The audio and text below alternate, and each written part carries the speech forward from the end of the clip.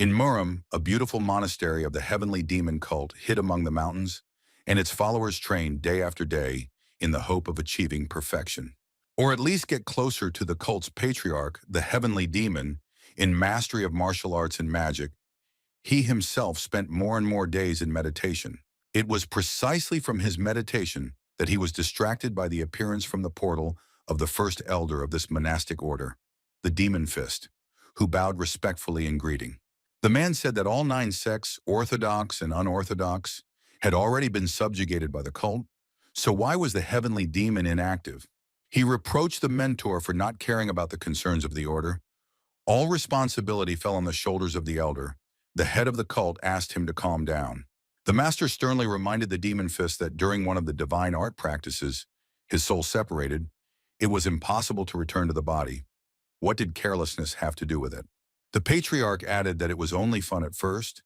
The opportunity to fly to the moon and back is quite funny, but it certainly does not help in worldly affairs. The elder began to cry. He cried that the head of the cult didn't care about the monastery at all and that the mentor's nerves had given out. He shouted that there was no need to cry. Let him listen to the end. The heavenly demon swung and delivered an incredible blow that should have instantly taken the life of his subordinate, but it did not happen.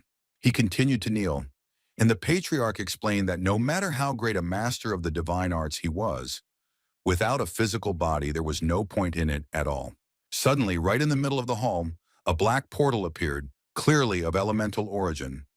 The old man froze. He did not expect to see this.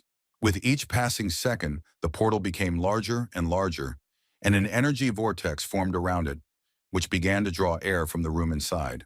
The irresistible force became more and more noticeable, and soon the incorporeal shell of the heavenly demon began to be pulled into the black hole between the planes. The master was outraged by such impudence and cast rock weight, which should have increased his mass to 6 tons, shouting that he couldn't be kidnapped so easily. The problem was that without a body, the spell was completely useless. The patriarch continued to be sucked in. The head of the cult suddenly realized his complete helplessness in the current situation. Tears welled up in his eyes. It was terrible. In an instant, the heavenly demon was completely swallowed up by the portal, after which it began to rapidly shrink in size. The room became quiet and calm again, with only a few bluish flashes of energy reminding us of what had happened. The world he went to was cruel, especially towards those who were weak. People were quick to accuse each other of weakness and worthlessness. If there was a drama and someone died or was injured, some spineless, good-natured person was always to blame. This was Hyun Su, who woke up in his room from a nightmare. At first, his colleagues made fun of him, and then his brother called for help. The guy screamed. He sat up in bed, continuing to keep his mouth open. Although he already understood that it was just a dream, reality still did not please him. With the thought that he was tired of life, of memories, and of his own worthlessness, the hero sat on the bed for several hours, practically without changing his position. The past appeared as if those 2 years that separated the terrible events from our days had never happened. Then portals to other worlds appeared all over the earth, and monsters came out of them. Hundreds of monsters destroyed everyone and everything that came their way. Not a single corner of the planet remained unnoticed by them. Humanity defended itself using the best weapons. The most powerful countries used the most modern and powerful developments. It was all in vain. Against the countless hordes of monsters, all these weapons turned out to be almost completely useless. Humanity was threatened with complete destruction, and then Mother Nature herself took on the role of savior, and superpowers began to awaken en masse in people. The greatest concentration of power allowed one to resist monsters, and so S-rank hunters emerged, gaining enormous power and respect. At first, they managed to defend themselves from monsters. Soon, special shields appeared. People mastered magic and spells. Soon, attack weapons appeared. The number of monsters gradually decreased, and the number of hunters increased. Ultimately, this war ended with the victory of humans, and S-rank hunters were recognized as the highest class, enjoying unlimited powers. Among them were ranged warriors, tanks, healers, and there were also magicians, each using their special gift to the maximum. But we are much more interested in what happened to the people whose special abilities did not manifest, to ordinary people like Hyun Su, who woke up from a nightmare in his room. Park Hyun Su became a support. His duties included providing information and other services to hunters during the clearing of monsters. There was little work, and the boy was living from hand to mouth, but the worst thing was that he could no longer pay for his brother's hospital stay, which he had just received a message about. Due to the lack of hospital beds and the guy's huge debt, his brother was doomed to die a long and painful death at home. The hero was overcome with despair. Hyun Su couldn't do anything, but he thought that if the patient didn't have a guardian, the state would take care of him. But suddenly the guy felt a movement of air behind his back and froze. It was a black portal, the same as the one we saw in Murim, the monastery of the heavenly demon cult. But now it did not draw space inward, but emitted energy outward. The young man began to be literally blown away by a powerful stream of air. It seemed that a little more, and he would be left without a face. Hyun Su screamed, calling for help. Meanwhile, the already familiar to us heavenly demon appeared from the portal, or rather, his disembodied shell, which moved to another world. He flew out as quickly as a bullet and crashed straight into the solar plexus of the owner of the room, knocking him off his feet. The landing, fortunately, was quite soft. Both fell onto the hero's unfolded bed, so although they were scared, they were not injured. The boy asked the old man in horror who he was, and the heavenly demon was surprised to discover that Hyun Su was not only able to see him, but also felt his touch. The incident made the young man jump back, hitting the wall painfully. He was simply horrified by what was happening. The hero shouted that if the old man who broke into the apartment was trying to rob him, then he was in the wrong place. There was absolutely nothing to steal. Not paying the slightest attention to his cries, the patriarch looked around, trying to figure out where he was and where the portal had moved him. He even rose into the air to get a better look at the situation. Hyun Su looked at what was happening in surprise, not understanding how a person was able to float in the air. The guy asked if the old man was a hunter. He didn't understand what he was talking about, but he was interested in the computer monitor. The master had never seen anything like it before. He was still incorporeal. His hand passed through the screen. The guy was screaming at that time for the ghost of death to spare him. He changed his mind about dying. He needed to protect his brother. A flick on the nose silenced him. The sky demon did not like that he was first called a thief, and now a ghost of death. Here he was surprised to discover that he could actually touch the guy, but why only him remained unclear. It was necessary to think about what the reason could be. The patriarch was lost in thought, tugging at his long gray beard. It was necessary to check on other people. The demon headed towards the door.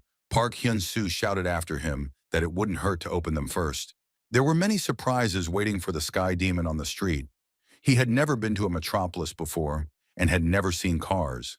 The old man was most interested in how these horseless carts could move at high speed. This was definitely not his native middle plane. He had to ask someone where he ended up, but passers-by did not see the demon. He came very close to the guy in glasses, but he didn't notice it at all, and he also failed to touch the passerby. It became obvious that the heavenly demon was only material for the boy in the room the portal led him to. It was necessary to immediately return there and continue exploring my capabilities in this world and in interaction with the hero. He had just finished covering the black hole of the portal in the wall with paper and tape. Although it wasn't a reliable barrier, it was somehow calmer. The guy thought that this was most likely a portal, and therefore he should report its appearance to the city authorities. Then the phone rang, and Hyun Su jumped at the sound. He needed to get down to business and not waste time on nonsense. Too many problems had accumulated. Hunter Kim Hak-sun called, one of the best in the city. It was unexpected, but very nice. It was about work. The hunter needed a support to work on clearing a new portal. The young man happily agreed to come to the specified location as soon as possible. Hyun Su decided that this was a sign of fate. It was definitely not time to die yet. But the portal was Class B, which meant he had to prepare as much as possible. A voice from behind said that in his area, those who chatted to themselves were called holy fools. It was the old man again. The guy started yelling. The hero screamed so loudly that he did not understand why he came back, that the doors of all the neighbors on the floor shook. The sky demon replied that he himself was not thrilled with the prospect of ending up in this wretched hut, but apparently it was destined for him. Noticing that the guy was packing his things, the master asked where he was going. Hyun Su replied that a portal had opened and he should help the hunter. When he returned, he would like to find the apartment empty. He was surprised to realize that the old man didn't know what portals and hunters were. The guy was already on the stairs when he added that he would call the police if the uninvited guest didn't leave his home, saying that if he got there on foot, the sun would set. The old man grabbed him by the collar of his jacket and dragged him up. The patriarch used the heavenly demon wing spell and lifted the young man into the air to fly around the city. The people on the street froze. The sight was quite unusual, even in a world where monsters had appeared. Passers-by decided that they were looking at an awakened hunter. Park Hyun-Su begged to go downstairs. It was not his plan to attract unnecessary attention to himself, and he was scared. Finding himself above the bus station, he shouted to the old man that they had already arrived at the right place and that he should at least come down to earth here. It didn't take much to tell him twice. The sky demon loosened his fingers, and our hero fell to the sidewalk like a sack of potatoes. Having risen to his feet, he realized that his vestibular system was not ready for such attractions. Coping with the nausea turned out to be difficult. Soon the required bus began to travel its route, first along the streets of the metropolis, but the final destination was far outside the city. Hyun Su was visibly nervous. He had accepted the job offer impulsively, and now he was thinking that the B-level portals were indeed very dangerous. But if he survives, there will be enough money to pay off the hospital debt. Then the old man's voice interrupted his thoughts with a question about where they were going. The heavenly demon hung from the ceiling of the bus, and after listening to the boy scream, explained that some force was constantly returning him to it. Realizing that the conversation would not take place, the patriarch simply continued his journey, looking around the surroundings. He himself wanted to stop it. They finally arrived at Kangdong-gu in the Ilcha Mountains. At the peak where the portal opened, they were distributing equipment to the supports. The hunters were about to arrive. Everyone received one box. People were noticeably nervous. But our hero was much more worried than the others, because some kind of ghost had followed him. Soon the heroes arrived. They had to enter first. The portal was quite large and had a rectangular shape, like most of those that did not appear spontaneously. Kim Hak-seong announced through a megaphone that he would be leading the operation, which would consist of 1 B-class hunter, 4 C-class hunters, and 5 supports. Iwaran, a B-class hunter, reminded that the portal was dangerous, so experienced participants in the operation should keep an eye on the newcomers. The supports started to get equipment, and Park Hyun-Su heard 2 of them admit that they only agreed to this job to see the huntress. She was their idol. Here the young man heard a familiar voice saying that they hadn't seen each other for a long time, but now they would quickly catch up. Choi Jun-sung, a B-class hunter, asked him how he had the nerve to continue being a support after what the guy did in the last operation. This bastard beat our hero more than once, although this was his style of communication with all supports without exception. Choi Jun-sung had a habit of provoking people and then beating them up because they didn't get his joke. Once he put Hyun Su out of action for a month for no reason. The guy tried to cover himself with his hands, expecting a jab, but the hunter just laughed, saying that instead of being surprised, he should have said hello. He leaned over to the young man and asked who had called him to invite him to take part in the operation, and he replied that it was Kim Hak's son. The hero finally received a blow to the solar plexus with a request to try to make sure that this time everything goes better than the previous one. While he was clearing his throat, Choi Jun-sung walked towards the portal, adjusting his hair with a satisfied expression. The old man noticed that the hunter was some kind of extremely unpleasant guy, to which he received the explanation that he was always causing problems and blaming others for it. The heavenly demon hit the young man on the back so hard that he started coughing again. This was completely unexpected. The guy indignantly asked what was wrong. Everyone around started whispering that Park Hyun-Su had gone crazy and was talking to himself. The master called him a disgrace. The signal to begin the operation was given, and all participants moved towards the barrier, separating the portal from their world. The hunters were the first to step into the unknown. They had done this many times, but despite their outward confidence, they could not shake off their inner anxiety. Our hero and his ghostly companion also entered. Park Hyun-Su thought that no matter how many times he had to do this in the past, it was impossible to get used to it. The patriarch thought that the sensations when passing through the portal were the same as when he was sucked into the world of this boy. Soon everything ended. They got out on the other side. The group took a few steps into another world. The ground beneath their feet was dry. It seemed they should prepare to meet the monsters of the desert. The operation leader asked the support to conduct an analysis of the territory to understand what could be expected here. The girl took out the equipment and activated the echolocators to hear better. She put on headphones. The Sky Demon advised the youth to go ahead and explore the area on his own, but Park Hyun Su replied that it was against the rules. The old man was indignant that the hero could not take a step without an order, and he was just a porter, so the young man had absolutely nothing to say in response to this. The demon added that although there was a desert on the surface, he felt the movement of underground waters. The hero laughed that one should not pretend to be an oracle. The support girl turned to the commander and said that the essence of this world is water, even though it may seem strange, but that is exactly what the device shows. Choi Jun-sung accused her of making the measurements wrong, to which he received a negative answer. The beauty was confident that she was right. While the hunter was indignant that such a result was impossible, the ground beneath his feet cracked and a stream of water rushed upward in a wave. The pressure was so strong that some of the supports had to jump to the side, screaming to protect their equipment.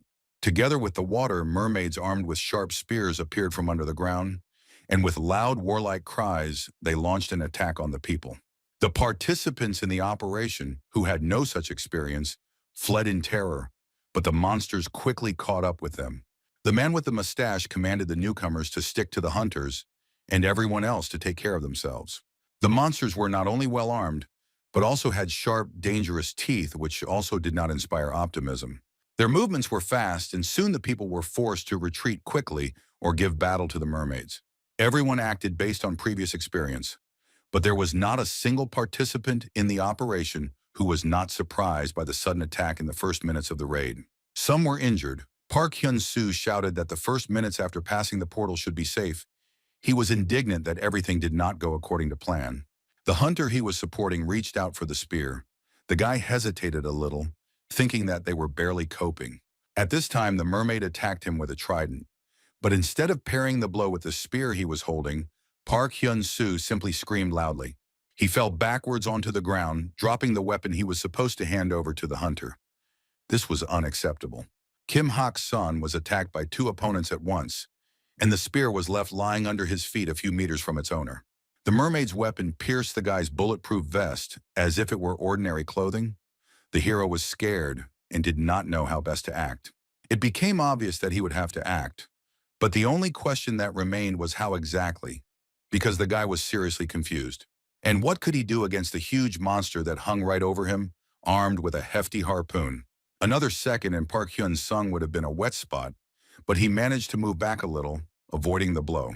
It was obvious that this was only a temporary solution. Sweat was pouring down the young man's face like hail. He bit his lip. The huge harpoon rose into the air again to fall upon the completely defenseless enemy. The monster looked terrifying, his weapon too, but the worst thing was that this mermaid moved incredibly fast. It seemed like Hyun-sung was about to face death again, but at the last moment, the monster suddenly lost its head.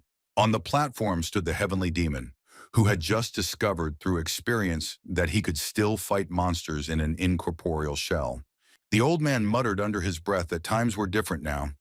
He had to fight some fishmen. Let the boy watch and pay attention. It's not often you see a master in battle.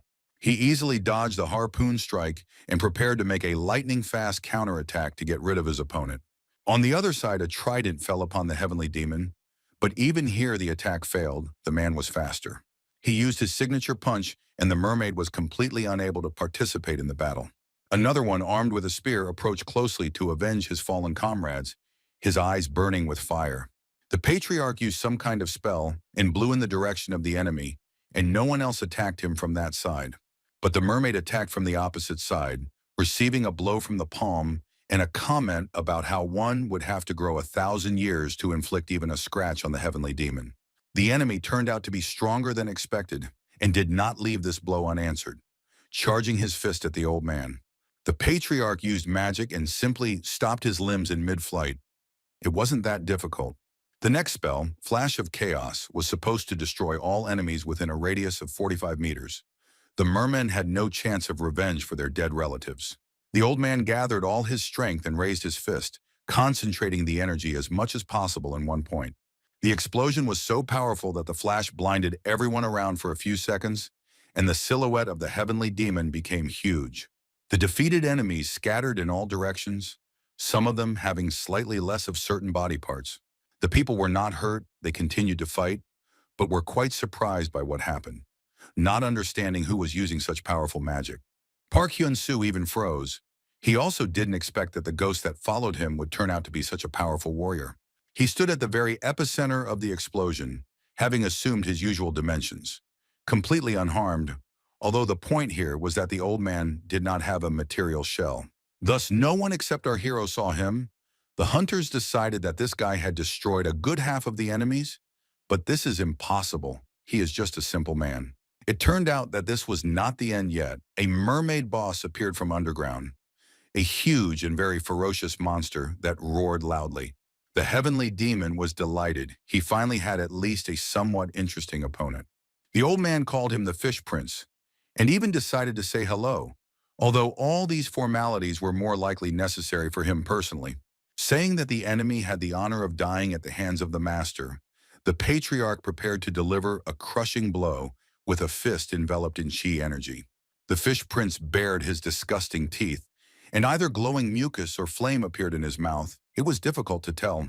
The heavenly demon made his strike, but the hand passed through the enemy, something he could not have foreseen in advance.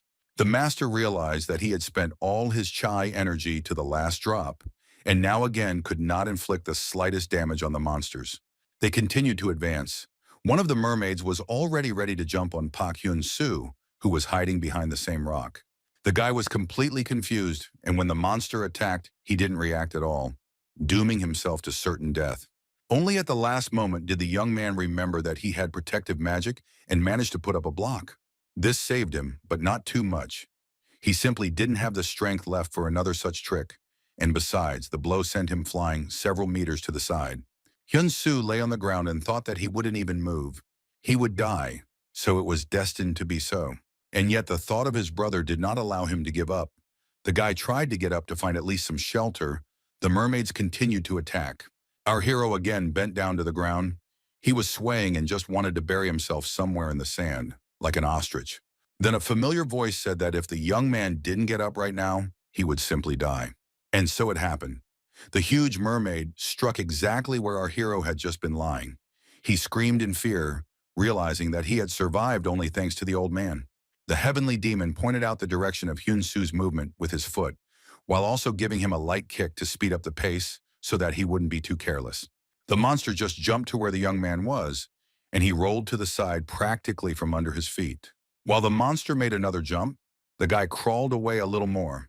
It seemed he began to understand how the tactic of dodging blows worked, but it couldn't last forever. While Park Hyun Su was thinking about what to do, the patriarch saved him from the mermaid's next blow. He was not delighted, but still helped the hero. And yet the young man had to learn to cope on his own, so he received a hefty kick in the ass with the words that it was time to finish off this annoying fish man. The monster's eyes glowed with fire, and saliva began to drip from its mouth. Apparently, it was already imagining how it was eating the annoying boy. When the teeth were right next to his face, the hero could not bear it and began to cry again. After all, he really lacked fighting spirit. The old man shouted that the monster only looked powerful. He had very thin bones. If he broke his collarbone, everything would go like clockwork. The hero prepared to follow the instructions. He closed his eyes and hit the right spot with all his might. There was no choice. Otherwise, he would simply be eaten alive. The blow turned out to be quite strong. The master advised hitting with elbows when fighting in close combat, and it worked. The first blow was followed by a second one, which was much easier to do, and little by little the guy gained courage. After the third blow, the enemy fell to the ground. Following the instructions of the mentor, it turned out to be quite possible to defeat the enemy. But this was not the end yet. The heavenly demon ordered Park Hyun Su to finish off the monster. Otherwise, it would quickly regenerate and devour them all. While the boy was trying to comprehend that he had just killed the mermaid with his bare hands, the old man was already preparing his next order. It was necessary to take the spear and finish the job. The spear was excellent, practically new and quite light. The hero took the weapon with an awkward gesture. He had never killed a living creature before. He needed to gather his courage. Slugs, of course, don't count. Such a monster had to be killed with one strong blow, calculating the trajectory well. The master reminded him that he needed to do everything quickly. Otherwise, the creature would rise and devour him. and his comrades could use some help. The hunters fought with all their might, the men worked in pairs, but they had almost no control over the situation. Ayarin had a lighter workload, and the girl was able to keep her area under control, but everything could change at any moment. Our hero suddenly felt quite clearly that he was now in a real war against monsters. He remembered how 2 years ago he was riding in a car with his parents and brother. Nothing foreshadowed the tragedy, but suddenly a huge purple monster emerged from right under the highway, and their car, like a toy, flew off the road and flipped over. The last time the boy saw his parents alive was then. They were screaming in fear, realizing that they could die themselves and lose their children. His mother and father died that day, and the hero's heart sank at the thought, and then began to pound madly, anticipating revenge. Remembering that his brother was currently in the hospital and that he needed to get money to pay for it, Park Hyun Su decided to take action. Shouting that it was all because of people like this vile monster, he raised his spear high above his head and raised his hands to strike. The guy put all his strength and all his hatred into it, and in order not to be afraid of the sight of blood, he closed his eyes tightly. It was his first time killing. A bright blue glow illuminated him, and a message appeared that the hero had managed to overcome the difficulties. Park Hyun soon realized that this was an awakening. He had just discovered his gift, his superpowers. It was incredible. A table with his parameters and characteristics immediately appeared, but what the hero read in it shocked him. It was so hard to wrap his head around that the young man's eyes almost popped out of their sockets from disappointment. His unique ability turned out to be following clues. It is impossible to even imagine a more pitiful talent. The battle was very difficult. The hunters were exhausted and could barely stand on their feet. Choi Jun-sung was even slightly unsteady. Quite a few monsters were destroyed, but there were also casualties among the supports. Continuing the operation meant endangering the lives of the others. Why monsters of such a level appeared in the Class B portal remained unclear. Apparently, the intelligence service had misjudged the situation. The hunters decided to retreat. They had to leave to avoid dying a senseless and terrible death. Yarin gave the order to retreat and called on everyone who could stand on their feet to help the wounded. People began to slowly move towards the exit. Someone poked a spear into the corpses of the fishmen, falling into hysterics from what they had experienced. Park Hyun Su escaped without injury, but he couldn't comprehend that he had gotten into such a mess. It was the first time he could remember. Looking at the heavenly demon, the boy suddenly clearly realized that without his help, he had no chance of surviving today. Then the leader of the squad called out to him and said that after they were safe, they needed to talk. Our hero was frightened, deciding that the boss wanted to reprimand him and assign him a punishment, which would be very unpleasant. Even as he passed through the portal, he could not shake off the obsessive thought that he had done something wrong and would now be left without a salary. But then his wounded comrade groaned, and Hyun Su decided that he had no reason to worry, because this time everything was done without any mistakes. Soon, small waves appeared on the other side of the portal in the human world, which meant that the operation participants were about to arrive. The Hunters Association decided to honor the dead posthumously, and before heading to the city, they observed a minute of silence in their memory. The hunters who returned from the raid bowed their heads in sorrow, each of them realizing that some of the responsibility for these deaths was on their shoulders. Choi Jun-sung was more depressed than the others because he was worried about his image, and such an incident would clearly affect his career. Suddenly, Kim Hak-sung ended his speech by saying that despite all the pain, one should welcome the awakened one. There was applause, but all our hero could think about was how the boss found out that he had developed superpowers, because everyone was busy fighting. So that's what the squad leader wanted to talk about. Well, now all that was left was to pack and hand over the equipment, because it was the property of the association. Packing boxes was even pleasant. It helped to distract myself and forget about the nightmare I had just experienced in reality. Then someone's hand fell on Hyun Su's shoulder. It was Choi Jun-sung, who whispered that the boy shouldn't be too happy. He added that the world was definitely going crazy, and our hero was thinking about what the villain was planning and why he had approached him. The man slapped the guy on the cheeks and said in a nasty voice that someone had died and someone had woken up. That's how it happens. After which the hunter asked what ability Park Hyun Su had awakened in himself, but the hero didn't really want to answer. The people around also listened. They didn't like that Yun-san was pestering the support again, but they were also interested to know what gift the new awakened one had. The guy thought for a moment about whether he should voice this information to everyone, but then he exhaled and said that his ability was following clues. The hunter puffed out his cheeks with laughter and began to make obscene sounds. The others also couldn't hold back their smiles. Someone even laughed loudly. After Jun Sung burst out laughing, no one could hold back anymore. Following the prompts sounded simply ridiculous. Park Hyun Su didn't want to be a laughingstock, so an old man approached him and asked if he understood correctly that the boy was embarrassed by his newfound ability.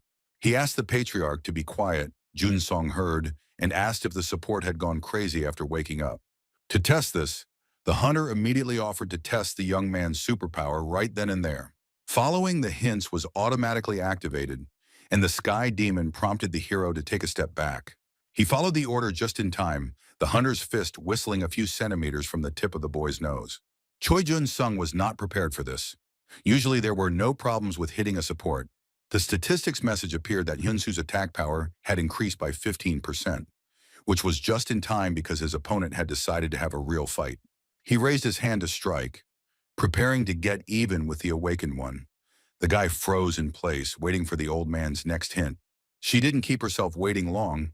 The patriarch advised her to perform a tiger squat to the left and an attacking punch from below to the right. Noticing that Hyun Su didn't understand, the demon initiated the recording of this technique in his mind in order to master the new skill. The hero felt that time had stopped. These skills were being embedded in his memory. The lightning strike was especially noticeable.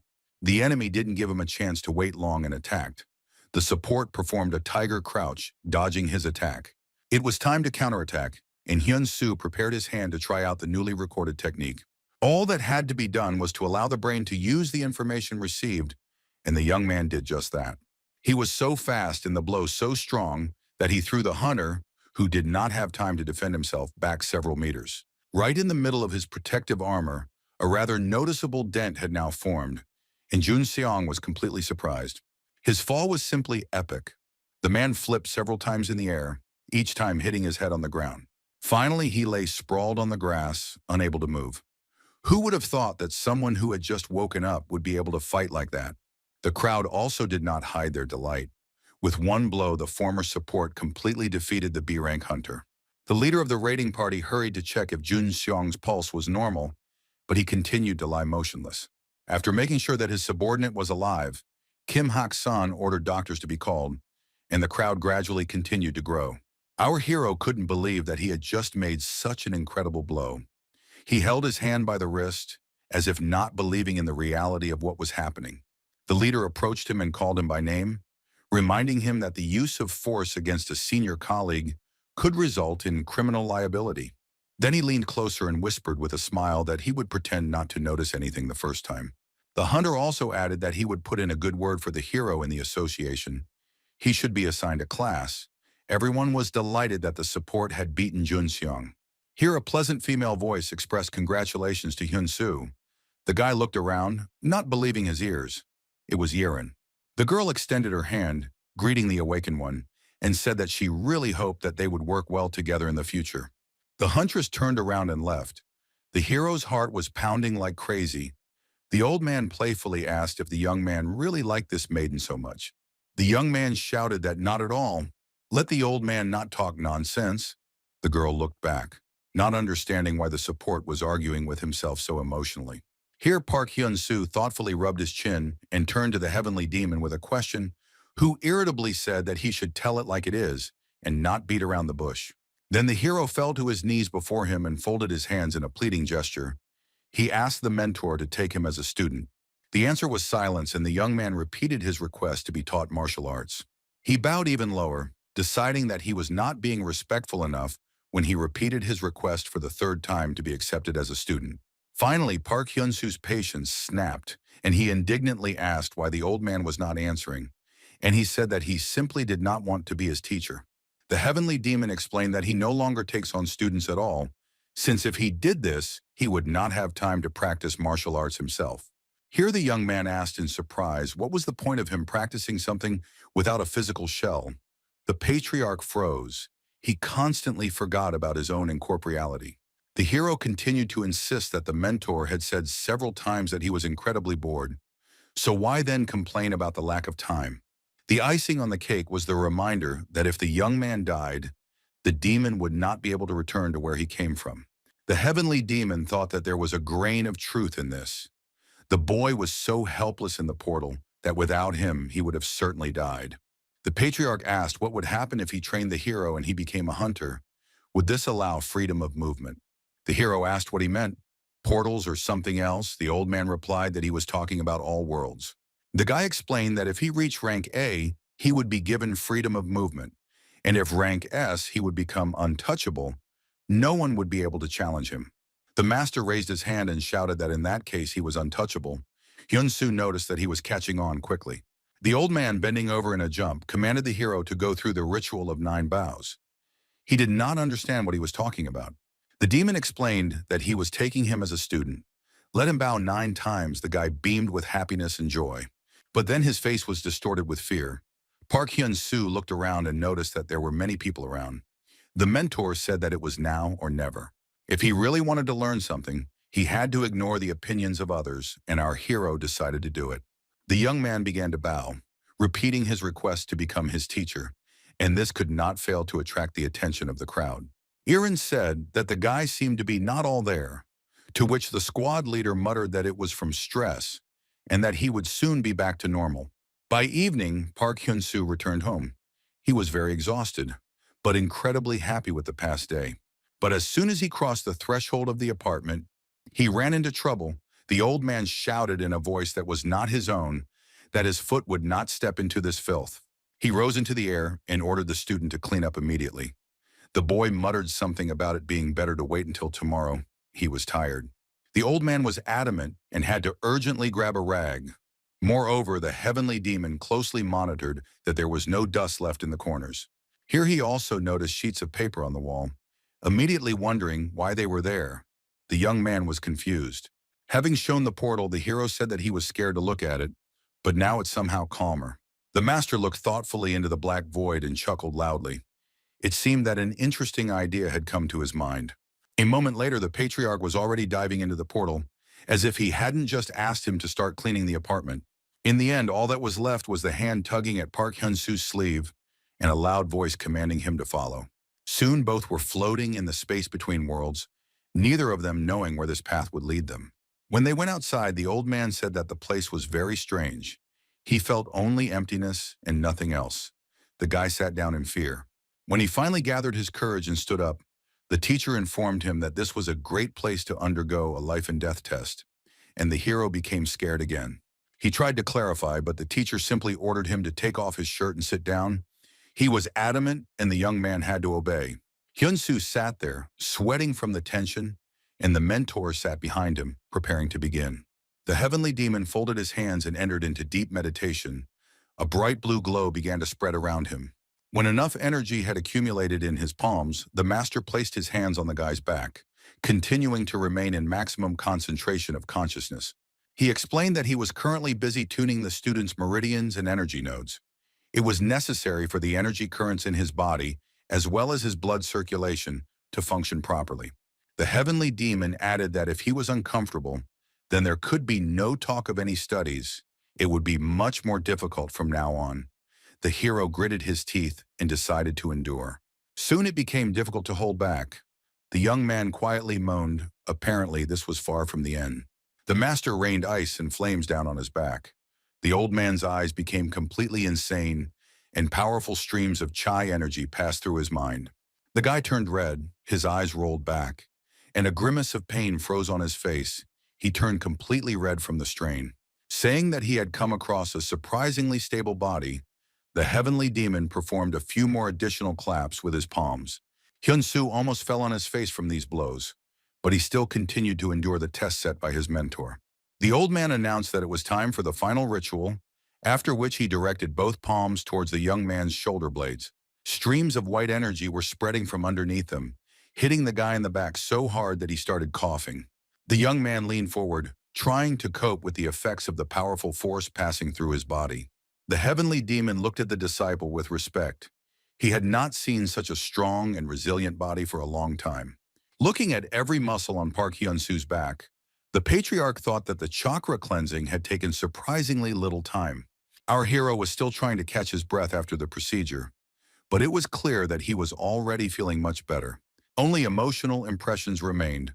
The old man asked if everything was okay, to which the student shouted that he miraculously survived. He thought his time had come. The boy continued to noisily inhale and exhale air. His mentor thought that this body was ideal for martial arts, but lived in a time when they were consigned to oblivion. There was nothing else to do in this world, so the two used the portal to return to Hyun Su's apartment. The young man suddenly felt an incredible lightness. All his fatigue seemed to have vanished, which he did not fail to report. The master looked back at him, frowning slightly. He arrogantly stated that this was the effect of clearing the spells that were clogged. The hero continued to lunge with his hand. The young man clenched his fists and tensed his leg muscles, feeling so light that it felt like he could fly up to the ceiling. Just for fun, Park Hyun Su tried to jump and suddenly hit his head on the chandelier. The teacher rolled his eyes. While his protege was trying to pull his head out of the interior ceiling, the foreman said that he had forgotten to tell him something. Folding his arms across his chest, he solemnly informed the hero that he had shared with him his own Chai energy, a piece of the divine mastery of the heavenly demon. The young man finally freed his head from the hole in the ceiling and now fell to the floor, even managing to ask in mid-flight what it was like. The master added that this was, frankly speaking, very dangerous, and he was still amazed that the man survived, and he cried out indignantly. There were quite a few complaints. Not only did he not warn me about anything, but he also almost killed me. The teacher probably went completely crazy. Saying that he shouldn't raise his voice to the master, the old man gave his protege a flick and he flew back, somersaulting several times. The hero quickly rose to his feet and asked what the heavenly demon would do if he killed him, to which he reasonably noted that he hadn't killed him. Looking at the guy's table, the patriarch said that if he had not been able to withstand the particle of divine energy, he would not have been able to begin training. This is the only technique available to mortals. Everyone around was sleeping. The light was on in Hyun Su's room. The master added that this was a very powerful technique. With it alone, he could not have become his student. The next morning, the awakened one went straight to the research center to get accurate information about his powers and assign a suitable rank. There was a pretty girl sitting at the reception desk. It was even a bit of a shame to distract her, but the guy loudly said hello. Business could not wait. The beauty smiled and happily asked how she could help. Park Hyun Su introduced himself and explained that Hunter Kim Hok's son was supposed to sign him up for an assessment. Suddenly, the girl threw up her hands and with an admiring face exclaimed that she was very glad to see the hero. She did not expect that it was him. She even asked to take a selfie with him. Although the guy had no idea what he was so famous for, was it really because of Jun Sung? The beauty said that the hero should go down to the -5th floor, where the appraisal department is located. Let him ask the boss, the chief appraiser, Nok Su. In the elevator, the guy felt really uneasy, but the master ordered him to control himself and not to be afraid. He had to get a rank to become a student. The elevator doors opened, and the young man walked down the corridor, trying to find the right door, or at least someone to ask about Nok Su. There was a huge window on the wall into the room where the test was taking place. Someone hit the apparatus so hard that steam started pouring out. The hero's face stretched out. Behind the glass was a girl in a special suit who completed the task with a loud sound, and it was the sound that attracted the guy's attention. The scoreboard showed 867. It was a good result. At least Hyun Su thought it was quite high. The one who tested the girl thought so too. He joyfully waved his hand and shouted that it was a great hit. The man in the cap continued to admire the beauty's capabilities, repeating several times that 867 was simply incredible. She began to rub her hands excitedly, saying that she could knock out even more, if only they would give her the opportunity. But the chief appraiser, Jong Nok Su, expressed his opinion that she was a B rank, no more, and in order to get an A rank, she needed to hit 900 units or more. This information angered the awakened one, and she put her hands on her hips, as if hinting that there was very little left to reach this figure. Our hero knocked quietly on the door, and the man turned towards the sound, trying to figure out who had decided to disturb them. Noticing the guy, Nok Su looked out of the room, inviting him to come in because this was, apparently, Hyun Su, whom they were waiting for. The appraiser noticed that the hero came a little early, but Hunter Hak's son warned him, so everything is fine. He informed his colleague that Park Hyun Su had arrived, so he would have to finish with the girl himself. The guy in the cap greeted our hero, noting that it was a great honor for him, but the young man continued to wonder what caused such reverence towards his modest person. The evaluators noticed his lack of understanding and explained that rumors about how the former support taught Hyun Su a lesson spread very quickly, and everyone had already heard about his exploits. Remembering the selfie with the receptionist, Hyun Su understood why she wanted to take it, and everything began to fall into place.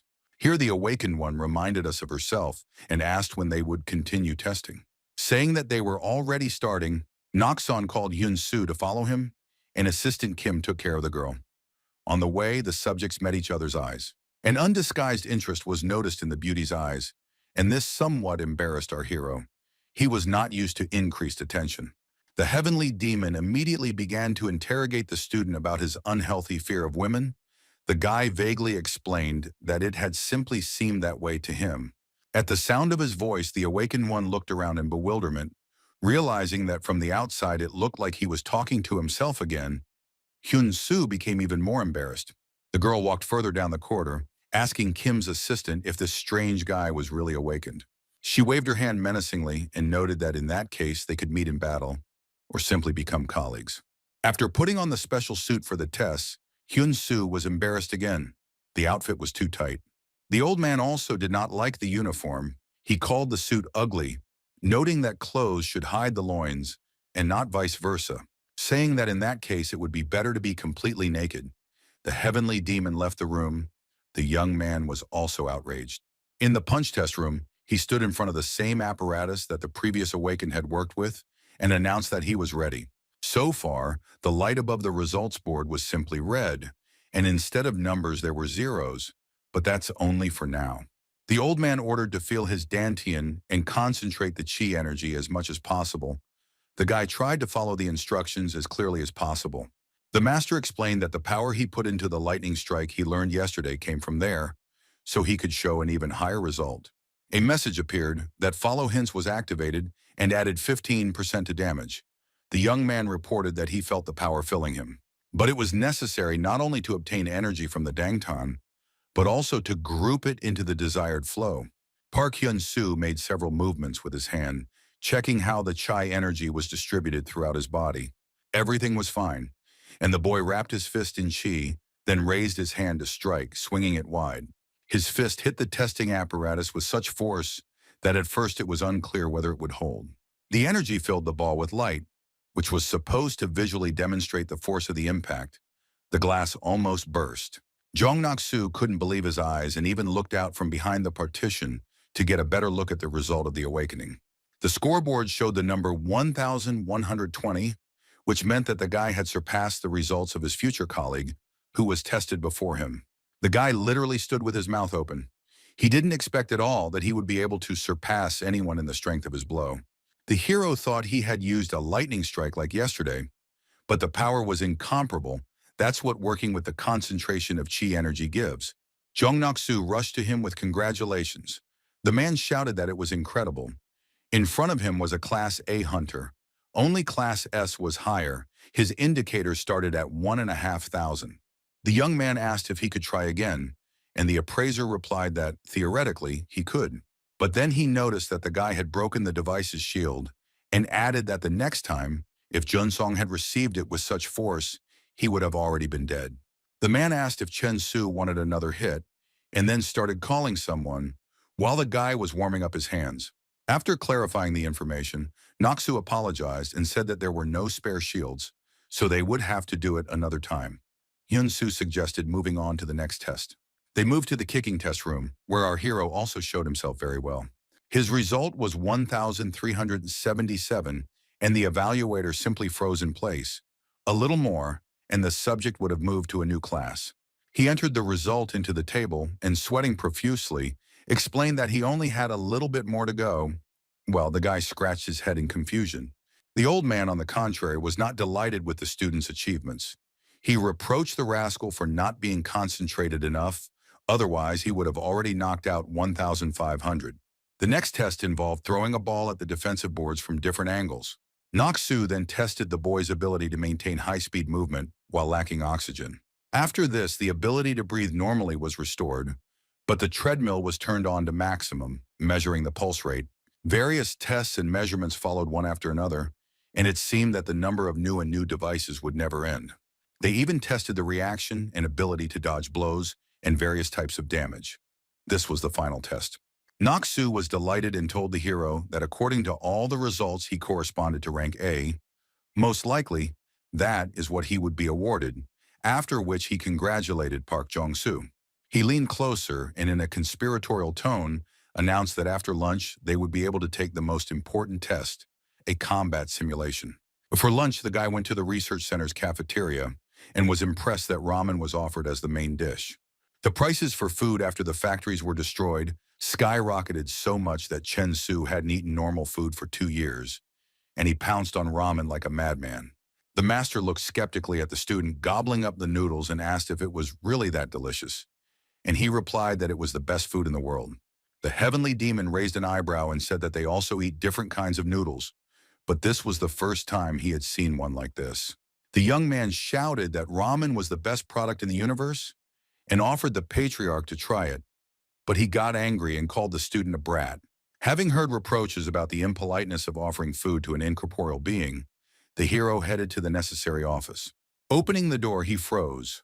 What he saw did not inspire hope that a pleasant cruise lay ahead. The previous subject left the room very battered. The one who woke up had many abrasions and scratches, and she was limping. Every step was difficult for the girl. It took incredible effort not to cry or groan in pain. Kim's assistant held her by the shoulders to keep her from falling and asked if she needed help. The awakened one shook her head, and the man offered to accompany the hunter to the office, where she would receive a document on assigning a class, because she had done just fine. Our hero looked at this picture and thought again that now he would have to really strain himself. I wonder how this test would go. Jung Nak-soo was already waiting for him and told him that the system was created by the genius S-rank hunter Anderson Walker. Park Jong-soo walked up to the machine and prepared to enter. The evaluator reported that this system gives the most realistic feeling of a real battle with a monster. The guy looked at the complex equipment that took up almost the entire room, and he was clearly uneasy. Saying that damage received in the simulator would also have realistic consequences, the assessor put a special helmet on the hero and connected the equipment. In total, you will need to go through 10 levels. Since the rank is presumably A, the guy will start right from the 4th. His arms and legs are also connected to the device. The battle simulation began, and steam began to billow around the huge machine. So powerful was the energy being used. The first thing Chen Su saw was nature. His feet were on green grass that was completely indistinguishable from real grass. The bright midday sun shone through the numerous vines and tree crowns, and even the warmth of its rays could be felt on the skin. The old man was here too. Somehow he managed to get into the simulation along with his student. He looked thoughtfully at the mountains spread out beneath their feet and the flock of birds that someone had scared away. Somewhere in the branches, an animal resembling a black gorilla was hiding. This world was no different from the familiar jungles of Earth. The hero began to sweat. He decided that the simulation was very realistic. The patriarch, scratching his beard, confirmed that the person who created it understood the magic of mystical dimensions. It is used to deceive the enemy or hide the reality. Park Jong-soo became even more nervous. The heavenly demon added that for a master like him, such magic was nothing more than a cheap trick. Loud stomping and rustling of branches could be heard from the nearby thickets, and soon these sounds were joined by a deafening roar. The old man realized that monsters were approaching them, but it was not yet possible to understand which ones. It was some kind of monster with wings and a huge toothy mouth, which quickly attacked people. The heavenly demon raised his hand to strike. Yesterday he ran out of chi energy and had to stop fighting the monsters. I wonder how things will be today. Well, it turned out that in the simulation he remained incorporeal, even after accumulating a sufficient amount of power. While the master was thinking about how best to act in this situation, his student was already asking for an opinion on how he had handled it. The patriarch glanced in the right direction, and a bit of surprise was reflected on his face. It seemed the guy was not nearly as helpless as one might think. He concentrated his chi energy and delivered a devastating lightning strike that shattered the monster into pieces, his hand now covered in the monster's blood. Hyun Su laughed joyfully, and when he realized that the teacher was watching, he asked him defiantly how he liked it. The master only chuckled. He already understood that the feast would not end there. Several more of the same disgusting creatures were rushing towards them. The patriarch uttered only one phrase, a lazy donkey somersault. The hero did not immediately understand that this was the name of another evasion technique. The ability to follow skills was activated, and under the shouts for the rascal to follow the order, the guy somersaulted to the side. The monsters tracked his maneuver, but were in no hurry to attack again, tracking the flows of unfamiliar energy. They were helped in this by a special sense and a third eye right in the middle of the forehead. By the way, what the monsters saw was far from pleasing. Distracted by watching the man, they completely failed to notice the threat from the opposite side and were simply trampled. A giant ogre appeared in the clearing. Even the heavenly demon had never seen such a large specimen before. Hyun Su was even forced to lift his head up to examine his new opponent in full height. He did so just in time to notice a huge fist raised to strike him. Somehow, the guy managed to jump out from under the blow, pushing off the monster's hand with his feet, but he didn't understand what to do next. The enemy was preparing to attack again, and it was necessary to think through not only a survival strategy, but also a counter move. And this was not easy. There was no time to think. The ogre struck again with his fist, and our hero, with a terrible, frightened cry, jumped out from under the fist and tried to save himself by running away. He ran as fast as he could, but his movements were somehow incomparably slow, or it was a figment of his imagination, or a glitch in the simulation. While the hulking giant was following him closely, the young man began to call for the teacher to get a hint from him on what to do. The master rose into the air and, turning his back to the student, declared that a wonderful ability had appeared to test what he himself was capable of. Let him come up with something. The most sensible solution would have been to simply run away, but if the boy had done so, he would not have been given a class. He took a running start and offered the ogre a taste of his signature Class A kick, worth 1,377 points. It seems that having felt the power, the hero learned to control himself. The young man struck, but nothing happened. The monster continued to stand on its feet, and its skin was not damaged. It was difficult to understand whether it had worked or not, but the monster began to lean forward, looming over our hero. He took a few steps, trying to trample the annoying opponent, but it seemed the blow was no match for the ogre's power. The monster, although clumsy, knew its advantages very well. The monster grabbed the guy with both hands like a vice. Having lifted the young man above his head, the ogre tried to squeeze him as hard as possible, in order to then hit him on the ground, a win-win option. The huge bald head, although slow-witted, was quite capable of handling such a primitive task. Hyun Su thought that if he lost consciousness, everything would be over, and with his last strength he called out to his teacher once more. He was prepared for the question and advised distributing the chi energy evenly throughout the body, calming the breathing. He transferred his energy, the energy of the heavenly demon, to his student. It was impossible not to feel it, and the hero began to hope that everything would end well. Now it was necessary to release this most powerful force, and the guy prepared to carry out this difficult task. He succeeded, the monster's hands unclenched, flying into pieces. It turns out that it is possible to inflict damage without striking. The ogre roared shrilly, realizing that he was left without both upper limbs, and the young man froze in the air, not falling, his body still radiating streams of energy. But it was necessary to finish what had been started, and for this, a kick would be quite suitable. The guy jumped on the bald head. He then kneed the monster right between the eyes using his maximum chi energy. The result was surprisingly excellent. The ogre was finally destroyed, and the hero moved on to a new level of the test. In the room where the testing took place, nothing had changed, but a rainbow appeared approximately in the area of the guy's navel. His internal energy was looking for a way out. Jong-Nok-Soo watched the events and loudly announced that if the hero was ready to continue, the 5th level would be activated in a few minutes. The evaluator thought to himself that he had never seen anyone break through the internal suppression system during a test. Then a female voice behind him said that the test subject was indeed very strong. It was Nok-Soo's colleague from the association named Lee Mina. As the Class A hunter approached, the appraiser added that the hero had such great potential that he would still surprise them in many ways. He was surprised that the girl had already been sent here. The association received information about new talents quickly. Lee Mina didn't respond, but she thought that she simply couldn't allow such a rare fighter to be snatched away from under their noses. At this time, Park Hyun Su was undergoing the cold test, envying his disembodied mentor who had escaped it.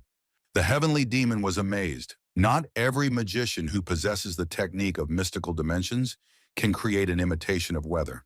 Here they saw a girl in a fur cape who was heading straight towards the hero, screaming for help. The young man put his arm around her shoulders and began to find out what had happened and what kind of help was needed. The girl was silent, only trying to press herself against Hyun Su as tightly as possible. Then the hero noticed that some kind of metamorphosis was happening to her body. Some unfamiliar energy began to spread from the beauty's mouth, and the situation began to take a completely unexpected and extremely unpleasant turn. A second later, the monster's eyes flashed and it tried to attack the guy with its sharp teeth, which appeared instantly. Since the hero managed to move away from the bite, the creature grabbed him by the throat with its hands and tried to lift him into the air. A pair of wings were hidden under its cloak. Park Hyun-Soo's eyes widened in surprise and tension. It was a surprise to him that the fifth level had a simulation of fighting vampires. Lee Min-na watched the boy confront the monster and thought that the hero was very different from all the awakened ones she had met before. His impractical fighting stance reminded the girl of old martial arts movies, where only a young man could get that kind of stuff. He did some ridiculous jumping and knee lunges. But the amazing thing was that the technique actually worked.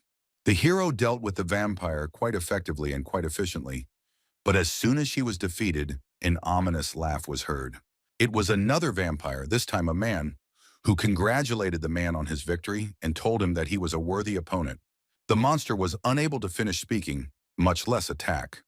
A hole appeared in his chest. Hyun Su quickly jumped behind him and struck him with his hand. The fist pierced the vampire's body right through. Even the old man who flew closer thought that the student was doing very well. The hero grabbed the monster's heart in his fist, and it began to slowly crumble into ashes.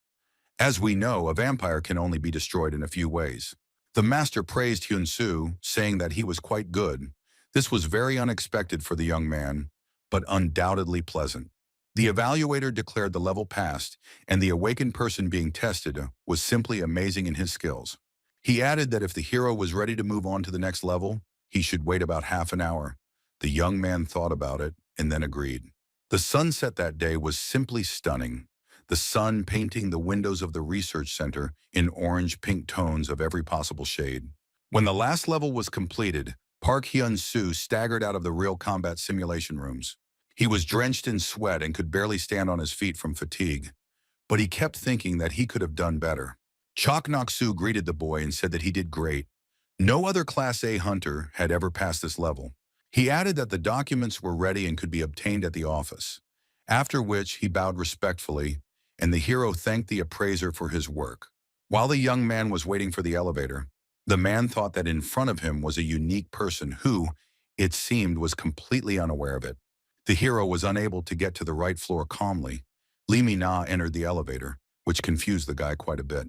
She introduced herself and extended her hand, saying that she worked for the association, and Park Hyun Su's mouth dropped open in surprise. The young man replied that he was glad to meet him, while the old man said that women would soon be lining up behind a student. They entered the office and sat down at the table. The girl suggested that they look at the contract that her organization was offering to the hunter.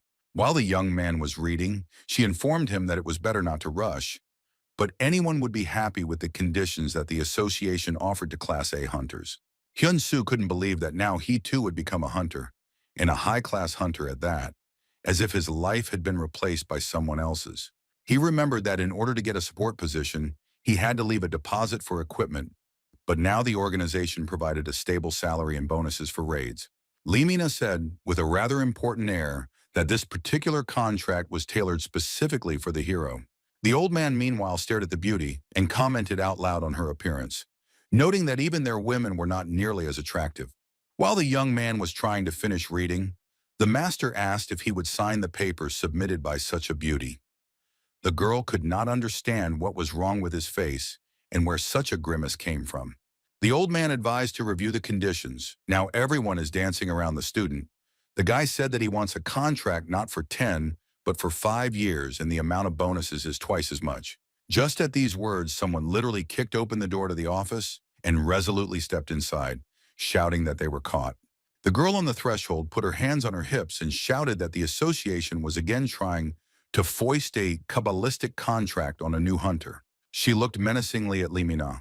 She was embarrassed, not understanding why the huntress was here. The guy almost hiccuped from surprise. Hyun Su hesitantly asked if the person in front of him was really a member of the Red Lions team, the best hunting team. The girl was surprised that he was so knowledgeable and leaned closer to Hyun Su, confirming that she belonged to this guild, and her name was Hyurek. She apologized for interrupting the conversation. The young man assured her that everything was fine. He couldn't believe that he had met an S-rank hunter. The heavenly demon even floated and with a carnivorous smile declared that this woman was also a sight to behold. His behavior was very strange.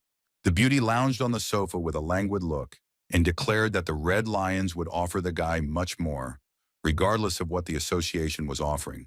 She started drinking Limina's juice, who was outraged that the hunter had come to the association building. But she calmly replied that she was also a member of this organization. The patriarch said that this woman was very strong. He had never met anyone so powerful in this world. Hyurek said that there was no point in thinking about it and that they should join the guild, while Limi Na countered that the association had a monopoly on all portals in the country. The huntress objected that this information was outdated. The guild also received the corresponding rights. While the documents were being drawn up, there was no official disclosure, but it would be. While they argued, our hero watched the dialogue and did not believe that two powerful organizations were in conflict over the right to cooperate with him. Tired of the worries and tension, he sighed loudly and stood up. Both girls froze and fell silent. Park Hyun Su said that they can stop arguing because he has already made a decision and is ready to voice it. Both beauties looked at him with the hope that they were in a winning position and he would join the right structure. At this time, in the Ilcha Mountains, the clearing of the portal in which the young man's superpowers first awakened continued. There was much more water in it, and people needed special suits and equipment to engage in battle with the mermaids. They wore diving helmets and snorkels to help them breathe at depth, all of which significantly limited their movement. The fishmen were in their natural habitat, so they fought much more successfully. One of the participants in the operation realized that they were in trouble. The intelligence said that there would be large areas of land and some water, but the situation turned out to be just the opposite. Not only did the battle take place at sea, but the mermen also had a numerical advantage. This was clearly not a Class B portal. He decided that if special measures were not taken, the entire squad would perish, so he took the opportunity to call for reinforcements and turn to the leader. He had just entered into a duel with one of the monsters, but was forced to be distracted by a signal given by a colleague. He showed the hunters a signal to retreat, let them get up and go to dry land, and he would cover them, taking on the monsters. The sergeant major had a unique ability, the shadow clone technique, which could save the situation and distract the enemy. This ability could give them an extra 10 minutes. The spell did not work for a longer time. As soon as the clones appeared, the hunters began to carry out the order. The people came out onto dry land, and everyone began to thank the elder for saving them. The hunter replied that when they came out of the portal, they would give his real body some beer. Here, colleagues in horror began to ask where the real foreman was and why he hadn't come ashore. Just at that moment, the leader of the squad, in his true form, emerged to the surface with the last of his strength. He stood up and showed his subordinates that everything was fine, there was no serious damage, and there was even some energy left. At this time, a powerful stream of water rose from the depths. It seemed as if a huge monster was rising from the depths. His jaws were so huge that the hunter simply froze in place, realizing that he would not have time to do anything. There was no chance of survival. And so it happened. The huge jaws snapped loudly, and the squad lost its leader in a split second. It was not a mermaid, but some kind of terrible sea monster. The hunter who had just spoken to the foreman screamed in horror. At this time in the association's research center, the light was on only on the floor where the contract signing office was located. Lee Mina and Hyurek sat on the sofa next to each other. Both of them were upset and a little confused. It seemed that our hero's decision did not please them. The guy told the hunters that he would take some time to think about it in case other, more advantageous offers came in, and there was no need to rush into signing a contract.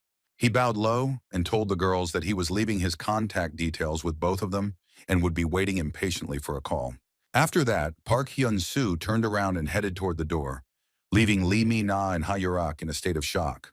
Both wanted to curse loudly, but they restrained themselves, only exhaling that the awakened one was far from as simple as they had expected. Both the Association and the Red Lions Guild are offering a contract, and he is waiting for the attention of other organizations. It is beyond comprehension. This thought made Ha-yurak so angry that flames flared up around her, and she rose from the sofa and arched her back. At lightning speed, the huntress flew towards the doors like a fiery projectile. It seemed that she would simply sweep away everything in her path. Lee Mi-na looked after her and thought that the girl hadn't changed at all, still as hot-tempered as before.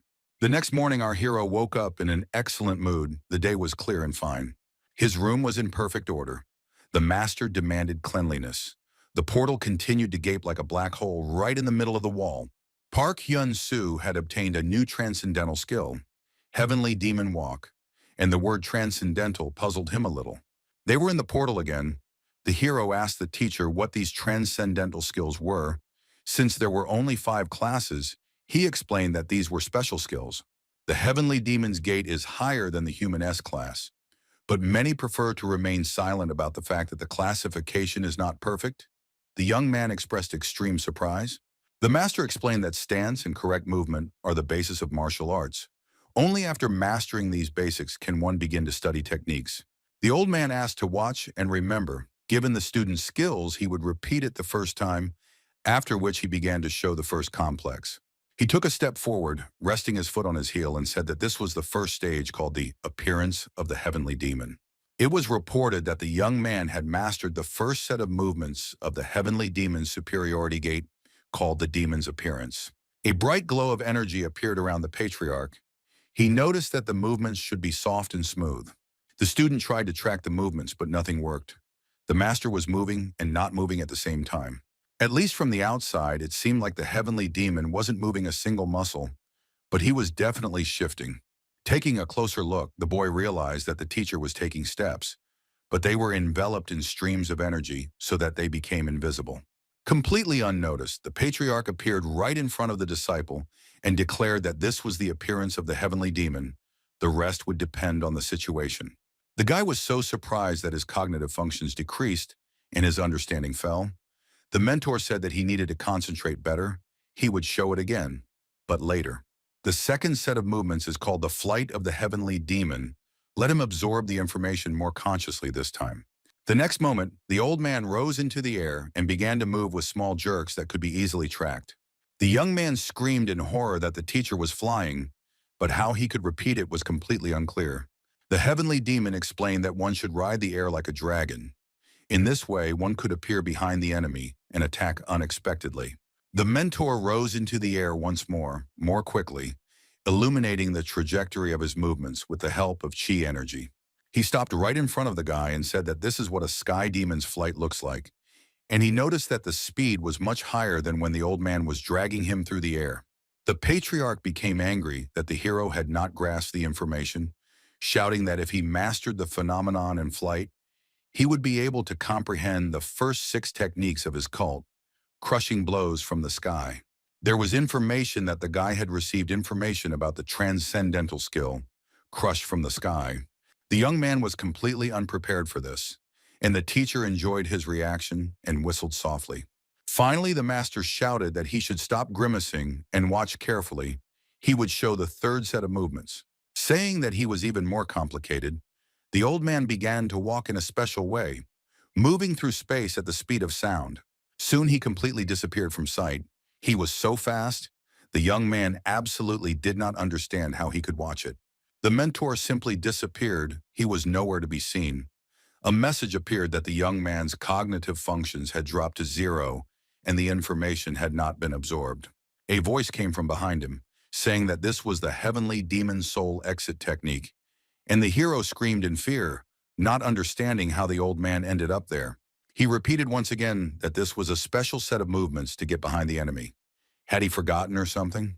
The fourth complex was called the Heavenly Demon Soul Vortex, and the old man was going to demonstrate it immediately.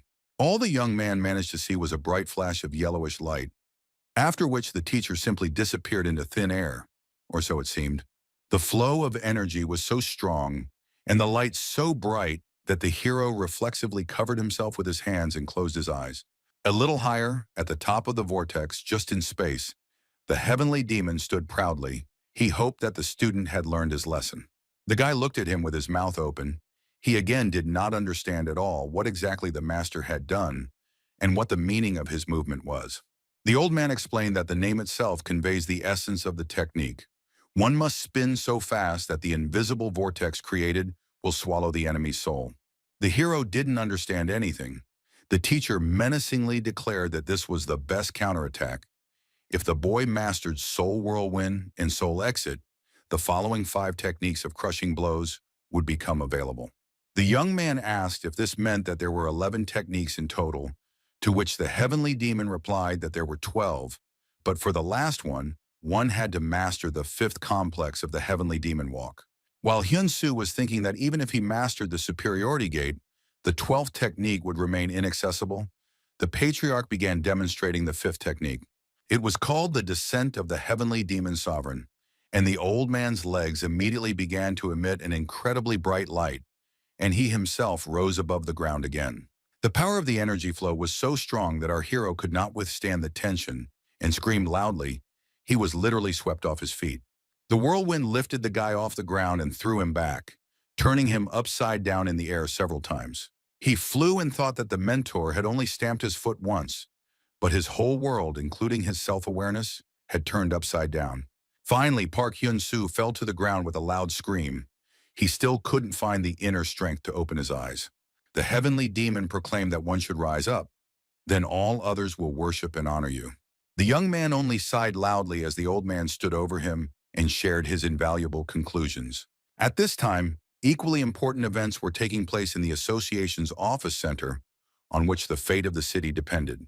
There were many important people present at the meeting, and they were informed that in the last raid on the portal in the Ilch Mountains, only 4 B-rank hunters and 5 supports survived. The man in the suit reported that Sergeant Major Oh Dae-ho had died. This was already the 3rd operation in this portal, and again unsuccessful. He insisted that the intelligence department was not classifying the portal correctly, to which the gray-haired man countered that they had never been wrong about their assessment. The intelligence department workers insisted that they had the most accurate equipment. Why 5 Class A and 11 Class B hunters failed is unclear. Here someone, apparently very influential among those present, asked to stop the argument. Everyone fell silent. Some even rose from their seats. It turned out to be Lee Mina, who also stood up from her chair and said that they could even fight among themselves, but that would not solve the problem. The girl put her hand to her chest and confidently said that she knew what to do in this situation. Park Hyun Su woke up and sat up in bed with a loud scream. He clearly remembered being in a different place before he passed out. The boy sat up in bed and asked the master how he ended up there, to which the old man simply called him a disgrace. He explained that the young man had simply fainted, unable to withstand the training, a despicable weakling. The hero remembered that he really tried to learn the heavenly demon's superiority walk, but he doesn't remember what happened next. The patriarch explained that the walk of superiority allows one to move through the air as if on the ground. If he had shown it at full strength, the boy would have died instantly. The hero crumpled the edge of the sheet from an excess of emotions and declared that he never wanted to experience anything like that again. The master explained that right now he really wasn't ready. He would need a QE charge of at least 120 years. He had to start with the techniques of appearance and flight of the heavenly demon. The young man decided that he could handle this. He still managed to understand some things, so he nodded in agreement. Meanwhile, at the association's office center, the meeting ended and everyone went home to be with their loved ones.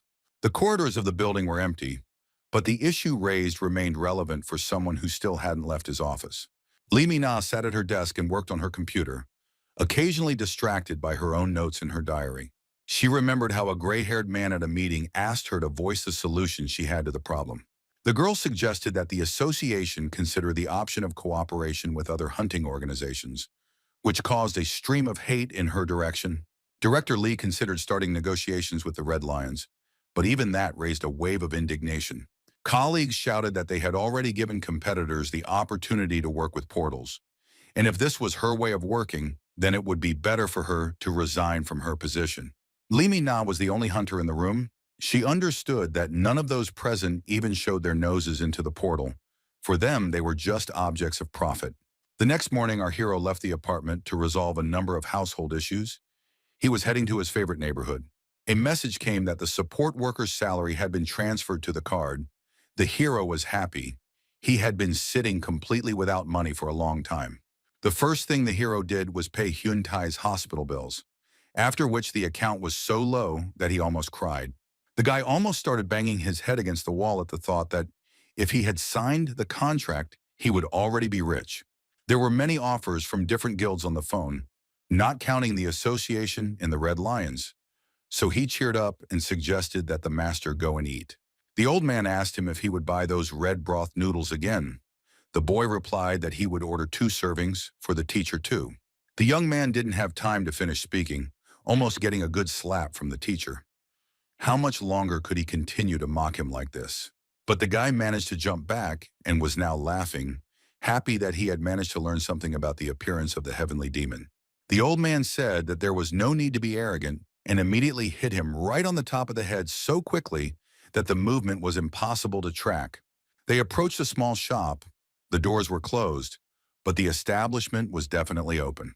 The young man walked inside and the bell above the door rang loudly, announcing the arrival of visitors. There was absolutely no one in the room, and the hero began to look around among the display cases, trying to notice a salesperson or an employee. He greeted loudly and a girl named Yun appeared from the back room. Waving her hand in greeting, Hyun Su asked if everything was okay. Walking among the shelves with noodles, the guy chose ramen and had a friendly conversation about a part-time job on the weekend. The girl said that she had no choice. She needed to take care of her little brother and sister, and that required money. The guy didn't know too much about her problems. He just liked the saleswoman. Now he thought about it.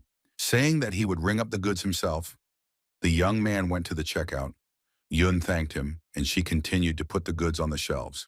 Hyun Su put in a little more than required, and saying that the money was at the cash register, headed for the exit. The girl happily said goodbye. The young man had already walked quite far when he heard Yun calling out that he had forgotten his change. The hero replied that it was for her siblings, and that he should buy something tasty. The girl smiled and rubbed her nose in embarrassment. It was a very kind and sweet gesture on the part of her friend. Then the old man attacked him, calling him a villain who was planning to buy a girl's heart for money, but the guy said that this was not true. He explained that Yun, like him, lost her parents 2 years ago and is now raising twins, a brother and sister, on her own. The hero added that Yun sacrificed her education in order to be able to earn money for her family, and he did the same. Immediately, there followed a hefty jab in the back of the head with a shout that it was not proper for his student to sing his own praises. Finally, they came home, and Hyun Su started cooking. Half an hour later, the ramen was ready. The guy ate the first portion so quickly that he didn't even have time to taste it. It's good that he prepared several at once. The heavenly demon looked at him skeptically, not believing that the dish could be so delicious. The hero explained that it was the best ramen in the world. The old man's eyes glowed red and blue, and he grabbed the student's hand wielding the chopsticks, stopping the movement. Somehow, he managed to magically pick up and carry the noodles to his mouth, and they didn't pass through his body, but ended up in the mouth of an incorporeal creature. When the dish completely disappeared into the teacher's stomach, Hyun Su shouted with delight and surprise that he managed to eat. It was incredible. The heavenly demon was extremely pleased. He hadn't eaten for many years, and now he was delighted with the ramen. It was the most delicious dish, without a doubt. He patted the boy on the head and said that he had a wonderful student and that he could even eat from his hands. Looking at the pot with the remains of the dish, the master ordered the hero to feed him properly. There were at least 2 more servings left. The young man was far from delighted when he realized that he now had another major inconvenience added to his worries. As the evening drew closer, the area where the store was located became quiet, and Yun took the bus home, which was a long way. The girl was very happy, and approaching the high-rise building, she was already imagining the children's reaction to the whole bag of food and goodies that she had managed to buy. Then a loud sound caught her attention. The girl looked around and screamed in horror. She did not expect anything like that. The manhole cover was blown off by a powerful stream of water, so much so that it bounced several meters away. The water gushed onto the street so quickly that passers-by had to swim to their rescue with loud screams. But the threat was hidden not only in the water itself, but also in the monsters that came with it. These were the mermaids already familiar to us. Armed with spears and harpoons, the monsters approached the people, who simply did not know what to do in this situation. Those who were more resourceful chose to flee, while the less agile died in the first seconds. At the very top of the water flow, a hooded mermaid figure appeared, raising her weapon up and proclaiming that this world was now theirs. While her subjects were killing all the people who were nearby, the mermaid added that they would rule here according to their own laws. A portal similar to the one that had opened in the Ilcha Mountains now gaped right in the middle of a busy city street. Cars and houses were flooded with water, and among the waves one could see the rings of the tail of a giant sea monster that had devoured the leader of the raider squad. From time to time the monster would emerge and feast on one of the people swimming past, as if it were cracking pistachios. Yun froze in place. The water was still far away from her, but the prospects were the most unpleasant of all possible. At this time, the master and his disciple once again entered the portal in the middle of the room to continue teaching the heavenly demon techniques. The old man thought that although this dimension looked deserted, he always felt a powerful surge of energy in it. I wonder why he got into Hyun Su's world through this space. The guy was just sharing his delight that the practice of energy circulation had completely restored him. The teacher explained that circulation also helps to clear the energy flow from negative emotions and illnesses. The young man laughed that this way he could forget about doctors. The old man became serious in order to forget about nonsense and take a stance to practice the appearance of a demon and the gait of a demon. Hyun Su thought that although his cognitive abilities were not up to par during the previous training, he still managed to learn some things thanks to the awakened ability. Saying that he would try to reproduce what he remembered, he rose into the air and took a few steps. Soon he had already successfully moved through space. The heavenly demon thought that the boy was really quite gifted. He had done so well the first time. Meanwhile, in the association's office center, events were unfolding in a far from positive direction. Alarms went off and emergency messages began to sound throughout the corridors. People began to bustle about, announcing mobilization. A detachment had to be sent to save the townspeople from the invasion of monsters. Lee Mi-na thought that she had a premonition of trouble. If the events in the Kangong-gu area, then the Isaac Guild with the leader of the Panther Man Choi Hyun-woo should be there. She shouted that she was also heading to the scene of the events, and that they should send all the available hunters as reinforcements. The girl ran down the corridor screaming that without their help, the Isaac Guild would not last long. In the rest of the city, everything was calm for now. But who knows how long it will remain like this? The heavenly demon and his disciple finished their training and walked out of the portal into the young man's apartment. The master was in excellent spirits and invited his student to join him and rest. Soon everything became clear. The patriarch asked to prepare him a portion of that divine food, ramen.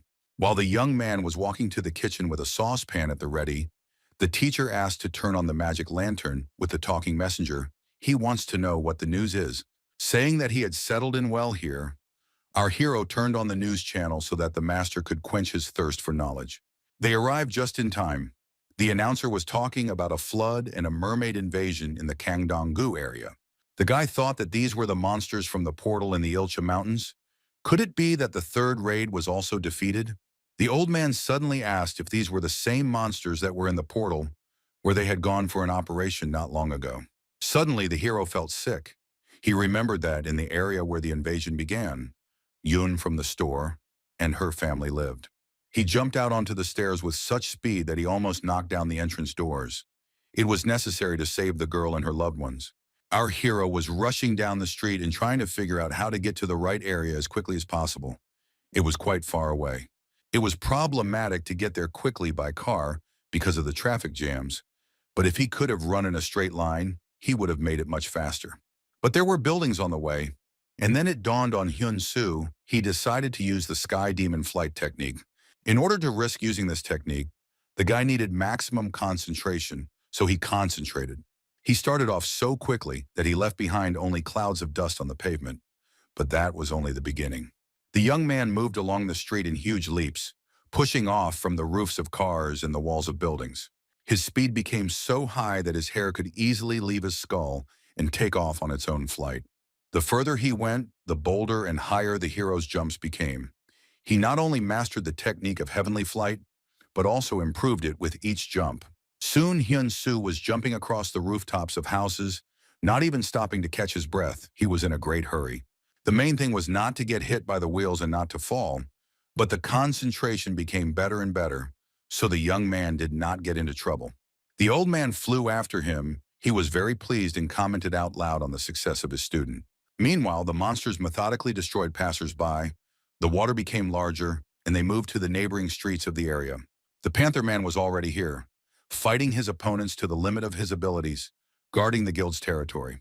Unfortunately, his efforts were not enough. The fishmen swallowed the inhabitants of the area literally whole. Choi Hyun-woo's fans watched from their windows, believing that their hero would now sort everything out. He jumped onto the pole and shouted to the other hunters from his guild to fight confidently and try not to panic. A huge fat man with the same sword shouted to the captain that it goes without saying, he was the local butcher, Ban Bo Gum. His words matched his actions. The guy wielded his weapons so skillfully that the mermaids and their parts flew in all directions. He was cheerful and quite confident of victory, but it turned out to be a mistake. A new enemy attacked from behind the hunter. The sword was too heavy to react quickly. Bogum noticed the attack too late to react adequately. But help came from an unexpected place. Someone loudly and whistlingly released the bowstring, saving a dawdling colleague. The exploding arrow instantly destroyed the mermaid, who dared to sneak up on the hunter. The explosion was very precise and powerful. A blonde on a jet ski, armed with a bow, shouted that, instead of the flimsy boat, they should have taken a more powerful vehicle. The girl pulled the string of her bow again, this time loading 3 arrows into it at once. It seemed she could shoot at several targets at once. 3 fishmen received an urgent message at once. Each of them was supposed to explode to hell in an instant. And so it happened. The beauty rejoiced. The huntress felt like the absolute mistress of the situation and was not going to change anything. She decided to introduce herself by saying that she was a female chemist archer from Kangdong-gu, and everyone knew the fat man's name. He thanked his colleague for his help, showing off his class with a satisfied look. It seemed like Bogum was trying to be nice. Suddenly, his boat rocked, and the huge sea monster that had already destroyed the raid leader in the portal deprived him of the opportunity to smile forever. The archer abruptly revised her attitude to the situation. The hero had died in a matter of seconds, and everyone had to be extremely careful. She decided to take revenge on the monster and fired a whole bunch of exploding arrows at it. But this only angered the sea creature. The Panther Man jumped on the huntress from behind and tried to push her aside, telling her not to provoke the monster, otherwise it would devour her too. The girl understood everything correctly and jumped on the scooter to escape. Choi Hyun-woo stayed to cover his friend's retreat. The monster began to thrash its tail at the water and nearby cars, literally smashing them into pieces. The Panther Man dodged the blows, but it cost him a lot of effort. The creature was not only huge, but also fast. He had to jump on a scooter and save himself along with the archer, whom Choi Hyun-woo somehow miraculously caught up with. The mermaid leader watched as her subject's jaws were about to close and shouted that he should hurry. The hunters would make an excellent dinner. She added that new dishes would be arriving soon. The more the better, after which she laughed ominously. The raiders raced at maximum speed and even managed to break away from their pursuer a little, but not for long. The Panther Man looked around to assess the situation and realized that a multitude of razor-sharp teeth were about to turn them into steak. A cheerful voice commanded him to perform a tiger squat on the left, a normal move, but the hero put in extra energy, and now he soared like a black shadow over the monster. A bright blue flash of light shot up to half the height of a nearby skyscraper.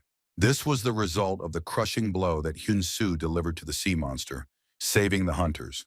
The impact was so strong that the wave lifted the scooter high, and the archer and Choi Hyun-woo turned around in surprise. The young man attacked again, and the monster began to thrash its tail all around, risking hitting the hunters as well. They maneuvered on the waves for a while, but sooner or later the creature's tail would have sunk the scooter. The crowd pressed against the windows of the building, trying to figure out what kind of new hero this was, who had risked fighting such a huge water monster. The hunters also couldn't believe that someone had attacked the monster and killed it with almost one blow. It was clearly some kind of S-class. The guy jumped onto the roof of one of the flooded buildings. He understood that it was too early to rejoice.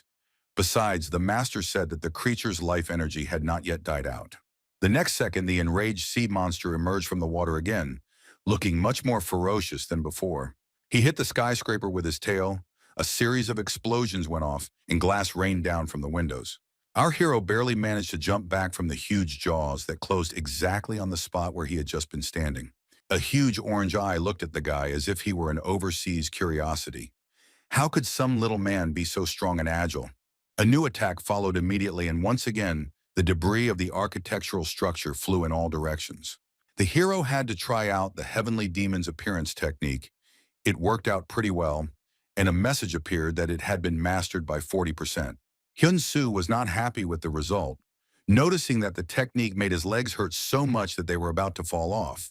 Seeing his disciple fleeing from the sea monster, using all available means, the heavenly demon only shook his head. He was even a little proud. But there was still something to work on. He shouted that it was possible to increase muscle strength by distributing energy throughout the body. The hero was indignant. Why didn't he say it right away? The creature's teeth clicked in vain. The young man took advantage of the advice just in time and literally jumped out of the monster's mouth. The old man stood there looking pleased, reminding her that if she didn't forget to do this from time to time, then everything would be fine. As expected, huge traffic jams formed on the approaches to the scene of the incident. It was simply impossible to get through. Limina couldn't help but curse. She chose the option of going by car because the subway was packed to the brim with people. She noticed a news stream of Park Hyun Su fighting a huge sea monster, which was a pleasant surprise. And although the announcer called the hero an unknown hunter, the girl immediately recognized the guy. He was simply incredible. There was no time to waste. The director of the association decided to get out of the car and continue on foot. She noticed a sports equipment store nearby, and an idea came to her mind about how she could use it for her own purposes. Meanwhile, the young man once again used the Sky Demon flight technique, this time adapting it to his own needs. He pushed off the monster's body and immediately struck at it. It was quite convenient and saved a lot of energy on movement. The old man told his student that the most vulnerable spot of a snake is its chin, and the sea monster, apparently, was a giant snake. The mentor suggested testing his guess and getting closer with the help of Sky Demon Flight. And then striking, the young man rushed to follow the advice. Noticing the threat looming over the main combat unit, the mermaid began to cast a spell, calling on a certain lord to send her his powers. Feeling a surge of energy, she shared it with the monster and screamed that the man was dangerous and should be killed immediately. In fact, it was that same man who was about to kill him now. Shouting that the snake was finished, the guy raised his fist to hit him under the jaw. It was not possible to carry out his plan. The creature simply knocked him off course with a powerful swing of its tail. The hero crashed into the wall of the building with such force that sparks literally rained down and a fan of stones flew. The witch, meanwhile, commanded the snake to swallow him, capture his power, and begin to grow, having been strengthened by human flesh. Hyun Su was stuck into the wall and couldn't move even a finger, making him a perfect treat for the snake, as long as he didn't move. The hero opened his eyes and saw a terrible mouth in front of him. Somewhere on the horizon, a mermaid was casting another spell. The master explained that the witch possesses supportive magic, which is a completely different matter. The woman threw up her hands and screamed again that this world would be theirs. The heavenly demon felt a strong desire to intervene in what was happening. If he were material, he would have ground everyone into dust in a matter of seconds. But now he had to think about saving the student. Then a voice came from behind, commanding everyone to stand still, and the mermaid and even the sea serpent looked back. In front of them, a girl with pink hair hung in the air. Flames were burning around her. Judging by her appearance, she posed an incredible threat to the monsters. Finally, the beauty's heels touched a hard surface. She chose some impressive stone, apparently a fragment of a wall, as a starting point. The girl turned to our hero with a question about whether the super newbie was doing badly. It was Hyurik herself. The heavenly demon looked at the huntress with respect. This maiden caused him no small amount of spiritual awe. The huntress praised Park Hyun Su for defending the city well. If he had known in advance about the appearance of the sorceress, he would have done even better. Her face lit up with a smile and her eyes sparkled. Hyurik informed the young man, as a future member of her guild, that she would handle the rest on her own. The girl gathered all her energy and released it out in the form of a huge flaming halo. She was preparing to attack. The huntress pushed off the support and rushed forward. The mermaid hurried to hide with a cry that they did not expect to meet such a strong mortal. The snake froze motionless. Realizing that the warrior was quite capable of fighting alone for some time, The old man hastened to take his student to a safe place. The patriarch lifted him into the air, saying that this was not an escape at all, but merely a strategic retreat. Meanwhile, Yun tried her best to somehow influence the situation, scaring the mermaids away with loud screams. They even actually stopped. However, not for long, after which they continued to approach the girl, trying to grab her by the ankles. Yun screamed again, calling for help from anyone, even though she understood that there was practically no chance of salvation. But hope dies last, and in this case, everything ended well. The Panther Man heard the girl and destroyed the monsters. An archer joined him, and soon the explosions finished off all the remaining ones in a matter of seconds. Choi Hyun-woo yelled at her to be careful, or the Death Hunter would want him, but she assured him that she knew what she was doing. Once the fishmen were dealt with, both of them asked Yun with concern if she was okay, and she thanked them and replied that yes, she was fine. The huntress volunteered to take the girl to shelter, and the Panther Man decided to look for other survivors. A minute later, Yun was already sitting on the water scooter and trying to grab the archer's belt tighter so as not to fall into the water at speed.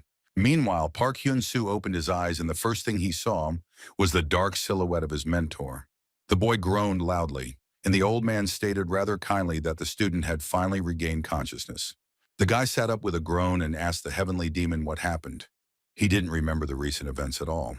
The patriarch explained that the serpent was controlled by a sorceress. If it were not for her, he would have won, but as it was, he lost. The hero was outraged that they ran away, to which he received the answer that the teacher should be listened to, even when unconscious.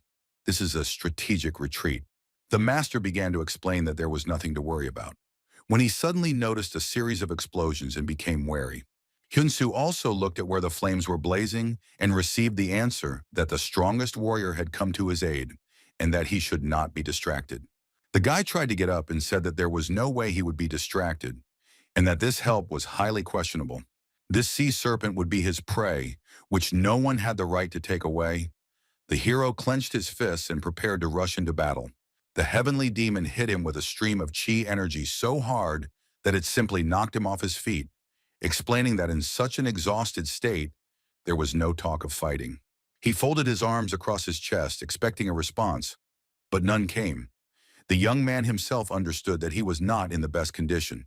The mentor began to list the proposed plan of action, first meditation, then energy circulation. The student sighed that it was too long. Then the old man asked who the warrior in the fire was. Hyun Su replied that it was the leader of the Red Lions Guild, Hayurak.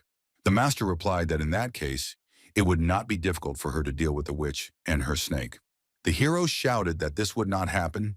He started it and had to finish it himself. The teacher explained that his body simply might not be able to withstand it.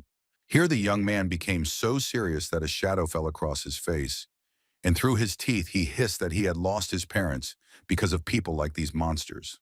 And because of them, his brother has been in the hospital for 2 years now, without regaining consciousness. No one has the right to take away his opportunity to take revenge. The boy clenched his fist tightly and turned to the teacher, saying that he had gained strength thanks to him and did not want to give up halfway. He looked so determined that the old man's heart sank, and he appreciated the hero's determination. Previously, he saw only talent in the boy, but now he only noticed his incredible determination and fighting spirit. These were the same eyes as before, but now there was a scorching flame of revenge in them and a determination to go to the end. The heavenly demon sighed and said that there was one way that could be used. The boy immediately asked which one. Ignoring the question, the patriarch continued that using this method has very serious consequences. At this time, Hayurik was easily damaging the snake. She was quite collected, but not at all tense.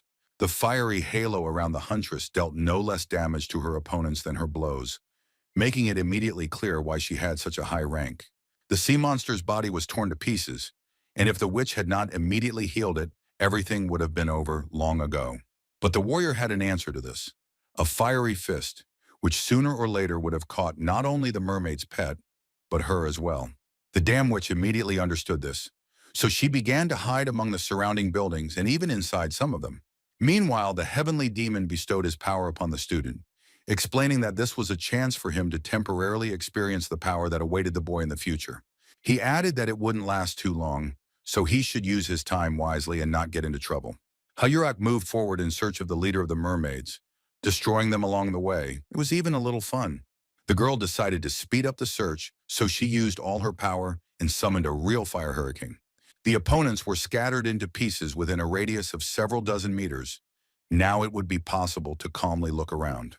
But these plans were disrupted by the sea serpent, which regenerated and was now fully ready for battle again. In addition to everything else, the sorceress also increased its size. Now the huntress did not look so impressive against the background of her enemy. But she had her own point of view on this matter. Hyun smiled and said that someone was caught. The monster looked in bewilderment at the girl, who lit a fire projectile in her hand, and saying that she would roast him now, rushed forward. Just at this moment, the heavenly demon was finishing working on the disciple's chakras. So in order for the body to absorb a huge amount of energy, it was necessary to prepare well. Then he began to slowly transfer his strength, and the guy winced from the tension. The load turned out to be simply colossal. Hyun, as it turned out, was also aware of the snake's most vulnerable spot, and that's where she struck. The monster began to thrash around in pain and began to destroy everything it saw, after which it went under the water again, and the witch stood there in confusion.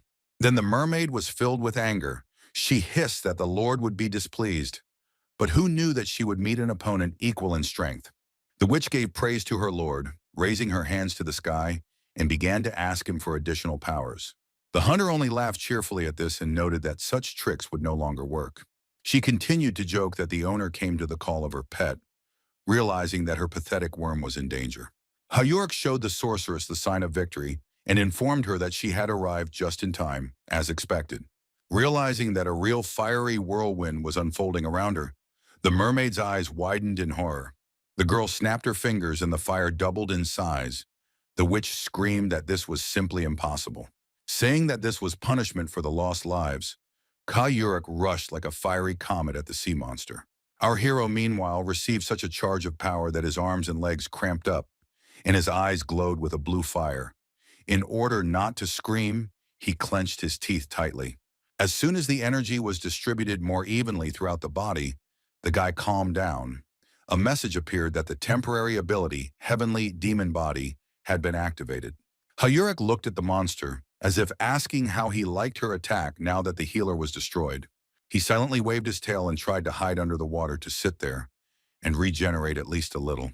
The girl realized that she would have to dip her feet too, and saying that this was precisely why she didn't buy expensive shoes, the huntress took off her shoes. Barefoot, sparks flying from her heels, she headed straight for the water to fight the monster. Saying that she was tired of standing on ceremony and it was time to end it all, the fiery comet dove into the depths. It turned out that the monster was not so simple. It waved its tail and pushed the girl back, and the creature itself jumped out of the water. This surprised Hyun quite a bit, who had been counting on a quick victory, but it seemed that the initial plan had failed. The monster simply blew out her flame. Moreover, the airflow was so strong that it simply blew the girl away. She tried to resist, but it was completely useless. The speed was simply enormous. Hyun stopped only when she was hit hard against the wall of some building and debris fell down. The monster, as it turned out, also possessed fire magic and was now peering into the clouds of smoke, trying to find and devour the beauty. She fell from a height straight into the water and was now slowly descending downwards. It seemed that the huntress had simply lost consciousness for a moment from the impact. A helicopter arrived at the scene. It is unclear whether it was a reinforcement or a rescue operation, but it clearly had a positive effect on what was happening. It was the subordinates of the Red Lion Guild leader who reported that the evacuation of people from this area was completely finished. Hyun was descending underwater, but she already knew that the area around was free and she could not hold back her forces for fear of harming civilians. She opened her eyes abruptly and smiled. This was simply great news. Now the pathetic worm would answer for everything. Hyun huddled up and with one sharp movement pushed her body to the surface. She was very strong. The girl literally flew into the air, surrounded by a halo of fire, and screamed that her name was Hyun, and she was one of 9 S-rank hunters on the planet. Along with her scream, a powerful explosion sounded. The warrior blew up all the surrounding buildings, and now the monsters simply had nowhere to hide. Saying that things were now going badly for the snake, she began to gather her strength for the next attack. Shouting that the monster was now a corpse, Hyun cast some particularly strong spell that made her even more powerful. She didn't have time to throw it at the monster.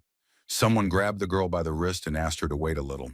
It was Park Hyun Su, who was not afraid to go against the will of the leader of the Red Lions Guild, which puzzled her quite a bit. At about the same time, Lee Min-na ran up to the store with sports equipment, thinking that our hero alone wouldn't be able to cope. He had practically no combat experience. The girl actually ran, hoping only that despite the events in the neighboring area, the sellers left the doors open. Through the window, she noticed cast iron weights stacked one on top of the other. In the absence of a better weapon, they could very well serve well. The store turned out to be open, and they even told her the price of 15,000 won. After paying, Lee Min-na thought that this was only possible in Korea. The association's director came out of the store and dropped the weight to the ground with a bang, almost leaving a mark on the asphalt. Ignoring the shop assistant's cries that she had not taken the change, the girl made a movement with her hand and in the blink of an eye lifted the weight into the air. Another spell and the weight began to spin around the huntress at breakneck speed, remember? Her rank was A. Finally, the weight fit comfortably in my hand, and I could continue on my way at maximum speed. The girl pushed off the ground and seemed to throw herself forward after the weight, thus practically flying. The salesman at the door of the store froze with his mouth open when he saw that a customer had launched herself into the sky with the help of a cast iron weight. Meanwhile, above the ruins of the Ha-Yurak quarter, Hyun Su tried to decide who should kill the sea serpent. They started with the girl asking with a sickeningly sweet smile why the hero came here.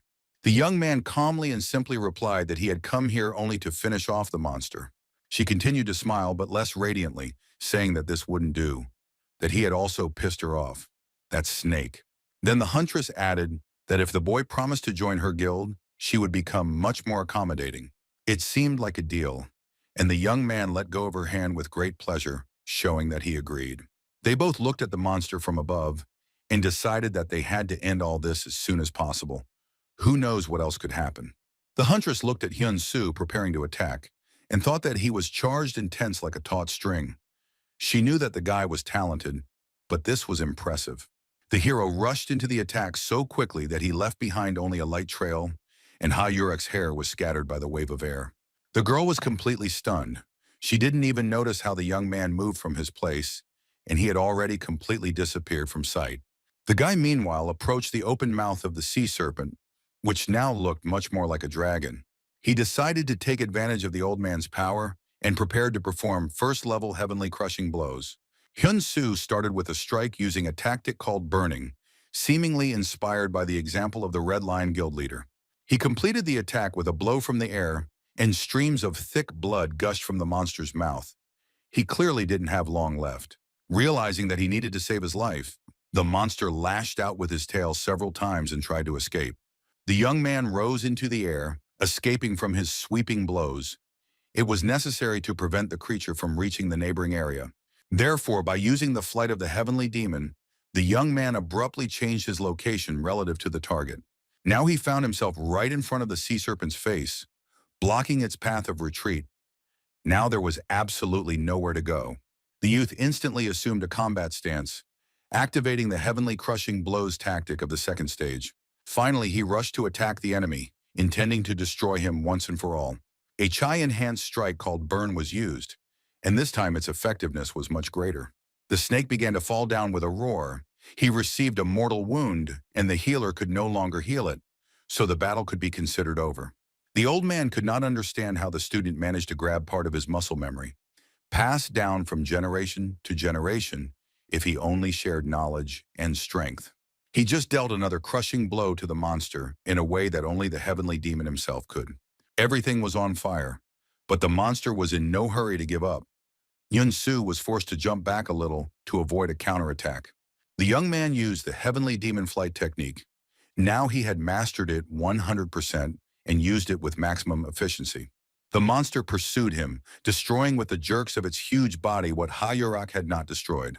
It was time to use the sky demon's crushing blows of the third degree, and our hero did so.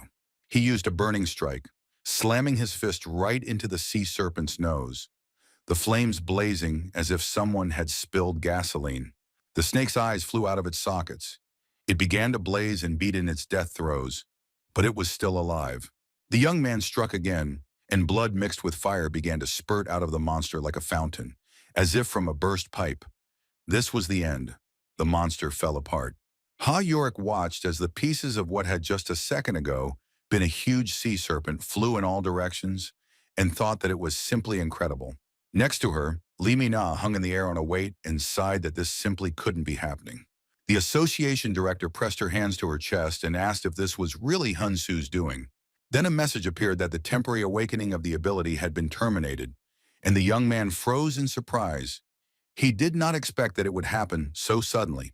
He also didn't expect that the post-effect of using someone else's power would have such a detrimental effect on his body and well-being. Right in the air, the hero almost doubled over in pain, then vomited his own blood. The guy wouldn't remember what happened next. He passed out and began to rapidly fall from a height. Both beauties noticed what happened and rushed to help the hero. Like two meteors, the girls became worried. The Sky Demon realized that his help would not be needed this time. He only thought that the rascal had snagged two of the best beauties at the same time. The water continued to rise and real rivers flowed through the city streets, but the mermaids were practically no longer visible. Yun arrived home, and as soon as she opened the front door, she saw her frightened brother and sister, who rushed into her arms. The girl hugged the children and tried to calm them down, explaining that everything was fine, and that everything would definitely be fine in the future.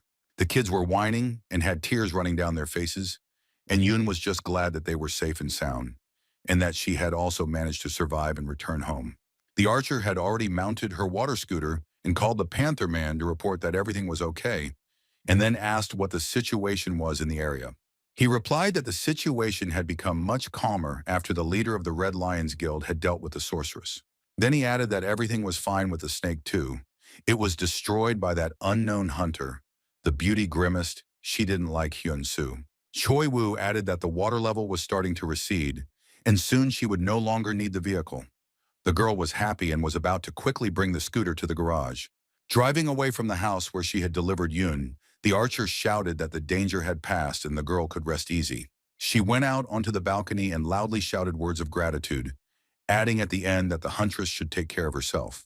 It is not hard to guess that after everything that happened, our hero ended up in a local hospital. His health condition left much to be desired. The doctors placed him in a ward and then provided all the necessary assistance, as required for a hunter. When Park Hyun Su opened his eyes in his hospital bed, he groaned loudly and winced, but not from pain.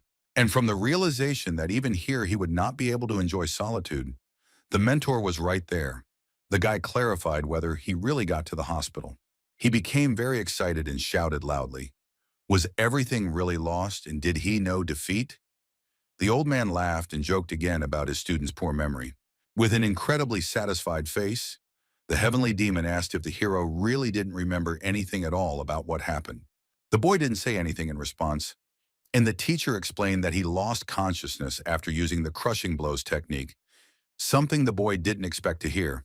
At this point, the patriarch grew huge and shouted that he intended to punish the bastard who dared to use his heavenly, crushing blows in a free interpretation. While the student was making excuses that he didn't remember anything, there was a knock on the door and Lee Mina and Ha Yurek entered, both of them smiling brightly at the newcomer. The boy's jaw literally dropped in surprise. Two beauties came into the room to check on him. Pinch them if this isn't a dream.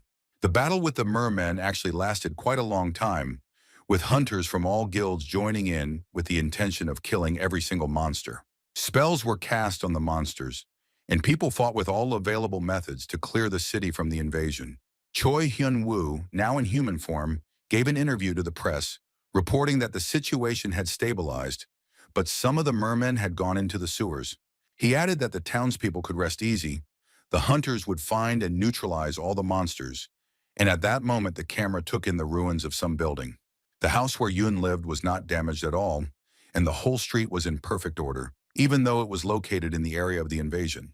The girl decided that it was time to take a bath. This is the best remedy for all problems and adversities.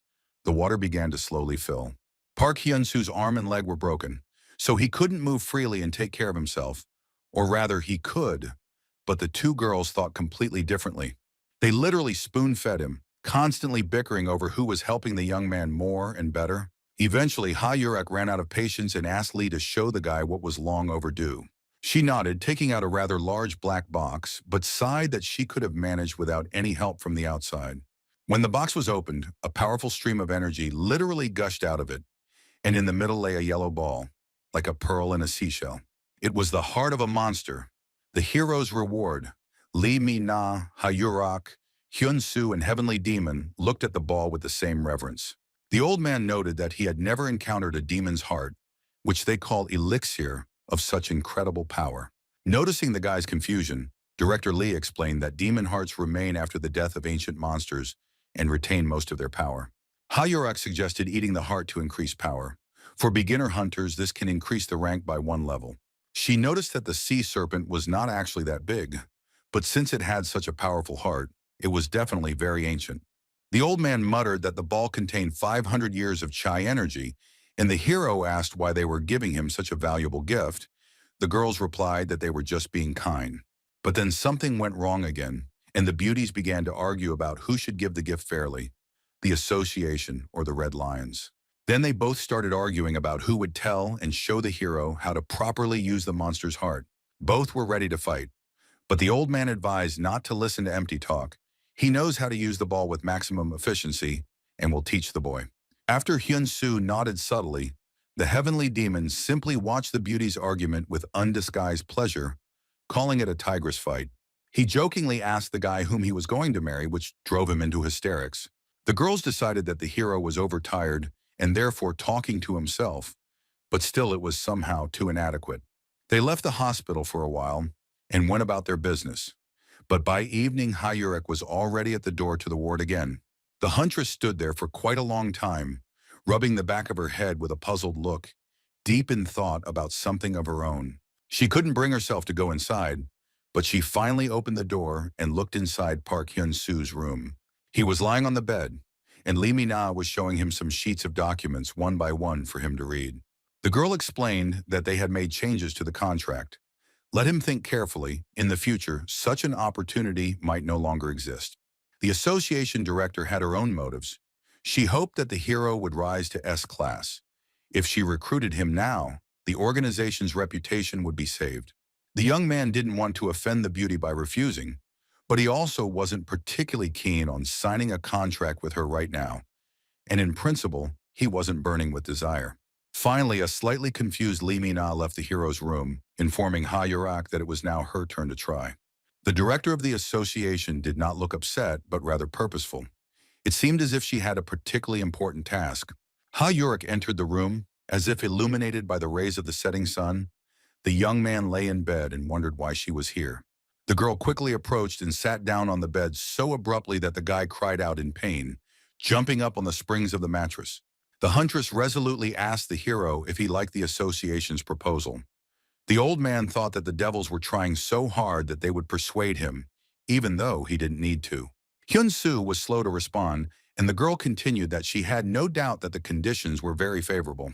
Then she suggested that, in addition, the organization offered the guy immunity from criminal liability for killing people. She leaned close to Hyun Su, literally hanging over him, and he had no choice but to ask in confusion how she knew. She just snorted, saying that she was also a member of the association, but he would soon reach Class S, and hunters of this rank do not need immunity. The hero swallowed his saliva. The girl smiled and said that power is no longer money or nuclear weapons. Power is now hunters like them. She jumped up, put her hands on her hips, and declared that who would give them immunity? It was just ridiculous. The hero was forced to agree. Hayurik turned away from him and said that the only thing the young man needed now was patronage. Jumping up to the bed, she shouted that the patronage was none other than that of the head of the Red Lions Guild, Hayurik. After some time, the beauty left the ward. Lee Mi-na was still standing in the corridor with papers, and this time her rival wished her good luck. She deliberately waved her hand right in front of the association director's face, demonstrating superiority, but she ignored it, although she was burning with rage. The girl looked into the room smiling, but Hyun Su was sad and only sighed loudly when he saw her. The guy gathered his courage and said that he was very sorry. He really looked guilty. Lee took it as it should be and informed her that she would not force the awakened one to do something he did not want to do. The girl headed towards the door, fixing her hair, and quietly wished the hero a speedy recovery. Let him rest and gain strength. Then the guy asked if she could help him with something. There was one thing he couldn't do on his own right now. He added sadly that it was a great impudence on his part, but he was so broken that he couldn't even get out of bed. The young man explained that he was asking the association to provide him with some assistance, and the heavenly demon proudly noted that impudence is the second happiness. Yun's house was still intact and unharmed. The sun's rays illuminated it brightly. The morning was fine. The girl cheerfully opened the doors to the nursery and began to wake the kids. It was time to wash up and have breakfast. The boy and girl were completely sleepy and rubbing their eyes, but the sister explained that today was a day off and that she would soon have to go to work part-time. She sent the kids to the bath, saying that they would now have breakfast and could sleep until lunch. The boy was brushing his teeth and asked why he couldn't do it the other way around. Get some sleep and then have breakfast. His sister replied that he couldn't, and that was it. Here the children noticed an inscription on the mirror that ordinary people do not survive in this world. There was clearly someone in the bathroom. Yun was pouring noodles into bowls when she suddenly heard a terrible scream and almost dropped the ladle. The children rushed out of the bathroom and burst into the kitchen, with a huge mermaid chasing after them. The girl was seriously scared and was ready to rush at him, armed with kitchen utensils, to protect the kids. But she didn't have time. The monster grabbed the girl with both hands and lifted the child into the air, intending to have a little snack. The little girl started crying and calling her sister for help. The girl hurried to send her brother to another room and tried to figure out what to do. She took a cutting knife from the kitchen board and resolutely headed towards the monster. She had to make it before something irreparable happened. The little girl screamed for the monster to let her go, and he hesitated, just enough time for her to run up to him. Yun made a swift leap, intending to attack the mermaid with a knife, not thinking at all that she herself might get hurt. The blow was really strong. The girl drove the knife into the monster's side up to the hilt and closed her eyes when blood spurted from the wound. But her face stretched out in surprise. The creature continued to hold her little sister in her arms and completely ignored the fact that someone had attacked. With one powerful blow of his fist, the mermaid threw Yun several meters to the side and she flew across the entire kitchen. The girl hit the stove hard and overturned a pot of hot noodles, but all she could think about was whether her little sister was safe. Hitting the wall, Yun flew in the opposite direction, hoping that she could distract the monster's attention at least a little. The little brother looked into the kitchen. He was scared, but he wanted to save his little sister. She continued to cry, clutched in the arms of the monster. Then Li Na flew into the room with her weight. Everyone froze in surprise, even the mermaid, not to mention the children. Then the monster decided to have breakfast first and then solve the new problem. But the girl screamed at him to stop immediately. The weight hit the monster with such force that he reflexively let go of the baby and howled loudly in pain. The girl fell to the floor and tried to roll away. She intuitively understood that she needed to save herself. The mermaid began to stamp his feet so that pieces of the floor and clouds of dust rose into the air. He was furious. Soon the kitchen space was filled with magical energy. The huntress raised the weight into the air for a new attack, and along with it, debris and even the beauty's hair rose. With a scream for him to catch it, she launched it all straight into the smiling, toothy face of the mermaid. The attack was swift. Realizing that he had to save himself, the monster raised his hand to protect his head from the impact of the cast-iron cannonball. He succeeded quite well, but the damage was still quite severe, and the knife was still sticking out of his side. Li Na cast a new spell and shouted that the monster should immediately go to its relatives in hell. The monster received a blow of energy of such force that its skull was almost blown off. By some miracle, the mermaid continued to stand on his feet, but this obviously did not last long. When it finally collapsed, the association director looked around to assess the situation and the destruction. The girl looked at Yun and the children, who were still on the floor, and asked if they were okay. Hyun was deeply shocked and asked with tears in her voice how the huntress knew that they needed help. Lee replied that Hyun Su asked her to. The morning turned out to be quite rich in unexpected events. Some unusual things were happening in the hospital as well. The doctors gathered to make their rounds, and it was discovered that one of the patients was feeling much better than expected. The doctor even adjusted his glasses out of excitement. Hyun Su got out of bed and started to demonstrate his movements. He complained that his body was heavy, although nothing hurt anymore. The nurse remarked that it was a great miracle that he stood up on his own at all, and the doctor reported that even though the guy was a hunter, he had never seen such regeneration. The clinic staff was pleasantly surprised, and the guy said that he was basically very fast, after which he laughed nervously. The young man went to the reception desk to check out, receiving wishes for a good recovery. After inquiring how much he owed for services, the hero learned that the Red Lions Guild had already paid his bills in full. Once outside, Hyun Su went to get a bite to eat, thinking about how incredibly lucky he was. He told the old man that the guild had paid for everything, and he noted that Ha Yurak treated his people very well and cared for them. The hero thought that she had spent a lot of money. He even began to feel a little awkward. Here he checked his bank account and cried out in surprise. The master did not understand what was going on and where such a reaction came from. He asked the student why he was standing with his mouth open, to which the young man replied that he could not count how many zeros there were in the amount that had been credited to his account. Finally, Hyun Su shouted that he had just received 600 million from the Red Lion Guild, his hands shaking. They stopped right next to the bank building, and the guy read that this was the initial payment for a hunter joining the guild. The hero took a few more steps forward, but his legs felt like cotton wool. Hyun Su continued to repeat the amount of the contribution. The old man asked if his student had lost his mind from the amount of gold, to which he replied with tears in his eyes that the master simply did not know what it was like to be a beggar. He started whining about how hard it was to see ramen in the store every day, but having the means to buy it, the heavenly demon thought it was time to get some food. The old man suddenly dragged the boy into the air by the scruff of his neck using heavenly demon flight, saying that they had an urgent matter. The patriarch, with a happy and slightly sly smile, explained that it was time for the young man to urgently prepare ramen for the teacher. They went to the hero's apartment, where they immediately carried out their plan. Before training, they needed to have a little snack. After that, both of them went to the portal. They had a very important event planned for today. The heroes sat down in the interdimensional world opposite each other. Between them stood a black box with the heart of a sea serpent. The heavenly demon explained that absorbing even 10% of the elixir would give him a charge of chi energy equal to 20 years. If he masters the mentor's method, then this figure will reach 70%, which is equal to 140 years. The master asked what the boy will do when he gains such power. He lowered his head and explained that he had a goal. The opening of portals and the invasion of monsters took many lives of people. He added that he and Hyun had both lost their parents at the time, and the old man continued to listen silently, waiting for the outcome. The hero clenched his fist and declared that he was now a hunter and simply could not allow anyone else to experience such grief. The patriarch scratched his beard and suggested that the invasion of monsters was the great horde that the legends in his world predicted. The old man asked if the hero remembered how in the last battle he used techniques that the old man did not teach him. He replied that he did not remember, but he knew. Heavenly demons passed down their craft from generation to generation, accumulating martial arts skills. The guy clenched his teeth. It seemed he was beginning to suspect what had happened to him and why the portal had appeared. The mentor continued that this long sequence of events was started by the very first heavenly demon.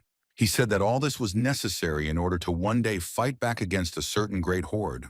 The hero nodded but added that the only problem was that this legend did not apply to his own dimension at all. This phrase made the old man a little angry. He angrily said that this was true. This was another reason for his desire to return to his world as soon as possible. Who knows what was happening there? At this time, Lee Mina was going to visit the guy and tell him about Yoon. Having learned that he had been discharged from the hospital, she went to his home. She tried to look into the window of his apartment, but there were Roman blinds completely blocking the view. The girl dropped to the ground and stopped in front of the door. She was told that this was the right address, so she should go in. In order not to drop in unannounced, she called several times, but Hyun Su didn't answer. The young man had left his phone before going into the portal, and now it was literally bursting into flames as it lay on the desk. Someone wanted to enter the room and knocked, but in the portal there was no sound of a bell, no footsteps on the stairs, no knock on the door. The director of the association stood on the stairs and thought that she simply had to tell the hero about what happened in his friend's house.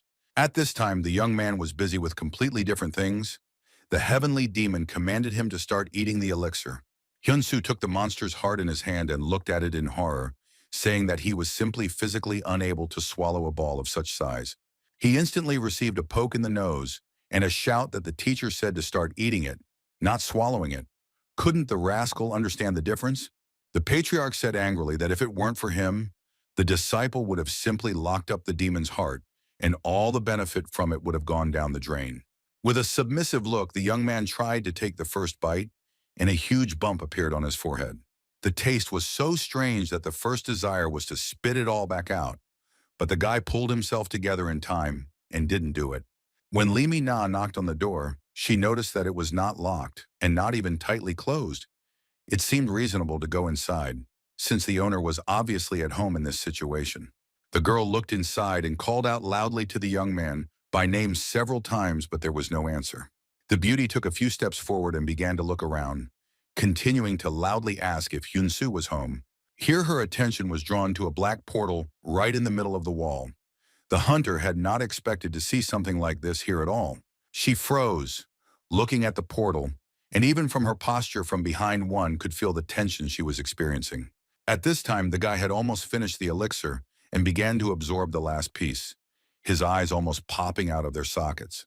The master turned away so as not to see his grimace and commanded him to concentrate and even out his heartbeat. He explained to the student that if he made a mistake, he would remain alive, but could be paralyzed for the rest of his life, and he almost choked. He gave instructions to perceive the elixir not as food, but as spiritual power. Let it slowly dissolve its shell in thoughts and move towards the Dantian. The ability to follow the prompts was activated. The young man followed the instructions. Then he had to very slowly move the energy to the Benhui point. The director of the association was still in his apartment, and the black portal to a parallel dimension was still there. The girl's face showed disgust, and she suddenly thought how long she had to not clean the house for mold to grow on the wall, resembling a portal. After rummaging around in the bathroom, she quickly found some cleaning liquid, a basin, and a pair of gloves. Who would have thought that an official would take on cleaning? The disgust on her face didn't go away, but Li Na was determined in her desire to get rid of the dirt. Suddenly her phone rang, and the girl even felt some relief that cleaning the wall was being postponed a little.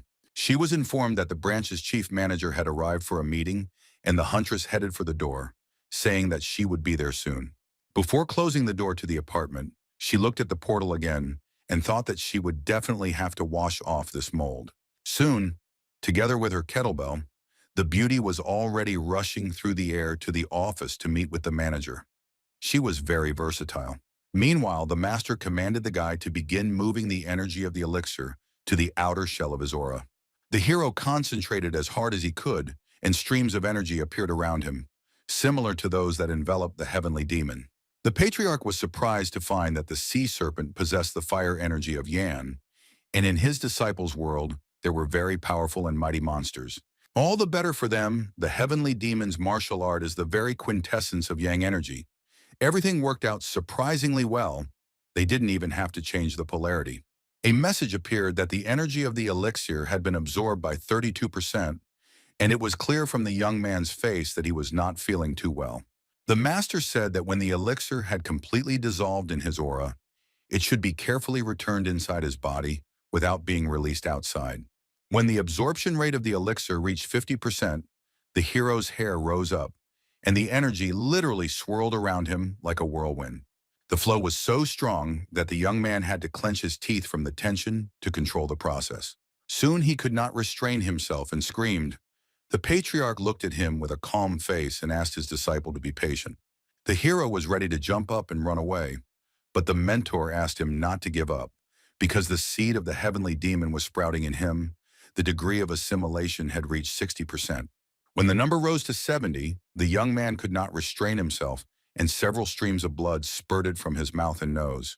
The master continued to explain to him what exactly was happening and to persuade him to continue, because the goal had almost been achieved. Finally, the young man calmed down a little, and the heavenly demon realized that he had fallen into a deep trance. A message appeared that the absorption rate was 80%. This exceeded all the old man's expectations. Could this dimension really provide such opportunities? It was incredible. When another 10% was added, the hero began to bleed again. The extreme degree of tension was written on his face. The mentor rose into the air above him and praised the student, saying that he would help him finish what he had started. The master shared his primordial chai with Hyun Su to support his body at such a crucial moment. A glow appeared at the level of the hero's chest, and then a blue glow poured out of his eyes. As the master announced the release of energy, a fountain of blood burst from the young man's mouth. A bright glow of energy flared up. A flame appeared in Hyun Su's eyes, Every muscle of his body was tense. The guy screamed. A message appeared that the elixir had been completely absorbed. The body had reached the peak of yang energy concentration and had become invulnerable to fire and thermal effects. The ability to follow clues also improved, and a new skill was discovered. The guy gradually began to come to his senses, but the pupils in his eyes were still not visible. The young man's body fell down helplessly. The new ability was to absorb the skills and knowledge of any individual once a day. Meanwhile, the city hospital was overflowing with victims of the mermaids, and there was real chaos there. There were so many victims that they all couldn't fit in the emergency room. They began to examine them right on the street to sort them into serious and light cases. The doctors and nurses were so busy that there was no time to even take an urgent phone call. The monsters were on the loose in earnest. The corridors were packed, and those who had already received first aid were waiting their turn for a more detailed examination right on the floor, leaning against the wall. Lee Mina was also here. She was trying to walk down the corridor to the right room, but it was really hard to push through. The girl was annoyed. The fishman brought so much grief to the city that it was hard to even imagine. Finally, the association director found the right room and looked inside, calling out Yang's name to make sure she was there. The girl was lying in bed, and when asked cautiously about her health, she replied that she was already feeling a little better. Lee Mina reported that her brother and sister had been transferred to Sasong Medical Center due to a lack of space, and Yang asked if they were okay. The huntress grabbed her head in embarrassment and stuttered, answering that the children had not yet regained consciousness, which came as a huge surprise to her sister. The girl explained that this is one of the strangest and most widespread symptoms after the attack of the fishman. Doctors are already looking for a way to combat it. She placed her hand on Yang's head and stroked her hair gently a few times, and she muttered something vaguely resembling gratitude. The phone rang, and Lee Mina said goodbye and left the room. The conversation promised to be quite long. After listening to what they told her, the beauty did not answer anything. She continued to remain silent, nodding her head as if she could be seen on the other end of the phone. Then she put the phone in her pocket. There was no point in calling Hyun Su. He never answered a single call or message. But she had to somehow tell the guy about Yang and the children. The girl couldn't understand how this could happen. Ha Yun suffered the most, but now her condition is much better than that of the children. Okay, girl. She could have passed out from fear when the monster grabbed her, or when she fell to the floor after it appeared. But the fishman didn't touch her brother at all. So why did he end up in the most difficult situation out of the three of them? Now both children are in a coma, and the doctors are not willing to make any prognoses because everything that could be done has already been done, and the children have not woken up. The atmosphere in the Red Lion Guild's office center was also far from relaxed. The secretary reported to Ha Yurak that the damage to the city was estimated at 1 billion won. There are currently 117 victims, but new ones are constantly arriving at the hospital. And what worries doctors most is the fact that after contact with mermaids, many fall into a coma for no apparent reason. The huntress was quite surprised. She leaned her head on her hand and began to wonder what could be the reason for this strange phenomenon. The girl was lost in thought for a few minutes, but then sighed loudly and said that she had no answer. Having stated that this was in principle not within their competence, the head of the guild informed the secretary that he could go. Hayurek picked up her phone and dialed the number. The beeps lasted a very long time, but there was no answer. The beauty looked at the mobile phone so angrily that it could have cracked. What a cheeky fellow. He just joined the guild and still doesn't answer the leader's call. It's not hard to guess that the person in question was Hyun Su, who screamed that his boss had just paid him 600 million when nearly burned half the office to ashes with anger. In the rich area of the city, everything went on as usual. It seemed that in this world, no invasion of monsters simply existed. The windows were polished to a shine and sparkled brightly. There was not a speck of dust on the parked cars, and people were living their normal lives. One man was lounging in a chair. The other was opening a can of beer. They were relaxed and unperturbed. Haxon Baldur, the head of the Experienced Guild, asked his colleague what had happened to the new Awakened One, and whether the woman from the Red Lions had managed to lasso him. Gil Lordeman, the only S-rank hunter who had not joined any organization, took a sip from the can and remarked that he was quite impressive for a newbie. Baldur was also of the highest rank, but was a little more enterprising. He would like to get Hyun Su into his guild. He slammed his fist on the table and shouted that it would have been better if he had killed the Awakened One, but Gil suggested not to talk nonsense. Imagining Hyun Su burning in the fire, Haxan Balder screamed that he would rather destroy him than harm the Ha Yurak Guild. The sea, a palm tree, a sun lounger. The scorching sun, it seems like someone went on holiday to the coast. I wonder who it could be. Hyun Su leaned back on the chaise lounge and half closed his eyes. He was so relaxed that he was almost melting. The girl's hand gently stroked the guy's hair, tenderly calling him by name. It seemed that a little more, and the hero would fall asleep right in the sun. Limina dropped to one knee and noted, a little embarrassed, that the young man deserved this rest because he was so tired. Then Ha Yurak and another beauty came up, shouting that it was enough to sleep. They had a more interesting offer. The girls showed Hyun Su the ball and reminded him that he had promised to play beach volleyball with them after lunch. Whoever loses will pay for dinner tonight, the huntress's friend declared, and was the first to hit the ball. The ball hit the hero right in the face, so hard that it could have easily reduced the number of his teeth. The mockery began. The serve was very simple, to which Hyun Su noted that it was actually the first time in his life that he played volleyball. The guy went for the sword, but it had rolled quite far away and was now floating away into the depths. Suddenly, the ball fell into a funnel and a huge sea serpent rose from the water. This was very unexpected. The monster hit the surface with its tail several times and then sank deep into the water again. The young man with the ball in his hands also dived into the depths. The monster began to swim toward the light of the flame and telepathically demanded that his heart, the elixir, be returned to him. The guy swam with him for a while.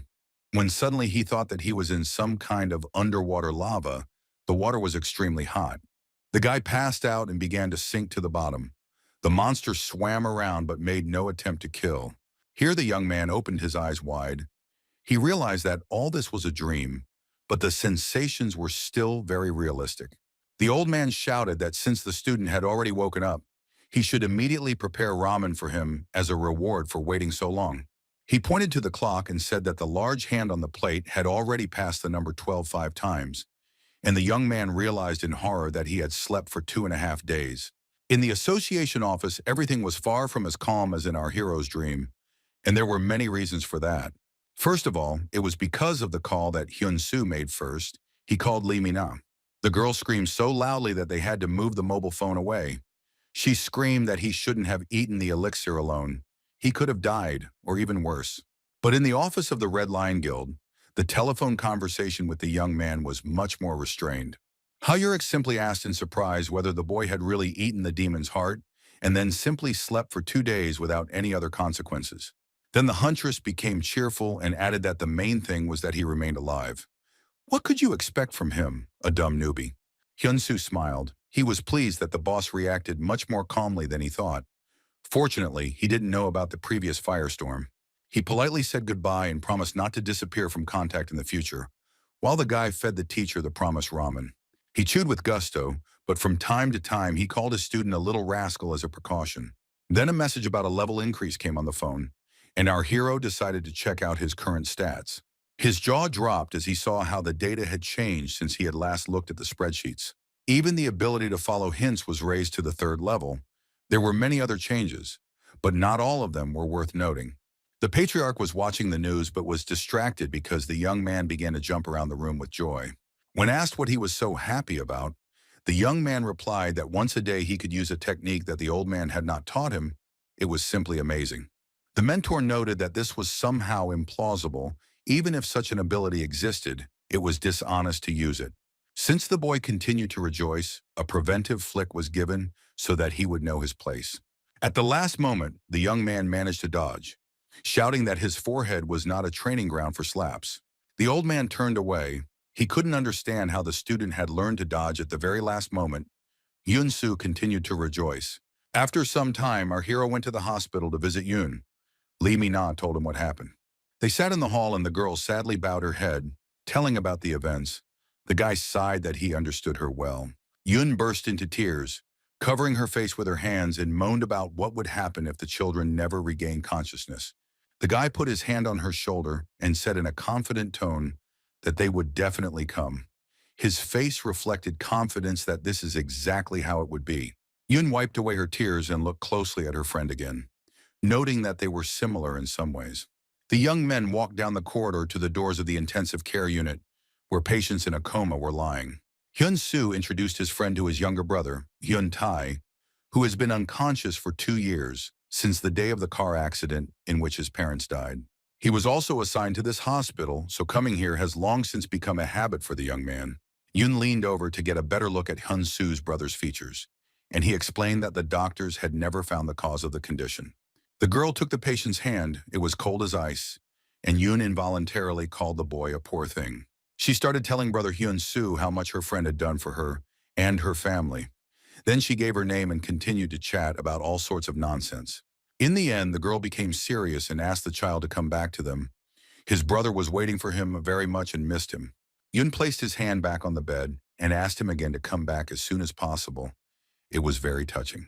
At this point, the old man decided to comment on the situation, telling Hyun Su that his brother was giving off a rather strange aura. This child's heart is definitely cursed, meaning he is not in a coma for medical reasons. The sky demon folded his arms and added that there was one way around it, but he wasn't sure what he should try. The auction for the sale of magical artifacts and special weapons, as always, took place in the luxurious conference hall. The skeletal spear, one of the main lots, was bidding at 70 million won, and the auctioneer began counting. But then someone raised the bid. It was a man in a red shirt with long dark hair, and both his appearance and his behavior were somewhat arrogant and dramatic. Cho Jae-hyuk was the leader of a hunters guild called Aegis. He raised the price to 80 million. Anticipating the successful acquisition of a rare spear, the man began to rub his hands with joy. But something went wrong. Jin Shi raised his hand, raising the stakes even higher, although he looked much less pompous than his colleague and behaved more calmly. Cho Jae cursed. He didn't expect that anyone else would like this weapon, and he didn't want to spend extra money. He needed to save. After the auction ended, the guests began to disperse. Those who arrived without a driver went to the underground parking on their own. Pleased with a productive day, Shin Si-hyuk was already unlocking his car, holding the spear wrapped up to put inside. But something distracted him. Someone called out to the hunter, and his face immediately became covered in the usual mask of indifference and boredom. It was Cho Jae who asked if his colleague was crazy to pay 200 million won for a piece that cost 70 million at most. The hunter, with a puzzled expression, pointed to the spear he continued to hold in his hand and explained that he would have given 300 million for it if necessary. He opened the car door and asked why he had to come to the auction without money when his colleague could sit quietly at home on the couch eating ramen. Cho Jae became really angry and decided to use some supernatural powers he possessed, for which he raised his leg. He then stomped, the force of the energy flow knocking Jin Shi off his feet and almost flipping his car, as well as all the others nearby. Looking at the smoke and destruction, the hunter thought that his colleague had gone crazy. Why initiate a senseless fight in the parking lot? But Cho Jae apparently thought that there was a point. He wanted to take possession of the spear and was now approaching with a threatening look. Jin Su asked if he was really tired of living. The hunter unpacked his newly acquired spear and announced that this was a great chance to try out the purchase on someone who was willing to risk it. Readying his metal gauntlets for battle, Choji replied that now someone would see that the weapon was worth 70 million and not a cent more. Saying that one shouldn't pretend to be someone one isn't, Jin Su rushed at his opponent with his spear at the ready, who kept his hands behind his back, hiding his gloves. He showed them, enveloping them in energy at the last moment, when the enemy was already flying with a spear in a jump. A second later, he was already flying in the exact opposite direction. Apparently, the man did not have time to use the spear, having received a blow to the jaw. He hit his back against the car several times before falling to the floor. It was quite humiliating. Cho Jae knelt down, checking the gauntlet's fastening, and said that no one had ever walked away alive after outbidding him at the auction. It was strange that Jin Su didn't know that. The building of the Red Lion Guild's office center was mirrored, so at sunset and sunrise it turned a pleasant pink-orange hue. Cho Jae stood in Ha Yurak's office, leaning on her desk, and the girl menacingly asked how many more times he would create problems for them out of nowhere. She screamed that she was simply inundated with complaints that had come in about him. The hunter remained silent and smiled with a satisfied look. Then he simply explained that he couldn't contain his emotions because a competitor simply came and took the thing he liked from him at auction. Ha Yurak was furious. She stood up and pointed her finger at the hunter, saying that if something like this happened again, she would not stop at screaming. The girl became like a fury and added that she would first tear him to pieces and then burn him. It would be good if Cho-jae understood this. She shouted at the scoundrel to think about his behavior and get out. He followed the order, and the office was empty. The boss looked at the photo on her desk. Then the careless employee returned and looked into the boss's office again with an innocent smile. The head of the guild yelled, "What else does he need?" Cho-jae waved his hand and asked when the boss would introduce him to that new A-rank hunter. Hyurek yelled that it was none of his business. The man smirked and stated that he had no intention of establishing a hierarchy or anything like that, although the look on his face suggested otherwise. A fiery projectile appeared in the girl's hand, and she roared that it was time to save herself behind the door. The hunter was indignant. Was it really impossible to say a word? But he obeyed. Cho-jae, hands on his hips, strode along the corridor and thought that in any case, he would soon meet the newcomer himself. In the hospital, our hero continued to talk with Hyun. The girl did not expect at all that he had now become awakened and was working as a hunter. She folded her hands in a gesture of gratitude and bowed slightly, as she had respect for the profession. The guy replied that he himself did not expect this. It turned out that the awakening of abilities can occur at any age and at any time. The beauty suggested that someone high-ranking, like Mihan, helped him find the job. But our hero just laughed. Hyun Su said that he would go visit his brother and the girl's little brother and sister, and that she should return to the ward and get a good rest. The girl walked down the corridor. As soon as she turned her back, the heavenly demon appeared. They entered Hyun Tai's room, and the boy asked if the teacher really knew a way to help the child come out of a coma. The teacher assumed his favorite pose and announced that the method was called the chopping heavenly tongue. A message appeared that the guy had learned the superior level technique of the chopping heavenly tongue. Everything happened so quickly that the hero was surprised. The master said that it is not so simple and that the young man cannot use this method yet. The old man said that this was a secret technique, a type of witchcraft invented by one of the heavenly demons, and anyone who did not have the body of a heavenly demon could not use it. The young man, with a joyful and even enthusiastic face, said that he would be able to use this magic. The demon frowned skeptically. The hero explained that because his level of following hints had increased, he could now repeat anyone's technique once a day, even this one. Hyun Su extended his hand forward, directing the spell toward his brother, and prepared to begin casting his spell. A message appeared that he was imitating the superior level skill, chopping heavenly tongue, and a pleasant yellow glow flowed from under the hero's fingers. The guy was tense, but he was satisfied that the magic was working. The heavenly demon was watching what was happening. He still didn't fully understand how this was even possible. What kind of ability allowed him to use techniques at a level higher than his own? A pleasant pinkish glow appeared around brother Hyun Su. It was clear that although he had not yet come to his senses, his condition was improving literally before our eyes. Thinking that increasing the flow of chi might help, the young man increased the power of energy transmission. The brother's heart began to beat much more rhythmically and calmly. The seal of the curse was removed from it by a spell. Our hero used up all the available chi energy when he realized that the main part of the work was already behind him. But then the spell suddenly stopped working, and the recoil threw Hyun Su back several meters. He was confused. The master noticed that he felt the power of an incredibly powerful being. Let him not be disappointed. He just needed a little more energy. The young man nodded. The hero looked at his brother and asked if he was just one step away from success, and the heavenly demon convinced him that this was indeed the case.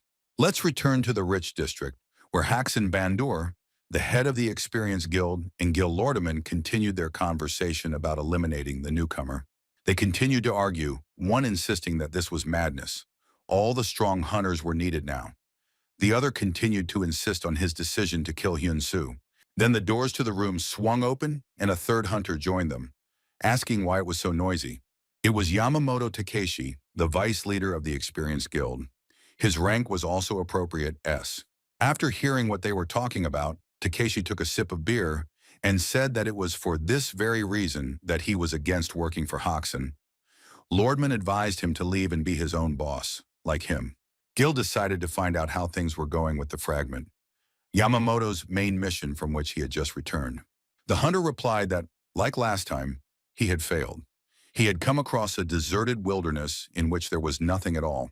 Lordman suggested searching for the last fragment in Korea, but Takeshi objected that the country was assigned to the Red Lions, so for now he preferred to wait. A friend said that the appearance of a newcomer could speed up the search for the fragment. Most likely, a corresponding expedition would soon be organized. If the boss of paradise is the ancestor of the dragon, then the portals scattered throughout the world are fragments of paradise. It is impossible to collect them all in a year. But the dragon set this very condition. Otherwise, humanity will face a disaster of such proportions that even the great hunters will be unable to cope, and an apocalypse will begin, so Takeshi was determined. He drank some more beer and slammed his fist on the table, saying that this was why they needed more high-ranking hunters. Our hero was in the hospital, and he had an idea to try using the skill on his brother and sister Yoon. He came to the children's room and almost cried from frustration that they had suffered such an unenviable fate because of the monsters. The children's faces were relaxed, but their bodies were tense, as if some kind of internal struggle was going on. The nurse said that the doctors had done everything they could, and now all she could do was just put a heating pad on them. The woman added that there were many similar patients in the ward, all of whom were admitted after contact with the fishman. Opposite, above the man's bed, sat a woman with a child. They were wondering when the father would wake up. The nurse asked them to wait for the doctor. The old man materialized in such a way as not to interfere with the boy's communication with others. But when the staff came out, he explained that the reason for the coma was cold energy. The young man asked again what this meant and received the answer that people fall into the state after contact with water spirits due to cold energy. The inhabitants of the oceans carry within themselves the original charge of yin. This is how nature works, and everyone has long been accustomed to this. But the mer people have such a powerful yin charge that at times it flows into the yin charge of people, entering into conflict with it. If they merge into one, then there is an excess of yin, and the creature simply goes into hibernation, be it a person, an animal, or a monster. It was clear from our hero's face that he didn't quite understand how it worked, but he had already decided to try to fix it. But before that, I had to make sure that the mentor knew a simple way to help all these people. The teacher replied that it was necessary to use yang energy to remove yin energy. Then the victims would wake up. Our hero was fired up with the idea of trying the method immediately. He approached his little brother Yoon and tried to sit him on the bed so that it would be more comfortable to work. The woman with the child ran up and began to complain that this was prohibited. The boy even took out his phone and began to convince the woman that the one in front of them was the Amugi killer. It would be funny if it weren't so sad. Hyun Su began to transmit his yang energy to the child, and a pleasant warm light appeared under his hand. People calmed down and just watched. The boy's skin began to acquire a normal pinkish tint, and he was no longer so cold that he needed a heating pad. The excess yin energy began to leave his body through the back of his head, and his face became completely peaceful and his body relaxed. The heavenly demon shouted that now was the perfect time to burn away the yin energy. The student replied that he saw no point in destroying something that could be used. He intended not to burn it, but to absorb this energy. The old man called him crazy and shouted that his body was at the extreme yang. If he absorbed yin, didn't he know what would happen? The young man apparently didn't know, and he was confident in his decision to try, so he extended his hand towards the flow of energy. The heavenly demon was indignant and called him all sorts of names, but then suddenly realized that nothing terrible was happening. The boy clenched his fist and completely absorbed the yin that came out of the child. It was clear that this did not cause him any problems. A message appeared that his body had gone from extreme yang to yin and yang harmony, and 3 beautiful energy flowers grew from the top of his head. The heavenly demon whispered that this was the peak of the 3 flowers blooming, an extremely rare phenomenon that he had never seen before in such a form. The vision quickly disappeared. It lasted only a moment, but the master was sure that he was not mistaken. His student fell into a trance for a second. He absorbed another stream of energy and turned to the heavenly demon, asking what the harmony of yin and yang meant. The patriarch thought that his ability was performing some kind of miracles and explained that this was when the body reached extreme yin and extreme yang, uniting them into harmony.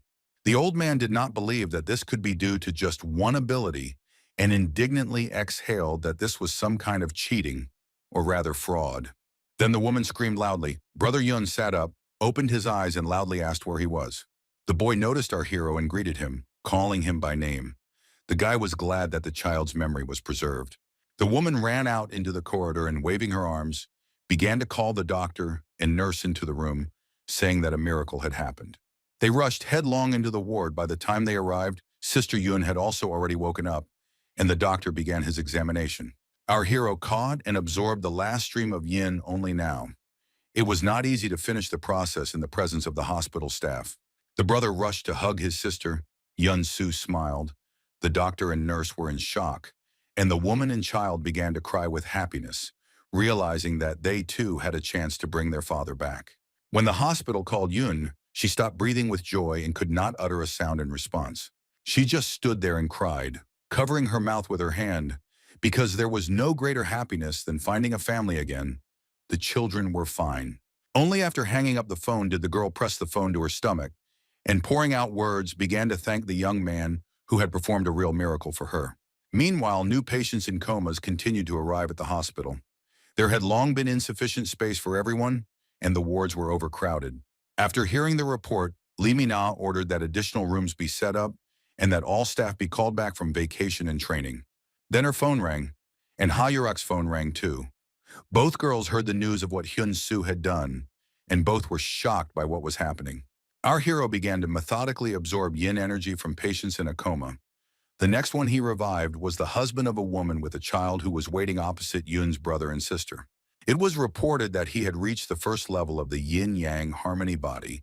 In order to obtain harmony, one should work with the extreme points of yin and yang. Both the doctor and the nurse began to thank the guy from the bottom of their hearts, not to mention the relatives of the patients he brought back to consciousness. Our hero moved from one ward to the next. He was not proud of himself, but simply did what he could, which he reported to the doctor. Soon Hyun Su began walking down the hallway, surrounded by happy people, each of whom wanted to thank him personally. Some even asked to take a photo as a keepsake, but most were simply in awe of this incredible ability and the guy's kind heart. The heavenly demon was extremely pleased and kept repeating that everything was very good. Hyun Su quietly asked what exactly. The old man explained that every heavenly demon should immediately get used to such treatment because he will be praised very often. This is normal. When our hero moved to the last ward, a strange sound was heard. The young man did not immediately realize that it was his own phone ringing. He was so tired. Hyun Su had just brought the old man out of a coma. The nurse was helping him sit up, but she didn't want to be too intrusive. The guy smiled and took the call, telling the guild leader that he was currently in the Assassin hospital. She replied that she already knew. When asked how this was possible, the girl explained that the association had sent the guild a request for help in hospitals. Ha-Yurek added that it was not free. A substantial sum was paid for his help by the state. The check just arrived. He can take it all for himself. The hero objected that he couldn't. He was a member of the guild, to which the boss was indignant that the guy hadn't read the contract carefully. If his actions weren't connected with the guild, the money was his. He was surprised that everything was so convenient and said that when he finished in the hospital, he would go to the association. Ha-Yurek was pleased. She dreamed of subordinating the organization to herself. Somewhere in Europe, Haksan Bandur was in his family castle, and no one else had lived there for a long time. He was sitting on the sofa, deep in meditation. His colleague, who had dropped in to visit, was sleeping peacefully, but then the phone rang, and he had to answer it. Someone's cheerful voice told the boss that he found out where Park Hyun Su lived. The hunter was happy. He was really looking forward to this information. Seeing how soundly Gil Lordman was sleeping, Haksan decided that he would not wait until the morning, so he asked for the address to be sent immediately. The man put on his jacket. He was preparing for a long flight, so he needed to take care not to freeze at altitude. The hunter assumed a comfortable starting position and began breathing deeply to achieve maximum concentration. Then it was necessary to collect enough energy to develop high speed from a standing start. A second later, Haksan was already flying quickly, like a bullet, over the street of the ancient city. He had to cross almost half the continent. A few more jumps with increasing speed, and the man completely disappeared from sight. He was moving so quickly. In the morning, he was already in Korea, in the very city where the hero of our story, Hyun Su, lived. He was at home, and once again listened to the request to feed the teacher ramen. It seemed that he had been wrong to praise the dishes to the old man. The guy asked if his mentor wanted to diversify the menu, to which he received the answer that he himself called ramen the best food in the world, and now he was showing off. At first the young man wanted to object, but then he remembered how much the master had given him and agreed to go to the kitchen. Then his phone rang. The young man asked the head of the guild why she was calling so early in the morning if something had happened. The girl asked where he was, and Hyun Su replied that he was at home, going to cook. She screamed at him to get out of there immediately and as far away as possible. Hearing the answer, the young man became worried, but not too much. But then the heavenly demon reported that someone incredibly strong and powerful was approaching them. There was no need to repeat it twice. The hero rushed out of the apartment and rushed up the stairs without even locking the door behind him. He wanted to run out into the street and use Heavenly Walk, but to do that, he had to manage to get over the stairs. A strange sound made the young man raise his head up. Some hunter was rushing across the sky. So fast, like a comet, Hyun Su didn't have time. The celestial body descended to the level of the cars on the road and braked sharply. There was no need to continue moving. The landing was so powerful that the road shook, and a manhole cover a few meters from our hero flew up. The young man also stayed on his feet solely thanks to his supernatural abilities.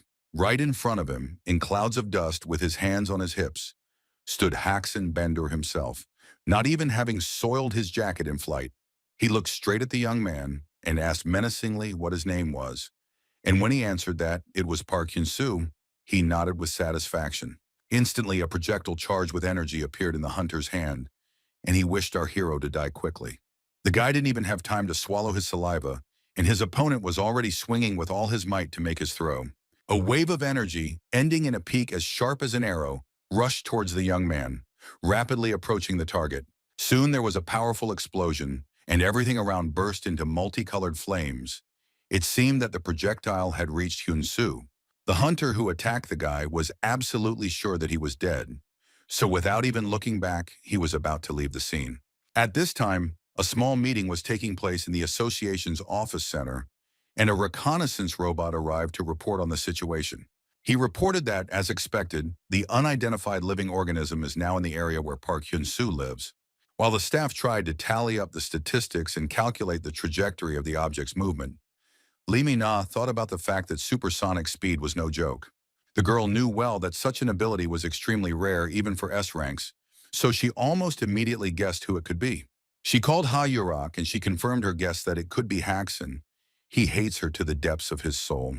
The huntress thanked the director of the association for the information and, without even hanging up, began to take off her high-heeled shoes. After stating that she was the only one who could stop him, the leader of the Red Lions Guild added that she would go there immediately. Lee Min-na thought that she should go too. Her gaze became warlike and her fists clenched in a threatening gesture. Then someone's voice asked the leader Lee not to go there now. It was the CEO of the entire corporation, an elderly bald man. He nervously twitched his mustache and explained that now we are talking about a battle of S ranks. There is no point in interfering in it. It is certain death. The CEO added that the association would not stand aside. They asked the Azure Dragon Squad to prepare for the use of the magical item, Mirror World.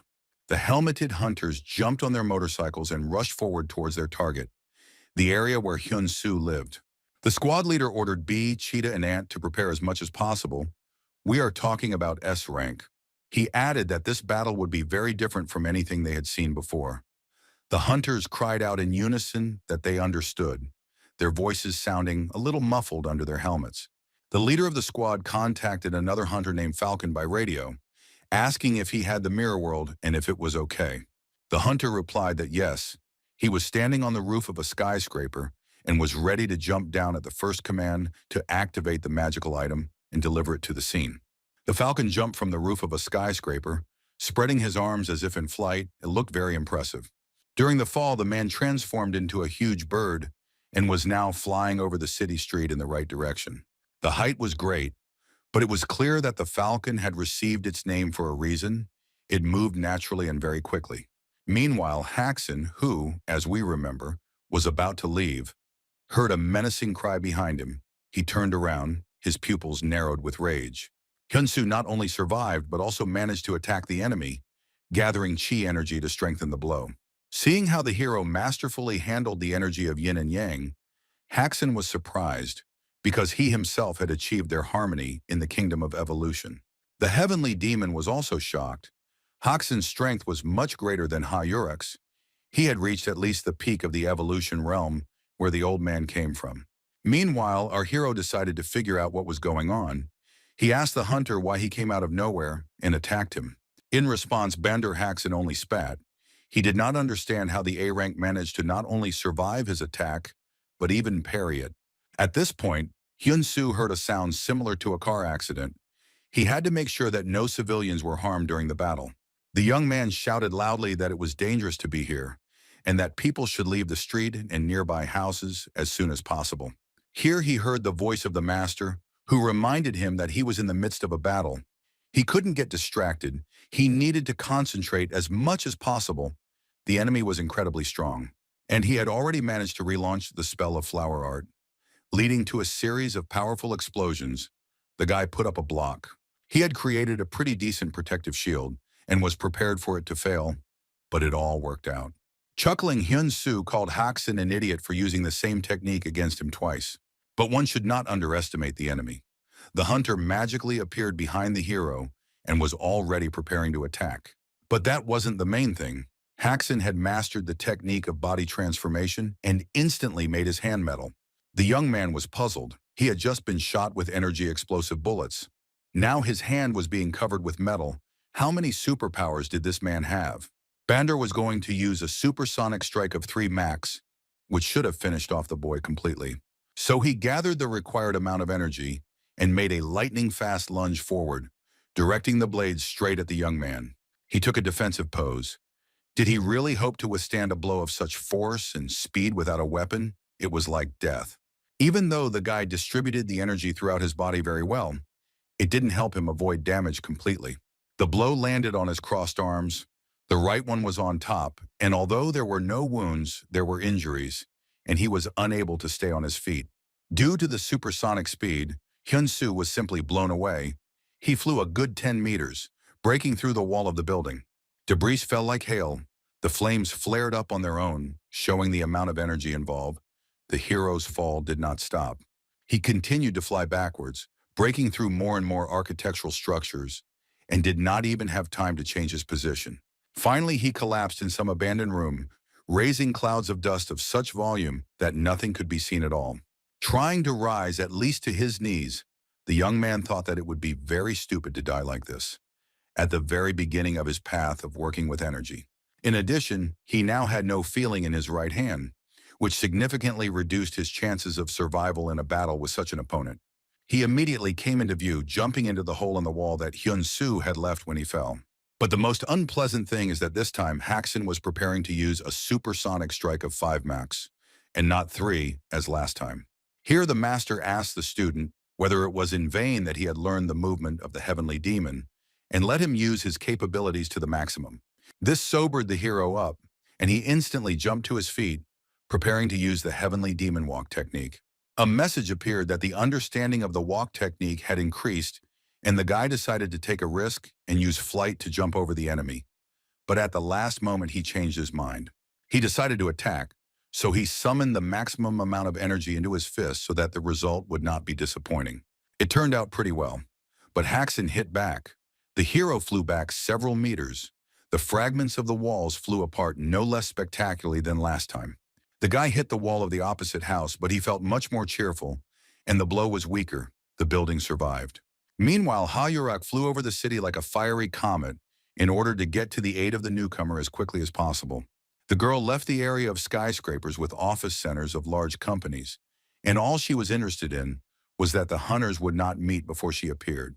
At the same time, the head of the Red Lions Guild was tormented by curiosity about how many seconds our hero would last in the confrontation with Bander. According to her predictions, the battle should be over in an instant, so she had to hurry. It would be a shame if Hyun Su died. The even distribution of energy throughout the body once again saved the young man from serious injuries, and he mentally thanked the teacher. Haxon headed straight to the place where the young man was lying and thought that everything that was happening looked rather suspicious. It was very strange that someone survived 2 blows of such force, and what's more, was not even too hurt. The hunter told Hyun Su that he was going to finish him off in 1 blow. Well, he miscalculated a bit. It looks like it will take 3. The heavenly demon watched them and thought that despite his disciples' low level of understanding, he was able to immediately attack such a high-class opponent. The old man decided with satisfaction that his protege was indeed strong, but if he failed today, he would not be able to grow as a heavenly demon. Haxon also noted that he had a worthy opponent and said that he admired his resilience. Our hero had no idea whether this was a trick, a mockery, or sincere praise. He cursed and closed his eyes. But then the hunter's face reflected extreme amazement. He realized that his opponent was accumulating his energy for a new attack. With a cry that he had absolutely no idea what they were talking about, our hero prepared an energy projectile of enormous power and was getting ready to use it. Haxon even had to raise his hand to block the blow. It was capable of knocking him off his feet. The second one didn't take long to come, and our hero decided to use the piercing technique, which belonged to the sky demon's crushing blows. It was something much more powerful than before, even a bid to leave the confines of A-rank. The opponent crossed his arms in a defensive stance, and even covered his right arm with a metal shell so as not to injure him. Hyun Su pushed him back. The guy was really strong, considering his lack of combat experience. You could say he was incredible.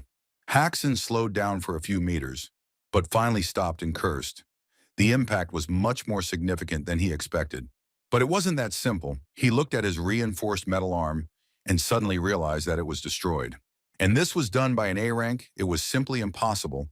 The hunter cast a silver pulse spell and started regeneration. Now both arms were strengthened and looked like new. The heavenly demon noted that the man's recovery level was about the same as that of demons. The old man advised not to let the enemy rest and to destroy his insides with the help of the heavenly tree strike, and the student did just that. He was about to slowly destroy each of Haxon's transmutations, but he rose up from the blow and seemed to evaporate using some kind of water magic. Now it was necessary to understand whether the blow from the tree had really destroyed the hunter or whether it was another of his tricks. The master reported that he felt Haxon's energy somewhere nearby. The man was definitely alive. Hyun Su gritted his teeth in anger and began to wait for the spectacular appearance of his enemy. The hero did not even doubt that it would be exactly like this. Here the mentor commanded to look down. The young man noticed that at great speed Haxon was attacking him with his iron hand from under his feet. The young man managed to jump back just in time to avoid being cut in half by one super powerful blow from the blade on the hunter's hand. Now it was necessary to respond with dignity, and the newcomer put emphasis on his hand to strengthen the attack. The opponent understood everything and immediately took a defensive stance. Hyun Su didn't have time to hit because Haxon simply disappeared from sight again. In fact, he was moving at ultrasonic speed, but the hero didn't know that. A metal hand landed on the back of his head, but not to crush his skull. The enemy wanted to kill the guy more effectively. The hunter grabbed him by the hair and raised the blade to strike, saying that he would be happy to finish him off painlessly. Enveloping his hand in energy, Hyun Su muttered in a dissatisfied voice that he couldn't be so boring. It was always the same thing. Screaming that it wouldn't work with him, he slipped out from under the metal arm and was about to cut Haxon with a blow from the leaf. It was an incredible blow, which in addition to slashing the enemy, also broke a traffic light and a lamppost to hell. The damage was quite noticeable, and the killer was really angry. He hadn't been seriously hurt by anyone for a long time. He used recovery magic again, and Hyun Su regretted not using a series of attacks. But it was more difficult to do now that the street was more crowded. The enemy had to be dealt with before classes at the local school ended to avoid casualties. But then the guy remembered that today was a day off. This meant that the school building, located on a hill, was empty. It was necessary to lure the enemy there. The guy rushed to the target. In general, there were several other rather deserted areas in the area, so the main thing was to get away from the busy street. Haxon held his side. He couldn't completely heal the wound, even with the silver pulse. It was too serious. He suddenly realized that while he was busy with the restoration, Hyun Su had disappeared somewhere. This was an interesting development. The villain appreciated the trick. At this time, Hyun Su was quickly, like the wind, covering the space above the school stadium. He needed to get inside. Having jumped through the window, the young man rushed to run along the deserted corridor. It was necessary to confuse the trail. Fortunately, there was no one on the top floor. The hero breathed a sigh of relief.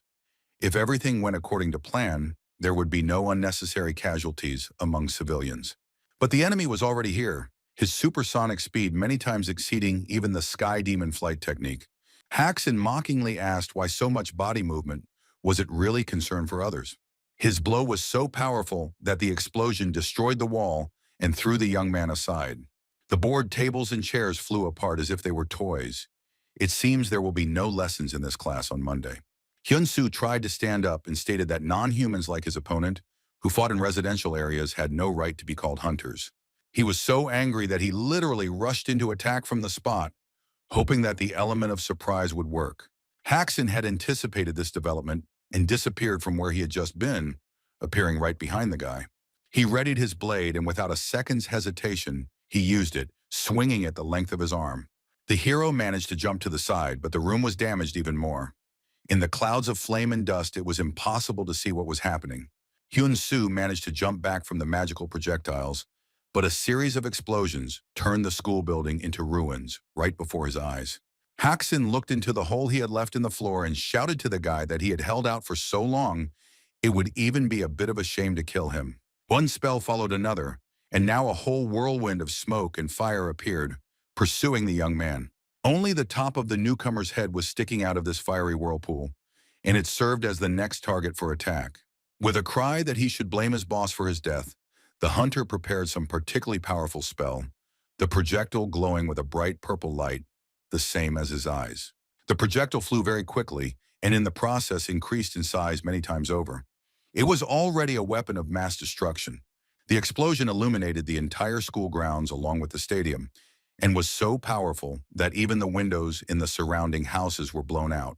Even the stadium stands, which could have survived, were simply blown away by the shock wave, and tons of debris flew into the air. Above all this horror, Haxon flew in clouds of smoke, his arms crossed in a victorious pose in his metal armor.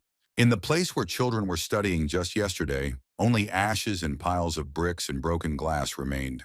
The hunter landed on the ground at the very epicenter of the explosion.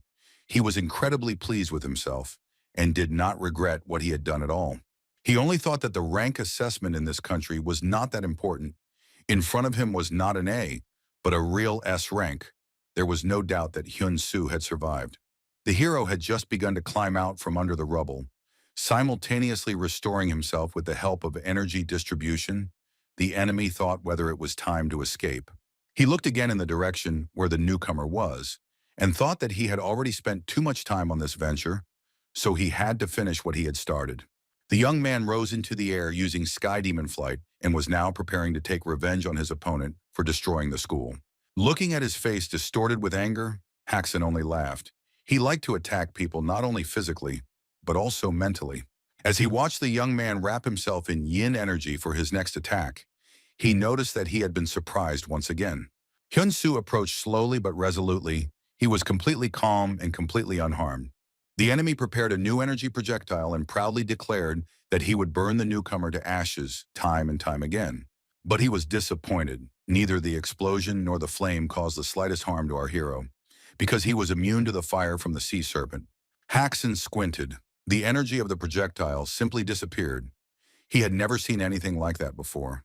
How the newbie absorbed it remained a mystery. The guy continued to approach. The hunter became noticeably nervous. He had never had an opponent equal to him in strength. The terrifyingly black Hyun Su with shining eyes stood right in front of him, and Haxon decided that his body was quite capable of engaging in hand-to-hand combat. He was still strong. Readying his metal-enhanced arms for battle, he screamed menacingly at the boy that this was the end for him. The young man dodged the blow with ease, somehow becoming much faster than he had been 10 minutes ago. Then he himself attacked, and with a loud curse the enemy flew back, completely helplessly spreading his arms and legs. The young man looked after him and headed in the same direction. It was necessary to put an end to this whole unpleasant story. He used the second technique of the heavenly demon crushing blows, and it was the right choice, practically eliminating Haxon from the game. The hunter narrowed his eyes, realizing his complete helplessness in the current situation. He understood that he had lost. This blow was followed by another one, and now someone else could be climbing out from under the pile of rubble. But he didn't do that. Hyun Su stood there, ready to repel any attack, but there were no more people willing to engage in a duel with him. This was the result of the events that happened some time ago, when the young man and the heavenly demon had another training session. As always, for these purposes, they went into the portal. Fortunately, Lee Mina did not have time to wipe it off instead of mold.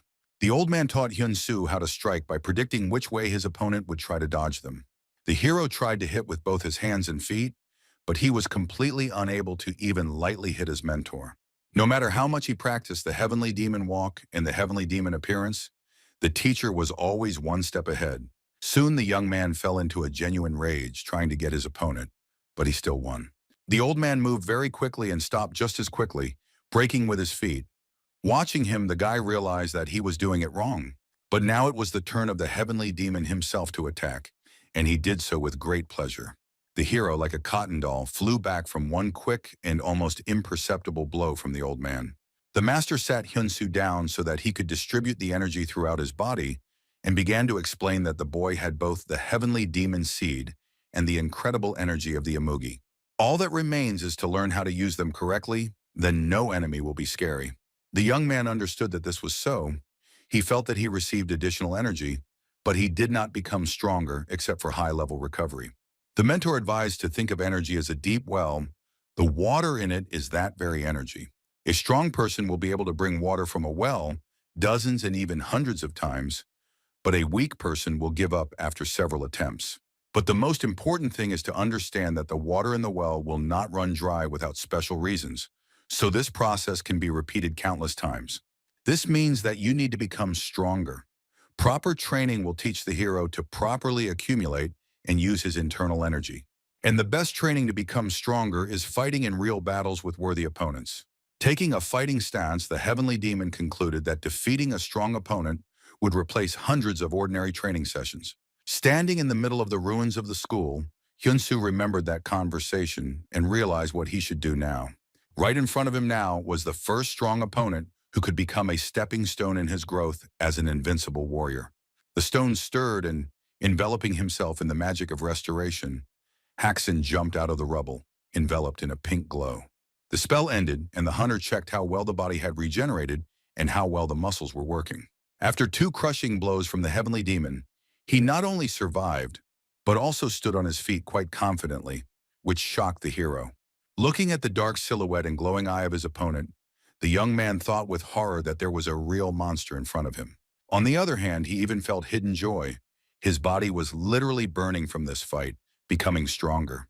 Haxin approached and said menacingly that he never imagined that the boy could hit him so hard. No wonder the Red Lion wanted him. The guy prepared to repel the attack that would definitely follow immediately after these words. He was ready for a fight. But something went wrong. The hunter was going to use the magic projectile again, but his energy was not enough for this spell. Well then, it will be close combat, even though he was called an astral demon. Haxin was also very strong in hand-to-hand combat. He took off so quickly that a flame flared up under his feet from contact with the surface. The hunter was about to use a 5 Mach attack and rush towards Hyun Su at supersonic speed, leaving behind a pink glow. The young man screamed. He didn't expect everything to happen so quickly, but at the last moment he pulled himself together, activating the circulation of energy. The blow hit him right in the chest, and now both opponents were rushing at great speed, Haxin by inertia and the newcomer by the force of the blow. The boy then continued flying alone, his eyes closed in pain and his arms spread helplessly, but he was definitely alive. As he prepared to land on his back on the ground, the enemy rushed forward to meet the hero with a new attack. He was behind Hyun Su faster than he could fall. It was a very sneaky move, very much in the spirit of a hunter. Turning his hands into blades, he leaned over the place where the young man was supposed to land, saying that he couldn't escape, he would take his head. The old man managed to warn his student that he was in danger and risked literally being left without a head. The mentor shouted that if he didn't use the heavenly demon soul, he would die, and the skill of following hints was activated. The level of understanding of this technique increased to 65%, and the hero opened his eyes wide, determined to fight for his life. The master encouraged him with the words that if he concentrated well, then everything would work out. He was sincerely worried about Hyun Su. The young man remembered in a split second how they had recently trained in the interdimensional dimension, where they had entered through a portal in the room. Then the hero complained to the teacher that the soul technique was too difficult for him, and he advised him to think of it as a key. The heavenly demon pointed his finger and said that the first step would be to step back and let his consciousness pass through this point. The guy looked at him with a completely uncomprehending look. It was clear that he didn't even know what point he was talking about. Now everything was different. Haxin prepared to cut off the boy's head, saying goodbye to him with a nasty grin. And then the heavenly demon's soul technique worked. The hero managed to leave the confines of his physical body. It was incredible. As the physical shell completed its flight to the ground, Hyun Su's astral essence parried the blow and launched a counterattack. The enemy, writhing in pain, flew backwards upside down. He hadn't even imagined that such a thing was possible. He stood up and began to think that what had just happened was that the guy had flown at him at great speed and hit him, but now he was lying sprawled on the ground. A bright shining spot was approaching from above. It was moving quickly and was quite large. At the last moment, Haxin managed to block, and another blow of incredible force fell on him. The man remained on his feet, but was injured. Dust was swirling around and absolutely nothing could be seen. All of a sudden, Hyun Su appeared right in front of him, and with a scream, attacked his opponent with an explosive punching technique. Immediately after this, the guy used a tree strike. The hunter realized that he would not be able to block this technique. There was a powerful explosion, but Haxin did not fly back. Our hero continued to hold his hands at the level of the enemy's solar plexus. He tried to repeat the technique, but found that he no longer had enough chi energy. The guy made another attempt, but it was also unsuccessful, and the situation began to smell of absurdity. The tension reached its breaking point, and the young man realized that he had used all his strength to draw water from the well, but he could not do it anymore. Haxin grinned maliciously and announced that it was now his turn, which sounded like a death sentence. He struck from the bottom up, landing right under Hyun Su's chin, almost breaking his neck. Any heavenly demon sooner or later finds himself in a similar situation. It happened in the life of our hero's mentor many hundreds of years ago, when the battle was simply epic. Many heroes died fighting the huge demon. Only one warrior remained alive. It was the future master Hyun Su. He declared that he would kill the enemy. The monster, hearing his threat, laughed, saying that the heavenly demon had spent most of his strength and energy. He would not be able to defeat him. The man did not give in to the difficulties. He was confident that his promise to destroy the monster was entirely feasible. The master declared that he swears on the honor of his fallen comrades that he will destroy the demon, dry out its skin, and eat it in memory of them. The monster said that he would give this powerful man a chance to become his right hand and rule this world together. In response, the master asked him to shut up, his feet pressed against the stone as far as possible in order to carry out the attack. The demon was surprised to hear what he had in mind, since he had no internal energy left, and the man replied that the heavenly demons could use this martial art without it. He explained that he could borrow powers from nature, but he didn't have time to finish his sentence because he decided to do something rather than just talk. The master used the heavenly body technique and rose quite high, ending up right in front of his opponent. Now Hyun Su used the same technique again. He started the circulation of chi and raised the heavenly body from the rubble. The crowd watched from afar. People were very scared. The school building was completely destroyed in just 20 minutes.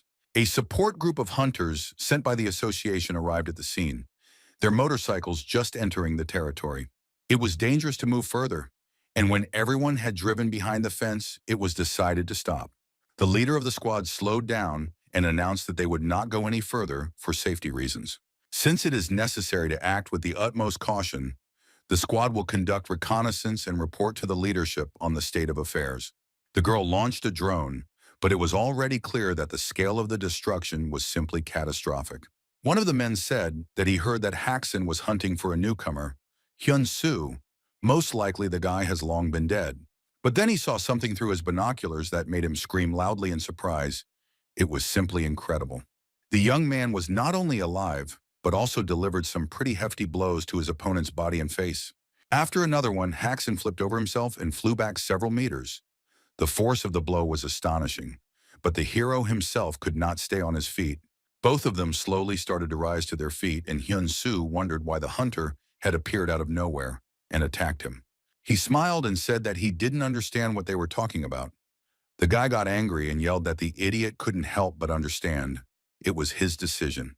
The leader of the hunting party reported that Pak Hyun Su was alive and that he and Haxin were in hand-to-hand combat.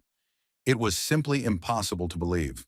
Meanwhile, both of them had risen, and the hunter, with a sinister laugh, was preparing to close the distance with the newcomer again. He just discovered that his energy beam was working again, which means the kid is doomed. With a loud laugh, Haxin flew high into the air, shouting that now that he had recovered, he would not delay the process too much. The young man stood on the ground with literally nothing, observing only the emptiness where the enemy had just been. Feeling incredibly powerful again, the hunter cast some kind of incredible energy tornado. The next moment, he unleashed all his power on where Hyun Su was. It was a death sentence for the hero. But fortunately, the hero was not alone. The master came to the aid of his student and literally at the last moment pulled him out from under the blow. Meanwhile, Haxin created that very celestial flying object, which was a clot of energy, which so interested the association. The hunters watched what was happening in horror and wondered how they were supposed to stop this monster. It was just madness. The villain looked down and tried to understand what had just happened. It was as if someone had pushed the enemy away from his blow. He looked at the crater left by his attack and lowered his altitude a little to get a better look at his enemy. He lay motionless, but was clearly alive, and Haxin thought that the young man could withstand one more attack at most. A support group was also watching him from a drone, but for some reason the hunters were in no hurry to provide the support. The association director was also watching, and Lee Mina was silently begging Hyun Su to get up and fight for her life. The master crouched over him and commanded the brat to get up immediately. Even though he was his student, he should not count on any further help. Looking at the teacher, the hero called out to him. His voice was weak, but sounded quite confident and optimistic. The thing is, at some point the young man saw his master in his youth, just like the one he used to defeat the demon using the heavenly body technique. Now he could see his mentor at a young age quite clearly, hanging right over him and imparting special skills, instilling confidence in his heart. In reality, something a little different was happening. Realizing that Hyun Su was already on the edge, the heavenly demon decided to dive into his consciousness completely. Lee Mina was just then giving orders to a group of hunters to intervene before Park Hyun Su died. The members of the Azure Dragon squad froze. They were seriously afraid to carry out this order from their boss. The leader hesitated, now that he had seen both hunters in action. Entering into battle was seriously scary. He decided to delay the moment and looked through the binoculars again. It seemed that the need to fight with Haxin had disappeared. Zensu stood up, which the hunter quickly reported to the leadership, in the hope that Lee Mina would order him not to interfere. The heavenly demon assessed the situation and thought that it was impolite to interfere in someone else's fight, but he had to help the disciple escape. He said that it was time to stop, that nothing could be done, to which the student replied that this was not entirely true. Hyun Su reminded him that he could use one of his mentor's skills once a day, and that's exactly what he was going to do now. The director of the association met the squad leader's expectations and told him to observe for now and be there for support if necessary. Meanwhile, Haxin approached our hero and mockingly asked what he was muttering. The enemy rose into the air again to attack, and Hyun Su quickly used a martial art that did not require internal energy. He used the heavenly spiritual body technique, and the patriarch was very surprised because he had not taught him this. The young man soared into the air no worse than his opponent. He was ready for a decisive and quick attack. Haxin admitted that the hero was strong, but then added that he was already tired of all this, and again used the most powerful energy projectile. He was approaching the newcomer, but no one was going to dodge. The blue energy field would allow the guy to protect himself. At the same time, the hero decided to make a counterattack and also created his own projectile. It had a pleasant blue color. Apparently, it depended on the personal aura. A bright flash of light rushed towards the enemy. Everyone was very interested in how this confrontation would end. Somehow, both power flows stopped, and a round mirror and several of its clones flashed in the sky above them. Haxin's projectile entered the mirror. The same thing happened with Hyun Su's projectile. Both were indignant because it ruined all their plans. The mirror world worked as expected, absorbing the energies of both crazed hunters like a sponge. When the deed was done, and the last streams of energy were absorbed by the atmosphere, it became noticeable that a hole had appeared right in the middle of the magical artifact. The next moment, the mirror world crumbled into pieces, unable to withstand the amount of force it had to absorb. Both Haxin and Hyun Su dropped to the ground to attack in the air again, as both of them didn't have enough energy. The young man looked up and saw a falcon man hovering there, the one who had worked to bring the mirror here. The hunter folded his arms across his chest and stated that using the mirror world against him was smart. It made his attempt at attack hopeless. The members of the Azure Dragon Squad were literally taken aback. None of them could have imagined that such a powerful artifact could be destroyed so easily. Here both opponents were forced to look up once again, A female voice called out to Haxon straight from the sky. A fiery comet was rushing towards them from the sky. Could a celestial body really talk? The answer to this question was obvious. Hyun landed on the ground, leaving a small crater around her. The girl's bare feet were stronger than steel. Watching the flames gradually die down, Hyun Su cautiously called out to the boss. He didn't know if it was acceptable to do so at this moment. There was bewilderment in his gaze, but the huntress was in no hurry to explain why she had arrived at the scene. And so effectively, then she praised the newcomer for his work. Hyun then ordered the Azure Dragon Squad to stay behind, and she would take care of Haxon personally. The hunters couldn't hide their joy that the leader of the Red Lions had arrived so timely, and that they wouldn't have to fight in S-Rank. The villain clenched his fists and shouted that if she expected to deal with him alone, then she was a complete idiot who thought too much of herself. Here they both froze. A very loud and characteristic sound appeared, as if a portal was about to open right now. And so it happened, and now all three characters looked at the blue rectangle and wondered who would appear from there. The guest did not keep us waiting long. Takeshi Yamamoto was the first to come out, followed by Gil Lordeman. Their appearance was prompted by the events that took place a week ago in the Portal Affairs Committee. The highest ranks and almost all the S-rank hunters in the world gathered around a round, or rather square table, and an automatic translation device was turned on so that they could understand each other. The talk was about the portals that the ancient dragon created. All countries that have S-rank hunters will now be responsible for paradise. If a portal appears in a country where there are no such hunters, the guild that is closest will go there. Haxon asked the man who had said this why it was necessary to gather everyone just because this decision needed to be announced. How can we talk about heaven when the survival of humanity depends only on how strong it is? The hunter stated that his guild would act on its own without getting involved. Hyun stood up and asked him to think twice. The girl accused him of selfishness. When it comes to the survival of the whole world, you can't swim against the current. You need to join forces. Haxon stated that if he could stop it, then humanity would survive. If he couldn't, then it would die. That was the whole point. Back on the day of Hyun Su and the villain's battle, the area where he was fighting was in chaos. The traffic controllers couldn't cope with the flow of cars, and the townspeople tried to get as far away as possible, having heard that a portal had opened on the ruins of the school and that hunters had gathered. People called their families in panic and tried to guess what kind of monsters might appear from the portal and when it would happen. Meanwhile, the flames and the glow from the energy shells died down over the ruins, and the opponents negotiated. When the leader of the Azure Dragon Squad saw who appeared from the portal, he cursed. He did not understand why the best of the best had gathered here. If 4 S-rank hunters started a battle, it would be a national-level disaster, nothing less. Takeshi, being the most well-mannered, went straight to Hyun, who, with a displeased look, waited for him to tell her. While Gil Lordeman tried to calm Haxon down, Yamamoto apologized for his boss's stupidity again. Hyun Su remembered seeing this man in a magazine. He was ranked 8th in the world's hunter rankings, the divine sword Yamamoto Takeshi. Lordeman asked his friend what he had done, especially in a foreign country. Our hero recognized him. It was Hunter number 9, the mage of space and time. This meant that the person he had to fight was Gil's best friend, Haxon, the number 2 ranked hunter. Just at that moment, the guess was confirmed. Lordeman loudly shouted out Haxon's name and asked him to stop provoking people. The young man was simply beside himself with amazement. He fought almost on equal terms with the German Haxon Baldur, a hunter who was ranked 2nd in the world in strength.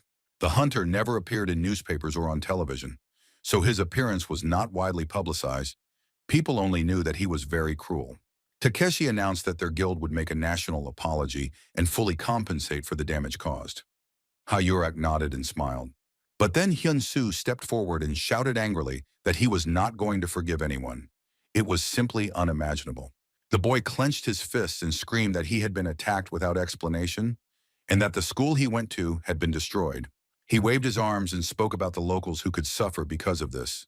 But Gil Lordeman did not let him finish, calling out to the boy.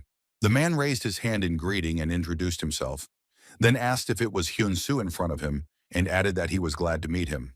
The young man was surprised that the hunter spoke Korean, and he explained that he could compare brainwave lengths, which is why he spoke all languages.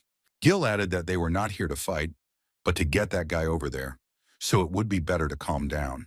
Takeshi bowed to the hero and introduced himself, After which he added that, as he had told Yurak, they would apologize and make up for everything. The guy was indignant. He shouted that an apology was not enough, and that compensation could not repair the damage caused. Hyun Su stated that he intended to see this through to the end and deal with that bastard, so that Takeshi's path would be out of the way. His boss stopped him, saying that Yamamoto could be trusted, there were no casualties, so that would be the end of it. At this time, the hunter tried to convince Hansen to cool down. This was an open act of invasion of someone else's territory. The consequences could be very serious. He urged the boss to come to his senses and return to his place. He remained tensely silent, but it was clear that he was not delighted with such a prospect. Finally, the hunter made a decision and looked back at our hero, advising the kid to become stronger, and then they would talk some more. With these words, Haxon soared into the air at supersonic speed, leaving Takeshi with the mission of saying goodbye to the others on his own. The Japanese grabbed his head. It seems they managed to prevent another crisis, but how many more there will be is unknown. He looked at Hyun Su and said that he heard that the guy was an A-rank hunter. Every time a strong warrior appeared, it should be celebrated. Lordman raised his hand in farewell and shouted that he and the boy would definitely get along. The newbie was seething. He was already 20. Why call him that? The mage activated the portal again. It seemed to be his main means of transportation. Very convenient, it should be noted. The man waved his hand again and promised that he and the boy would see each other again. It seemed that he was amused by our hero's reaction to this address. The young man continued to be angry even after the uninvited guests had disappeared, and Ha Yurak also liked that he was angry. The girl looked at the hero and thought that she only hoped that he would not die, who knew that the guy was capable of fighting Haxon on equal terms. She wondered how strong Park Hyun Su had become, and whether a new star was rising before her. Work continued in the association's office center, even though the day was drawing to an end, and Ha Yurak and his ward went to the hospital. The doctor said that the guy's regeneration is working very quickly, and he will be completely fine by tomorrow.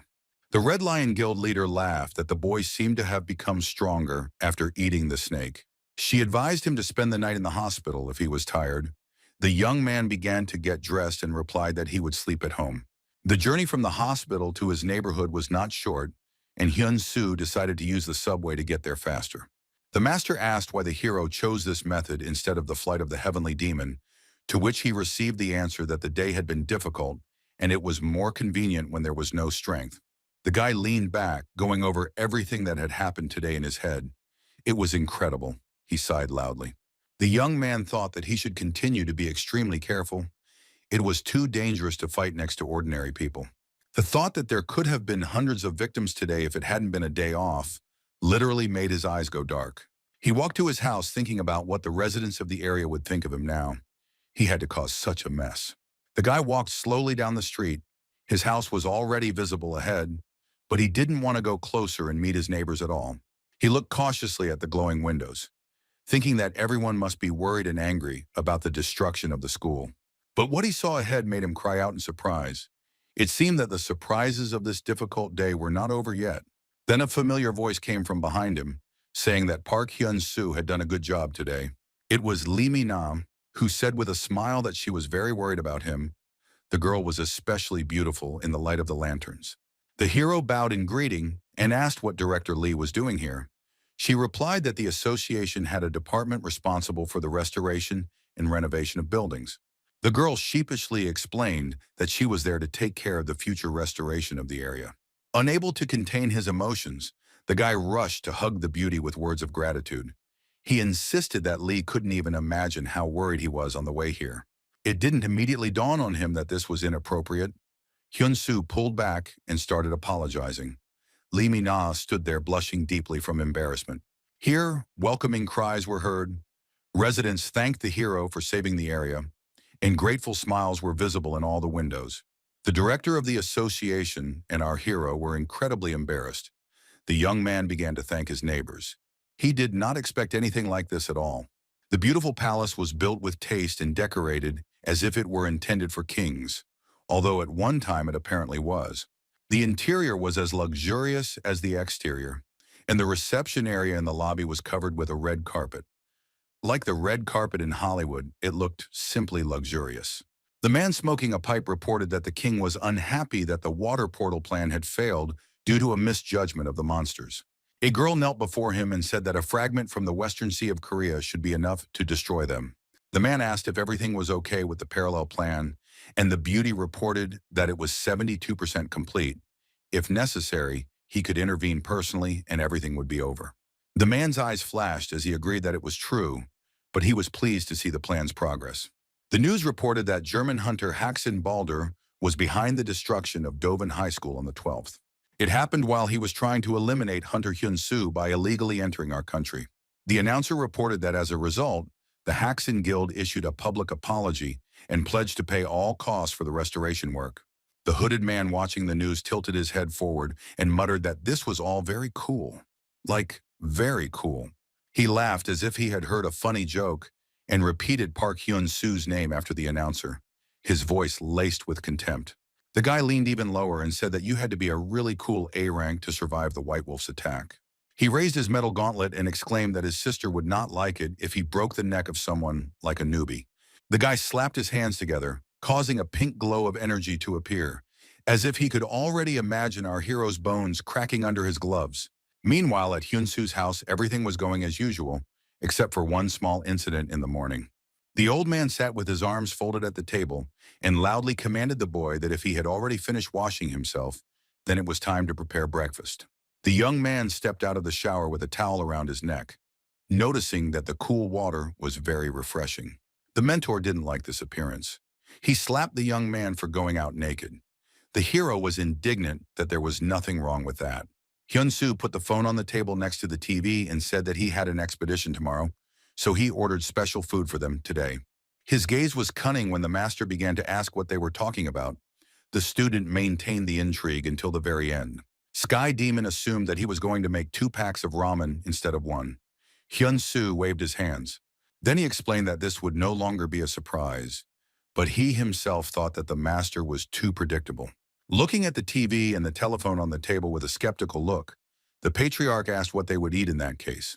Finally, Hyun Su lost his nerve and solemnly announced that today they had spicy pork with rice on the menu. When the dish was on the table, the mentor asked if it was better than ramen. The guy replied that these foods cannot be compared, they are too different. The old man tasted the dish and his face changed its expression, but it was simply impossible to decipher the emotions. The boy cautiously pulled the spoon away and asked what was wrong, whether the mentor didn't like the new food. The room shook with the cry that the brat was constantly feeding him ramen when there was such a great alternative.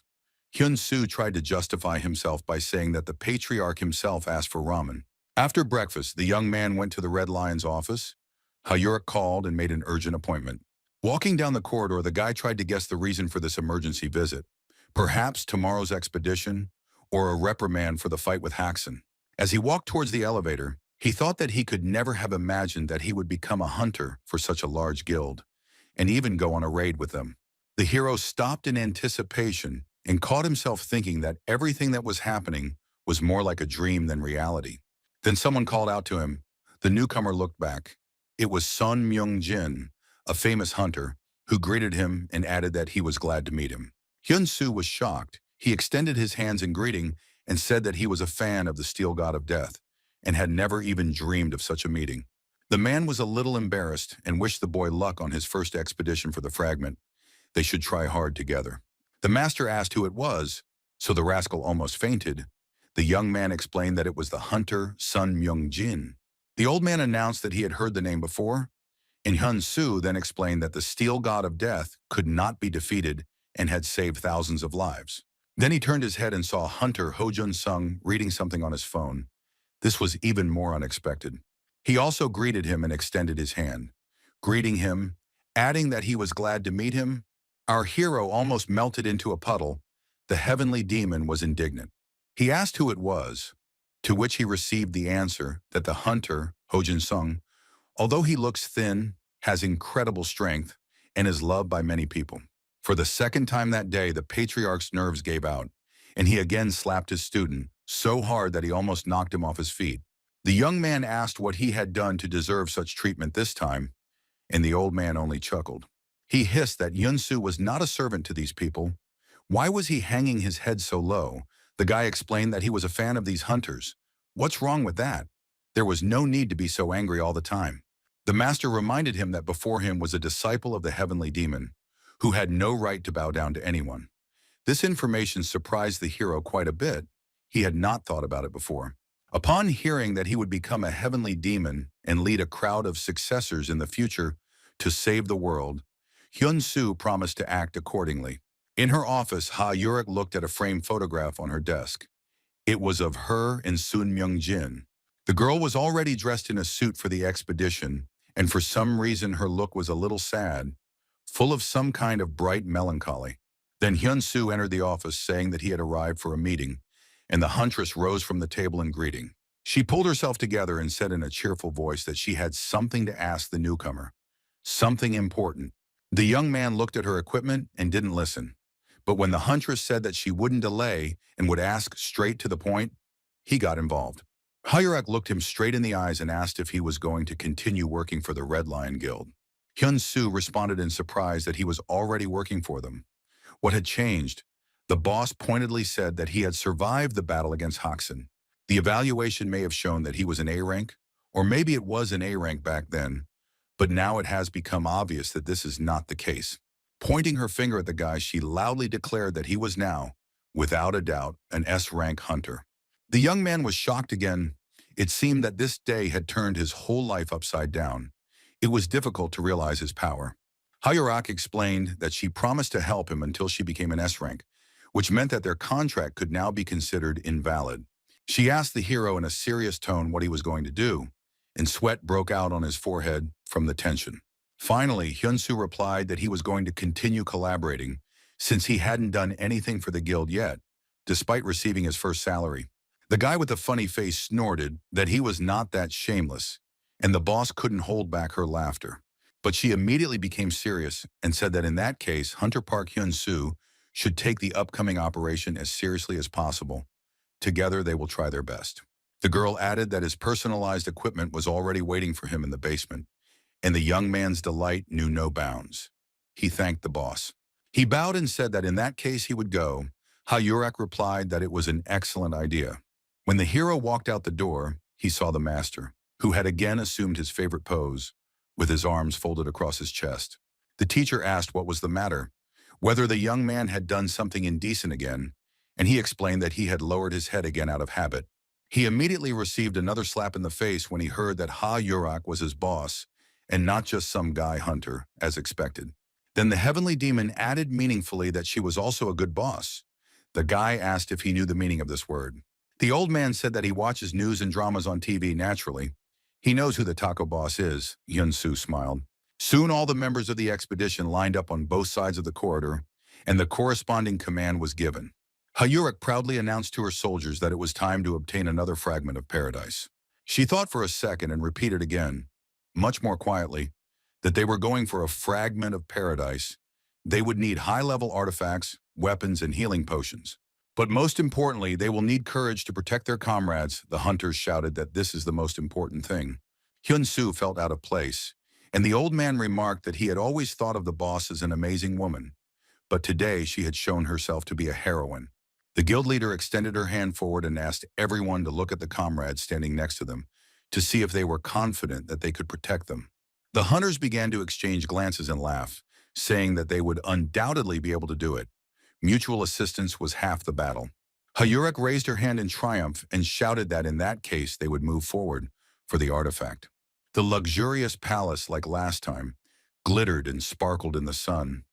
I wonder if its facade is cleaned with the help of magic or by the hands of servants. The girl we already knew in knight's armor walked softly along the same red carpet. She bowed to Mr. Knight and reported that the Red Lion Guild Expeditionary Force had just arrived at the Western Sea. The man's eyes flashed with a dangerous fire, and he asked what their military strength was and how many participants there were. The blonde reported with a satisfied smile that in addition to the S-rank, Hyurak, there were 30 more A ranks. It was clear that she liked the information. The man stood up and in a serious tone gave the order not to let down their guard for a second. It could still be dangerous. He waved his cloak decisively and laughed that in any case, today would be the end of the Red Lion. His visitor beamed. She was already imagining how it would be, and this thought made her very happy. Knight added that Korea would also disappear from the face of the earth today, after which he left the emergency room. A bright shining spot appeared in the sky above the sea, which became larger and larger with each passing second. It was a portal that gradually descended to the water itself. It was not square, but round in shape, that is, elemental. A warship of the Red Lion Guild was approaching him at full speed, and the expedition members were preparing to land. Someone behind our hero said that this was his first time in paradise. Hyun Su looked back and thought that he could say the same thing about himself. The hunter who spoke added that in the first part of this expedition, all participants except for the S-Rank died. He was noticeably nervous. In the second part, there were fewer victims. About 20 people died. Everyone else was only injured. The man was noticeably nervous. He ended by saying that people go to heaven and die. That's why it's actually called heaven. Our hero was really scared. He didn't know that. Someone added that just by coming face to face with one of the fragments of paradise, everyone begins to shake with fear. The sky demon looked ahead and thoughtfully said that death awaited within these gates. Hyun Su thought that if even his teacher was warning about something like this, then it was truly a very dangerous matter. Hyurek enveloped herself in flames and commanded them to move forward. In this portal, they were destined to find the key to saving all of humanity. She was the first to risk passing through the gate, and the rest of the Red Lion Guild soldiers rushed after her with a loud cry. The girl flew at great speed, like a fiery comet. The rest of the hunters moved more slowly, preferring to group together. When Hyun Su reached the other side of the portal, he saw that their boss had already flown a good 10 meters forward. The exit was high above the ground. Hyurek began to gradually descend to scout out the situation below, and if necessary, cover the others. Having turned over his head several times, the young man landed on the ground, or rather the sand. The area was deserted. He dropped to one knee and began to look around. But apart from the sand dunes and cacti, he didn't notice anything interesting. For some time, the teacher and his student contemplated the desert. It seemed to have no end, no edge. There was not a soul around. Finally, the heavenly demon declared that this place was too big to be an illusion, and the boy asked what that meant. The old man explained that in his youth, he almost died because of the price he had to pay for an illusion called Heavenly Guardian, a technique of the mystical dimension. He explained that if they were now in an illusion, then they needed to find something that would reveal it and destroy it. The young man replied that he understood, although in reality, Hyun Su was still very far from understanding what was happening. He scratched his ear and reported that everyone had already left after the leader. Apparently, the patriarch objected that there was definitely someone nearby. He was so sure of this that the boy began to wonder whether the teacher had a sharper vision or whether he sensed the presence through energy. One of the hunters who had set out on an expedition to retrieve the fragment was indeed wandering nearby. It was the same long-haired guy who saw the new guy on the news and dreamed of meeting him. He was walking through the desert and wondering where everyone could have gone. For a moment, he even decided that he was left alone due to some monstrous mistake, having mixed up his plans when passing through the portal. He had already walked quite a bit, but had not seen anything more interesting than the cacti. But after about 15 minutes, he noticed some kind of shine ahead. There was a huge diamond lying in the sand, 500 carats no less. The hunter was delighted with such a generous gift of fate. With the thought that he had literally hit the jackpot, the boy bent down to pick up the gem.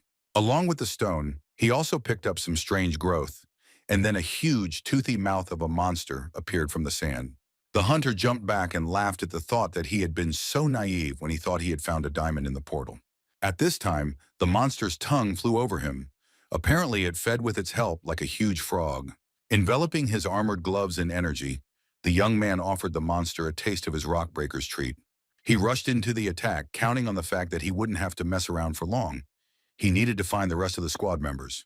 The monster prepared to counterattack. He crouched down to the ground and waited for the most opportune moment. But the main thing that awaited the hunter was the sharpest sting on the tail of the monster, which was somewhat reminiscent of a scorpion. The hunter used the Spartan shield spell literally at the last moment. Another second, and he would not have survived. Cho Jae, and it was he, extended his hand and demanded that the bone spear be handed over. But he remembered that he had gone on this raid without a support. Well, I'll have to fight hand to hand. Fortunately, the metal gloves were in place and ready for battle. The rock destroyer's blow was quite powerful. Everything around burst into flames when the glove and the monster came into contact. The hunter looked at the work of his hands and thought that such a weak opponent was nothing compared to his greatness. At this time, another exactly the same monster jumped out of the sand and pounced on him, showing countless sharp teeth. And this time the monster was several times larger than the previous one, maybe even 10 times. So it was necessary to cast a double shield to save oneself. Choje was literally knocked off his feet by a powerful blow. Fortunately, the creature did not start the attack with its teeth. The hunter flew about 10 meters before he fell into the sand. The giant was already approaching, following him. With a loud cry, the monster raised its tail with a sting to attack. The guy barely managed to get to his feet and thought about what was the best thing to do. He was prepared for death because the forces were absolutely not equal, but then Hyun Su fell upon the monster with a blow using the piercing technique. The young man then unleashed another one of the heavenly demon's crushing blows, causing the monster to burst into flames. In order to destroy the creature completely, our hero had to undertake more than one or two attacks. The monster had very powerful armor, which absorbed even the most powerful blows almost immediately. Hyun Su attacked in every possible way. Everything was burning. The energy was running out, but most of the time, it was necessary to dodge the sting. Choji watched what was happening and thought that the newcomer had arrived just in time and that he was much stronger than expected. Meanwhile, the head of the Red Lion Guild had somehow jumped from one portal in the sky straight into the next and was now flying on a completely different plane. At first, she didn't understand this. Looking for other hunters from the squad below, the girl decided that they were simply scattered around the area. But then, among the pink clouds, she noticed a haze and guessed that there was another gate inside those gates. Hayurek had been flying for about 15 minutes, but all she saw during that time was the endless sea and pink sky.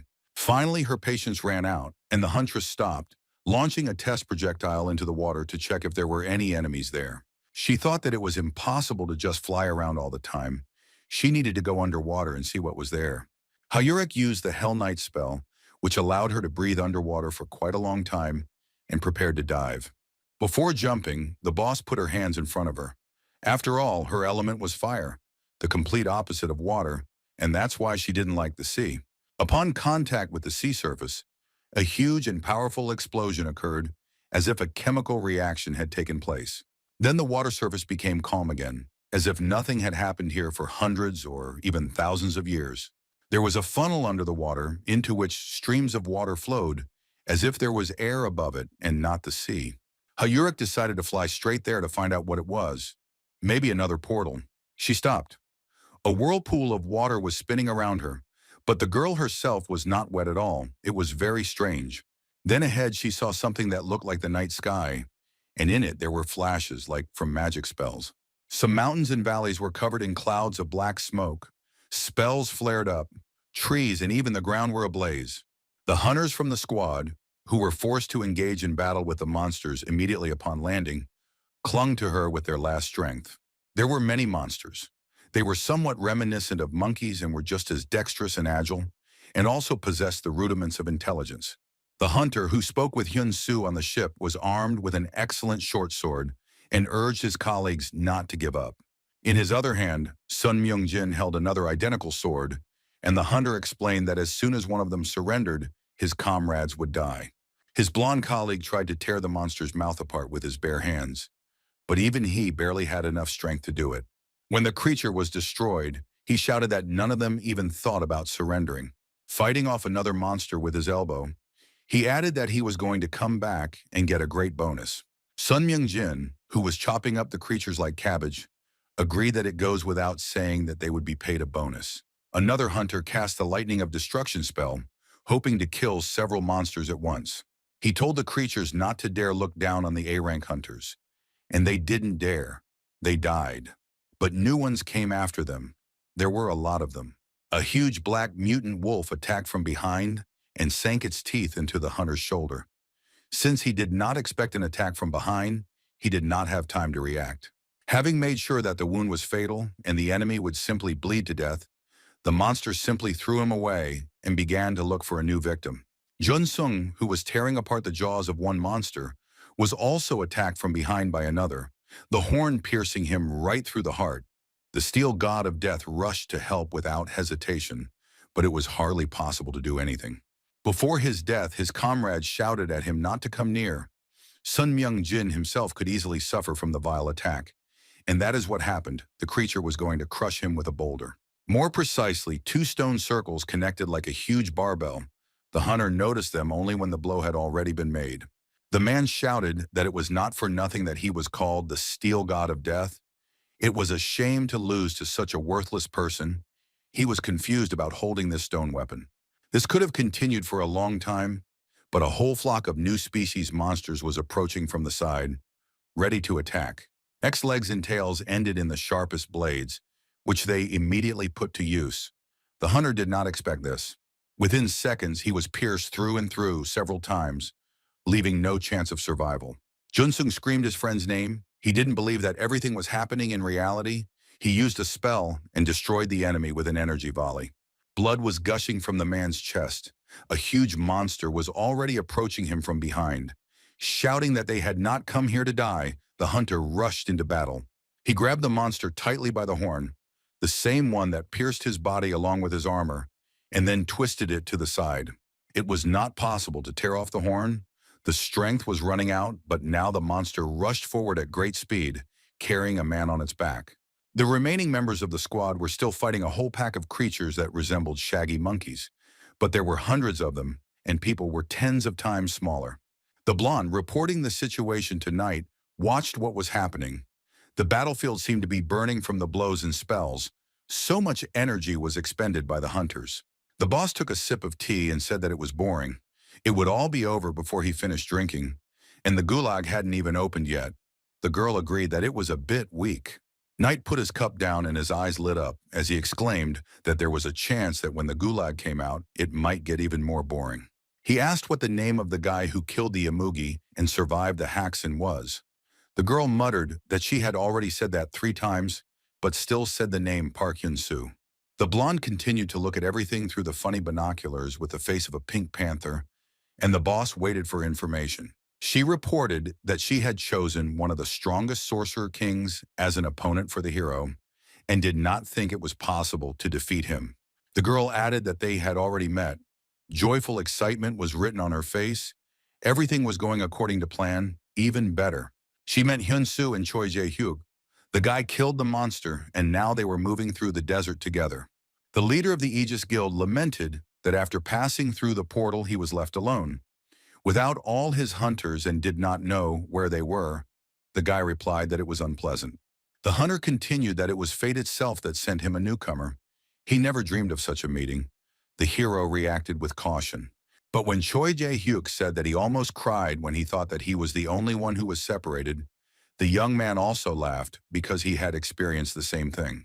The constant chatter of his fellow traveler was beginning to tire him. It was hard to believe that the head of the guild behaved like this.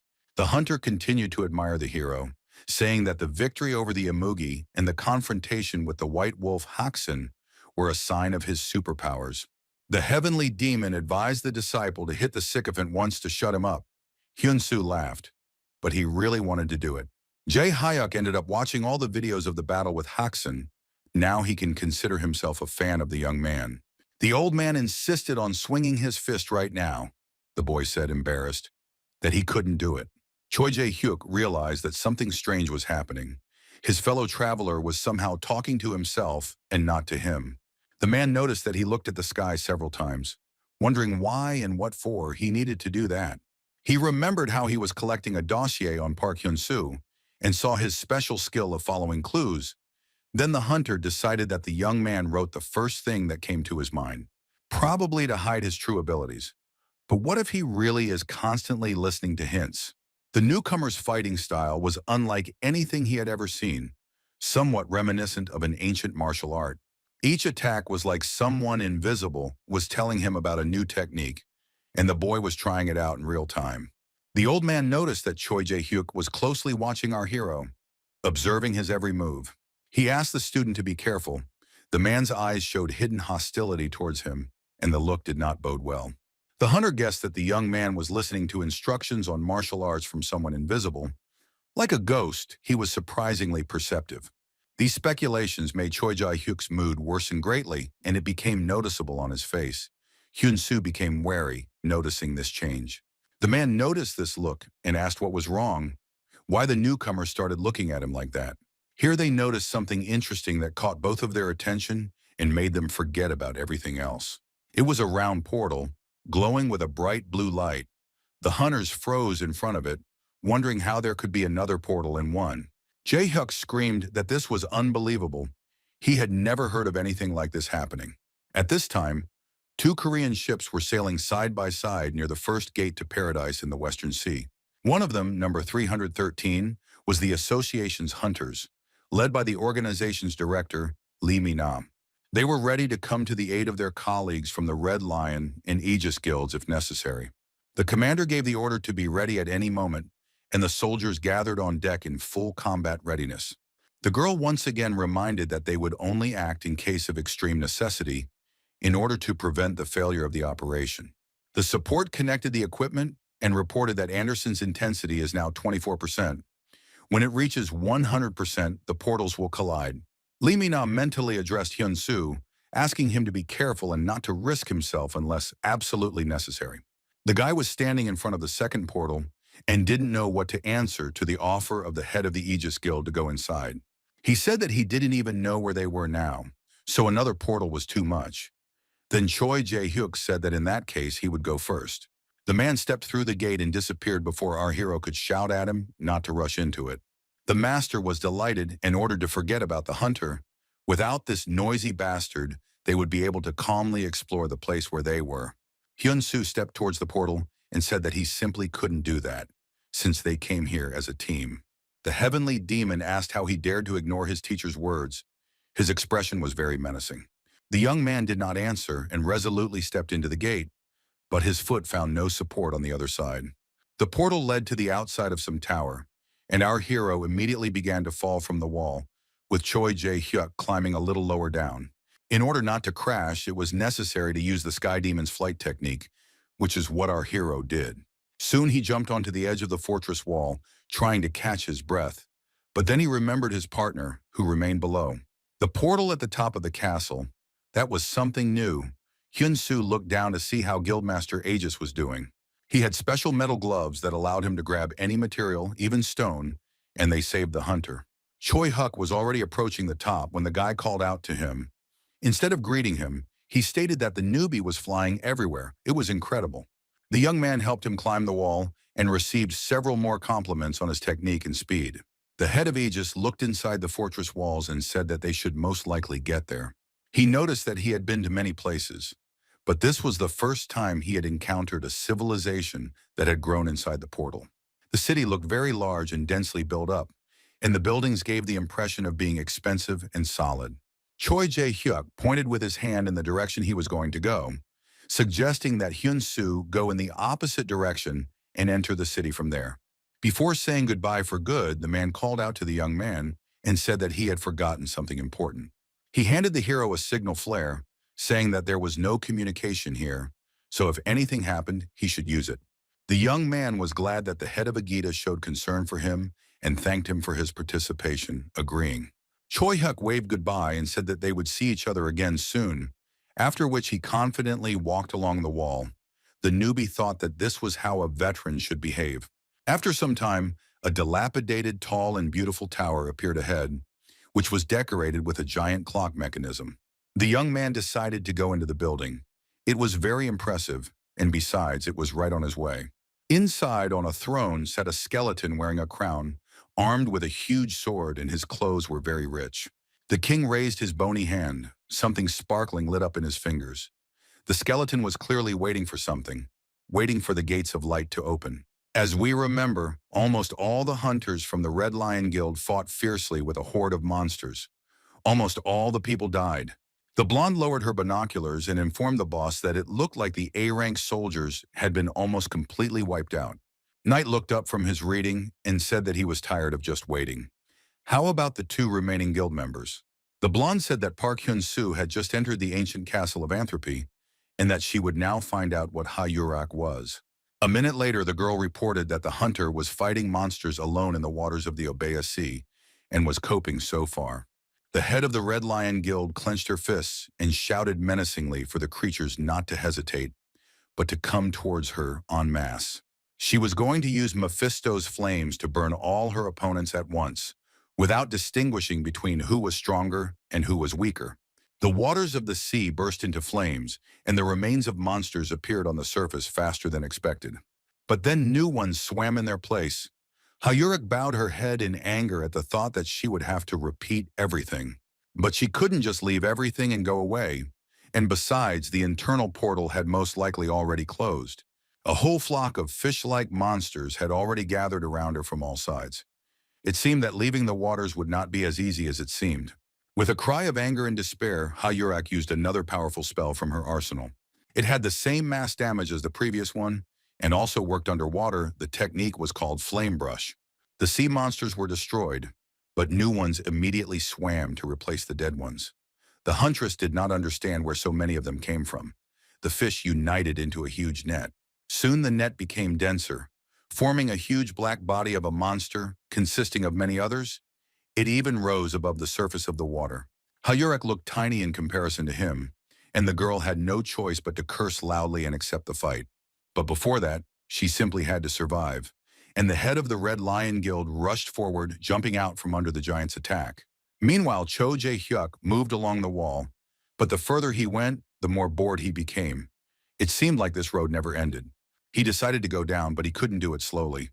The metal claws didn't catch on the rocks, but slid down. Finally, the man found himself at the bottom and detached himself from the surface of the wall, leaving traces of his presence on it. The hunter jumped to the ground and began to look around. He was met with ruins and piles of rubbish. It became obvious that this place was abandoned. The head of the Agita Guild smiled. He liked this arrangement. He decided that nothing bad would likely happen to him here. He activated the gauntlet, intending to carry out the main plan of his raid into the portal for profit. Cho Jae-hyuk activated something like an onboard computer and released a scouting ball, asking it to search for treasures within a radius of hundreds of meters. The glowing object, leaving behind an energy trail, rushed towards the abandoned houses. The hunter was pleased. He had once obtained the rock destroyer in the same way. It would be interesting to see what he could get today. Before entering the tower, Hyun Su and the old man walked along the wall. They also noticed that there was no one in the city. Something must have happened. But then the heavenly demon noticed the presence of someone alien and huge, and also of incredible strength. The aura was so powerful that it extended beyond the tower where our hero was standing. He and his mentor raised their heads up to understand where the unknown enemy was hiding. At that moment, a deafening explosion thundered right at the guy's feet. Fragments of stones flew towards him, but did not touch him. As the clouds of dust began to settle, Hyun Su and his mentor stared at the person who stood before them. It was the Skeleton King we already knew, huge as a house. He menacingly asked what they were doing here. Were they really trying to get into the gates of light? By striking the ground with his staff, he instantly transported the traveler inside that very clock tower. Once inside, the guy thought that the place looked deserted and majestic at the same time. The skeleton sat down on his luxurious throne and thanked the guests for accepting his invitation. Now it was time to answer a few questions. He raised his bony hand and asked how they got here, and whether they had come through the gates of light. Hyun Su replied that if he meant a portal, then yes, they got here through it. The king asked again what a portal was. At this point, the heavenly demon said quite loudly that the skeleton seemed to be able to see him somehow. The young man exclaimed in surprise that this could not be, but the owner of the house said that he really saw him. Why should it be otherwise? The skeleton pointed at our hero and asked if he was a sorcerer who controlled souls. The guy replied that he was not. The owner snapped his fingers and conjured up a table, chairs, and 2 cups of tea, inviting the guests to sit down. Hyun Su was very surprised. The teacher did not accept the invitation and sternly asked who was in front of him, perhaps the king of these lands. The skeleton grabbed his head and said that he had no answer to this question. His memories were too vague. He explained that he had been living for about 283 years, and the young man was surprised, although one could have easily guessed from the appearance of the king in his chambers. Then the skeleton added that he took about 10 years per year, and now both guests were surprised. It seemed that he had already lived about 2,000 years. The king asked why they didn't drink tea. It was believed that it increases mana reserves and restores health. He prepared it because he had not received guests for a very long time. The guy sat down and took a few sips, wondering if mana was really something edible, and then thanked them for the hospitality. Then the old man asked what he would do if the drink was poisoned, and the young man spat out everything that was in his mouth. He had not thought about this. But then the master smiled and said that if it were not tea but ramen, he would have eaten it without thinking. Everything around suddenly acquired a pinkish tint. It was some kind of magical glow caused by the skeleton. The heavenly demon asked what had happened. The inside of the castle was very dirty. His disciple apologized for such tactlessness. The king said that everything was fine. Then he sighed and added that he was glad to have the opportunity to talk to someone, which really touched our hero. The skeleton reported that he was most likely the king of this place, and the old man noted that he at least looked the part. Immersing himself in foggy memories, the former ruler began to gradually voice what he managed to dig up in his memory. He said that his country was prosperous and everyone envied it because it had all the opportunities for those who were willing to work hard. People were happy until the moment when gates of light began to appear chaotically, and from there came monsters of all kinds. Panic began among the population. Those who did not die immediately came to the castle and began to demand quick decisions from the authorities. The skeleton added that he didn't remember if he was king back then, which literally drove the sky demon into hysterics, because it was obvious. The former ruler continued that back then he had mastered magic and used every drop of it he had in the fight against the monsters. Then his eyes glowed blue and it became clear how much the king hated the portals that destroyed his country and him. Where the battle between the Red Lion A ranks and the monsters had just recently raged, everything had become quiet, and there was no one left who could fight. But it didn't last long. A huge monster came to those parts. Awakened from hibernation, he slowly moved forward. This was the very gulag that Knight had spoken of. He had come to get some food because he was so lazy that he wanted nothing else. Somewhat reminiscent of a huge winged orc or troll, the monster looked down and discovered many dead people and their own kind. His drool flowing from his mouth in streams, Gulag raised one of the hunters who had the greatest appetite. This was not enough, and the clawed paw reached for the next one. Then came the turn of monsters resembling wolves. The blonde working for Knight was delighted when she saw it through her binoculars. Gulag had finally woken up. She hastened to inform the gentleman of this, but he only muttered that it was very disappointing and boring. The girl looked at him with excitement and asked what they would do. Knight sighed that there was only one option: to gather everyone in one place. Hyuric was just once again attacked by a horde of monsters and was fleeing from those who came in their place. The girl was doing turns over the sea and had no idea when it would all end, or how. It was very exhausting to fight with such a horde. She stopped and began to think about how to get rid of the pursuer, since defeating him seemed absurd and unnecessary. Here her attention was drawn to some kind of glow ahead. The huntress was surprised because she did not expect to find a portal in a portal again. But the guess was confirmed. It was exactly like that, and Hyuric hurried to approach this new gate, but she was unable to fly through them. Some huge and extremely unpleasant monster was moving towards her from the portal. It was Gulag, who seemed to be experiencing something like this for the first time, and looked a little puzzled. Its lower half was still standing on the ground in one dimension, while the upper half had already begun to move into another.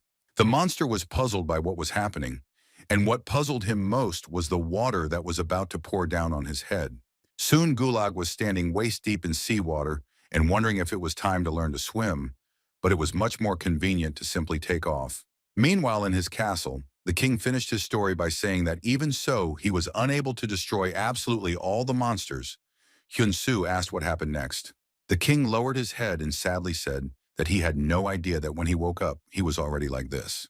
He grabbed his head and exclaimed that the thought of what had happened to his people still gnawed at his soul. The guy looked at him sympathetically.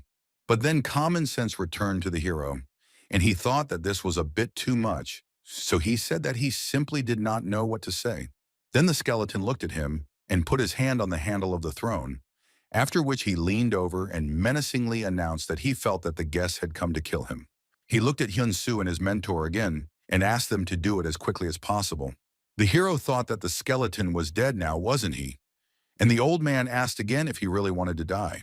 At that moment, Hyuric was swimming among the waves, which suddenly rushed at her so that the girl did not have time to fly. There was still the glow of the portal around, and things from another subspace were falling into the water. It was very strange. The huntress realized that the two portals blocked each other, but she had no idea how that was possible. Here she saw her dead comrades from the Red Lion Guild, who were also brought to this dimension along with the water. Following them, like a rocket, Gulag rose from the water into the sky, loudly shouting its name like a battle cry. Hayurek almost cried from the pain for her subordinates, but a thirst for revenge was already beginning to boil in her heart. She looked at the monster in such a way that it became clear that killing him was the guild leader's main goal, and she intended to achieve it at any cost. The blonde stood on a rock in the middle of the sea and was glad that the battle would soon begin, asking the gentleman who he was betting on. He lay there with a book on his face so that the sun wouldn't interfere with his sleep, and mumbled that he would bet on the gulag, of course. Hayurek just clenched her fist to attack the one at whose hands the hunters from her squad died. She was furious. Now she had two opponents, the gulag and a horde of sea monsters. But this time the girl had no intention of running away. Shouting that the bastards must die, the Red Lion Guildmaster initiated the transition to Firebird mode, her main weapon. Gulag yawned. The spell should have hit him right in the mouth, but this did not bother the monster at all. Hayurek, like a comet, rushed to attack the opponents, first of all deciding to deal with him, and only then with the sea creatures. The gulag froze, and now it looked not menacing but comical, somewhat reminiscent of a grilled chicken preparing to be roasted. A huge flash of light accompanied the explosion that occurred after the huntress's first blow. Gulag managed to release a beam of protective spell. It turns out that the monster even had intelligence. Then Hayurek decided to attack the sea creatures and rush straight at them, illuminated by tongues of flame. The explosion was so powerful that all the individual fish in the huge organism into which they had united simply burned up in the fire. The flames spread across the water as if someone had spilled gasoline on the sea. The waves swirled around the gulag. Now it was his turn. After looking at the result of her actions, the head of the Red Lions Guild stated that all the midges were dead. She rushed full speed towards the gulag. Now there were no distractions to prevent her from destroying the enemy. The castle was once again filled with pink and purple magical light. The sky demon asked if the king really wanted them to kill him. He nodded, to which the master asked why he didn't do it himself. Hyun Su was again forced to apologize for the teacher's rudeness. The skeleton asked how it could have come to mind to take a soul as a teacher. It was just ridiculous. The young man explained that it was not that simple. The king's hand rested on the shaft of a huge stone, the tip of which was carved from some kind of magical crystal. With a deft movement of his hand, he simply brought this improvised staff down right on his head, splitting it into pieces. Where the skull had just been, there was nothing left, only clouds of dust. The crown lay on the floor. While our heroes were looking at the bone fragments around the symbol of power, some kind of witchcraft began to happen in the room.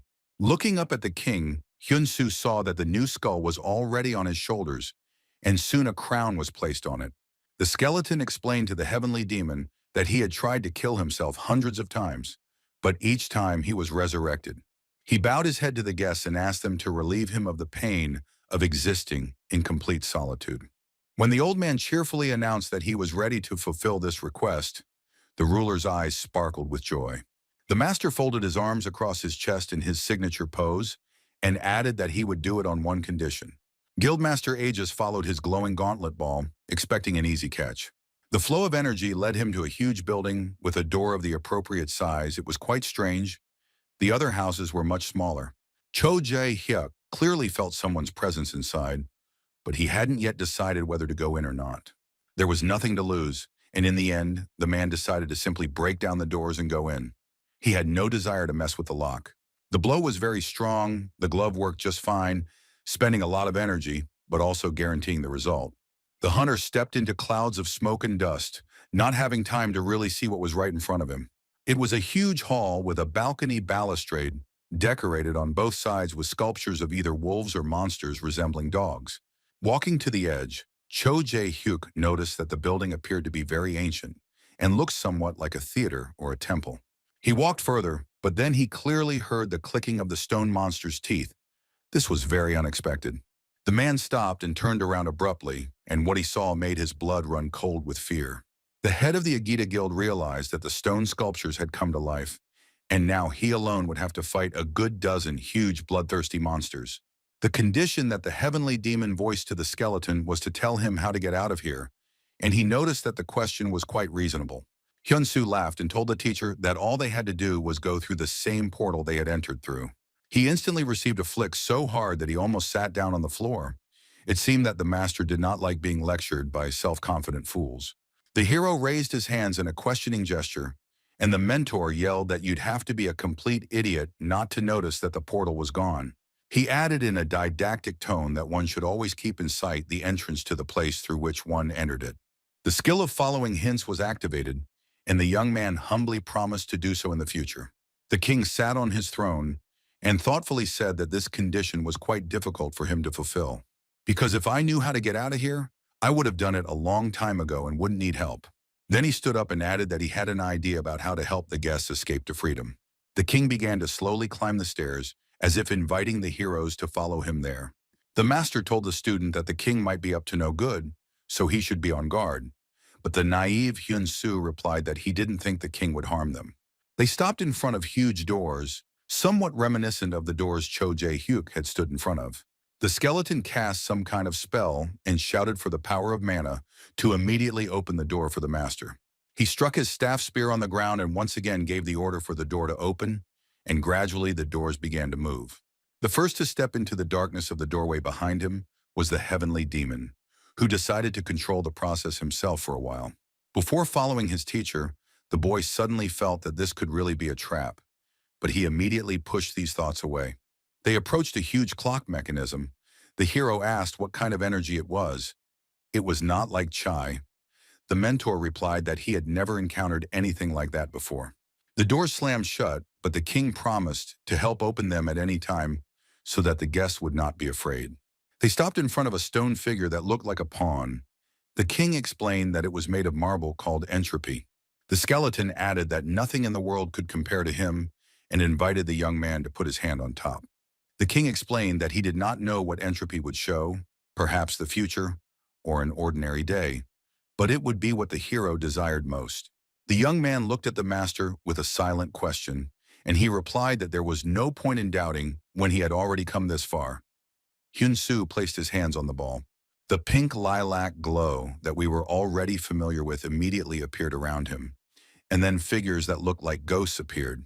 They grew larger and larger, as if rising up from under the hands of our hero. The king watched silently. Finally, the ghosts became quite material. They opened their mouths as if in a silent scream, but absolutely no sounds were heard. At this point, Hyun Su's face became worried, and he called out to the teacher and said that it seemed like the thing was trying to pull him inside itself. The hero screamed in fear that it looked like the skeleton had deceived them. He was terrified that he would now find himself trapped in stone. The king began to chuckle nastily, apologizing between giggles for his innocent and forced lie. The young man screamed at his mentor that he couldn't take his hands off the ball. The ghosts around him swirled like a whirlwind, as if trying to push him inside. The heavenly demon calmly asked the enemy why he did this. What was the reason? The skeleton answered that he just wanted to get out of here, just like them. He solemnly announced that after centuries of searching, he had finally managed to find a way to manifest the gates of light. Looking at Hyun Su trying to free his hands from the ball, the king added that he didn't have enough energy to do that yet. And when the guests arrived at the castle, intuition told me that this was the right moment to fix everything. The young man screamed at the top of his voice that the vile bastard had simply deceived him. The damned worthless, vile creature. Meanwhile, the king continued to talk about his past. He absorbed all the souls of his people and thus defeated the monsters. But because of this, he was left here completely alone, and he no longer had any energy or its source. Magic became unattainable. And then the guests appeared, possessing the energy of thousands of people. It would have been foolish not to take advantage of the opportunity that presented itself. Watching Hyun Su try to free himself, the skeleton concluded that he wouldn't ask how the boy managed to gather this energy. In any case, he would take every drop of it for himself. Here his speech was interrupted by the heavenly demon, who said that he had learned everything he needed from the monster. Bewilderment appeared on the enemy's face. The master urged his student to calm down, because the martial arts he taught him would help solve the problem in no time. The mentor suggested using the heavenly demon's dominant step, and the hint-following skill was activated. The guy remembered that everyone worshipped the heavenly demon. He panicked simply because he couldn't remove his hands. Now he managed to do it without much difficulty. After the hero used the necessary technique, he was freed, and an explosion thundered in the tower, Debris flew down like hail. The skeleton began to look down at the foot of the tree. He screamed that something was happening that was not foreseen by his previous instructions. Finally, he looked at the ball. It was no longer glowing. There was not a drop of energy in it. The king fell to his knees in a sorrowful pose. The young man placed his foot on the ball, towering over the former ruler to his full height. He asked menacingly how he dared to bring him, the future heavenly demon, to his knees. Now the king was on his knees, and the hero's master declared that this was how the situation should look in the future. The skeleton cursed under his breath. He was so angry that he completely forgot about the rules of etiquette prescribed to him. Before the enemy could get up, the hero used a technique called foundation-destroying force to attack him. The king exclaimed threateningly, "Since when was it customary to attack someone who was not yet ready for battle?" He was furious. This did not stop the young man, who was already preparing to deliver the next blow directly to the skull under the crown.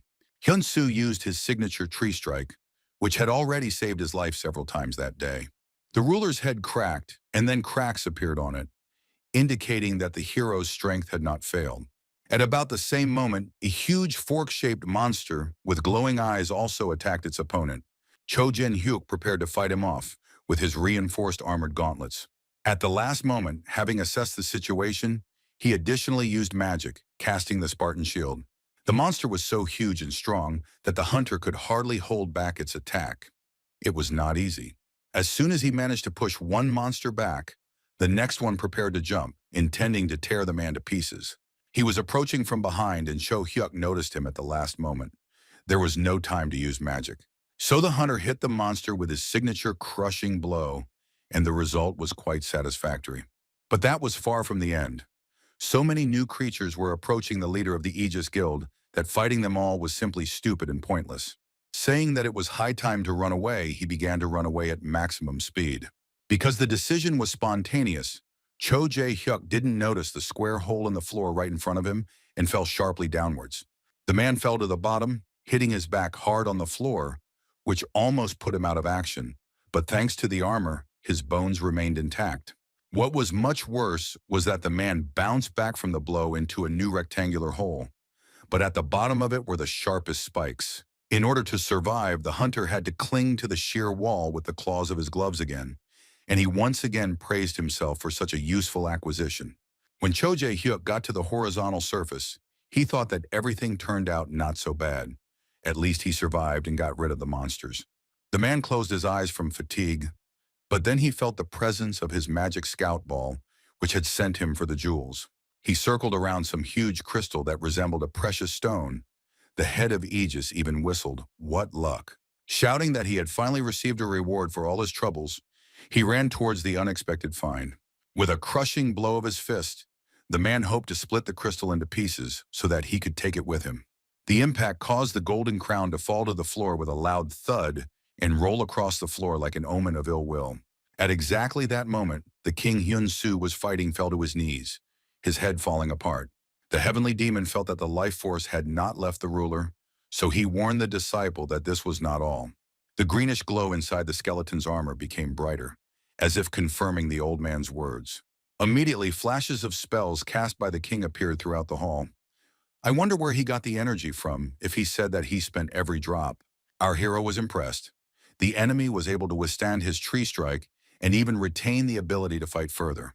The king rose to his full height. He was seriously angry and intended to destroy the uninvited guests here and now.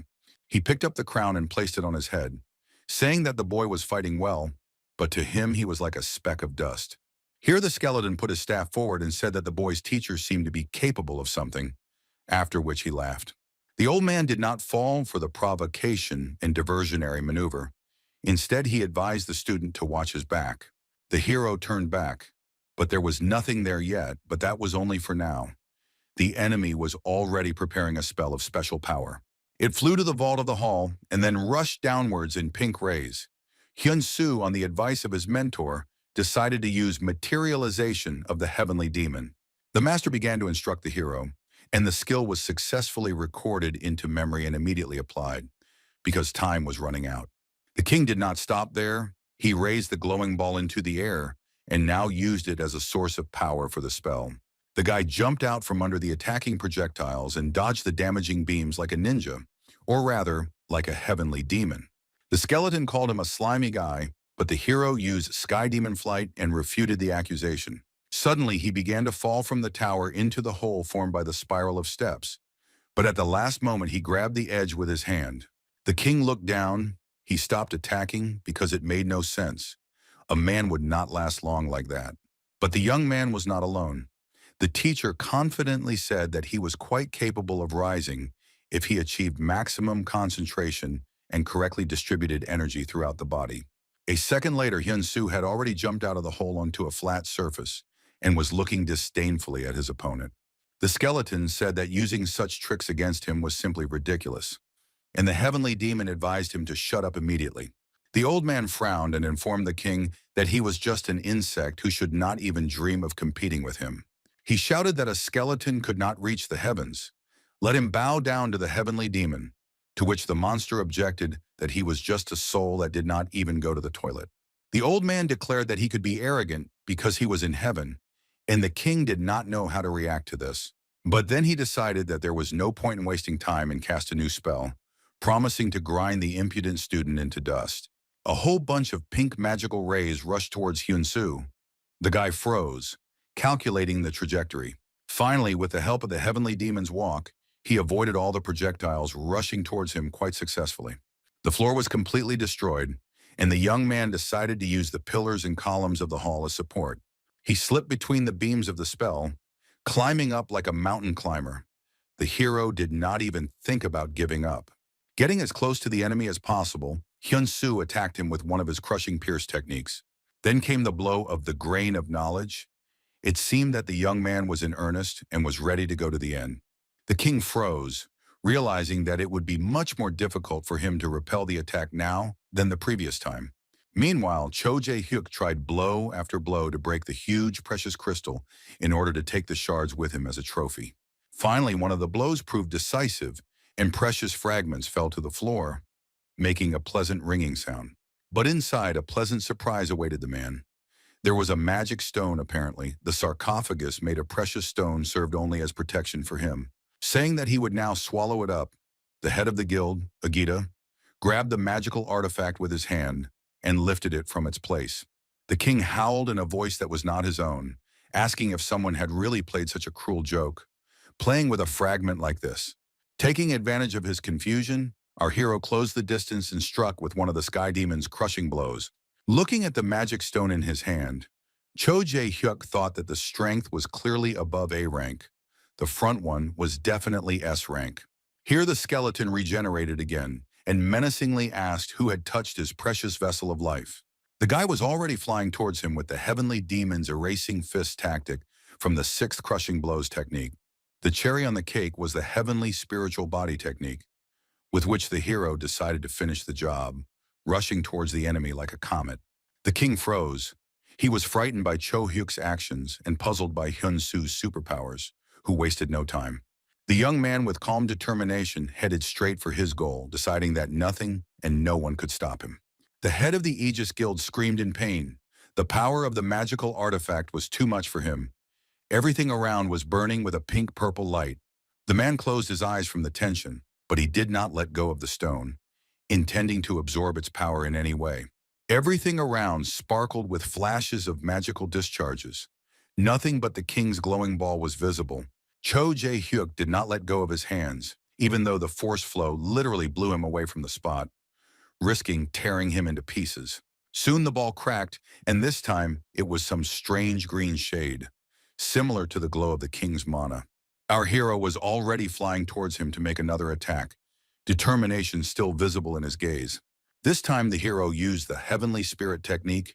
His opponent did not expect to see something so unusual. The guy delivered a slashing blow, and the trace from it sparkled with white fire. The king flew into numerous pieces.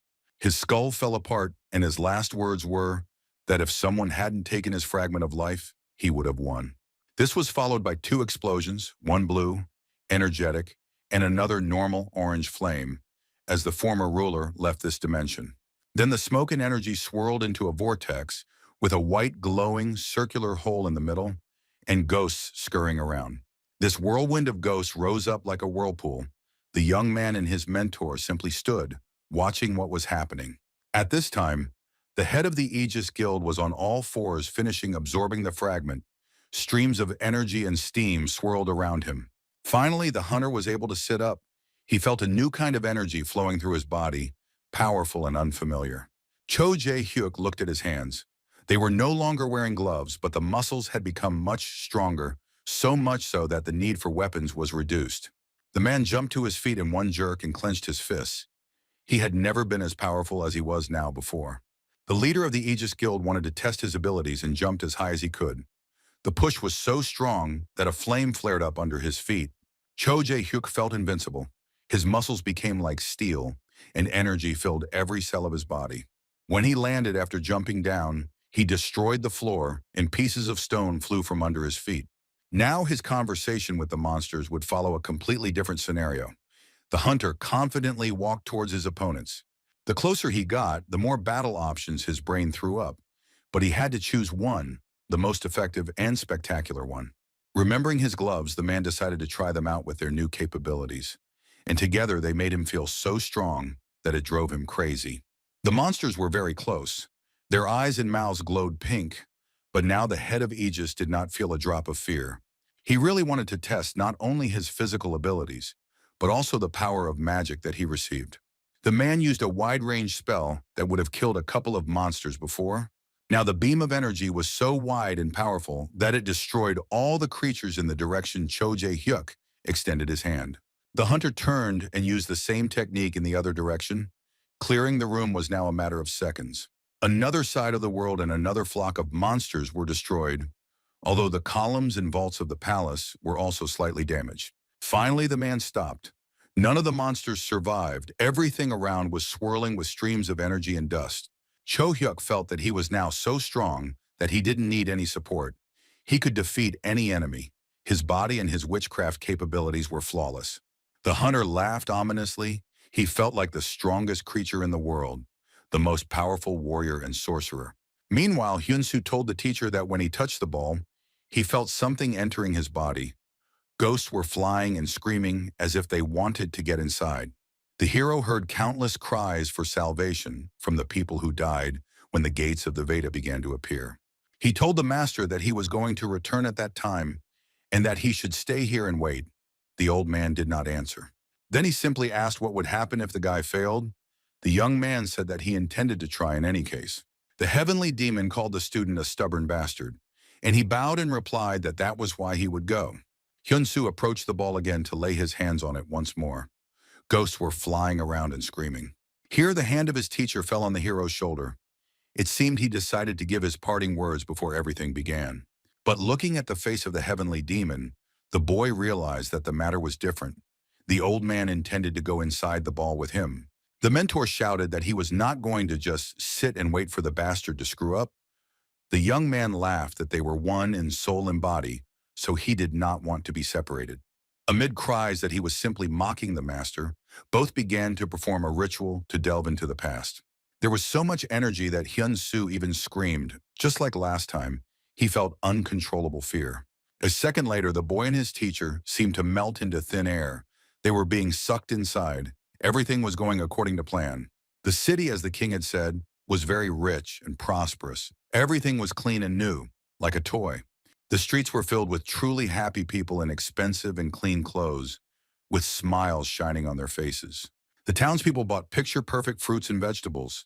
It seemed like a real idol. It seemed to be a place from the lich's memories. The boy near the counter pointed his finger at something in the sky. It was undoubtedly a portal. It appeared right above the central street of the city, illuminating everything with a bright blue glow. Even blinding, one might say. Some people did not understand what this phenomenon was, but some of the inhabitants of the settlement immediately realized that this was the Gate of Light, which should be immediately reported to the king. Soon the threat became obvious to everyone. The first monsters began to emerge from the portal. Their appearance was extremely unpleasant and frightening. The first victims were not long in coming, and ghosts appeared, begging to be saved. But the men who rushed to the aid of women and children died even faster than those they were trying to protect. Some tried to fight hand to hand.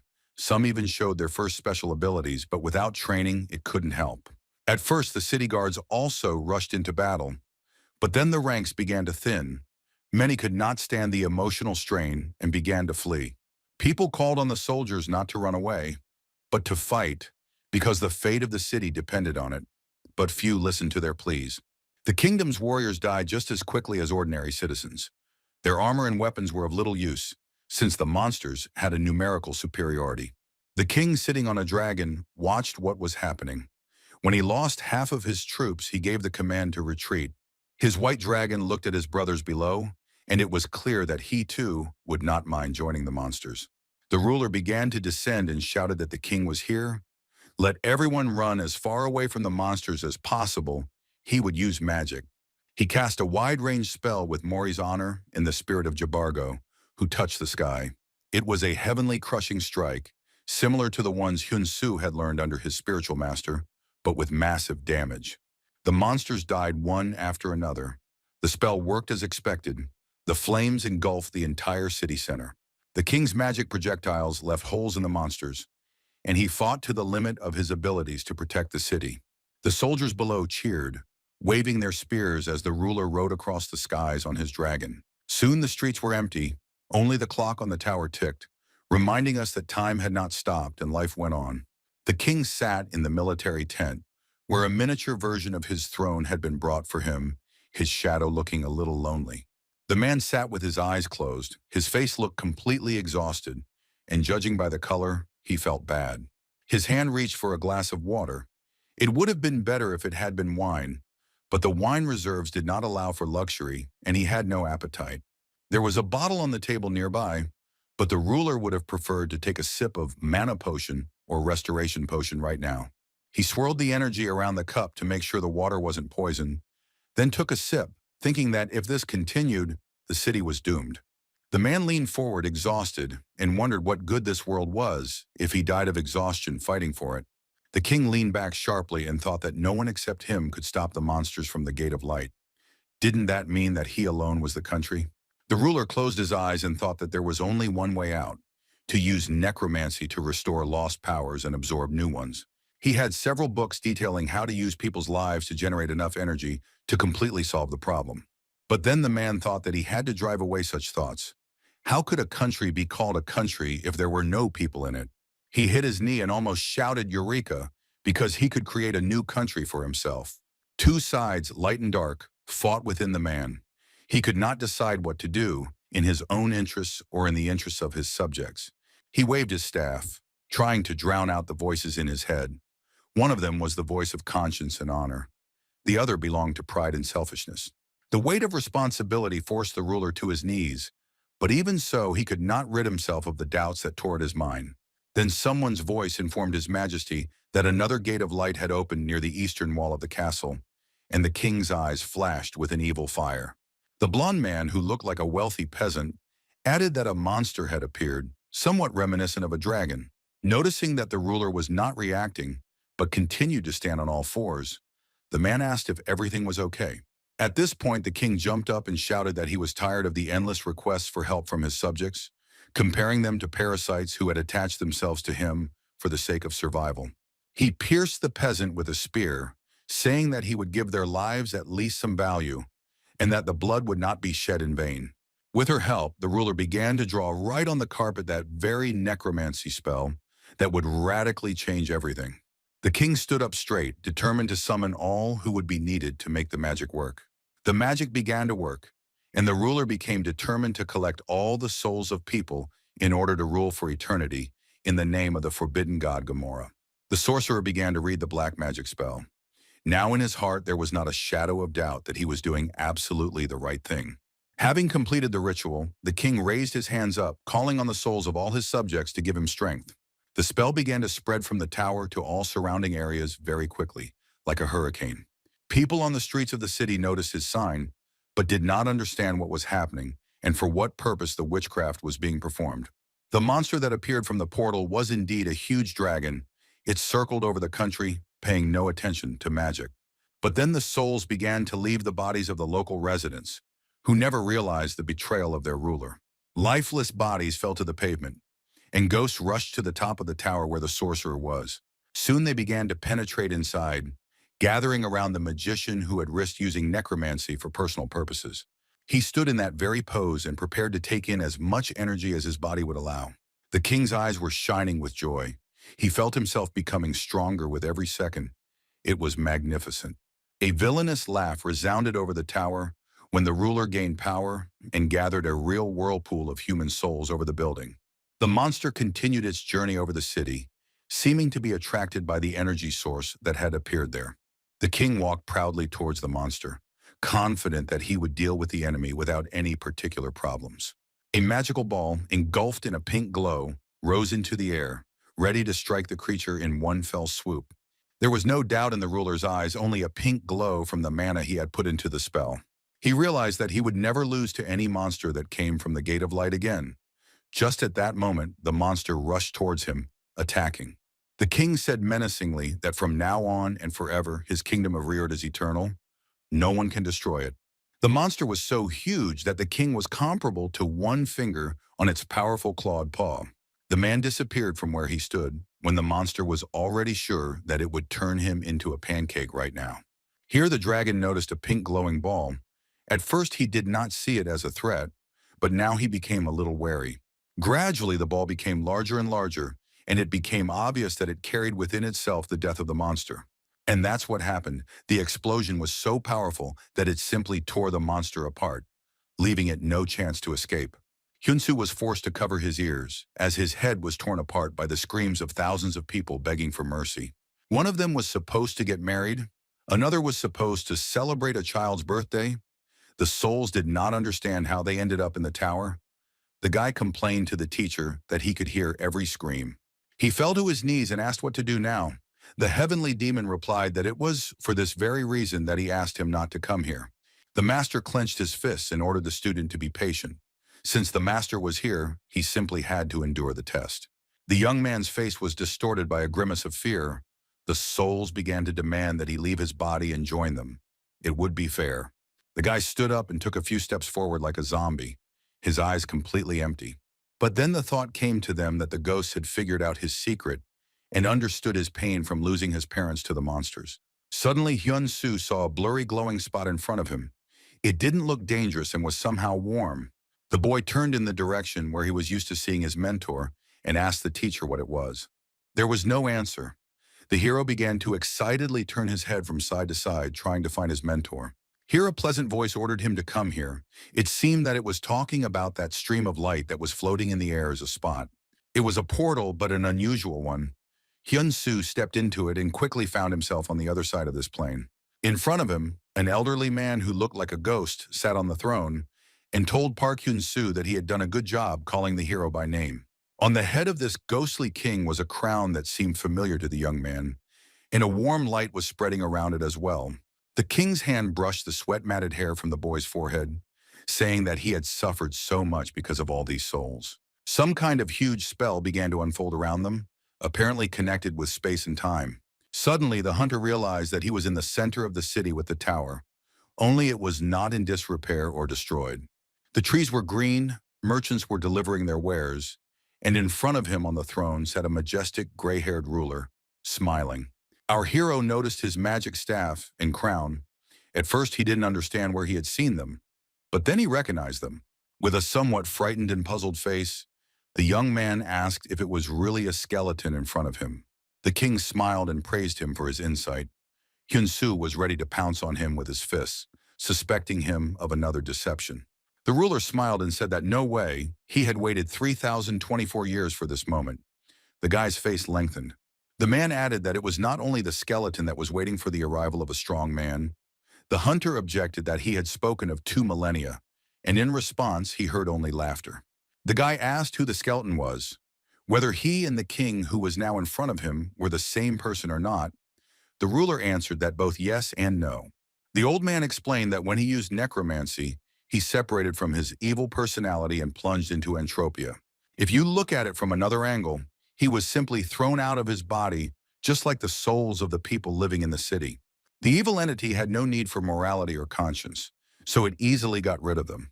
In Anthropy, the king pulled himself together and created another world in a new dimension. He tried to correct his mistake. He even managed to save several souls that fell into Anthropy, although every day of these people is similar to the previous one. But they do not suffer from mental pain. Here the king began to stare at his guest, who was indignant that this was somehow indecent and even offensive. The sorcerer said thoughtfully that for the first time in 3,000 years he saw the skill of listening to instructions. Hyun Su was dumbfounded. Hyun Su was extremely surprised and shouted that it was not so easy to find out about this. How could he? To which the ruler only smiled mysteriously. He asked the hero not to feel insulted because they had little time. The young man replied that it would happen anyway, and then asked what happened with the time. The young man turned towards the direction where the heavenly demon usually was, and asked the teacher what to do with the king. Maybe he should hit him. But there was still no one there. Hyun Su called out to the teacher again, after which the ruler said that he had called him here. The old man leaned to the side and muttered barely audibly that listening to instructions was exactly what he needed. The hero asked him to stop speaking in riddles and voicing things that no one understands except the speaker himself. The king explained that his evil essence kept the source of its life force separate from their body in order to live an eternal life. But the guy and another man who came from the outside world through the gate took this source, or rather, the other man took it. Now this man is looking for Hyun Su, having become the new reincarnation of the evil force. Our hero realized that we are talking about Cho Jae-hyuk. The ruler said that he was no longer the same as he used to be, and the man's main goal was now to kill the guy. This news made the young man feel uneasy. Not only did he find himself in some strange place without a teacher, but the head of the Aegis Guild was also trying to kill him. He sat down on the ground and said that now he understood everything. He had to do what the king was suggesting as soon as possible. Without wasting a minute, the old man asked to make him his teacher. To clarify the situation, Hyun Su began to look through his statistics. It was indicated that the teacher could be anyone. The sorcerer king was listed as an option. Meanwhile, two ships continued to drift in the Western Sea. One, as we remember, belonged to the Red Lion Guild and the second to the Association. The support looked at the readings of the device and informed Lee Mina that the intensity of Anderson had risen to 63. The girl was alarmed. She looked at the screen and thought that all she could do at the moment was just wait here. But she was ready to give her life if the portal was affected. This decision was unshakable. Hyurak just used the Firebird technique while fighting Gulag. It was her special skill, but for some reason, the monster didn't receive much damage. The girl decided to increase the pressure and use the Hellish Night spell. She still had enough energy. But this attack did not bring the desired result, only angering the enemy even more. He did not understand what kind of jokes these were. Gulag's eyes were blazing with flames. He was fierce and growled from time to time, but he was in no hurry to attack. Hyurak decided to finish him off with everything she had, and with a loud cry she rushed forward, fast as an arrow. The monster took a defensive stance, putting his hands forward, clenched into fists. He was not afraid at all. The explosion was very powerful, and the huntress hurried to fly up to avoid getting damaged by her own attack. She looked down at the plumes of smoke with a tired expression, confident that the monster had been destroyed once and for all. This was not the case. The smoke began to clear and the gulag was in place, safe and sound, and had even increased in size somewhat. The head of the Red Lion Guild was completely unprepared for this. She had spent most of her strength and was now thinking about what to do. Hyurak had never before encountered an opponent that she was completely unable to damage, no matter what she could do. The king told Hyun Su that he spent all his strength to build this world. So in order to free people, the hero needs to study how everything works. First of all, you need to learn what mana is and master it. The guy thought it was something like the Chai energy he had worked with before. The ruler explained that Chi is the purified energy of nature, while mana is raw, which surprised the young man. The king said that it was now time to absorb mana, the unrefined energy of nature, and the skill of following instructions was activated. The guy felt a new, previously unknown force entering his body, which literally permeated everything around him. He accepted this energy and tried to get used to it. It turned out to be not as easy as one might think. Finally, it worked. A message appeared that he understood what natural mana energy was, and his experience points increased. The king was surprised that the boy had settled in so quickly. He thought that such a thing was simply impossible. He, the best magician in the world, once took his first breath of mana after 3 hours, and here the guy managed it in the first minutes. Even if he used the skill of listening to instructions, It was impossible. Judging by the looks of it, the person sitting in front of him was very powerful. No, that's not it. This man is actually the most outstanding genius, capable of changing the fate of the world, nothing else. The boy asked the king what to do next, since he had already learned to feel mana. The old man replied that it was not difficult anymore. You need to lay your hands on the ball and gradually take control of all the souls trapped inside this body. The king added that most likely the young man would feel the pain of each such soul, and it should be returned back, released into freedom. The hero concentrated, cries for help and pleas for salvation completely filled his consciousness. It was difficult to endure. Hyun Su sank deeper and deeper into the stream of soul pain, but he didn't take his hands off the glowing ball of entropy for a second. Then someone appeared behind him who definitely shouldn't have been there at such a crucial moment. It was the evil personification of the king, which was now Cho Jae-hyuk, who smirked and said that he was just looking for the hunter Park Hyun Su. The man did not quite understand what was happening and slowly walked towards our hero, without waiting for any reaction from him to his appearance. The man activated the spell and said that it was a pity if the enemy was sleeping. He wanted to assess his strength before killing him. Meanwhile, the guy complained to his mentor that he felt like his heart was about to burst. Could it really be because of the mana? He advised him to be careful. There would be no second chance. You have to put mana into every word you say, and the first word you say will be disappear. Hyun Su obediently followed the instructions. A bright blue glow began to emanate from the guy. Then hundreds of ghosts became visible in it. These were liberated souls. Then these ghosts began to seem to flow towards the ball, filling it. With each second, there were more and more of them. Finally, the vessel overflowed and could not withstand it. Then a strange ringing sound was heard and millions of sharp fragments, transparent and sharp like glass or crystals, flew in all directions. The heavenly demon watched this. He couldn't believe that his disciple had made all the vengeful and miserable spirits disappear at once.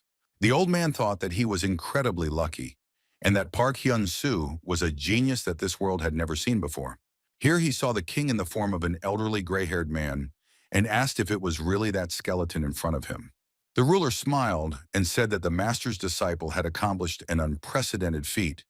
He and his subjects had been mentally destroyed and had gained freedom.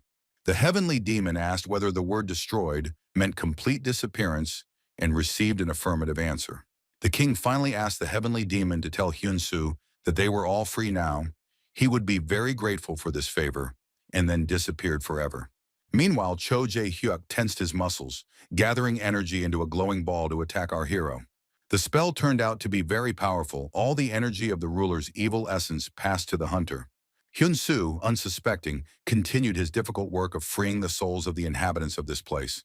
The more effort he put in, the faster the clock hand on the tower turned, the gears of the mechanism spun, and everything around was filled with streams of mana. Just when the ball of entropy cracked, the hero felt that he had coped with his difficult task properly. A beam of light from the ball hit the direction of the tower, and the young man squinted to see what happened. He destroyed the building right under the place where the part hiding the clock mechanism began, and then all the buildings in the city were supposed to disappear. Reflecting off the tower, the beam began to incinerate the houses of the inhabitants of this country stuck in time. Cho Jae-hyuk closed his eyes as the light around the young man became blinding. Hyun Su's consciousness returned to his body, and he finally destroyed the little world created by the king, in which the souls of people and his own were imprisoned. The spell of the guild leader Aegis also served as an incentive, adding energy to destroy the city. Now the man greeted our hero.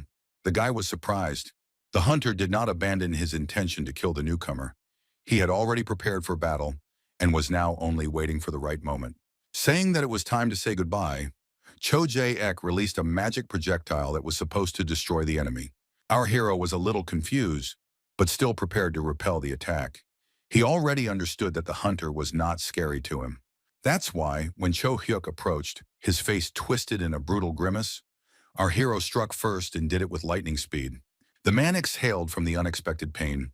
There was surprise on his face. He did not expect that he would miss the attack, not keeping an eye on the boy. The second blow was so powerful that the head of the Aegis Guild could not be seen due to the flash of energy. The man was thrown back as if instead of muscles and skeleton he had jelly and jelly. This was something new. Rising, the hunter wondered in surprise how this could have happened with his new power, but then decided that he simply had not had time to use it. Hyun Su jumped out of the tower after the enemy he had thrown out with his blow. He was going to finish what he had started right in the air. As he fell, Cho Jae-hyuk prepared to attack. He was going to show the newcomer all the power he had gained by absorbing the king's life force. The guy felt it. It turns out that the enemy really did absorb the evil energy of the Sorcerer King. In that case, it was impossible to just take and let go of the former head of the Aegis Guild. Both hunters had not yet reached the ground, but were prepared for battle. Their collision happened right in the fall. Hyun Su's fist and Cho Jae-hyuk's fist met in midair, striking at the same time. The young man proved to be stronger, the pink glow of his own attack engulfing the hunter. He grimaced in pain and annoyance, thinking that this was all just ridiculous. Now he had S-rank strength, so why did the opponent have an advantage? The next roundhouse kick made the man literally howl with anger, and he tried to counterattack. The enemy's leg prevented Cho Jae-hyuk's fist from reaching its target. The hero had a faster reaction. His face twisted in pain, and the armored glove began to fall apart. No one expected that. Another round of battle proved that the leader of the Aegis Guild couldn't even block the enemy's attack in such a state.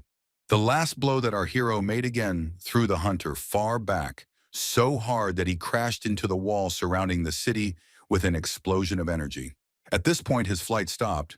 Cho Jae-hyuk was left hanging, imprinted on the stone, showing no signs of life. The gloves fell off, and this brought the man back to his senses. He checked if his hands were intact and began to gradually free himself from the rubble. Having freed the upper half of the body, the hunter began to pull out his legs, but this turned out to be not so easy. He didn't have time to do this before our hero launched an attack. Wasting time was absolutely not in his interests.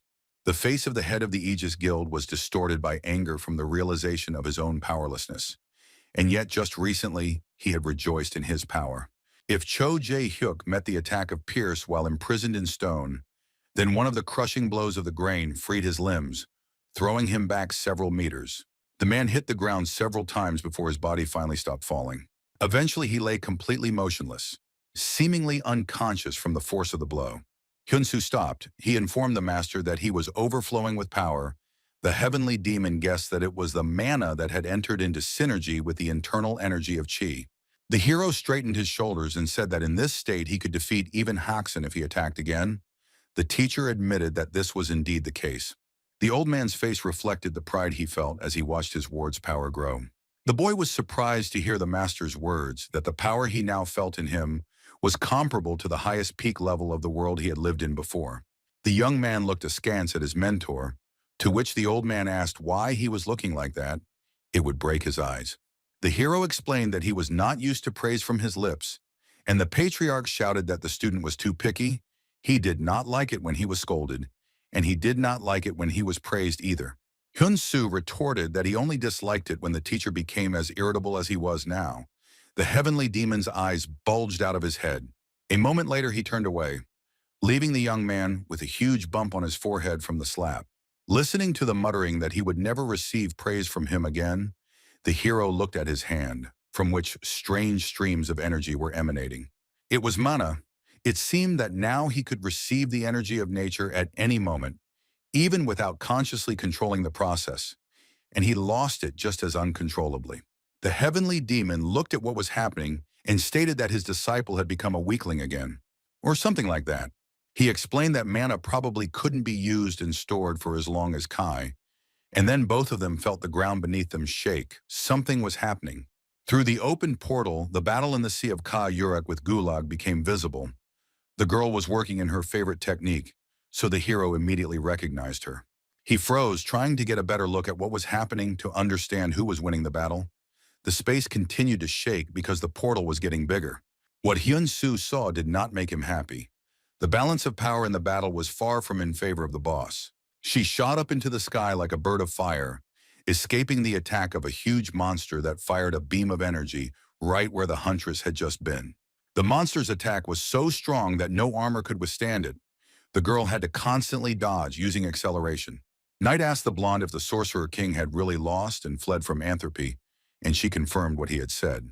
He said thoughtfully that if the Gulag lost, this place would be destroyed, even though they tried to prevent that from happening. The man swore loudly and slammed the book he had been reading shut with a loud sound, which was unexpected. The girl said that Gulag would never lose. Even if the two sides of the Sorcerer King united, they would not be able to defeat him. Knight said that he had no choice. He took hold of the sword hilt and said that he would personally take care of destroying the remaining bugs. The blonde whistled happily. Gulag and Hayurak continued to fight. Both managed to avoid serious damage, but the hunter's strength was running out. Hyun Su asked the heavenly demon what he thought about why the Red Lion Guild leader was suddenly here. There was no answer, but the space shook again, as if another gate had opened again, and the young man panicked a little. It was indeed a third portal within a portal, and what's more, its size was larger than all the previous ones combined. Our hero was seriously worried. He already knew very well that something like this would not bring anything good. Moreover, it was simply dangerous. Meanwhile, the sky demon looked inside and saw a desert, reporting that it seemed like this was where they started. The guy was excited. He realized that several portals were trying to gather in one place at the same time, but for what purpose, it was unclear. A voice from the side explained that this process was called overlapping, but the worst part was that the voice was completely unfamiliar. Hyun Su turned around abruptly, screaming. Next to him stood a blonde in a raincoat leaning on her cane umbrella. The girl said with a smile that our hero's very existence was a source of grief to her master. Nightnim. The heavenly demon worriedly reported that he could sense the energy of an overwhelming bloodlust around them. The blonde, smiling sweetly, handed the young man a glowing heart and muttered something like, "Take it." Instantly, sharp spikes appeared from under the ground, and Hyun Su barely had time to jump back to avoid being pierced through. The guy jumped to the side, watching as the blue glow on the spikes gradually faded. The blonde was moving in his direction. It was the after-image of the hero. He was so fast that he left it in the place where he had just been. The girl appreciated the speed. Hyun Su used mana to instantly increase his speed and strength, earning praise from his teacher, albeit unspoken. The blonde intended to attack again, but the guy counterattacked with his signature crushing blow, the grain. Realizing that she couldn't avoid the blow, the villain had to come up with another way to defend herself. She found nothing better to do than hide behind her pink umbrella. Apparently, it was a powerful magical artifact. When the opponents collided, an explosion occurred and, as usual, dust and smoke made it difficult to assess the effectiveness of the attack. It turned out that this was not entirely true. The girl used the umbrella as a parachute, only the other way around, rising above the ground with its help. The young man hit the stones, and it seemed that his opponent's speed was also in perfect order. Hyun Su thought that if an ordinary umbrella helped avoid his signature move, then the blonde was simply mocking him. She stood on top of the fortress wall and reproached him for his cruelty, for how one could treat a weak girl in such a way. Both her hearts and her honeyed voice irritated our hero beyond measure. He already understood that this was a form of manipulation. To get to her, Hyun Su used Heavenly Demon Flight. This was the most sensible decision. The blonde instantly found herself in another place, thinking about the fact that the guy had a rather original and interesting technique of movement. Jumping up the wall with his fist at the ready, the young man asked why she had attacked him, for what purpose. The girl snapped her fingers and said that she was not going to answer the man who was rushing towards her with such a scary face.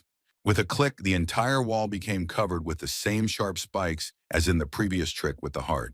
Some of them injured the young man, some broke, but he did not stop and continued to move forward. He was so angry that he used the tree's blow against the impudent girl without stopping. This should have given her some intelligence, provided that she survived.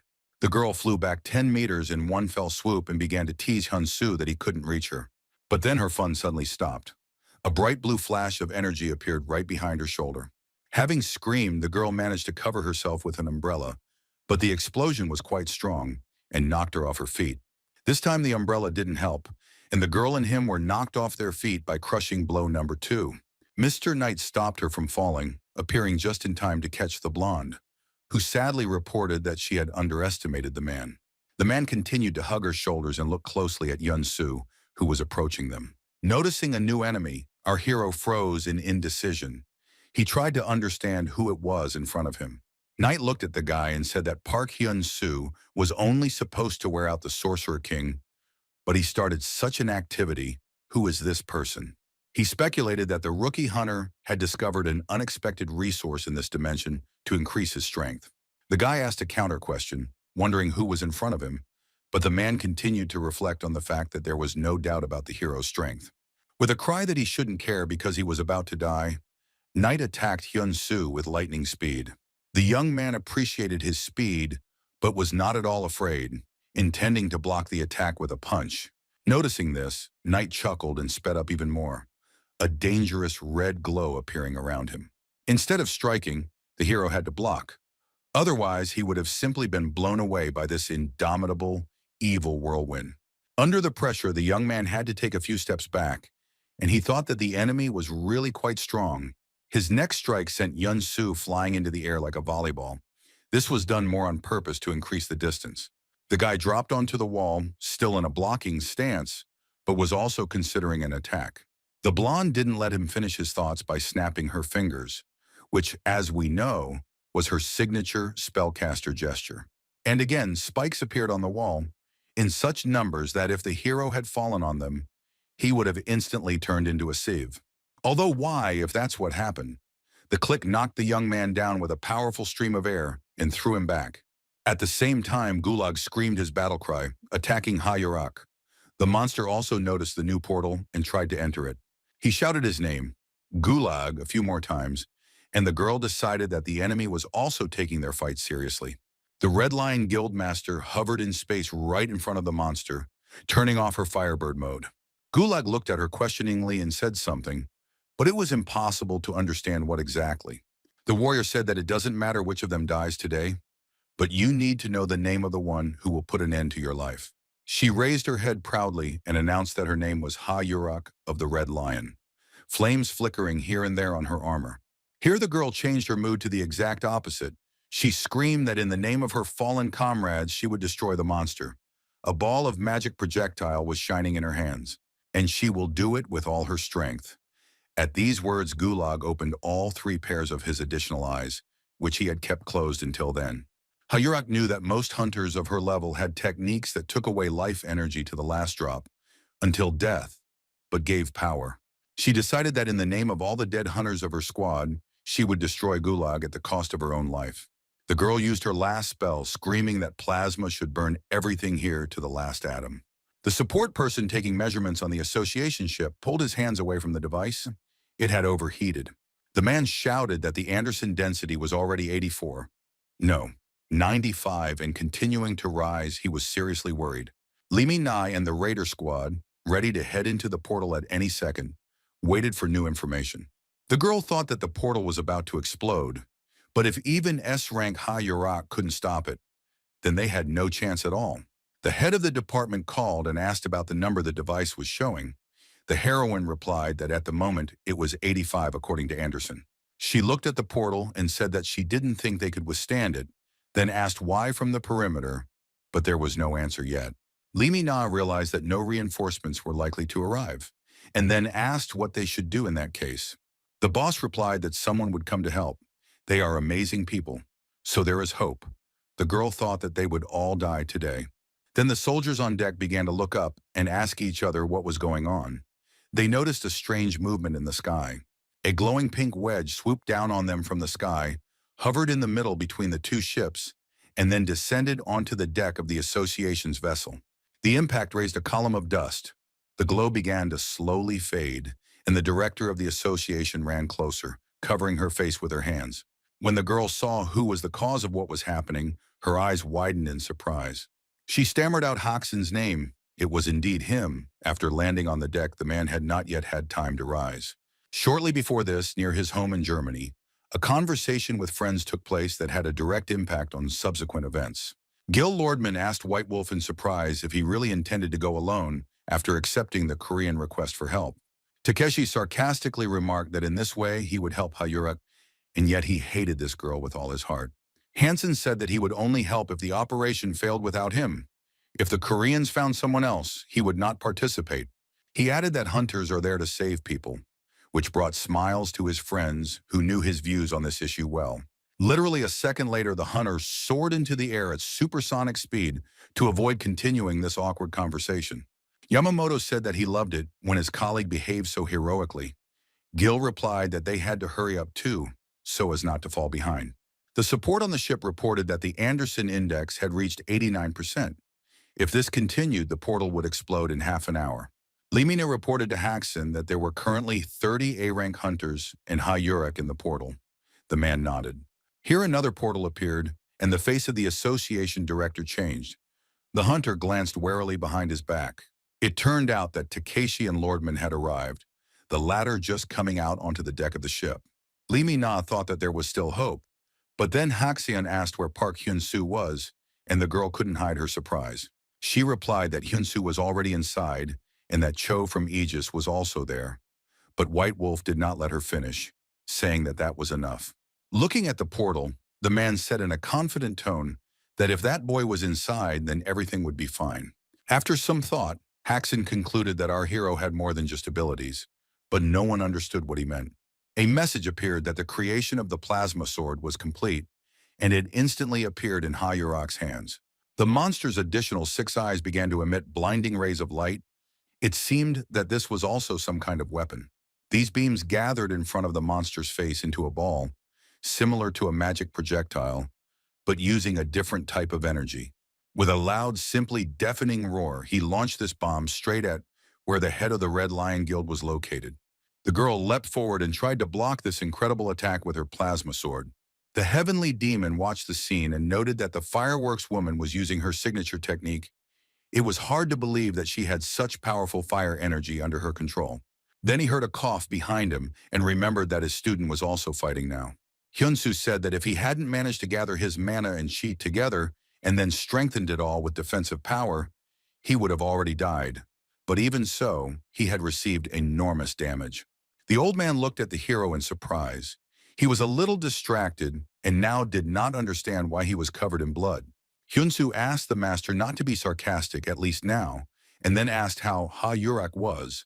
The patriarch replied that she was going to finish the battle.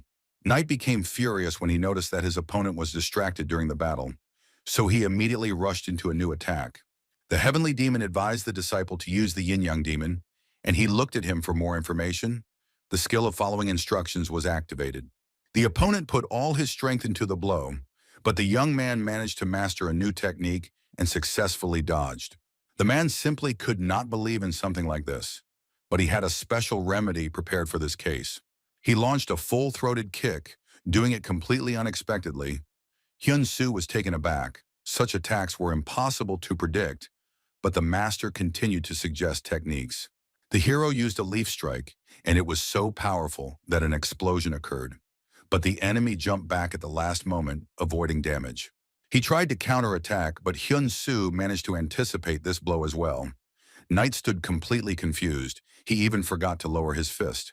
Meanwhile, the young man took advantage of the confusion and used the leaf strike again, intending to cut the villain in half. It was truly dangerous, but somehow the enemy managed to dodge it by jumping high into the air. Falling to the ground, he was incredibly happy that it had worked, but he didn't understand how to continue the battle. He needed to think through his next strategy carefully, but rage prevented Knight from thinking. Anger clouded his eyes and he missed the blow. Meanwhile, Ha-Yurak rushed forward, intending to destroy the gulag with her plasma sword. She moved at great speed and put all her remaining energy into the blow. Just a little more. Just a little more. A warning appeared that she was almost at her limit and should stop using internal energy, but the girl did not stop. Gulag, who was about to attack the enemy with a glowing magical charge again, raised his head up. He realized that death was approaching. With a loud cry, Ha-Yurak pierced the monster with her plasma sword. This was revenge for the lives of all her comrades who died in this portal. The tip of the sword entered straight into the open mouth of Gulag. He was prepared for such an ending and did not try to dodge or block the blow. The monster was defeated. She had never seen such a bright and huge flash of radiance in her life. However, this was the last thing she saw now. Ha-Yurak lost consciousness and all her energy to the last drop. Her hair turned from fiery to black. The girl fell down. It was the end. Her brain threw up memories from the past. The huntress mentally turned to the captain. The overturned cars were burning. A huge one-eyed monster walked across the bridge and threw cars like toys. The girl stood in his way. Another car flew at Ha-Yurak, but she dodged it and looked menacingly at the monster that was destroying the city. Then beams of light flew at the monster from different sides, and the girl realized that help had arrived. These were fellow hunters. And of course the captain, who with a few movements of his fingers released a whole series of light beams, sharp as a razor. After destroying the monster, the man landed on the ground right in front of Ha-Yurak, smiling warmly at the girl. She smiled happily in response. The captain arrived just in time to solve all the problems in one fell swoop, covering her and saving the people. He praised the young huntress, patting her on the head, and then noted that she had done a great job, even though her help had been a little late. The man said with a satisfied look that the girl would soon become S-Rank. When that happened, let her cover his back. She only laughed in response. The captain added that if anything happened to him, she should take care of his son, Jae-hyuk. He was such a klutz. Ha-Yurak screamed at him to stop this conversation immediately. Nothing would happen. Looking at the smoking buildings, the hunter objected that anything could happen to their work. Now the girl was falling down, thinking that she had not kept her promise. She mentally asked the captain for forgiveness. Meanwhile, on the fortress wall, the blonde called out to Nightnim, saying that the portal to the gulag was closing. He answered her that he knew, reaching for the scabbard of his sword, after which he asked her not to make unnecessary noise here. It was dangerous. A second later, the man pulled out his sword and drew a cross in the air, the blade leaving a reddish mark behind. He did it right on the portal, thus closing it, or something like that. Apparently, Knight knew how to handle the gates no worse than Lordman. Our hero looked at this and thought that the enemy seemed to have cut the portal with a sword, deactivating it. This was something new. The enemy thoughtfully reported that the young man surprised him by being able to hold out for so long. The ocean from the dimension where Ha-Yurak had fought poured into the city, now practically spilling over the fortress walls. Knight said that he was far from certain that Hyun Su would survive today, but if he did, he promised that they would meet again.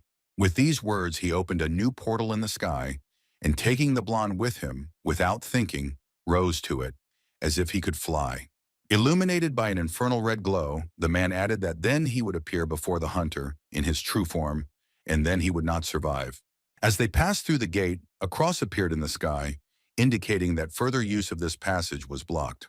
The young man looked at what was happening and thought that this operation was not just considered very dangerous, but people on Earth did not even suspect how much.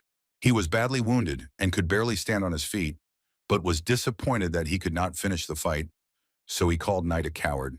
After these words, the hero coughed, spitting out blood. Only now did he realize how serious the damage he had received was. The heavenly demon approached the disciple and advised him to start restoring now. The enemy was still unreachable. The guy replied that he would do it. But what next? He couldn't just hang around here doing nothing. The water was rising higher. The master prompted him to turn around, and right behind the guy he saw a sword that he had forgotten, or that the enemy had deliberately left behind. Hyun Su grabbed the handle and the blade burst into flames. It wasn't very pleasant to hold the bastard's weapon in his hand. The patriarch said that this place would soon close, and they needed to cut the portal just like Knight did to get out of here. The young man looked at the sword and asked how he should swing it. The teacher replied that he had no idea. Let him try different ways, use mana or chi energy. The guy decided to try starting with internal energy and poured a fair amount of it into the blade, which glowed much brighter. After that, Hyun Su drew a cross in the air. But nothing happened. Apparently, it was not chi energy that was needed, but something else. So it was necessary to use mana. The young man directed the flow into the sword and it glowed blue. At that moment, a stream of water poured over the wall and almost knocked him off his feet. Our hero stayed on his feet only by some miracle. There was more and more water, so now the guy focused all his attention not on the sword, but on saving his own life. Now the very existence of the city was in great question. Most likely it would simply turn into a huge pool inside the fortress walls. Hyun Su almost went there to feed the fish, but by some miracle he managed to grab the edge of the wall with one hand. The heavenly demon watched him struggle and advised him to get out quickly. Time was running out, while he himself thought that the student was weaker than he seemed. Hanging on one hand, the boy raised the sword with the other, trying to swing it the way Knight did. He got a corresponding cross, glowing red, and not disappearing from sight, which meant that the portal was activated. The gates appeared instantly. They were quite large. All that was left now was to reach them in order to move into another subspace. Having assessed the situation, the hero decided that the simplest and most reliable way would be to simply jump into the gates he had opened. That's what he did, not forgetting to take the sword with him. You never know how many more times he'll have to use this method. Since they were in the sky on this side of the gate, it took Hyun Su quite a long time to fly to the ground, but he landed successfully on his feet. He looked around carefully. It seemed that all around was the same desert they had found themselves in at the very beginning of the operation. The sky demon darkly joked that this place looked familiar. Had he been here before? They looked up into the sky through the portal to where they came from. Only the tower was sticking out of the water. The old man explained that the world with the city had merged with the one where the firewoman fought. Hyun Su was scared by this thought. He looked a little confused because he didn't know how Ha Yurek's battle ended. But then he thought that the head of the Red Lion Guild was now there, and shouted that they should immediately return and help her. He instantly grabbed his sword and began to draw a new portal cross to go in search of the boss. Meanwhile, Knight and the Blonde returned to their luxurious palace, where they were given a proper welcome. A portal opened right in the ceiling of the reception room. Two knights stood at attention, waiting for the appearance of the master. The couple descended onto a luxurious red carpet, along with a fair amount of seawater. The landing was almost soft, but both began to cough as they had swallowed liquid while passing through the gate. Seeing that Knight was seriously injured and could barely stand on his feet, the girl immediately rushed to his aid. The man stopped her with a gesture and said that it would be unnecessary. Everything was fine. He could handle it himself. The blonde noticed that Knight had not changed his form despite the serious injuries. The promise to the king was important. It was impossible to break the order. Meanwhile, the man took off the top part of his suit in order to treat the wound, and he lay down. A servant had already appeared nearby, unrolling the cloth to bandage the wound. Everything was very clean and looked as if it had been in use for years. While the doctor was performing the treatment, the servants assisted. And when everything was done, the doctor assured that by tomorrow the gentleman would be completely fine. Knight didn't listen. He was thinking that he was very sorry that the sorcerer king died.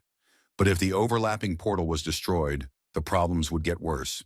The man hoped that he could fight Hyun Su again, but he couldn't understand why the information about the hero and his actual strength were so different. At this time, a new visitor entered the room. He was wearing expensive shoes and an equally expensive suit. However, this was also a servant, or rather a secretary. He brought the master a glass of healing potion and fresh news. Knight asked if the king had contacted him. The answer was negative, but there was information about a message from the Rook. The secretary reported that he did not want to upset the gentleman, but if his plan failed, the punishment would be death. The man almost choked on the potion. He squeezed the cup so hard that it shattered into pieces, injuring his hand. These walls had not heard such choice curses for a long time. The blonde watched Knight and thought that she was ready to carry out any of his orders, while the man cursed Rook, who dared to say such a thing. He stood up and muttered that now was the best time, because everyone else was busy with the paradise fragment and thinking only about it. The blonde looked the boss straight in the eye and asked if he really wanted to start looking for it as soon as possible. The man began to dress, saying that now the destruction of the portal did not matter. He would find it first and make Rook bow before him and regret her words. It took his partner a few minutes to digest this information, and she remained silent. He headed towards the exit and, without turning around, commanded the girl to tell Peshka that it was time to begin the search. Knight moved forward, his eyes burning with a determined fire. He dared to begin searching for the singularity and secret from the king. Sea waves splashed around the fortress walls, and powerful streams of water flowed from them into the city. Most of the buildings were almost completely underwater, with some having roofs and upper floors visible. The tower, as the tallest structure, could have remained visible, but due to the pressure of the water and previous events, its walls began to crack. A blonde stood on the balcony near the clock face and watched as the water took away the houses one by one. She thought that the stupid knight had not noticed the singularity right under his nose, and also had not appreciated Hyun Su's strength. She leaned on the railing and told herself that she couldn't wait to see Knight lose and be punished, and there was a special reason for that. At this point, the girl started dancing and shouted that the reason was that it would be even more fun. Here, a subordinate called out to her, addressing her by name. And so we learned that before us was an elephant, another chess piece. The guy bowed and said that the goal had been achieved, and they had managed to find the one the lady had asked for. The girl came very close to him and put her hand on his chest, saying that the dear one was not in too much of a hurry. She hugged the guy and he snapped his fingers to show her the result of his search. Cho Jae-Huk slowly flew into the hall through the air. Apparently he was dead or unconscious. His whole body was covered in wounds. The secretary made a characteristic gesture with his hand, and the dead body fell with a loud thud on the floor in front of the elephant. For some reason, the girl was very happy to see Cho Jae-hyuk. She began to clap her hands, showing her emotions, and said that she was happy. The boy sighed and reminded her that Jae-hyuk was dead, but it couldn't be said that this information upset the elephant too much.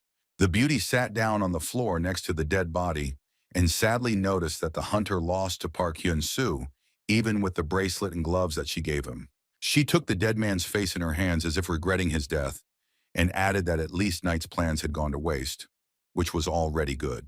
The subordinate did not want to watch for long as his mistress fiddled with the corpse and coldly asked what he should do next. The elephant looked at Cho Jae-hyuk and said that since he had swallowed the life vessel, he could still be useful to them, so they should take him with them. The guy nodded that he understood, put the dead man on his shoulder, and activated the portal to leave the tower. As she left, Slan muttered to Park Hyun Su that she believed in him, placing her hand on her hip and adding that she was confident that our hero would be able to find the oasis. Just at that moment, the guy and his mentor passed through another portal, but this time they also saw a desert in front of them. Instead of returning to the flooded world to find and save Hayurak, they found themselves, time after time, from portal to portal in the sands. The sky demon assumed his favorite pose, folding his arms across his chest and commanded to try again. He liked the fireworks woman. With a shout that if that's the case, let's go, Hyun Su again pulled out his sword and with all his might drew a cross in the air. The portal opened right in front of the young man, and he prepared to take a step forward, hoping that there would be water on the other side. In the human world in Korea, a TV in a hospital reported that a portal could explode in the West Sea right now. People began to talk fearfully, saying that in this case, monsters could break out. All hope was on the Red Lion hunters, who had already arrived at the scene. At this time, Yun was sitting at the bedside of our hero's brother and telling him that Hyun Su was simply incredible. He became a hunter and went into the portal. She added that her brother was very upset because he was bedridden and asked the boy to wake up quickly. The girl was telling how Hyun Su was now saving people, and his brother and sister were playing some kind of noisy game behind his back. Yun had to say goodbye to the patient and take the children out of the room, reminding them that this is not the way to behave in a hospital. Looking back at Hyun Tae at the door, she added with a smile that she would definitely visit him again soon. There was no reaction. The boy continued to lie motionless. All that was left was to hope that he could hear kind words addressed to him. Meanwhile, another portal appeared in the desert. It was definitely the work of his brother and the heavenly demon. Soon the heroes themselves appeared. The first thing the patriarch exclaimed was a curse. They came back there again. The master looked ahead carefully and said that he could not understand how this was possible. They were just running in circles in this desert. Hyun Su replied that he himself had no idea, but the situation was starting to irritate him to the extreme. There was no time to waste. But then the hero noticed something ahead that was slightly different from all the previous landscapes of the desert in which they found themselves. It was an oasis or something like that. I needed to get closer and take a better look at the area. He moved forward and began to carefully descend toward the water because it looked somehow suspicious. Looking down, the guy said that regular water doesn't look like that. He can't see his own reflection properly. Carefully lowering his hand into the lake, Hyun Su informed the teacher that, as he suspected, what lay before them was not water at all. Sky Demon asked if he meant that it was a disguised portal, and the student replied that it most likely was. Saying that now was a great opportunity to check it out, the young man began to decisively enter the lake. The master followed him. The bed was clean and warm. Hyun Su stretched sweetly from sleep, but was in no hurry to open his eyes, enjoying the light sunlight on his face. Finally, he sat up and stretched again, yawning, saying that he had seen a long and wonderful dream, and that he needed to write it down in his diary before he forgot. The hero looked at his watch and realized that it was quite late to get up. He got up and went to the kitchen. The father sat at the table with a newspaper in his hands and joked that the guy, it turns out, was alive, although he had slept for a whole day. Mom muttered reproachfully that there was no need to be so rude, to which the man laughed. He was just joking. The younger brother was about to take a bite of his huge burger and said that Hyun Su seemed to have just gone into hibernation. The hero took away the food and said that if Hyun Tae was insolent, he would be left without lunch. He would eat his burger himself. Watching his older brother begin to eat, the boy began to whine about how he had only managed to bite once. In order to console him, Hyun Su simply slapped a fairly large bill right on the guy's forehead. Satisfied, he began to finish his burger, explaining that he had just received his payment yesterday, and Hyun Tae bowed in gratitude. The guy asked his parents what they would like to eat today. He treats them. It was very nice. There was a traffic jam on the street, as always in this area, with many cars honking in an unsuccessful attempt to somehow get through. Hyun Su's family went to a restaurant, but it was difficult to get to their destination, although the traffic was usually a little lighter at this time of day. The father decided to make a small detour and go around, so that at least they would be moving and not standing still. The car turned onto a small street. There was no one there at all, and it was possible to increase the speed to the maximum permitted within the populated area. Our hero laughed that it really was better, to which his father joked that no navigator could compare with a road veteran. Then Hyun Tae looked out the window and noticed something strange. He became worried and asked his brother to look too. The sky above the building they had just passed had turned pink and orange, indicating that a portal was about to open there. Hyun Tae couldn't know about this, so he assumed that a thunderstorm was starting and lightning was flashing in the sky. Then a real fiery rain of burning debris fell on the car.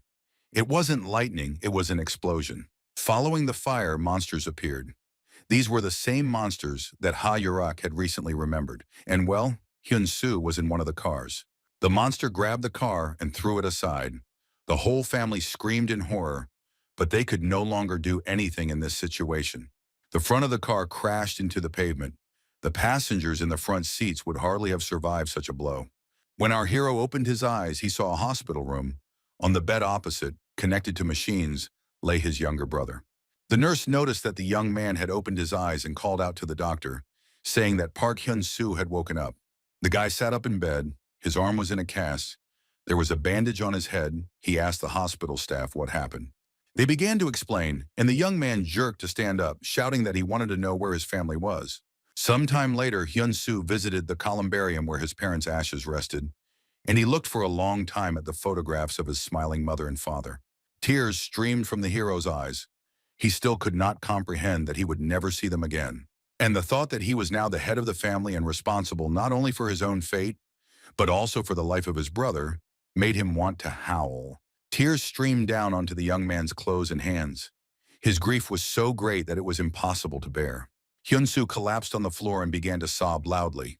He didn't care at all that all the visitors in the columbarium were grieving for the deceased, but he was the only one making noise. Here he heard a sharp call. Someone called him by name and commanded him to come to his senses immediately. The hero fell silent. He closed his eyes, and when he opened them again, he screamed in a voice that was not his own. He was in armor again. He was a hunter in the portal again. Tears continued to roll down her cheeks, but now the teacher was nearby, looking reproachfully at Hyun Su. In an irritated voice, the heavenly demon reported that the disciple had not woken up, so he had to take some measures. Then from somewhere to the side, an unfamiliar voice was heard saying, "Unknown variable." Our heroes looked in the direction of the speaker. The man in the shroud-like clothing continued that this time the unknown variable was an otherworldly being, and that was very strange. He stated that he had summoned one person, so why are there two here now? And one of them is a soul. Ignoring him, the heavenly demon began to scold the student for crying so much. I wonder what kind of dream he had. It was unacceptable to behave like that. Hearing that it was not proper for the future heavenly demon to roar under any circumstances, the stranger smirked.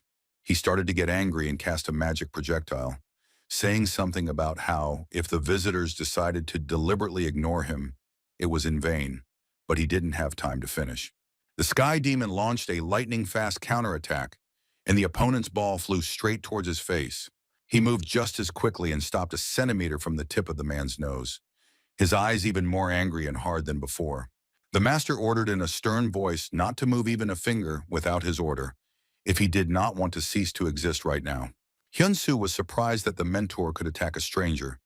He explained that he felt it as soon as he saw him. It was an intangible entity. The master could not fight the skeleton. It had belonged to the physical world for a long time. But the good essence of the sorcerer king could be attacked by him, but there was no reason for this. The stranger admitted that the master was capable of destroying him. He never thought he would ever meet someone so outstanding. He cast a network of protective spells around himself and apologized for the situation. The man added that a year ago people almost managed to kill him, so most of his strength was lost, and he still needed to maintain this peace. Hyun Su got really angry and screamed at how dare the scoundrel make him watch that horrible dream about the past. The stranger asked whether he had really pressed on the sore spot, and then addressed our hero by name and asked him to listen. The hero thought that his thoughts were being read, to which the man replied that this is exactly what he does, and that dreams of this kind are seen by everyone who comes to this place. It shows the sweetest but also the most terrible dreams, from which people will never wake up. In this way, one can obtain a precious vessel which is not valued until it is lost, but then it is too late. The stranger pointed his finger at the young man and solemnly explained that the vessel was his body.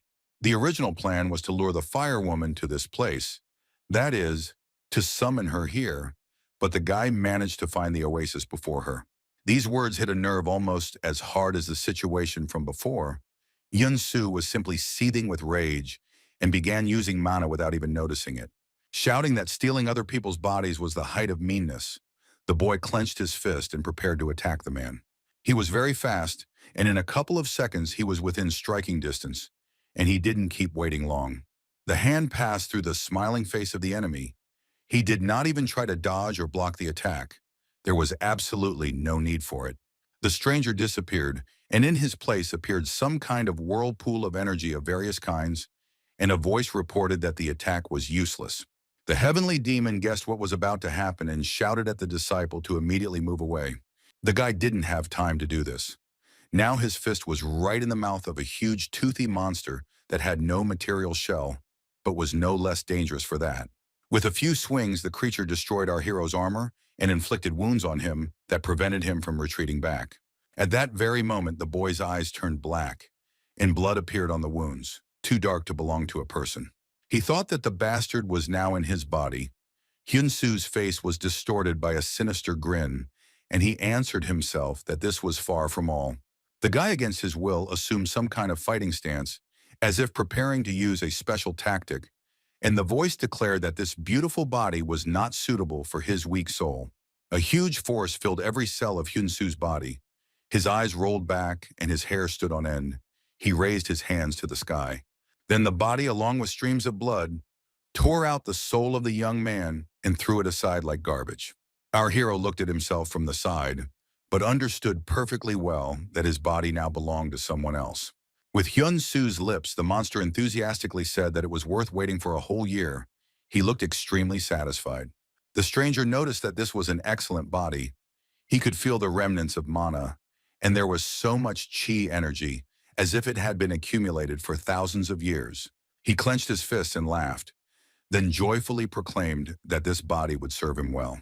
Overwhelmed by emotion, the monster did not notice that a heavenly demon had appeared behind him, preparing to attack. The master said that when he was in Morum, for such actions one could be burned to the bone at the stake, and with these words he knocked the stranger's soul out of Hyun Su's body. With the next blow, he returned the soul of his student to where it belonged. The body spread its arms and screamed. The stranger regained his original appearance, and now his eyes widened in anger. He did not expect that someone would be able to expel him from the vessel.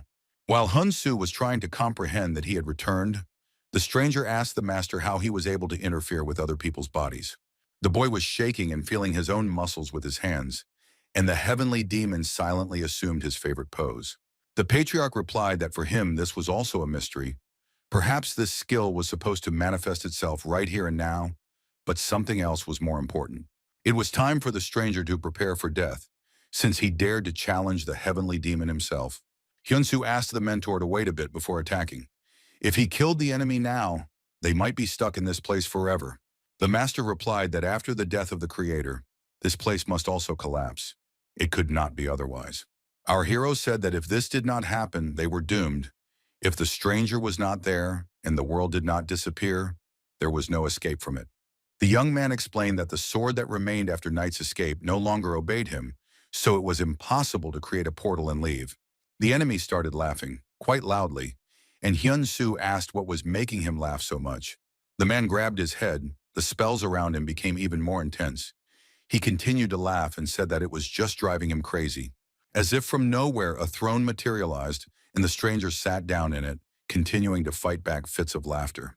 He explained that after countless calculations, he had figured out that he would be able to leave this place today, but now he simply could not believe that this was happening. The man covered his face with his hand and said that he wanted to introduce himself properly. People usually call him Pavlicion. Then the man added that they might know him by the name of Ancestral Dragon. Hyun Su couldn't hide his surprise, and Heavenly Demon didn't believe a single word. The boy angrily shouted that the Red Lion Guild leader said that the Ancestral Dragon was sealed a year ago, so it was a lie. The man straightened up and assumed a majestic pose on his throne. He did not make any excuses or explain anything. Then he decided to clear the air and admitted that he had made people believe it, even using the language of souls. The Ancestral Dragon reported that, being on the verge of death, he could not do anything, since he no longer had the strength to do so. But he had been thinking about a plan for a whole year. He spread his fragments and remained here, waiting for someone suitable, a vessel, to come. Hyun Su could understand his opponent's motivation, but he couldn't understand why he was telling him all this now. He read his thoughts and replied that he was doing this because he had no reason to lie to the hero. There was no point in it. His time was coming to an end. The man explained that he would no longer be here by tomorrow. The stranger's face became sad. The Ancestral Dragon stated that he had been counting on the Fire Woman coming here, taking her body and returning to the outside world, plunging it into absolute chaos. But things didn't go according to plan. It all started with the Sorcerer King, who somehow managed to retain his good nature, and the skeleton fell. Moreover, he fell at the hands of an incredible creature that came here contrary to all his calculations, and made the implementation of this plan impossible. The Heavenly Demon ignored the flattery and asked why his opponent coveted other people's worlds so much. He explained that the world he had lived in before was completely devastated. There was no mana left in it, and new mana had stopped appearing due to the decline of nature. And when the Ancestral Dragon was ready to accept his fate and die, they appeared and offered a deal. They suggested how to get out of the desert world into a new one and continue to exist as before. These were the kings. Our hero could not understand what kind of kings these were, so he asked the man why anyone would call themselves kings. The man asked if he really didn't understand what was happening after the battle with Night, also known as Horse. The boy realized that the characters were named after chess pieces, but he thought it was extremely stupid. The Ancestral Dragon noticed that he was having fun in vain. If he laughed when meeting them, he would die instantly, or perhaps long and painfully. Because if the horse takes on its true form, it will become stronger than the Sorcerer King before it split into two. Hyun Su and his teacher listened to the end. The man finished by saying that both the Sorcerer King and Knight were fighting the hero with half their strength, and he indignantly took a few steps forward. The Ancestral Dragon's face turned sinister, and he asked him to imagine what would happen when he met Knight if he did not restrain himself. Well, having met the king, the young man will die in that very second. There is no doubt about that, the man summed up. The kings taught him how to create portals, and in this way he came up with the idea of connecting parts of his world with the earth. Because of people, it was not easy. The villain believed that as long as humanity existed, it was simply impossible to completely connect their worlds. The hunters were followed by others, and it soon became clear that by successfully luring them here, it was possible to destroy all the strong opponents one by one. That's why the dragon came up with his great plan. Making people think that they had defeated him, he divided his world into fragments. This is how portals appeared, appearing from time to time in different places on Earth, but all of them, like links, were connected into one chain. Rising from the throne, the dragon announced that now his time had come. What happened next, the Heavenly Demon and his disciple already knew. He told the old man that he had come to meet him, an outstanding master, to which he decided to give his name, Chonggen. The man turned around and addressed Cheongen by name, saying that although he had failed with his plan, there was definitely a special reason for it. Now he can calmly go to the next world. Hearing this, Hyun Su became wary. He did not understand what caused such a change in mood. The stranger added that he had not closed the passage from here, so let them get out quickly. This world is ending. He heard the hunters call the operation a raid, and added that he had some good advice for the hero. Let him take a deep breath of mana when he leaves here. This is his parting gift, so to speak. The young man wondered for a moment if this was a trap, but then nodded, expressing gratitude. An explosion thundered off to the side, and the Ancestral Dragon turned away, preparing for the fact that he and his world were about to be destroyed. Our hero took the first step into the portal. Everything felt as usual, so the passage did not take much time. But before he completely went out into another world, he followed the advice and inhaled mana, and a message immediately appeared that its amount in the body had increased to the maximum. Then the amount of mana began to increase exponentially, and a message appeared that an overload had begun. It was necessary to process mana. The pressure was so strong that the young man could not even open his eyes.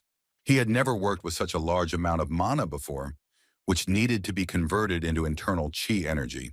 It was a revelation to the guy that he could create internal energy from mana, but he tried to do it as quickly as possible.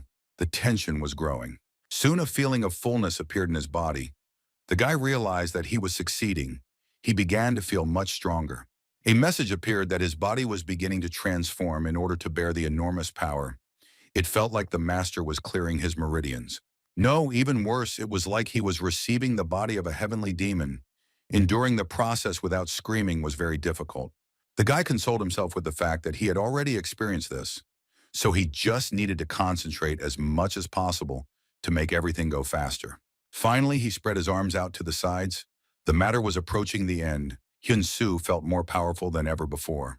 There was a message that he had reached the peak of flowering of 3 flowers. We remember that the beginning of flowering at one time greatly surprised the hero's mentor. It was a whole new level of power, and the realization of it came to the young man very gently and calmly. The Sky Demon decided to take advantage of the moment and sort out the situation with their recent opponent to the end. He felt that the ancestral dragon was no longer there, but some strong immaterial entity was hovering nearby. The old man asked who was there. There was no answer, but the glowing spot became a little larger and brighter. The master crossed his arms over his chest and said that there was no point in hiding.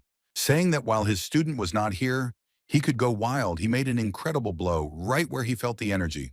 At first, the sound of breaking glass was heard, followed by a powerful explosion. The invisible enemy obviously received significant damage. The Sky Demon prepared to make another attack, but then someone's voice asked him not to do it and just talk. The master asked again who he was dealing with, and the voice replied that he would not recognize him even if he heard his name. The old man raised his hand, preparing it for another blow, and the voice again asked him not to do this, but to wait a little. The heavenly demon offered to introduce himself. The voice replied that he could not. The master clarified whether he could not or did not want to. The voice said that it was the latter. The old man asked who he was and why he had called him here. The voice replied that it would not name him, but had called him because it was curious to look at him at least once. An ominous flame appeared in the master's eyes, and he asked again what he meant by curious, after which he laughed menacingly. He started the attack again, and the stranger shouted that he shouldn't do this, that he should stop, but no one listened to him. The heavenly demon's dominant step was used, and the sound of breaking glass was heard again. The patriarch soared upward and now hung like a menacing shadow over the one who chose not to identify himself, despite the direct threat. The voice said that for an old man he was simply incredible. Without denying it, the hero crossed his arms and asked the entity to get lost.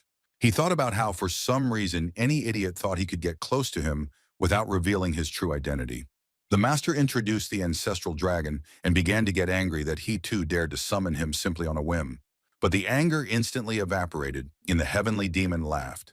The thought that came to his mind was really interesting. Our hero hovered over the city without any effort at all. A message appeared that the body transformation was completely complete, and the skill of listening to instructions was increased. The level of the yin-yang body has also increased. Now you can use other people's skills twice a day and absorb information faster. The body of the heavenly demon has been strengthened by 200%. Hearing that his immunity to attacks of any kind had increased and that all his physical abilities had increased by 300%, the young man even blinked in surprise. He began to descend slowly and, finding a small ledge of rock above the water level, landed on it. Hyun Su looked at the tower. It was the only one left visible. All the other buildings were swallowed up by the sea from the portal where Ha Yurak fought. Then the teacher called out to him, and the boy did not hide that he was incredibly happy to see him. It seemed to him that a lot of time had passed since the conversation with the ancestral dragon.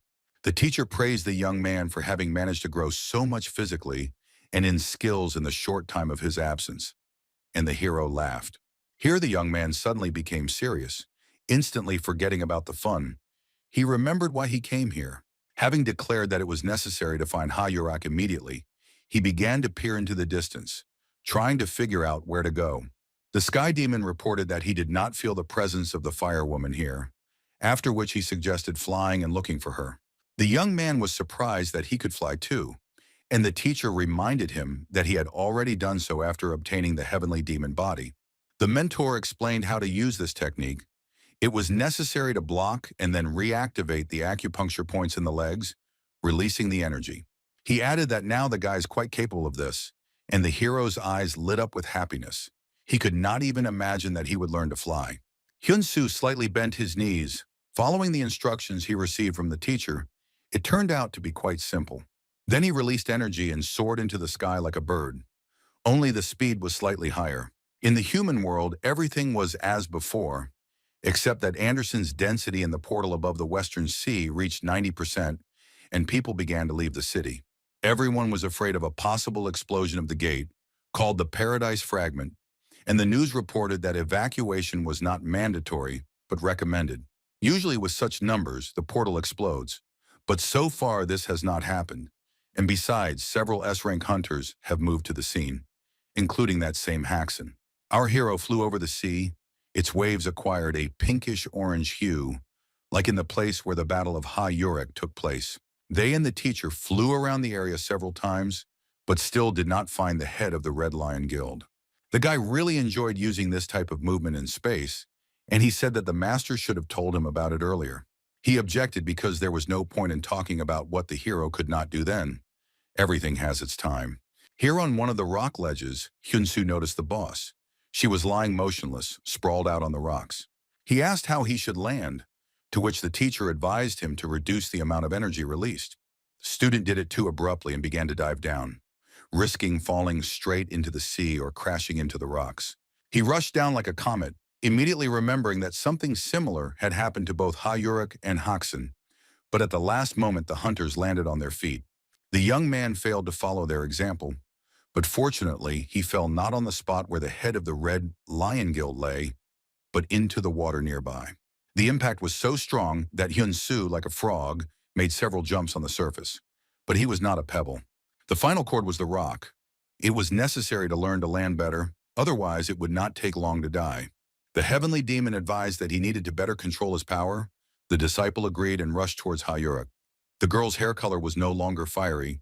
The young man was surprised that his boss was now a brunette. The patriarch sadly noted that she had had quite a battle, since she had no energy left at all. The ships of the Red Lion Guild and the Association were anchored side by side near the portal, and it began to emit a slight vibration. The support person taking measurements shouted that the device had stopped at 95 and was not increasing any further. Takeshi thoughtfully reported that this was rather strange. By all indications, it should have exploded long ago. Here the portal vibrated again, and it became clear that something was about to emerge from it. People began to bustle about. The order was given for everyone to prepare for battle, and the hunters, each in his own way, hastened to carry it out.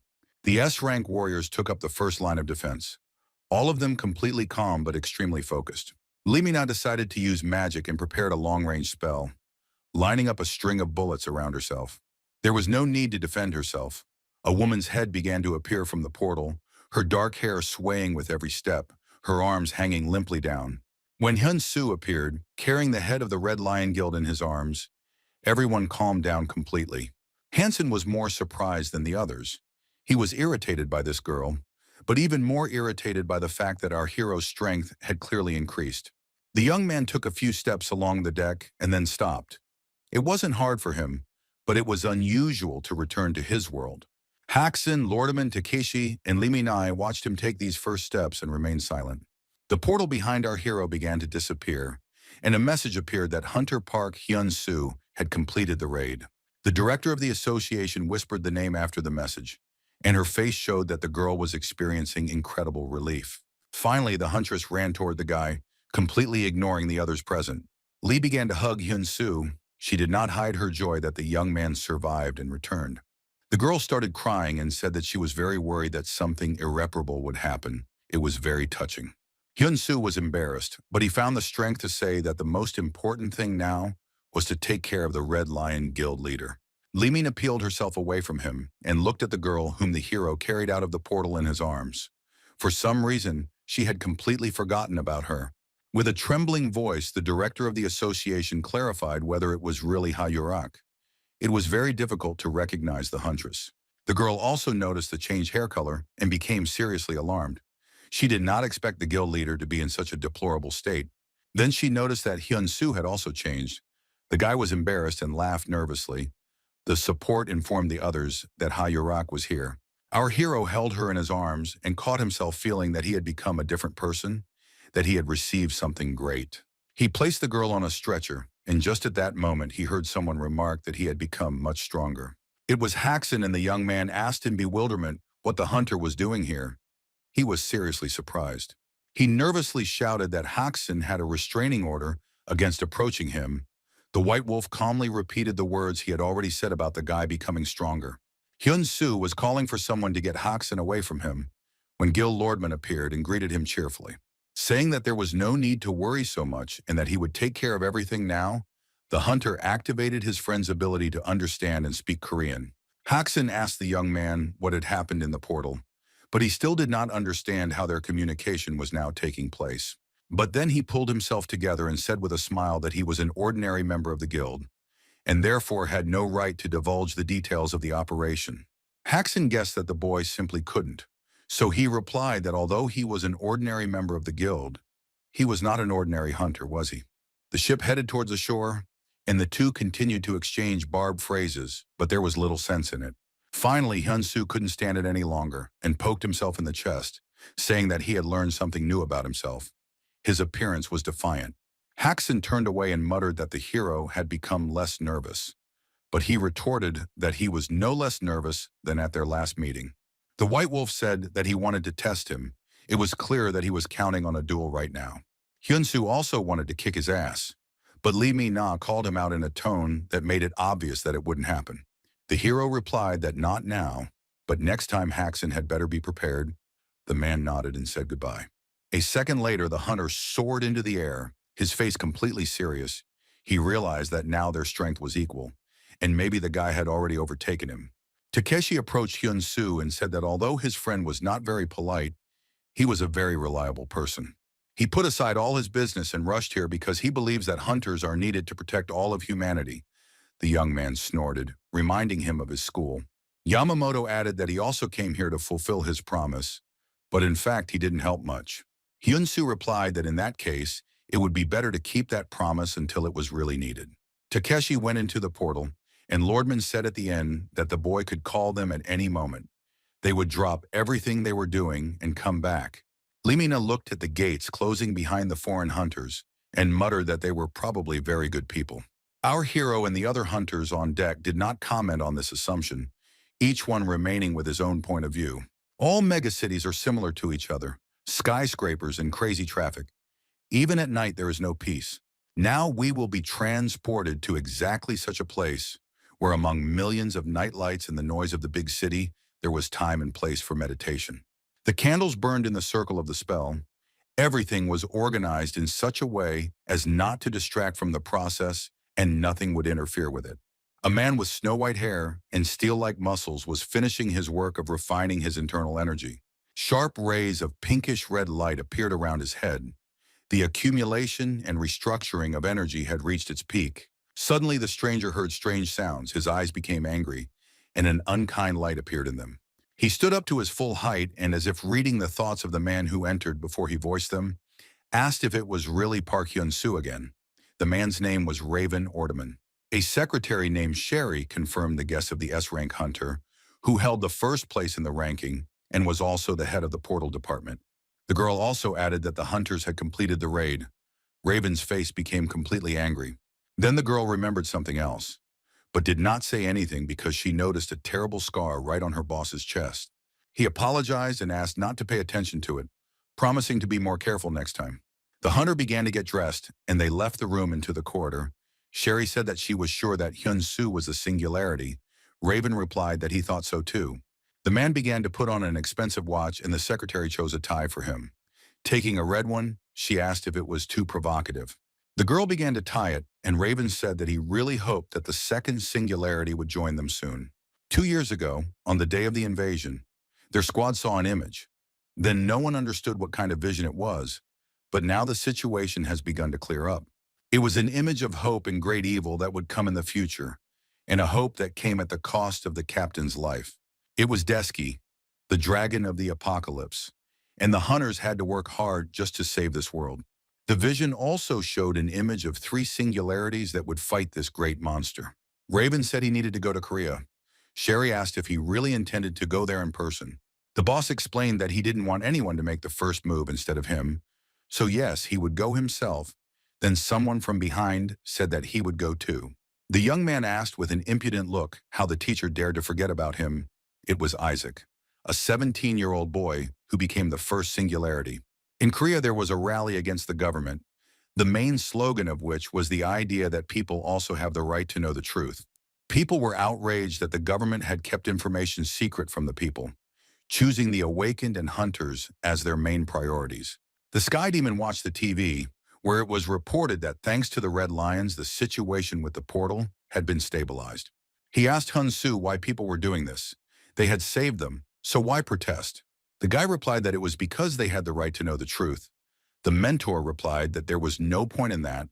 What was the point of knowing if you couldn't influence anything? He looked at the portal on his wall and thought that he had never seen such black ones before. It looked like a hole into the abyss. With this thought, the hero gathered in the gate for training. But before that, I thought that it wouldn't be a bad idea to report this to the association, in case it was something truly dangerous. The teacher advised not to do this yet, because the portal, or rather the subspace behind it, is still necessary for them. The guy jumped up, the mentor read his thoughts. I wonder if he learned this from the Sorcerer King or the Ancestral Dragon. He instantly received a kick to the jaw with the words that the master does not need to learn from anyone, he just guessed. Folding his arms across his chest, the patriarch added that, in any case, the guy's now absolutely ready. Hyun Su couldn't believe his luck. Could he really learn the remaining 6 techniques? The teacher confirmed that it was so. The mentor explained that if the basis of the first 6 techniques is earth, then these 6 are heaven. Maybe the guy will explain how he used the heavenly demon body tactic. The guy thought he couldn't do it and asked for help, to which the master asked him to wait a little. He cheekily suggested that before we started, we should eat rice with fried pork. The mentor had an excellent sense of humor.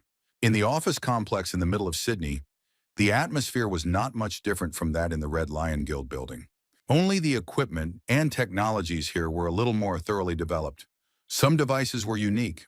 A man with long dark hair raised his hands to some device, and several light diagrams immediately opened. A few minutes later, he received information about Soul. Raven was standing next to him, telling him that everything would be fine. Anderson Walker, the top research director of the Portal Department and an S-Rank hunter, replied that in that case he was at ease. The man looked at the graphs again and now reported with complete confidence that the calculations were correct.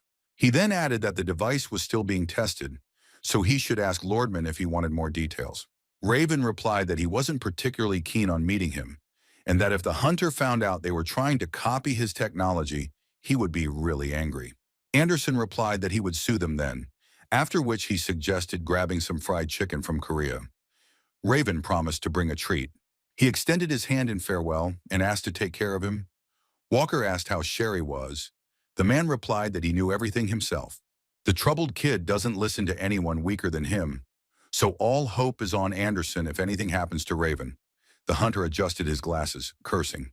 Isaac stated that he was not at all problematic and, as he had already said, he would also go to Korea with the teacher. He was determined and Sherry's call from behind him was completely ignored. The girl explained that the boy did not stop making noise, and she suggested that he talk to the teacher again. Raven reached out and used a spell to immobilize Isaac, saying that it was too early for him. It worked for literally a second, and the guy immediately began to complain that in terms of strength, he had almost caught up with his mentor. The man explained that it was not about strength now, and the boy was outraged that they would start telling him about damn etiquette again. Anderson smirked and asked why the hunter didn't take Isaac with him this time. The look the Raven gave him was deadly. Walker continued that Korea is famous for its traditions and upbringing, and perhaps this would benefit the young man. The young man suddenly became polite and asked the teacher to believe in his good intentions for just a second. He asked if he would believe in himself if he were in his place, and the teenager enthusiastically shouted that it goes without saying. The heavenly demon watched as his student mastered new techniques, which came quite easily to him. After each attempt, the guy was engaged in restoring his strength with the help of circulating chi energy. When everything stabilized, streams of energy began to slowly wrap around his head and body. This was a signal that he could continue. Then the teacher began to transmit information about the next appointment. It looked like a blue glow. When the skill was recorded into memory, the hero's eyes became the same color since the memorization speed was now twice as fast. Everything went perfectly. Having risen a little higher, right in front of Hyun Su, the master asked who he thought the heavenly demons were. The hero's eyes widened, and he looked at the patriarch in surprise. He did not understand why the question was asked in such a harsh tone. He replied that he didn't know for sure, but he could base his conclusions on the name. These are demons descended from heaven. The old man said that partly yes, partly no, but did not have time to continue the explanation, looking at the portal through which they came. The young man also looked there and listened, after which he exclaimed that there was someone outside. Standing at the front door, the hero couldn't believe that the energy of whoever was behind it was so strong that it passed through the portal and reached them there. As you probably guessed, Raven and his student Isaac came to Hyun Su. They had been waiting for quite a long time to be let inside. Our hero invited the guest to enter, after which he spent quite a long time looking at the business card that the hunter gave him. The most surprising thing is that what he read did not make any particular impression on the guy. He continued to remain absolutely calm. Raven looked at the young man and could not believe that he had awakened only a month ago. The energy pouring out of him was incredible. Hyun Su also felt the energy of the visitors. The man had reached the pinnacle of hunting skills and was #1 in the world. Finally, he said he was glad to meet him and gave his name. The man could not believe that the young man could talk so calmly while being next to him. The hunter also greeted the hero and noted that he was not at all surprised that he spoke Korean. Lordman's special device helped him. But when he mentioned Gil's name, Hyun Su's expression changed, something he didn't expect to hear at all.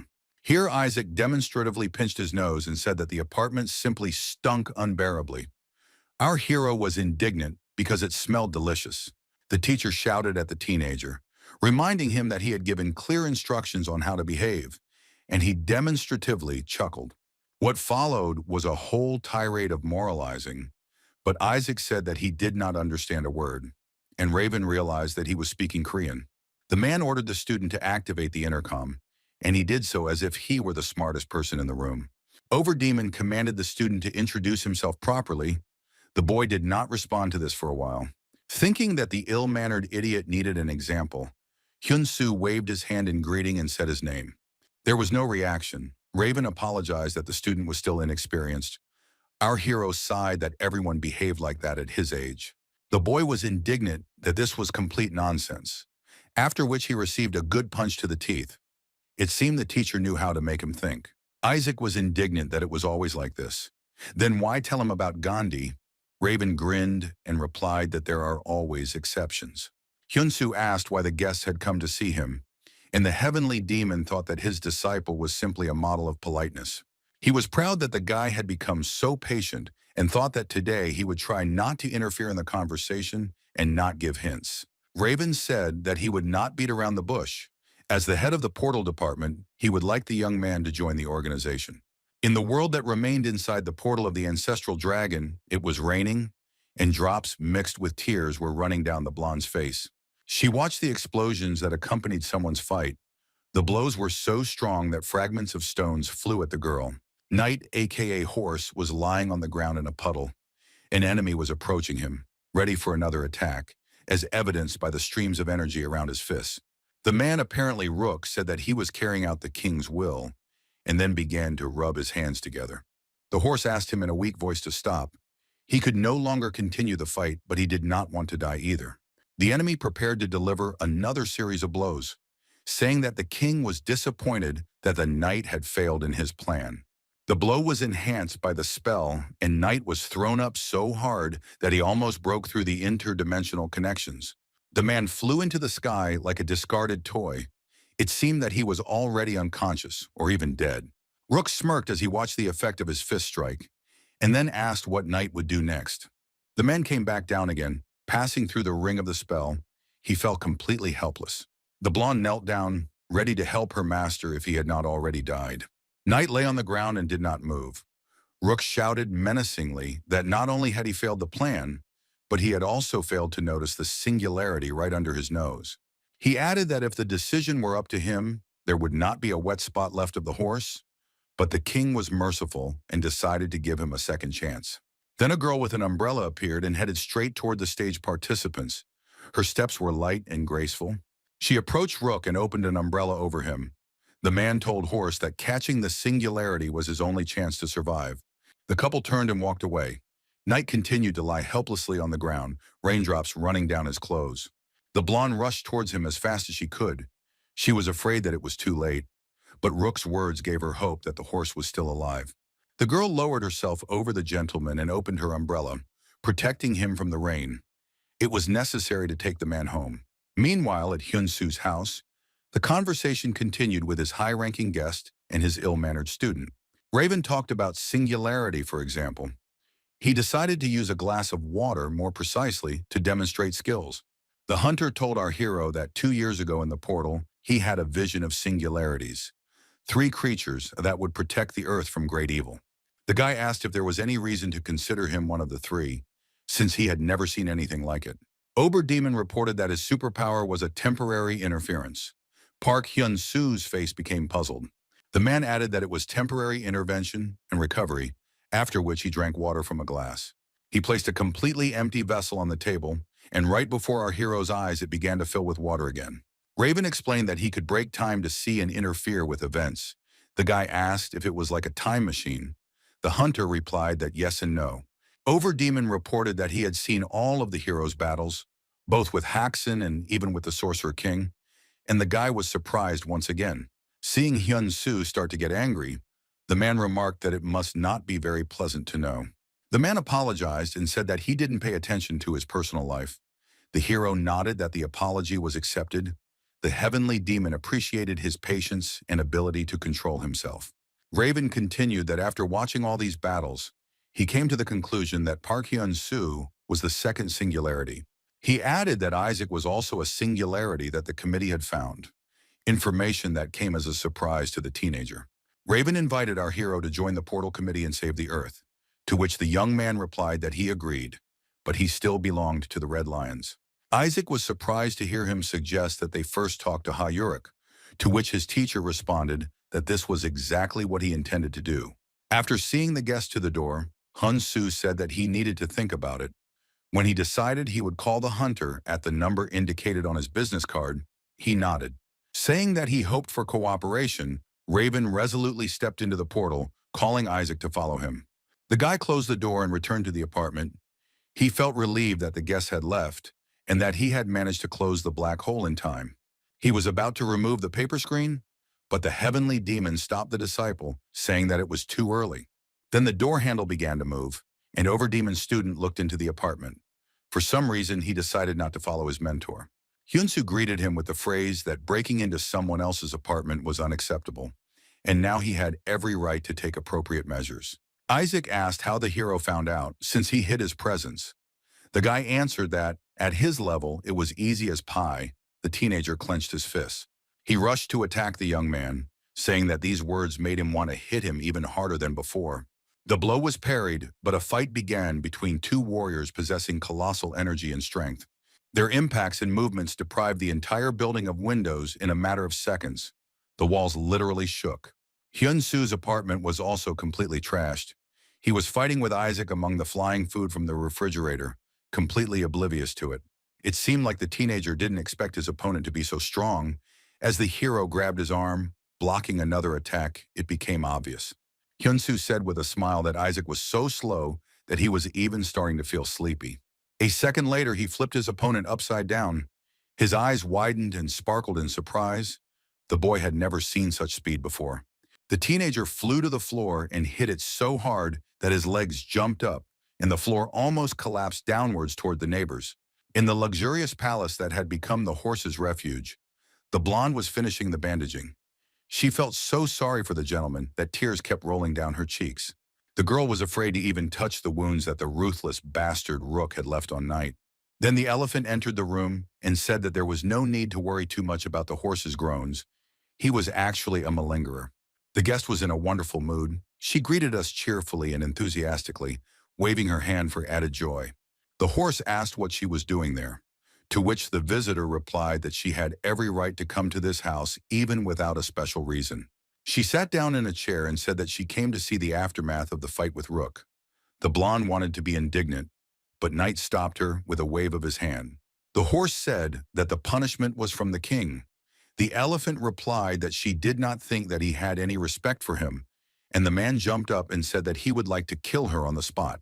He ordered them to get lost, but Elephant asked with a smile if he wanted to ask why the older sister had come, since she had come to help.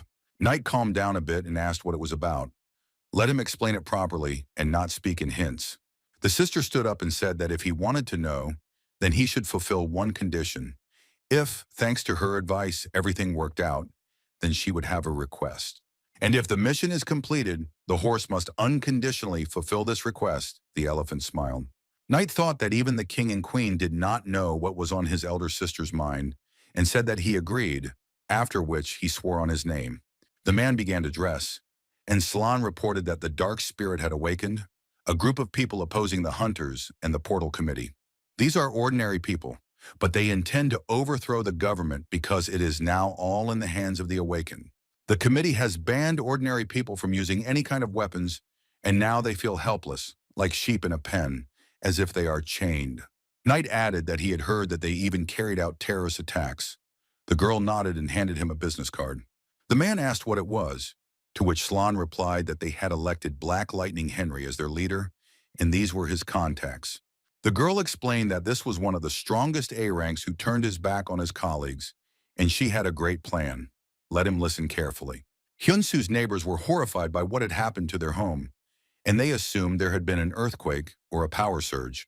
Our hero came out to them and apologized for what happened, explaining that this was the result of training and that he had screwed up, but would compensate for all the costs of restoring the house. Someone accused him of going too far.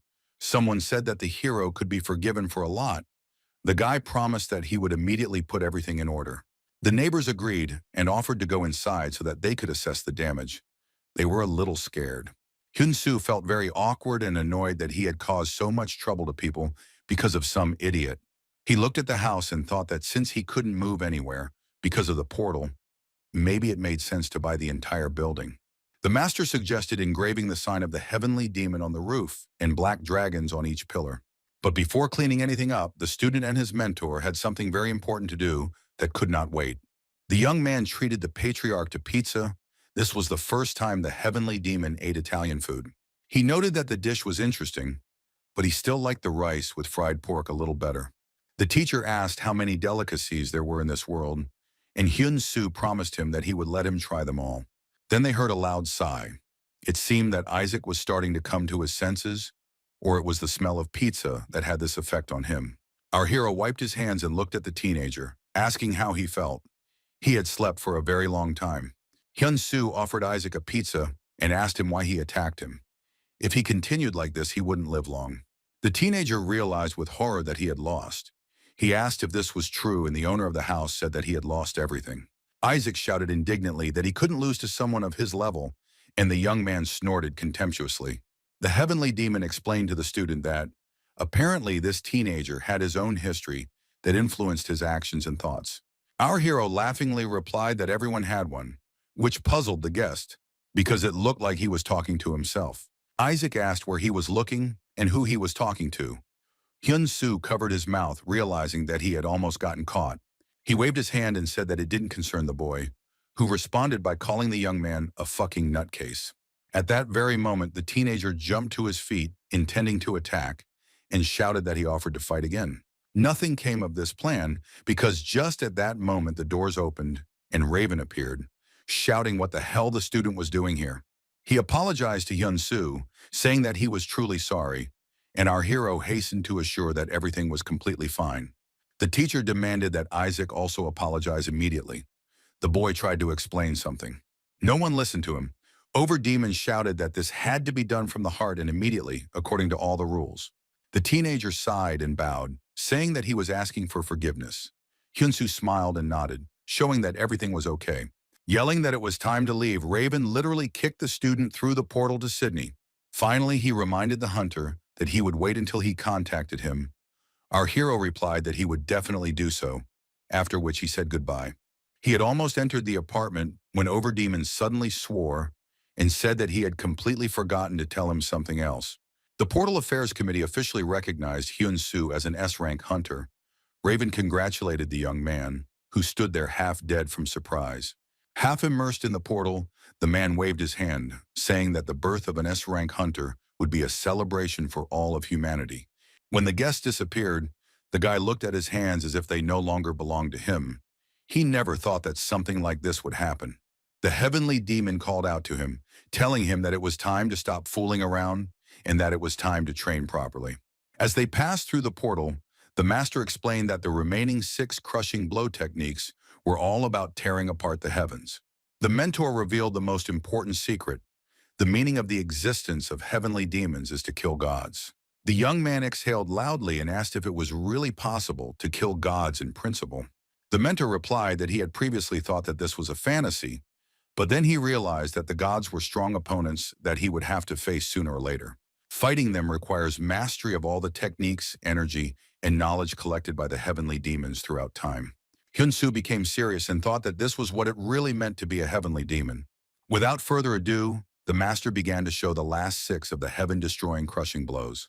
The first technique is called Cloud-Scattered Sky, and it is designed to deal massive damage. Hyun Su felt an incredible pressure. He knew that his teacher was strong, but sometimes the old man's power frightened the hero. The heavenly demon rose up, concentrating all of his energy into his raised hands, looking like a true demon. Then the patriarch dropped his hands sharply downwards, and there was an explosion of such force that if they had been in the guy's room, all that would have remained of the building would have been a crater in the ground. There was a message that the young man had mastered the technique by 37%, and he immediately decided to repeat the technique. It was weaker, but it worked. The master began to show the second technique, which was called Black Crow Heaven, as if releasing old crows into the heavens to mock them. Moving through the air in huge leaps, the mentor managed to perform several unusual somersaults in flight. At the end, he made a swing of his hand, as if delivering a pinpoint and very strong blow, and a message appeared that Hyun Su had mastered the technique by 33%. The heavenly demon's eyes began to burn like flames, and he announced that the third technique was called Make the Heavens Weep. The young man tried to repeat what he saw. The movement seemed simply incredible to him, but it turned out well, especially after he managed to synchronize his mana and his internal chi energy. The master was pleased with the student. The heavenly demon showed another move to strike the heavens with lightning. Hyun Su thought that if someone like the old man became the enemy of the hunters, the world would turn upside down. The fourth technique is a combination of fallen heaven and lightning from the sky. It looked very spectacular. With a cry that the time had come to strike the stricken heavens, the patriarch struck again, raising above himself a huge energy projectile resembling a portal. Saying that the fifth technique was Heaven's Explosion, he launched the projectile and abruptly dove down. Before the explosion had even died down, the heavenly demon commanded to cut out the fallen heavens. This was the final technique of the crushing blows. It was called the spiritual body of heaven, but our hero didn't understand what exactly he needed to do because everything around him was simply blazing with fire. Around the same time, someone was heading to the hospital, having previously bought a nice bouquet of flowers. Hyuruk approached the mirror in the room. What she saw there upset the girl to the extreme. She burst into tears and turned to the wall, thinking that she was a lousy leader who had lost so many people during the operation. There was a knock at the door, and Lee Mina was standing on the threshold, asking her little sister to come in. This was the first time she had used such an address. She slowly walked into the room and carefully said that she had arrived as soon as they reported that Hyuruk had woken up. Her friends said that she liked the address sister. This confused the head of the association a little, and she explained that she was simply very glad to see the girl conscious. The head of the Red Lion Guild reported that she could not use her abilities. They had disappeared. Her friend tried to console her by suggesting that it was temporary. Hyuruk asked if everything was okay. Lee Min-na replied that they took care of the fragment and Hyun Su became a national hero. The boss snorted. He didn't come to her. The friend said that since Raven came to the guy, the hero did not take any action. This upset Hayurek even more. The building where our hero lived had new window panes that sparkled in the sun and looked brand new. Hyun Su followed his teacher through the portal into the room, his face slightly puzzled. But it was necessary to find out how much stronger he had become. The heavenly demon replied that he should dream another time. The young man laughed. Our hero was extremely tired and collapsed on the bed, saying that he could have praised him, to which the patriarch remarked that he had become too arrogant. The teacher folded his hands and thought that the guy was actually good. He mastered the lightning of heaven in just a few repetitions. Then Hyun Su picked up the phone and saw a message that Hayurek had woken up. The master noticed that 2 days had already passed since that happened. Hyun Su began to be indignant. Why didn't he say anything about it earlier? If he knew, the heavenly demon turned on, ignoring. The boy sat up on the bed and said that he needed to go. The teacher asked if he wanted to wash himself, then carried him a mile away. The hero's t-shirt was wet and stuck to his body. He thought that the old man understood some things much better than he did. Our hero went to a place where he could wash himself and relax his muscles. But first he had to change his clothes. The mentor asked if a shower was not suitable, to which he received the answer that there were more pleasant ways to relax. The heavenly demon instantly got rid of his clothes and soaped himself, saying that in that case he needed to do the same. The young man was dumbfounded. He didn't know that the old man could do such a thing. The teacher immediately changed his clothes into an elegant suit and said that his clothes and appearance depended solely on his desires. A second later, he was already in the robes of the ancestral monk, which caused even more stormy delight in the student. The guy put on special clothes, the same ones appeared on the patriarch. Before washing, it was necessary to visit the sauna. There were several girls in the room watching television. The air was dry and scorching hot. The sky demon asked why people were lying there. The hero laughed and said that this was how they had fun.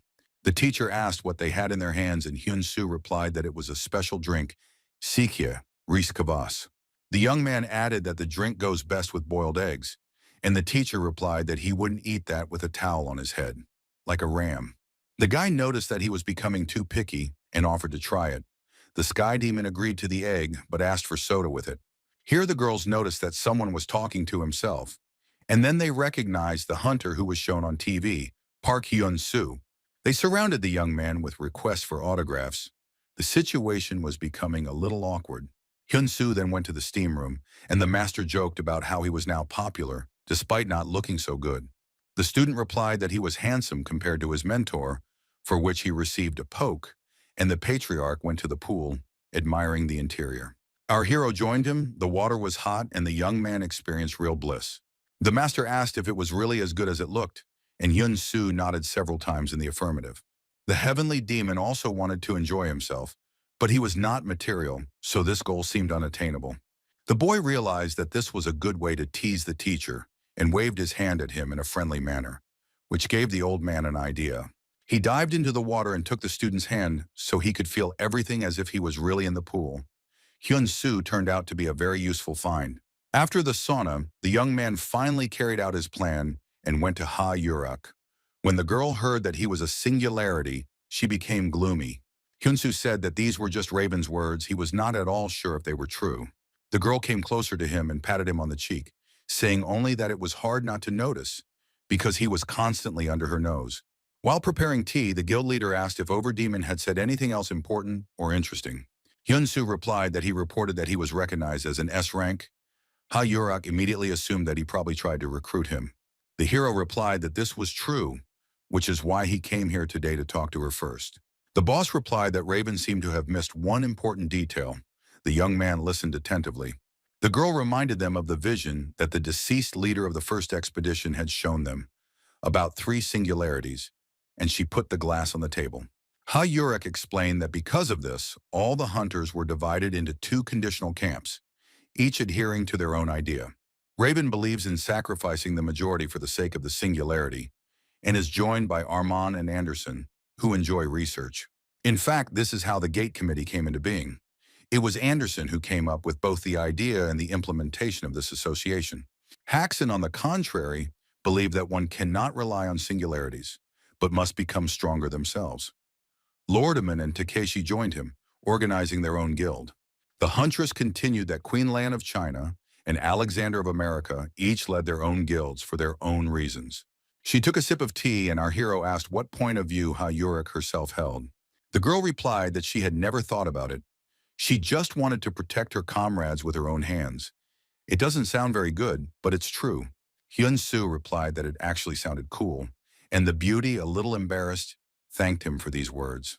She said gloomily that now she would not be able to save anyone. And this was a war. The guy replied that while they were running to save people, no one would dare to blame the leader for failures. Hyuk thought that the child was trying to comfort her. It was out, but she said out loud that our hero knows how to choose the right words very well. The girl looked at the young man and asked what he was going to do and whether he would continue with them. Hyun Su replied that after talking with her, he was finally convinced that he was right in his decision to become stronger. The heavenly demon didn't say anything, but it was clear from his face that he approved of his disciple's behavior, although he was a little offended on behalf of the fiery woman.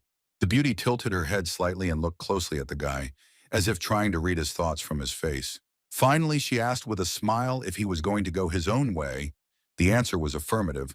Hyuk stated that it would be strange if he decided otherwise. She decided to give the young man some advice regarding the people he had recently met. They needed to be wary of, because everyone wanted to get the singularity.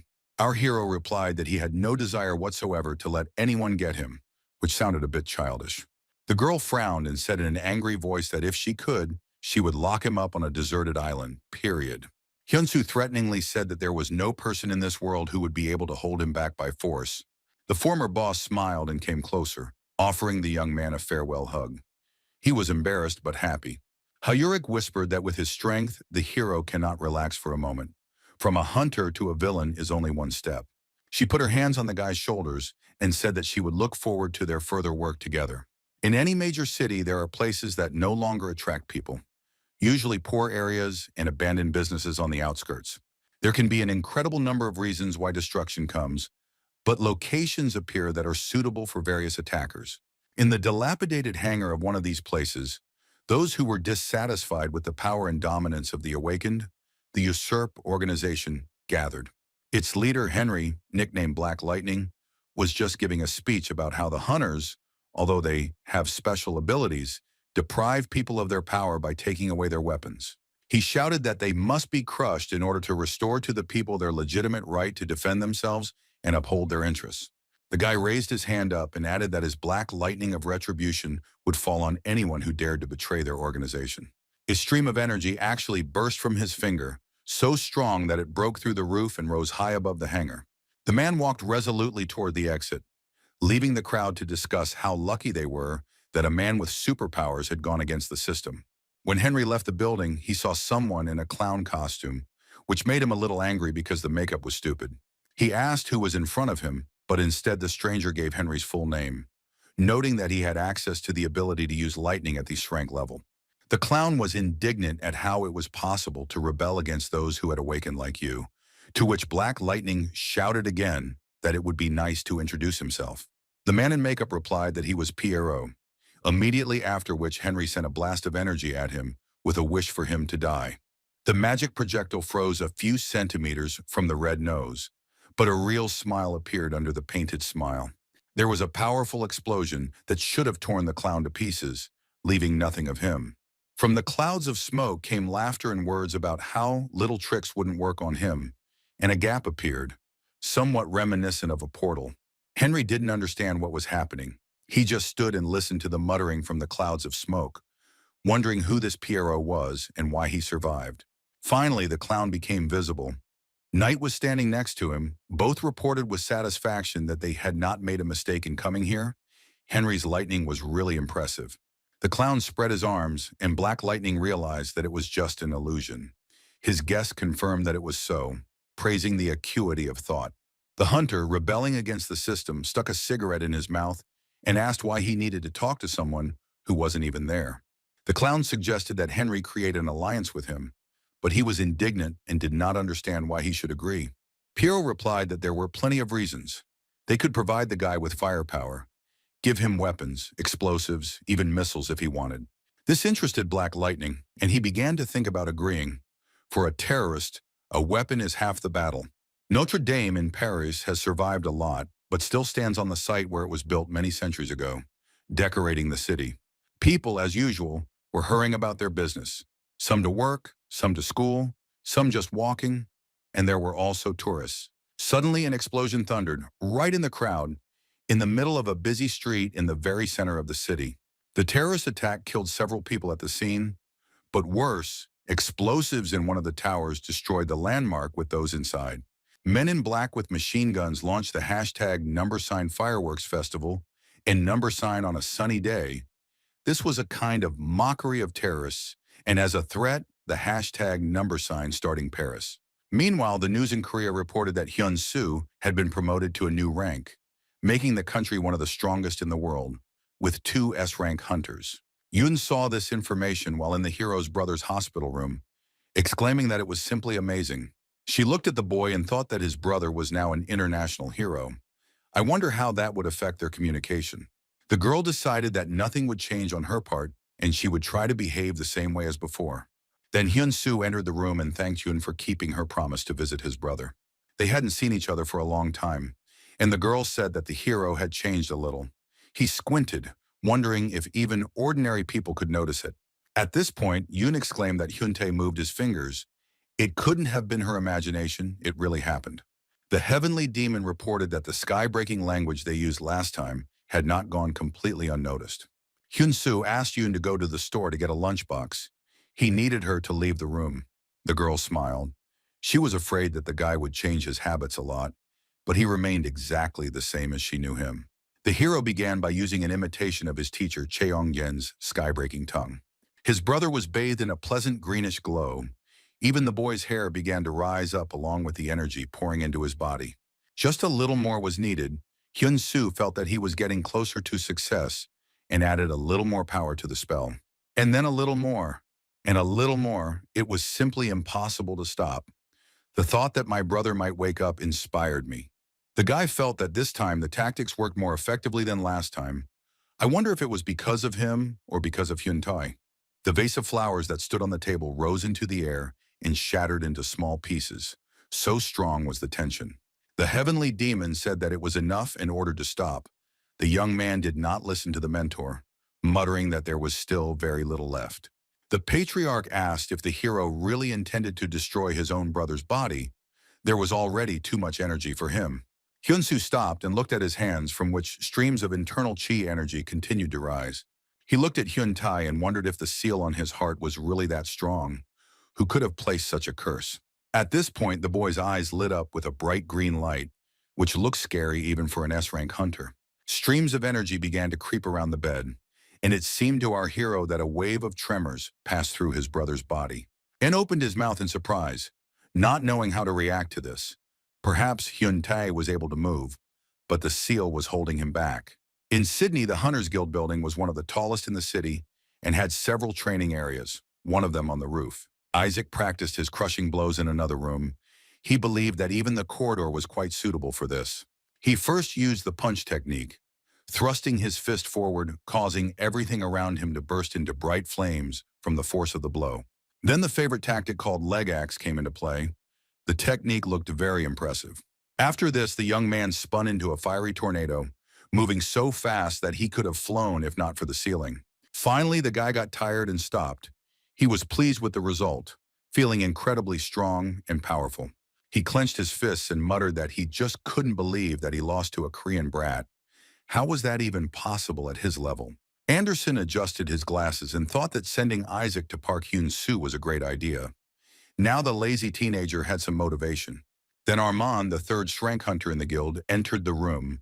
Although he was French by origin, the man called out to Walker and he turned around. Armand listened to Isaac's successes, but then said that he didn't need the boy. But Raven, maybe someone knew where he was. Anderson replied that Overdemon had gone into a deep meditation to learn as much as possible about the king and his gang, as there was no information about them anywhere. Armand asked to immediately open a portal to Paris, and Walker asked if he would go alone or take someone with him to help. The man explained that the Croisier Guild would only need the help of one S-rank to survive, so he was heading to his homeland to support them. Anderson replied that the dark ghosts had become very strong, and he doubted that the French guild could do anything to counter them. Armand suggested that the terrorists had investors and that they had received not only firearms, but also explosives. The portal immediately appeared, and the hunter prepared to go save the capital of his home country. Walker once again offered his help, to which he received the answer that his task would be to create a portal to return the hunter back to Sydney. Explosives were planted not only in Notre Dame Cathedral, but remote-controlled suicide cars drove around the city, exploding in the busiest places. The terrorists did not spare bullets, shooting at passers-by and hunters who came to their aid with machine guns. The Cuirassier Guild was in the thick of things. They did not spare themselves and rushed to help the civilians, but the forces were far from equal. Neither swords nor superpowers were as effective as thousands of bullets in the hands of skilled shooters. By killing one terrorist, the hunters made a significant breakthrough in the defense. By killing the second, they saved themselves from hundreds of shots, but new ones came to replace those killed. The shells fell to the ground like rain. Dodging the bullets was very troublesome, which took away resources from the attack. The mage decided to use a protective barrier against bullets and cast the appropriate spell, but it was also impossible to attack from under the dome. For a while, there was enough energy to hold this fatal barrier, but soon the bullets began to break through it. Until they were left completely defenseless, the hunters began to use long-range spells to reduce the number of attackers. The terrorists had a hard time. They had to urgently regroup and change their battle tactics. One of the men, armed with some kind of particularly powerful gun, ordered his colleagues to move away. He prepared to fire 400 bullets at the hunters at once, and hashtags about the massacre of hunters and the extermination of the guild immediately appeared. The shots followed one after another, and it seemed that the recoil should have sent the terrorists flying into the air, but he continued to stand on the ground. The hunters froze under their dome, and then directed all their free energy to increase its power. The tension grew, and then their shield couldn't withstand it.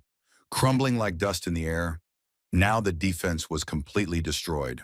The man with the machine gun grinned maliciously and said that it was time to have some fun. The party had begun. The hunters were shot on the spot. They had good regeneration, so the warriors did not die immediately, but the terrorists decided to finish the job. The man didn't have time to do this. Some force lifted him into the air, and the bullets, deprived of gravity, stopped flying out of the barrel. Soon, one after another, the attackers flew into the walls of the surrounding houses at such a speed that bones broke like dry pasta. The other terrorists could not understand what was happening to their comrades. They were so confused that they even stopped shooting. Armand appeared. The counterattack was his doing. The hunter's superpower was moving objects in space and playing with gravity. The hunters from the local guild were truly relieved to realize that their renowned colleague had arrived on time. The terrorists lined up and started firing volleys in an attempt to kill the hunter, but he calmly walked straight towards them. Armand used the shield and slowly approached the stunned enemies, who sensed a real threat. His eyes lit up with fire, and the hunter extended his hand forward, stating that it was quite a bold move to go up against an S rank. Blood flowed from the mouths of the attackers. The hunters simply tore their internal organs apart without damaging the outer shell. When Armand clenched his hand into a fist, the hearts of most of the terrorists stopped beating once and for all. The weapons fell from their hands and the men began to fall to the ground, surrounded by streams of the hunter's energy. Armand rose up. His silhouette looked especially terrifying against the sky. It was necessary to assess the balance of forces. It seemed that all the enemies were defeated, but there were also many civilian casualties. Armand looked around, his heart ready to burst with grief when he saw the inhabitants of the city mourning their relatives. Men, women, and children lay on the streets. The terrorists tried to make the number of victims as large as possible. Public utilities have already begun to eliminate the consequences. Doctors are treating the victims, and firefighters are trying to extinguish the flames. The entire city was on fire. Residential buildings and government buildings were burning. The attackers did not spare explosives. It became dark from the smoke. Armand was able to put out the fire, but it required a huge amount of energy. The hunter raised his hands up, collecting it. He put so much power into the spell that he couldn't help but scream when he cast it. The city center was engulfed in a pleasant pink glow, covering one building after another. The smoke disappeared. The flames went out. The firefighters gave the signal that the supply of water and foam could be stopped. They were extremely surprised. Residents looked out of the windows of their houses and, noticing the hunter, waved to him in a friendly and grateful manner. Armand waved his hand at them in response, as if to say that there was no need for gratitude. It was a hero's duty to help ordinary people. He began to peer down, trying to figure out if all the criminals had been destroyed or if there was someone else still lurking. It really was like that, and from the bright orange flash, the man realized that someone was trying to attack him. When the blow reached Armand, it became clear that this someone was quite strong and capable of inflicting enormous damage. The lightning bolt was so strong that it knocked down the S-rank hunter like some defenseless sparrow, and the man began to fall to the ground. Armand quickly rose to his feet and realized who dared to strike him so meanly from the ground. It was Henry, who said that only a great hunter could put out the huge fire. Moreover, having been hit directly by lightning, the hero not only survived, but also felt quite well, which seemed incredible to Black Lightning. Armand looked at his opponent with a stern gaze and said that no one dared to look down on him. Henry said that after a couple more of his lightning bolts, anything could happen. The hunter asked if the guy knew that the same attack wouldn't work on an S rank. He already knew about the damn lightning. Henry narrowed his eyes slyly and asked his opponent not to be so arrogant. Otherwise, he might burst from pathos. He kicked a small ball lying on the ground, and an explosion thundered near Armand. The enemy was using explosives. Shouting farewell wishes to Armand, the terrorist raised his finger, beginning his lightning trick and promising that he would die instantly. The hunter decided that this was a funny distraction and confidently cast a spiritual shield of protection. For some reason it didn't work, and the lightning struck the hero at full force. He screamed, more from surprise than pain. Armand fell to the ground, his legs jumping up high from the impact. It might have looked funny, but in fact it was a tragedy of global proportions. Henry sat down next to the hunter, asking if the arrogant bastard didn't expect this. He used the artifact to suppress the enemy's abilities. Now he intended to kill the S-rank hunter so that the fame of the dark spirits would quickly spread throughout the world. But at that moment, Anderson appeared. Saying that Black Lightning was finished, he attacked the criminal, but he somehow managed to dodge. However, even the direct damage was thrown aside by the villain, and he rolled on the ground, shouting curses. Henry quickly jumped up and leaned his hand on the ground, preparing to counterattack. He didn't expect another S-rank to arrive. He called Anderson a damn cheater for teleporting to coordinates using a new device. The terrorist folded his arms across his chest and said that the result he had achieved would be enough for everyone in the world to talk about their organization. With a terrifying laugh, he used his signature lightning tactic in several directions at once. Meanwhile, our hero continued to be in the hospital, trying to bring his younger brother back to consciousness. His face looked stunned because what was happening did not fit into any framework at all. The boy's eyes continued to glow, and he suddenly began to speak in a strange voice about how the uncontrollable darkness would continue to spread throughout the world. The child's body rose above the bed, and the voice continued that there would be no life in the lands of darkness. All living things would perish, and it was not only about death. Hyun Su's eyes widened in horror. The voice added that its goal was to absorb all living things, and all lives as such. Concluding that it was inevitable, the spirit left Hyun Tae's body, and the glow began to weaken, and the child's body began to sink. As he collapsed onto the bed, it became obvious that the seal on his heart was the work of some incredible dark force. The oxygen mask was returned to its place, but it no longer fit tightly, and the glow had disappeared completely. Hyun Su walked over and adjusted her to make sure his brother could breathe. The heart sensors showed that he had a pulse. The boy looked at the heavenly demon and asked who it was and why he used his brother's body to report this. The master said that it resembled a prophecy. Most likely this was the creature that cast the curse on Hyun Tae, but the mentor could not say anything more. But he decided to tell the boy about what happened when they were separated after the heroes left the ancestral dragon. He started by saying that some unknown force had dragged him into an unknown subspace, and the young man opened his mouth in surprise. The old man added that this was done in a special cunning way, which was unknown even to him. The enemy did not appear before the master, but he could sense his essence. He could not find out his name either, but he did not sense any evil intentions. The boy asked if it was the king. The patriarch replied that it didn't look like it, but he felt that this man was so strong that he could compete with him.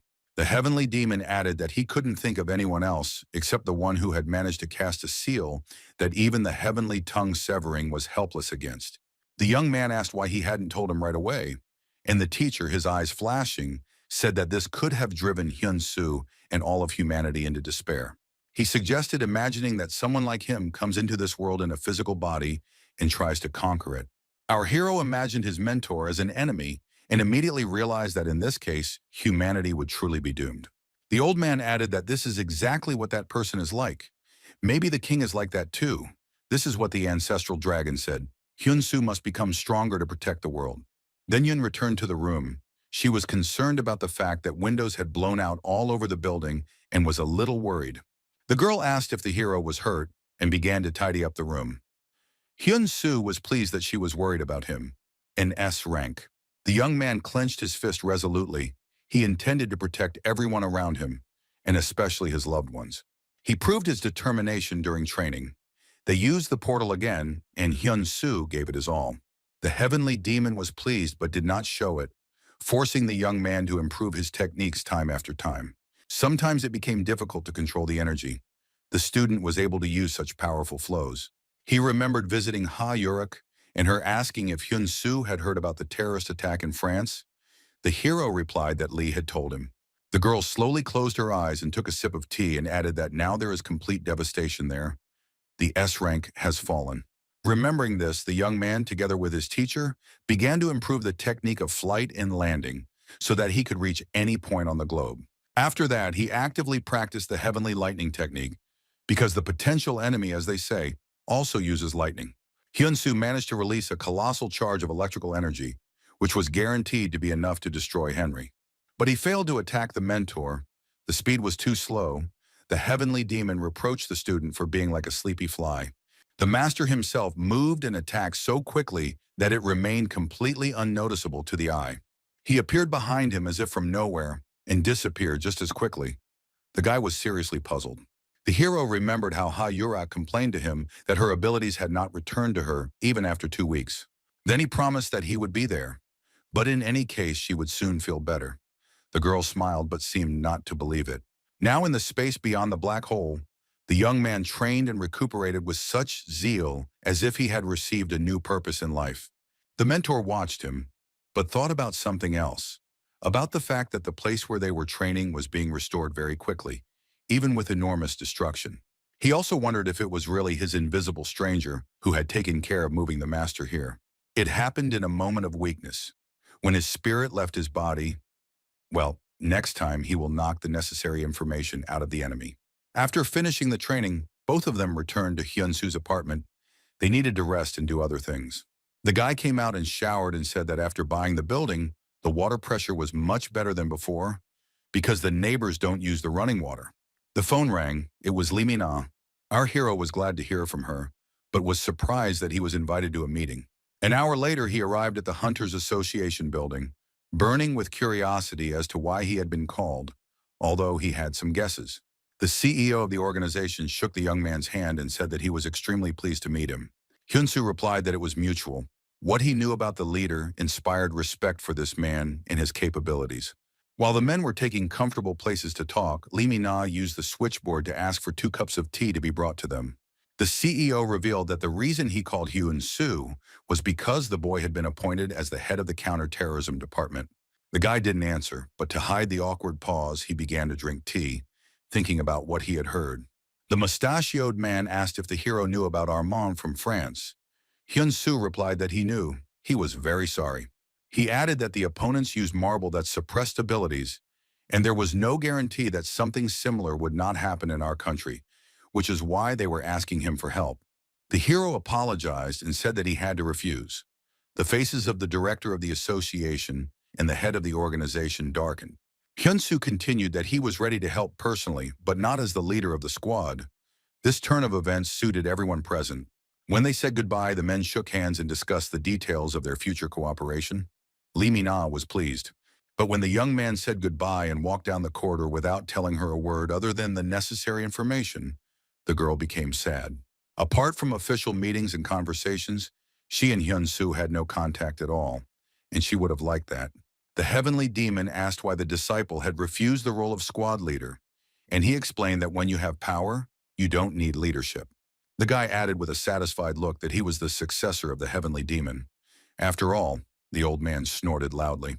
The young man added that he would visit the association from time to time, and the master noted that it was probably for the sake of information that Hyun Su had shouted that he was not that kind of person. The city lived its own life. Evening lights decorated the streets. The young man had not walked for a long time and decided to take a walk. It was possible to get something to eat. There was now money for everything that was necessary, but time was tight.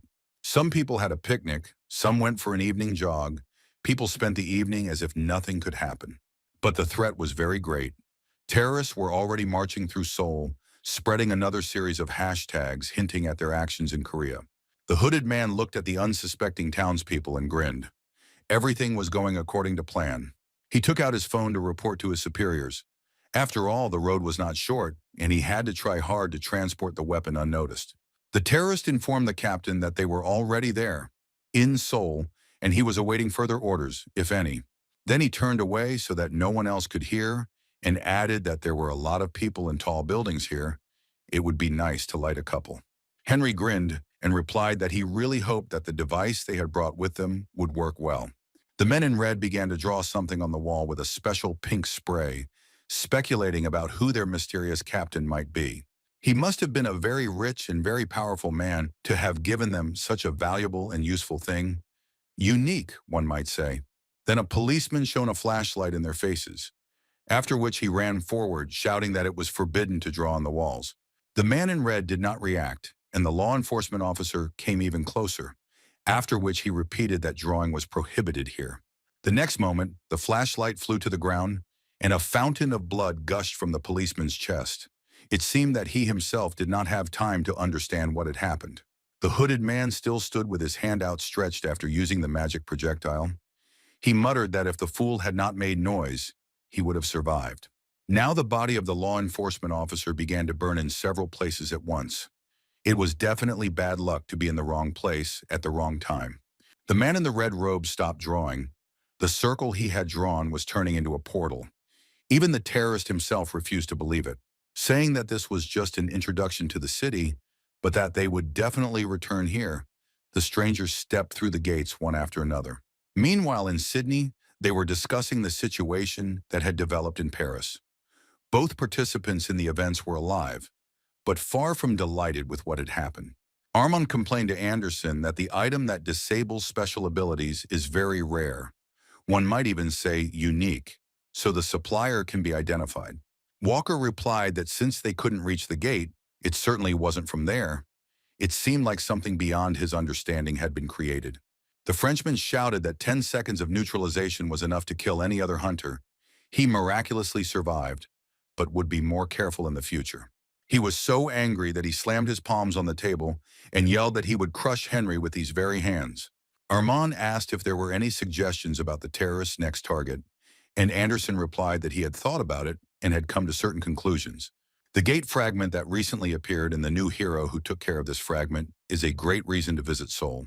The police were working at the scene of the incident. There was no trace left of the portal, and there were no traces of paint on the wall either.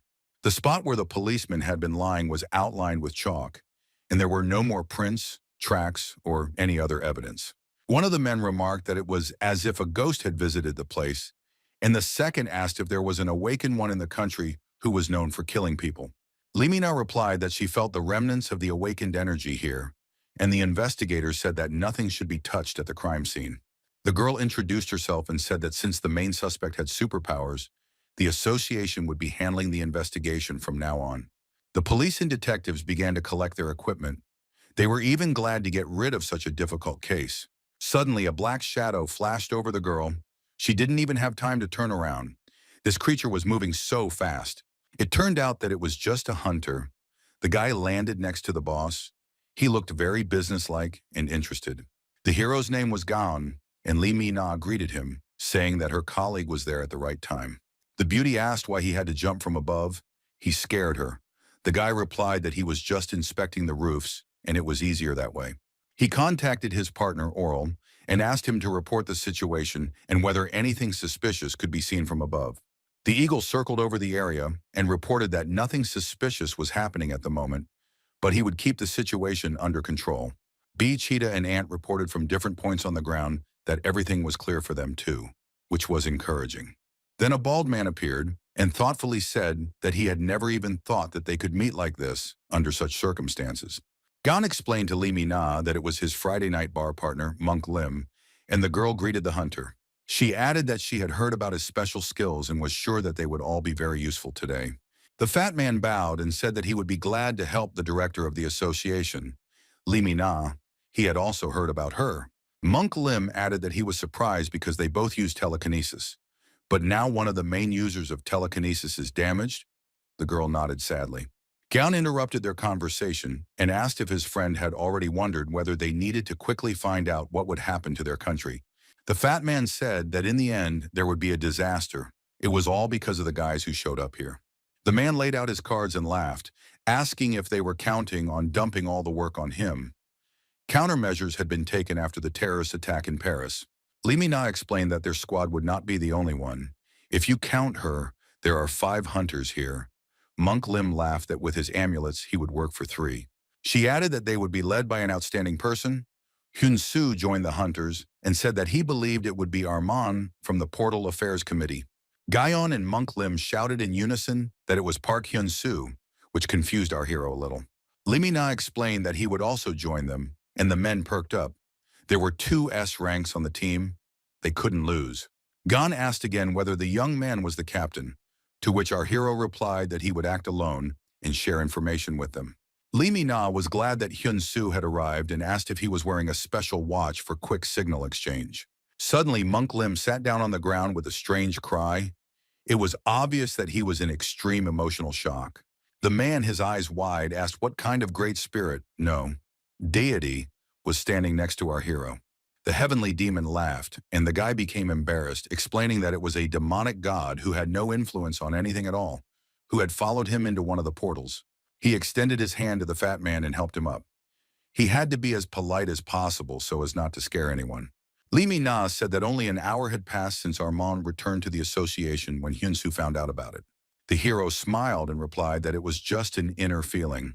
After all, he lost to the terrorists, which means he wants to restore his reputation. Gon muttered something about how it would be better if our hero became the captain, but the guy waved his hand and laughed that even Gon himself could very well be the leader.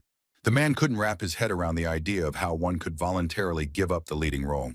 The fat man whispered to his friend that Park Hyun Su had decided to act alone, just so they wouldn't get in his way.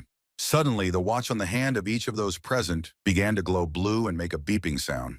It was Armand, who had prepared a message for all the units participating in the anti-terrorist operation. He said he was connecting them with Mr. Raven. Anderson activated the portal so they could see everything clearly. Overdemon's face was haggard and sad, and he said that since the situation was at a stalemate, he would get straight to the point. The man said that he had gone into meditation and investigated the incident in Paris, and was now sure that the same people, Dark Souls, were operating in Korea. Most likely, this is preparation for a terrorist attack. Unfortunately, he himself is not in a condition to provide support, but Anders, he and Armand will arrive immediately. An explosion was heard behind the operation participants in Seoul, thus confirming the invasion of the dark spirits. The attackers did not spare explosives. One of the skyscrapers was completely destroyed, and parked cars were scattered in all directions. Salt Going Wad appeared online. The bandits' weapons were even more powerful than in Paris. Now there were more than a dozen cannons that fired 200 bullets at a time. Houses were ablaze, spent cartridges were falling to the ground like hail. It was simply impossible to count them. Passers-by scattered, covering their heads with their hands because the debris of buildings flew in all directions, with each explosion and shot. But that was not all.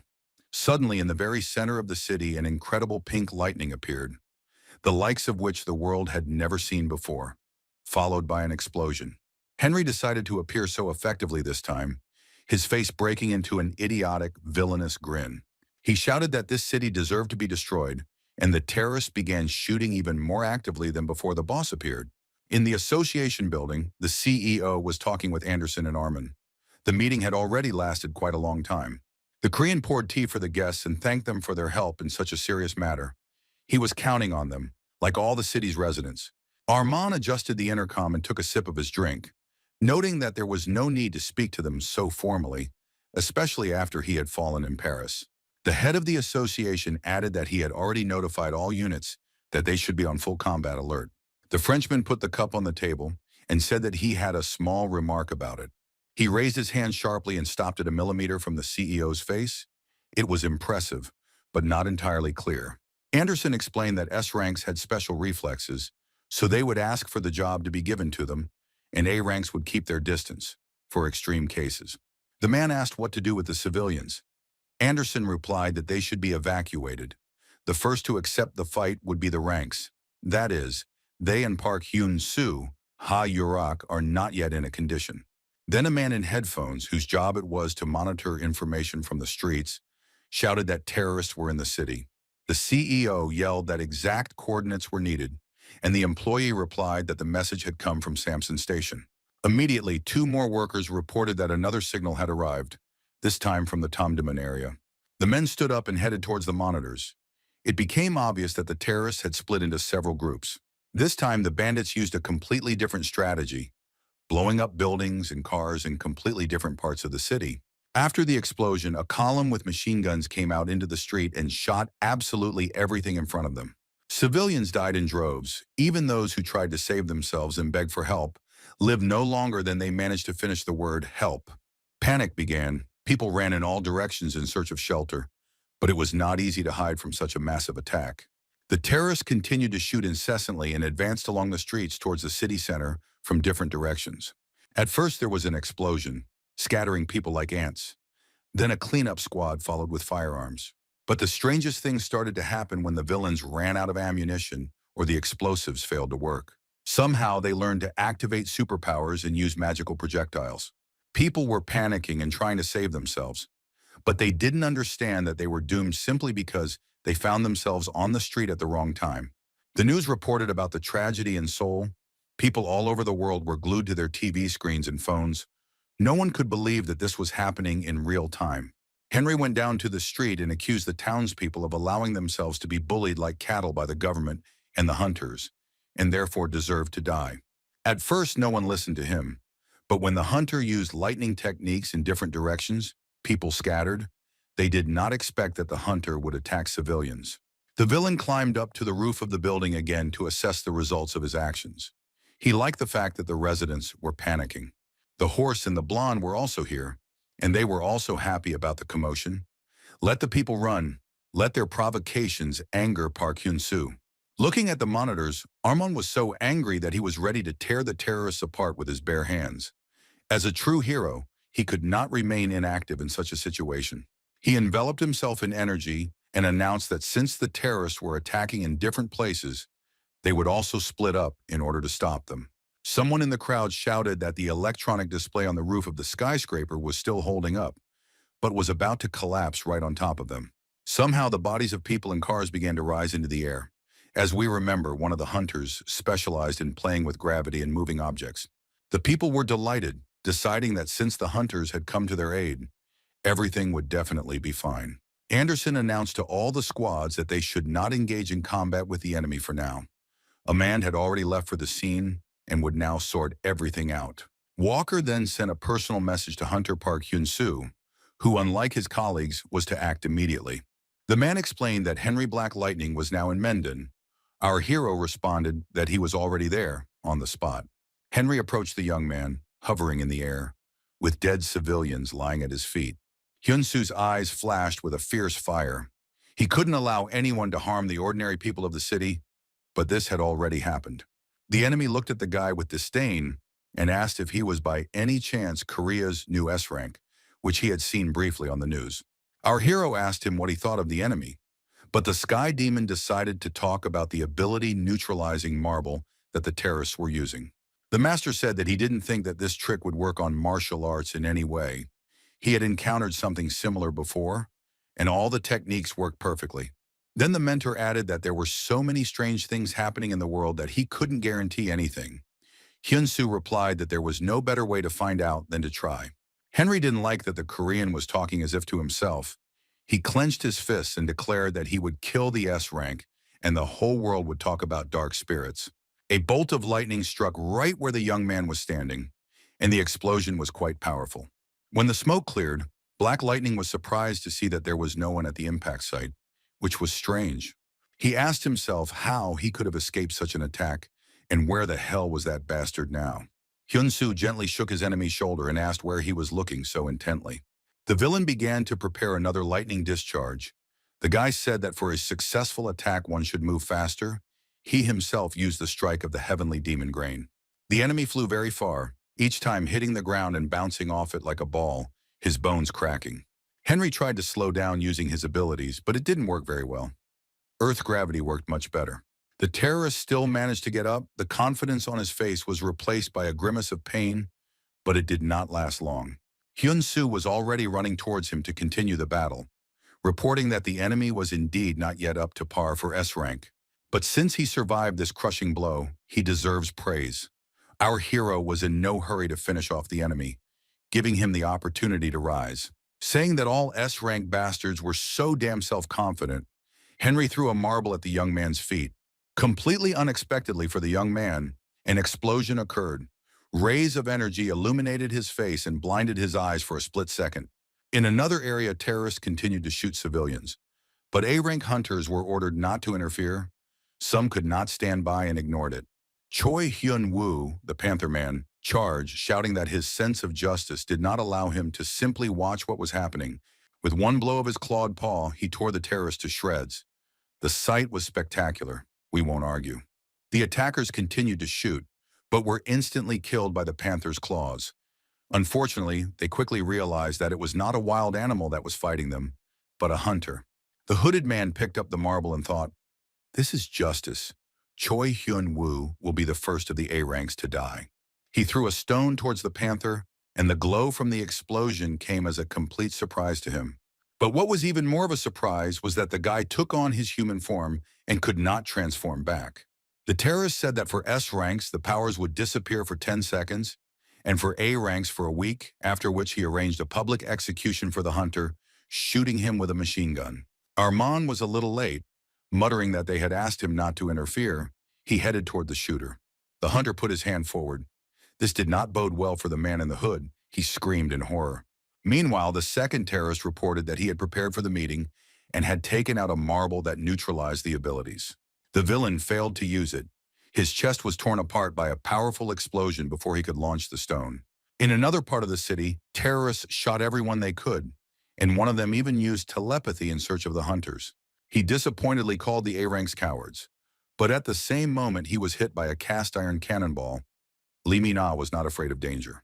The girl pointedly said that there was no point in throwing around unfounded accusations. They were just a little late. Two men with machine guns were already moving towards the hunter. They were in no hurry to shoot, and it was completely in vain. In this case, they could have survived. And so both of them simply burned alive in the flames of Gaon's spell, which covered the boss at the most opportune moment. The guy jumped out from somewhere above again and attacked so quickly that he didn't give his opponents a chance to understand what had happened. Lee Mina suggested that her superiors had advised her not to do so, but the hero replied that great power comes with great responsibility and he could not remain inactive. Shouting that they would now sing differently, the terrorist threw a pea of ability-neutralizing marble at the hunters. The girl realized that if nothing happened right now, they would remain completely helpless in the face of death. Here the pea began to spin and rise into the air, and a stream of orange energy formed around it. It was Armand. He said that there was no need to panic. He had learned to control this marble, and now it was completely useless. He subjected the stone to enormous pressure, so strong that he could turn coal into diamond and a magic stone into an ordinary one, and then make it disappear. Screaming that the fucking S-ranks were ruining the operation again, one of the terrorists attempted to use an energy projectile attack. Armand simply waved his hand a few times and the man was torn to pieces as if he had stepped on a mine. The hunter was satisfied with the result and informed Lee Min-ah and Gaon that he could now leave this place to them. It was necessary to hurry to where Park Hyun Su was fighting with Henry, because for Armand it was a matter of honor to take revenge on the offender. Our hero was doing great. He stood in a cloud of smoke after another lightning strike and thought that all the enemy's attacks were very similar. The terrorist, on the contrary, was inspired. He perceived the guy's thoughtfulness as fear and said that he would finish him off right now. Hyun Su attacked with lightning speed and told Henry right in his ear that he was too slow. How many times do I have to repeat it? Immediately after these words followed a crushing blow, one of those that the young man had mastered at the very beginning. but his power was enough to break Henry's jaw and throw him back a couple of meters. The terrorist, who found himself on the ground, was immediately hit with a heel kick, which had been practiced during the penultimate training session. Its power was so great that it caused a small explosion, beautifully illuminating the silhouette of our hero. The horse and the blonde watched what was happening. The man assumed that the marble did not affect the guy because he was a singularity. The girl replied that now was just the right moment to take it, then the mission would be completed. Knight looked at her a little offended. She meant the demonic sword, instant death. The man asked if the blonde really thought that he, with the seal removed, would lose to that brat since she was offering such a weapon. The friend replied that she simply needed to prepare for the unexpected. Henry was lying at our hero's feet, showing no signs of life at all. After a while, he began to move and tried to get up, coughing up blood and dust that he had eaten during the fall. Hyun Su had already raised his leg for the final blow, but then he remembered that his superiors had asked him to take the terrorist alive. This means that the blow should not be the strongest, just such that the enemy would not rise again. The guy tried to make it exactly like that. It didn't work out very well. In the clouds of dust, it was impossible to tell whether the enemy had died or survived. Since he had just reached the S-rank level, someone's voice asked Hyun Su to wait. It was Armand, who arrived just in time to prevent the young man from making an irreparable mistake. The man explained that he had run here to personally take care of Henry. Hyun Su offered to finish him off himself, but the hunter explained that that was not the point. The Frenchman caught himself thinking that the Korean must be an singularity, since he defeated Black Lightning so easily, but he didn't say it out loud. The guy looked very collected and serious, the complete opposite of Isaac, which was probably how it was supposed to be. Then from somewhere above, someone called out to Park Hyun Su. A strange vibration in the air appeared. As if a thunderstorm was approaching, the hunters looked up. There was a strange whirlwind spinning, somewhat reminiscent of a tornado, but a little slower. And right from the middle, someone called our hero once again. Then something appeared in the center of the tornado. Debris began to fall, and a glow appeared. It was the horse, who shouted that he promised to meet again in his true form to break the neck of the little impudent fellow. The young man looked at him as if he had just been stabbed in the back and said that night was at the wrong time. The Frenchman was surprised that the boy knew the name of one of the people about whom even Raven had failed to obtain information, and he rushed into the attack, shouting that he would not forgive the scumbags. The horse looked at him and suggested that he wait a little, after which he decided to knock out the unnecessary opponent. Armand appreciated the speed of his reaction and managed to prevent his instant death by casting a protective dome. He couldn't withstand the horse's blow. There was a deafening explosion, and the hunter was thrown high into the sky as if he weighed nothing. There was a whole burning furrow left on the ground from his body, and our hero began to worry about Armand. He looked at the one who did this and was determined to immediately teach the horse a lesson for all his misdeeds. The monster, or rather the demon, descended a little lower and offered to finish what they had not been able to complete last time. Armand climbed out from under the rubble, remembering Raven's words that these people were creating portals and moving through them, and when they came, they would try to take the singularity. The hunter decided that he could not allow this to happen. He rose into the air and lifted a whole mountain of stones with him, intending to attack the horse with them. The man called out to Park Hyun Su and said that he would take care of his opponent himself, but doubt could be seen in the hero's gaze. Knight cast a huge energy projectile and hissed that he had asked them to stay away and not distract him. He unleashed a Gatling rain on the hunter, endless streams of energy pounding like the damned. Armand managed to cover himself, and Hyun Su skillfully avoided damage, jumping between the streams at great speed. He thought that the knight was using the same skill that he saw the sorcerer king use, only stronger. Apparently it wasn't just like that. The blonde appeared behind the boss's shoulder and asked him to refrain from unnecessary destruction. The king might not like it. The monster obeyed and slightly reduced the size of the glowing ball, making its next attack more accurate. At this time, a huge stone boulder, like a ball, passed along the highway, leaving deep craters behind it. Finally, he came up against two crumpled cars and stopped, without causing the slightest harm to the hero or anyone else. But he did damage the road thoroughly. When the stone stopped, Armand breathed a sigh of relief. Noticing what was happening, he disappeared for a while. He was expecting something powerful, but instead he got a dud. Knight was completely focused on getting the singularity. Here he turned around in surprise. The guy used the heavenly demon pursuit technique, appearing right behind the enemy. With a cry that it was his turn, Hyun Su rushed forward to attack the one who was many times stronger than him. The impact was so strong that everything around was flooded with pink light from the huge amount of energy released. Our hero was sure that his tree strike would wipe out the monster, but it simply had no effect. The horse was safe and sound.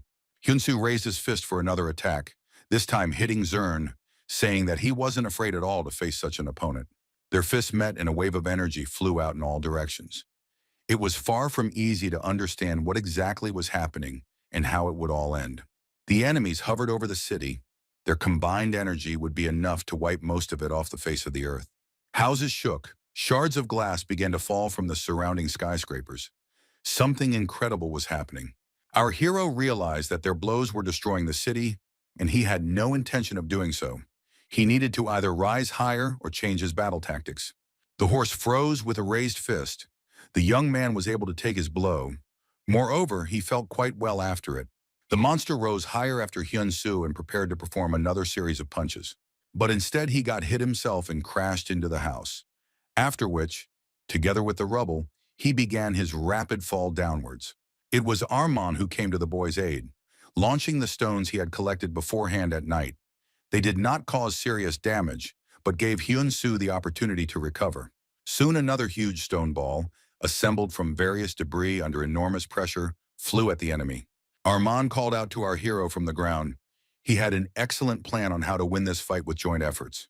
The hunter said that he would put pressure on the horse that would create a black hole, so the hero should be careful for a while and not get too close to the enemy. The stone rose into the sky, and under the pressure of Armand began to change its color to a darker one. Steam began to pour from it. The hunter was unable to carry out his plan to the end. He was attacked by someone almost at the last moment, and everything around was covered by the red energy of the attacker. It was the blonde with her ever-present umbrella who announced that she would not allow anyone to disturb her boss. He just took the blow of the ball, breaking it into many pieces, and because Armand was unable to finish the job, the attack failed. The man cursed and tried to collect the stones again, but this time he realized that he had a different problem to deal with. He launched a powerful blast of energy at the blonde, but she dodged both the blast and the stones that followed. The girl dealt with the latter with the help of her pink umbrella, which worked not only as a magical artifact, but also simply as a physical barrier. Among other things, the umbrella helped the owner to climb up. She jumped to the very top of the stone ridge, reaching the height of the banner with the map. Armand, using pressure, crushed and broke the pole that held the banner. He had a new plan. The card flew straight into the blonde's face and hit her so hard that it knocked her down. If it weren't for the umbrella, her face would have been minced meat. Moreover, the girl released spikes at the hunter, who grabbed his chest, not understanding how his opponent managed to wound him, because even bullets couldn't take him. While Armand was busy with the restoration, the blonde galloped straight along the sheer wall of the skyscraper, and then, pushing off from the building, hung in the air. She shouted to Horse that she would now create a portal. Let him use it, and then he would be able to fight as soon as he wanted. From words, the villainess immediately moved on to action, and now the gates behind Knight's back lit up blue, and he commanded Hyun Su to follow him. The heavenly demon asked his disciple what he intended to do. It might be a trap. The hero rushed straight into the portal, screaming that if this was so, it would destroy both him and her at the same time. Armand looked up at the sky and realized that both warriors fighting had disappeared into the portal. An unexpected turn of events. Hyun Su was standing in the middle of some deserted countryside. The sight was rather depressing. The guy asked Knight where they were. He was silent, and then the young man continued that he heard from the ancestral dragon that their world was being destroyed, and that was why it was connected to the earth. The monster growled that he shouldn't meddle in other people's business. The guy asked to repeat. The enemy again created a huge glowing ball, shouting that it was none of his business. The attack was exactly the same as last time. This tactic was already starting to bore Hyun Su. He was waiting for something new. Nothing new followed, and the hero also chose a proven method and used the flight of the heavenly demon. The horse brought his disgusting muzzle closer to our hero and proudly announced that there were many different attacks among his. He made a sharp chopping blow with his hand, and everything around burst into bright flames.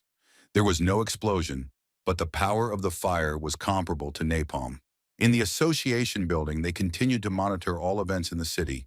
Monitors recorded every corner. The CEO noticed that Hunter Park Hyun Su had disappeared. Anderson explained that he likely followed the enemies into the portal. They looked at Henry lying sprawled on the ground, and the head of the association asked if he was dead. Walker replied that he didn't think so. Immediately, a call came from the Samson station. An employee reported that all the terrorists there had been neutralized and arrested. The huntress reported to the management that everything was fine in Tondamung too. The attackers were handed over to the police. Gaon and his fortune-telling drinking buddy stood over Henry, wondering how he was still alive. He was beaten so badly that there shouldn't have been a single whole bone left, and his muscles were turned into mincemeat. The fortune-teller reminded them that they were ordered to take the enemy alive, so he used the cards to create the magic of containment. Henry's body rose into the air and began to spin in a circle. Like some kind of huge yin-yang, he was in an energy capsule. The fortune-teller said goodbye to Gaon and said that he was heading to headquarters with the trophy, and he thanked him for his excellent work. Armand rose into the air again to look around the area, and what he saw made him curse loudly. More precisely, not seen, the hunter was unable to pass through the portal or even look into it. Lee Mina appeared nearby. The girl asked where Hyun Su had gone, and the hunter briefly described the situation to her. Then his attention was drawn to the cast iron weight in the beauty's hand. It was something interesting, but Armand did not voice the assumption that she was involved in sports. They said goodbye and Lee Mina flew away, asking to be informed if there were any changes in the area. On the other side of the portal, the sun was setting, illuminating strange wooden structures that looked more like ruins. The horse stood in the clouds of smoke and dust that rose from his fire attack. The monster looked incredibly ferocious. It turned out that there was no enemy at the site of the strike. This was the biggest disappointment in recent times, but far from the only one. The blonde screamed that the enemy was behind her. Hyun Su was just using the heavenly demon soul pursuit technique. Then the boy performed a grain strike. But this time something went wrong. The horse did not reflect the attack, but dodged it. The master also warned the student about the threat from behind, but Hyun Su simply did not have time to react in time. Knight grabbed him in an armful and began to squeeze him like a vice, not even allowing him to breathe normally. Our hero tried to free himself, but even the circulation of internal energy throughout the body did not help much. Then he used the heavenly demon soul refining technique. This time the technique worked just fine. Hyun Su slipped out of the enemy's hands and jumped forward just enough so that he couldn't reach him. But the attack didn't have to be delayed. The horse couldn't understand how the guy had escaped, but he had an idea. Another glowing ball appeared in the air, but it was no longer pink, but silver. Then there was an explosion. Nothing was visible except the dark silhouette of the horse, with eyes burning with a bright flame. Suddenly, Hyun Su attacked him. The monster asked what kind of tactics this was, to which the hero replied that even if he told him, the enemy would not understand. He raised his fist to once again use one of the heavenly demon-crushing blows. It was not for nothing that the master showed them. The explosion from the blow was almost the same as the previous attack of the monster on the hunter, maybe even more. But there was no effect at all. The horse put his hand forward and stood where he was. His face began to spread into a semblance of a smile. Hyun Su dodged his fist, but the monster grabbed his arm. The boy used sickle slash, a slicing kick. After this, the enemy should have fallen apart into two parts.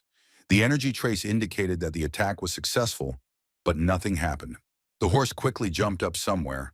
It was not visible. Only the wooden houses in the background were illuminated by a glow. And then an explosion thundered behind them. Hyun Su attacked so suddenly that the enemy involuntarily opened up, exposing his most vulnerable spot to the enemy. The young man decided to use the tree strike. This tearing technique should work perfectly. This did not happen. The monster leaned forward a little, and in an ingratiating voice informed the hero that his techniques no longer worked on him. After that, the horse delivered a punch that threw the guy back tens of meters like a toy. It pierced the building and fell to the ground, along with debris from the walls and stones, starting another fire. To rise, the young man would have to make a lot of effort, almost as much as to stop his flight. He squatted down, leaning on his hands. Rising to his full height was not yet possible due to the injuries. He needed to regenerate. The guy had time to think that his opponent was incredibly fast when he appeared right next to him and made another blow. With a cry of checkmate, the knight struck so hard that this time Hyun Su flew even further and even faster. There were doubts that he had even survived. In appearance, its flight resembled a fiery comet, and how Uruk moved in the same way, but of its own free will, and not as a result of a blow. The young man landed with his back against a stone embankment, and to his enemy's great surprise, he was still alive. And he even retained the ability to move, but he couldn't get up. He only managed to rise to a sitting position. The heavenly demon appeared behind his shoulder and calmly commanded the student to get ready, which made him extremely angry. The master reminded that the last 6 techniques that Hyun Su taught were for killing a god. If the horse seemed so powerful to him, let him use them. Looking at the monster that was approaching him, accompanied by a blonde, the young man replied that the enemy was too fast. The old man reminded that it doesn't matter how much internal energy a person has if he doesn't know how to use it. He added that 3 flowers had already bloomed twice, so the hero definitely knows how to create energy out of nothing and do it endlessly. The mentor explained in detail how to collect and circulate internal chi energy in this situation, and the guy began to follow the instructions. A message appeared that his speed had increased. The sky demon explained that he had just taught him how to apply acceleration to himself. The horse was very close, and the master advised not to waste time, but to finish off the enemy as quickly as possible. Hyun Su was barely able to stand on his feet, but he decided to make the most of the advantage he had gained. He did what the heavenly demon taught him and began to glow as if he himself was an immaterial object. The acceleration kicked in, and the guy immediately rushed to attack the horse. He was more determined than ever before, helped by desperation. The patriarch muttered that the student was in good shape today. The young man was ready to deliver a crushing blow. He didn't just knock the monster down, he hit it so hard that it caused massive damage, Knight cursed foully. The guy jumped up to him from an unexpected direction and prepared to strike again. The enemy was puzzled as to where he got his strength and such speed. Hyun Su decided to use the heaven-scattering strike. He suddenly felt an uncontrollable surge of energy and intended to put everything he could into the battle. The clouds of the scattered skies threw the horse back. As if it were not a huge monster, but a 3-year-old child, our hero seemed to have been replaced. The enemy also paid attention to this, noticing that the guy was acting in a completely different way than he had 5 minutes ago. At this moment, the young man used the old crow's release technique to mock the heavens, or rather began to jump before attacking. He was throwing pinpoint strikes at such speed that it was unclear which side of night he was on. Explosions and streams of energy completely enveloped the monster. Only glowing eyes and a mouth distorted with anger and pain were visible. The blonde watched the battle. She also noticed that, having changed his technique, the hunter seemed to become a different person. If you try to intervene in the fight, you can get hurt. But it's good that you have a magical artifact, a special short sword, in reserve for emergencies. The girl hugged it to her chest and decided that she would only hand it over to her boss if absolutely necessary, when there were no other options. The horse was just trying to attack the young man, but he was much faster, and the monster did not stop cursing. The heavenly demon's disciple was everywhere and nowhere at once. He finally started to use his mentor's techniques correctly. Now Knight's attacks didn't work. The guy also teased his opponent, shouting that he was as slow as a damn snail. Right after these words, he hit the horse with such force that he lost the ability to breathe. The hero had more than enough energy. He constantly replenished the supply. The master watched the student. The Black Crow's heaven could be attributed to mystical techniques more than fist techniques. He was pleased. In the same plane, under the black moon and red skies, a huge Gothic castle towered. It gave the impression of a new building imitating an ancient one. Whether this was actually the case, we will not know today. The man reported that the horse had successfully drawn the singularity into this world, possibly due to the order to minimize destruction. Rook continued that Knight was fighting in his true form, afraid of the curse, but could not win. This proved the uniqueness of the man he brought here. The king, and the report was intended specifically for him, looked away from the landscape outside the window and ordered the visitor to stand up. He asked if he really would have to go through a lot of trouble because of him. Rook bowed his head and replied that such was their duty as vassals. The man continued to look out the window, and streams of energy began to emanate from him, so strong that the room began to acquire a pinkish tint. Rook screamed in horror that it was the energy of death, and the ruler apologized. He did not think about how it would affect his subordinate. The king paused and added that death was hard for him too, and with these words he let his subject go, citing the fact that he wanted to rest. The warrior had already left the chambers when he heard that he was being called back. The ruler said that he had forgotten to ask how the bishop was doing. The rook replied that the bishop was not under his command, but if the king ordered, he would find her. The ruler was silent, but then waved his hand that this was unnecessary and released the vassal. After the visitor left, the man opened both sashes of the huge window. Something subtly changed in his posture. The stoop disappeared. The face also changed. Instead of the wise old man, there was now a handsome young man in the room. His gaze was sad. Meanwhile, Horse continued to receive more and more blows from Hyun Su, and practically all he could do was spew curses. Having accumulated some strength, the monster decided to put it all into a counterattack and rose into the air. Now he cast not one glowing ball, but three. Rock fragments rained down on our hero, but with his speed, this was not a problem at all. Meanwhile, the glow became brighter and the balls rose higher. The monster directed all his energy into them. When the moment came, the rays, as in previous attempts, poured down, only now there were 3 times more of them. The heavenly demon asked the disciple what he would do, and he muttered that it was a very high level before deciding. But it was clear from his face that he had made his decision. The hero pushed off the ground and rushed upward, intending to counterattack. He used the falling skies technique and rushed forward like a comet, dodging all the beams. Like a needle in embroidery, he bypassed the flows of energy, which, like threads of fabric, were located in one direction and in one plane. The horse realized that he had miscalculated. The guy was very fast. The monster decided to change his plans to take the enemy alive. He turned out to be too strong. He would destroy everything in the area along with Hyun Su.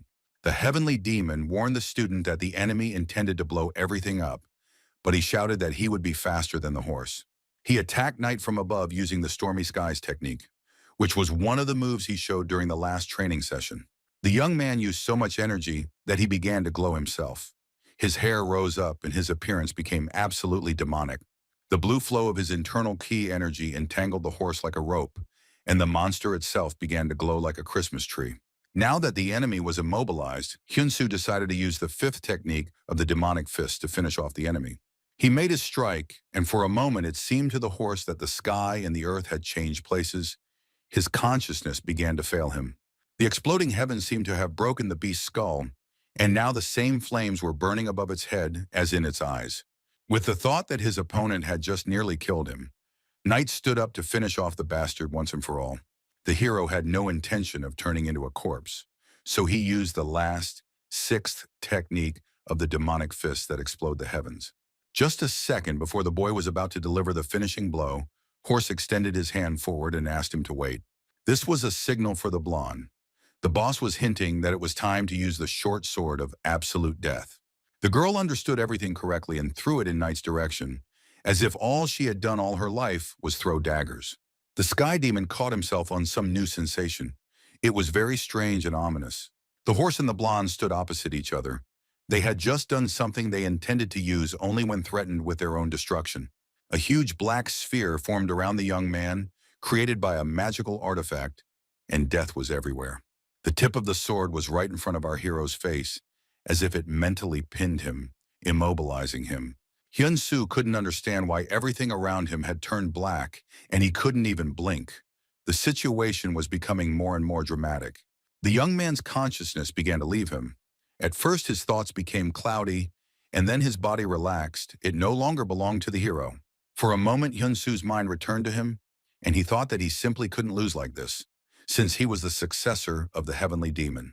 He regained control of his body and used the heavenly demon breakthrough technique, delivering a series of powerful strikes to the sphere. The blow was very strong, but it had no effect. The hero began to call for the heavenly demon, but the teacher was not nearby. The situation became stalemate. Hyun Su found himself trapped in a black sphere that reeked of death, leaving no doubt about his fate. The horse and the blonde could not understand how the guy managed to enter the realm of absolute death. Even though he is a singularity, it is something above human resources. The heavenly demon began to knock on the ball, trying to get through to the student, but it was all useless. He did not see or hear him. Even after the old man performed one of his signature moves, he was unable to pass through the walls of the sphere. The young man at that moment was fighting for his life and his mind, and not with just anyone, but with death itself. The fact that there had already been many like him here was clear from the countless number of skulls below. The clothes had disappeared somewhere, And the guy, as if in a vacuum, was floating around the sphere, surrounded by the energy of the dead. Somehow he managed to regain control of his muscles and stand up. The surrounding area was strange. The last thing Hyun Su remembered was a dagger flying towards him. He continued to move forward, but all his eyes saw were mountains of corpses, bones and skeletons, and a few streams of energy. Suddenly, the young man saw that same short magic sword, bound with chains. It looked like it had been sealed. The hero looked up at him and decided that he should get his weapon. It would be calmer in such a gloomy place. Hyun Su wanted to pull the chain, but he pulled his hand back, as if he had been electrocuted or something like that. The boy tried again and heard a child's voice asking him not to touch the chain, with a boy standing behind him. The child explained that the short sword was his incarnation, so he asked not to touch it. Then he looked at the young man and asked how he managed to end up in this place alive. Usually only those who were killed by the dagger appear here. The child added that death was normal, and that only one person had ever come to him alive before. Hyun Su asked how to get out of here. He was a little surprised that such a small child could be in such a situation. He tried to take the boy's hand, but he was again struck by a discharge of energy so strong that his head began to spin. Our hero felt that it was the child's consciousness that was resisting, and that it was beating against the bars, locked here as if in a prison. The boy remembered how he came here alive for the first time and created this prison with the words that he would look after him. He cried that he didn't want to hurt people anymore, but the man replied that he was now his property, so he had to obey. The child begged not to be forced to kill, begged to be let out of here, but no one cared about his tears. The man said that he was born to be a demonic weapon and had no right to change his purpose. The man ordered the child, and along with him the dagger, to become his shadow and help him, after which he placed a curse seal. He put his hand on the boy's head, and his whole body, like glass, began to crack. It was terrible.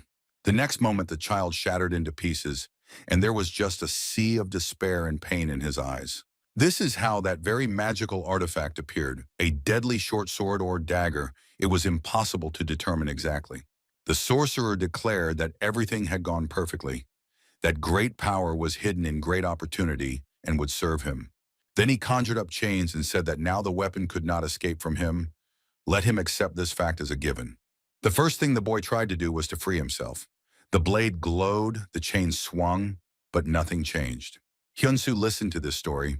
His heart was breaking from pain and resentment for the boy. The guy did not believe that someone could be so cruel. He looked down at the child and decided that he simply had to do something for him, at least try. The only logical solution was to break the chains. The boy asked in surprise what he had decided. The boy said that no one could break the seal because it was placed by the strongest man in the world. Our hero looked meaningfully at the child and reminded him that he too had come here alive, perhaps for a reason. The boy's eyes sparkled with hope and fear at the same time. He wanted freedom, but he was afraid that the stranger would do something even more terrible to him than the previous one. Hyun Su added that he knew the strongest man in the world, and as long as he was here, the bastard who did this to him couldn't be called that. The kid was delighted, and now watched with curiosity as the young man tried to break the chain. At first, the hero simply broke the metal as if it were normal, but it soon became obvious that this did not work. The hero remembered the master's advice and first of all, decided to focus and stir the air around his hands. The links cracked, the chain swung and glowed red. The muscles on the guy's back and arms became hard as stone. The boy's mouth dropped open in surprise. He noticed that the previous living person had a strength of a completely different level in nature. Hyun Su said that he was the disciple of the strongest man in the world, and talking about it helped him concentrate. He created a super vibration based on the movement of his internal chi energy, and the chain cracked and gave way. To finish what he started, the hunter resorted to the acceleration technique. It looked impressive, but it became difficult to speak. Finally, the chain broke, and Hyun Su shouted that one day he would surpass his mentor, and that would be a great day. The links began to fall from under the hero's hand. He was beaming with happiness, because deep down he doubted that he would succeed. The seal was broken, meaning that the prisoner could now leave the place of his eternal imprisonment. The sword was freed, the shackles fell.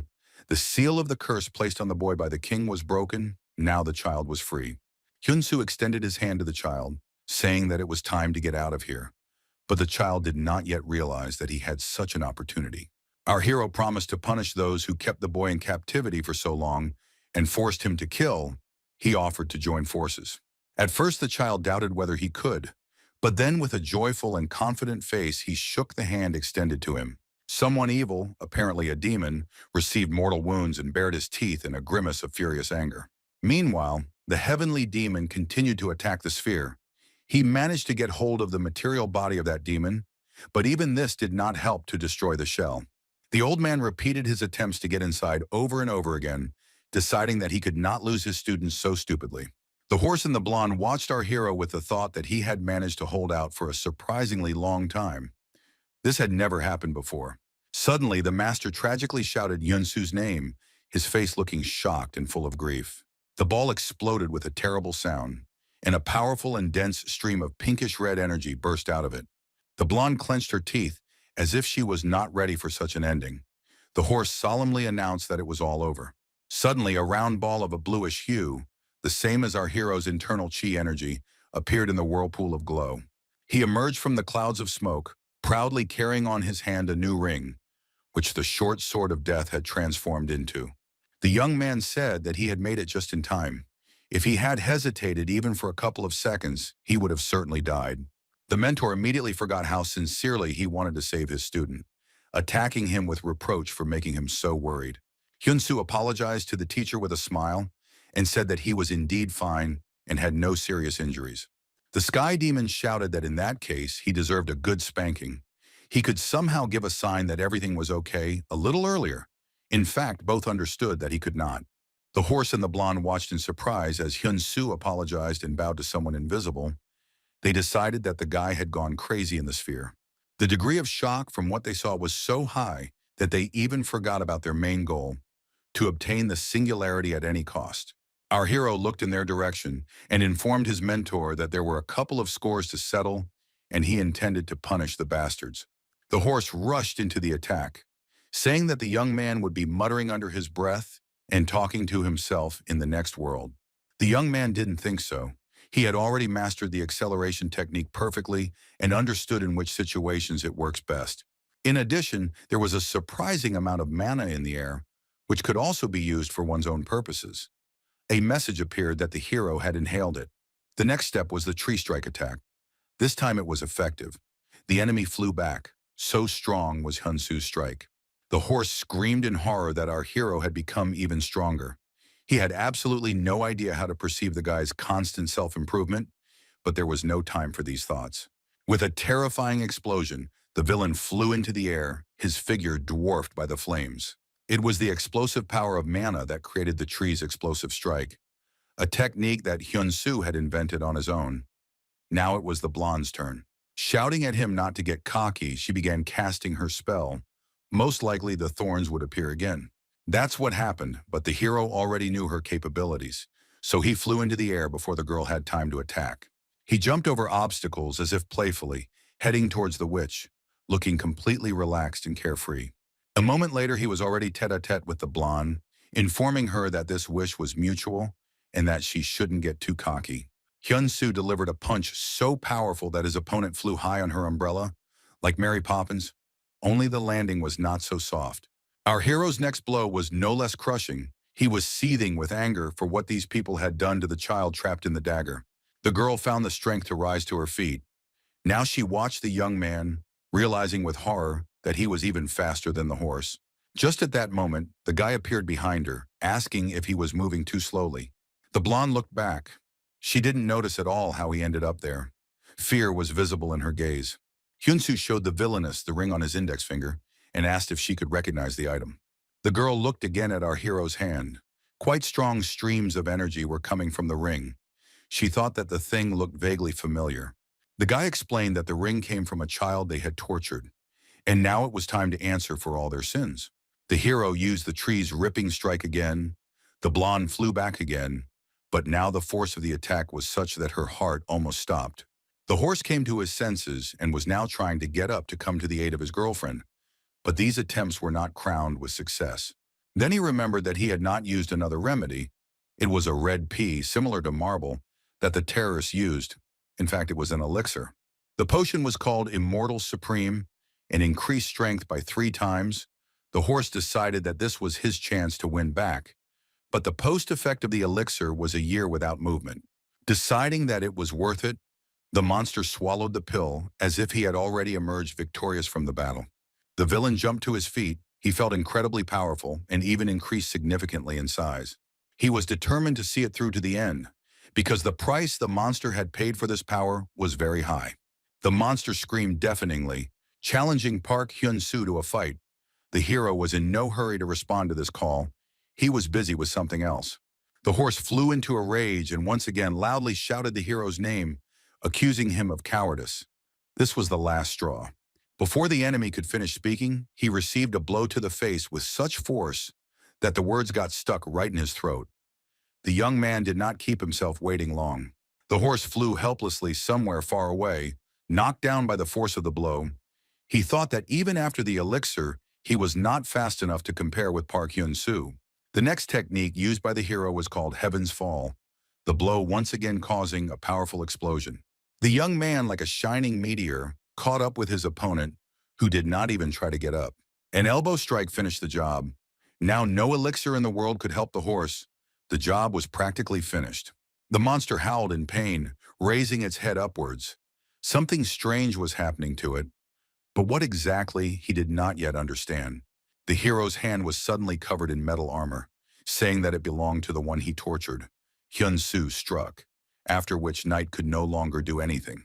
The monster's face twisted in a grimace of pain. Black blood poured over its fur, but Hyun Su did not stop.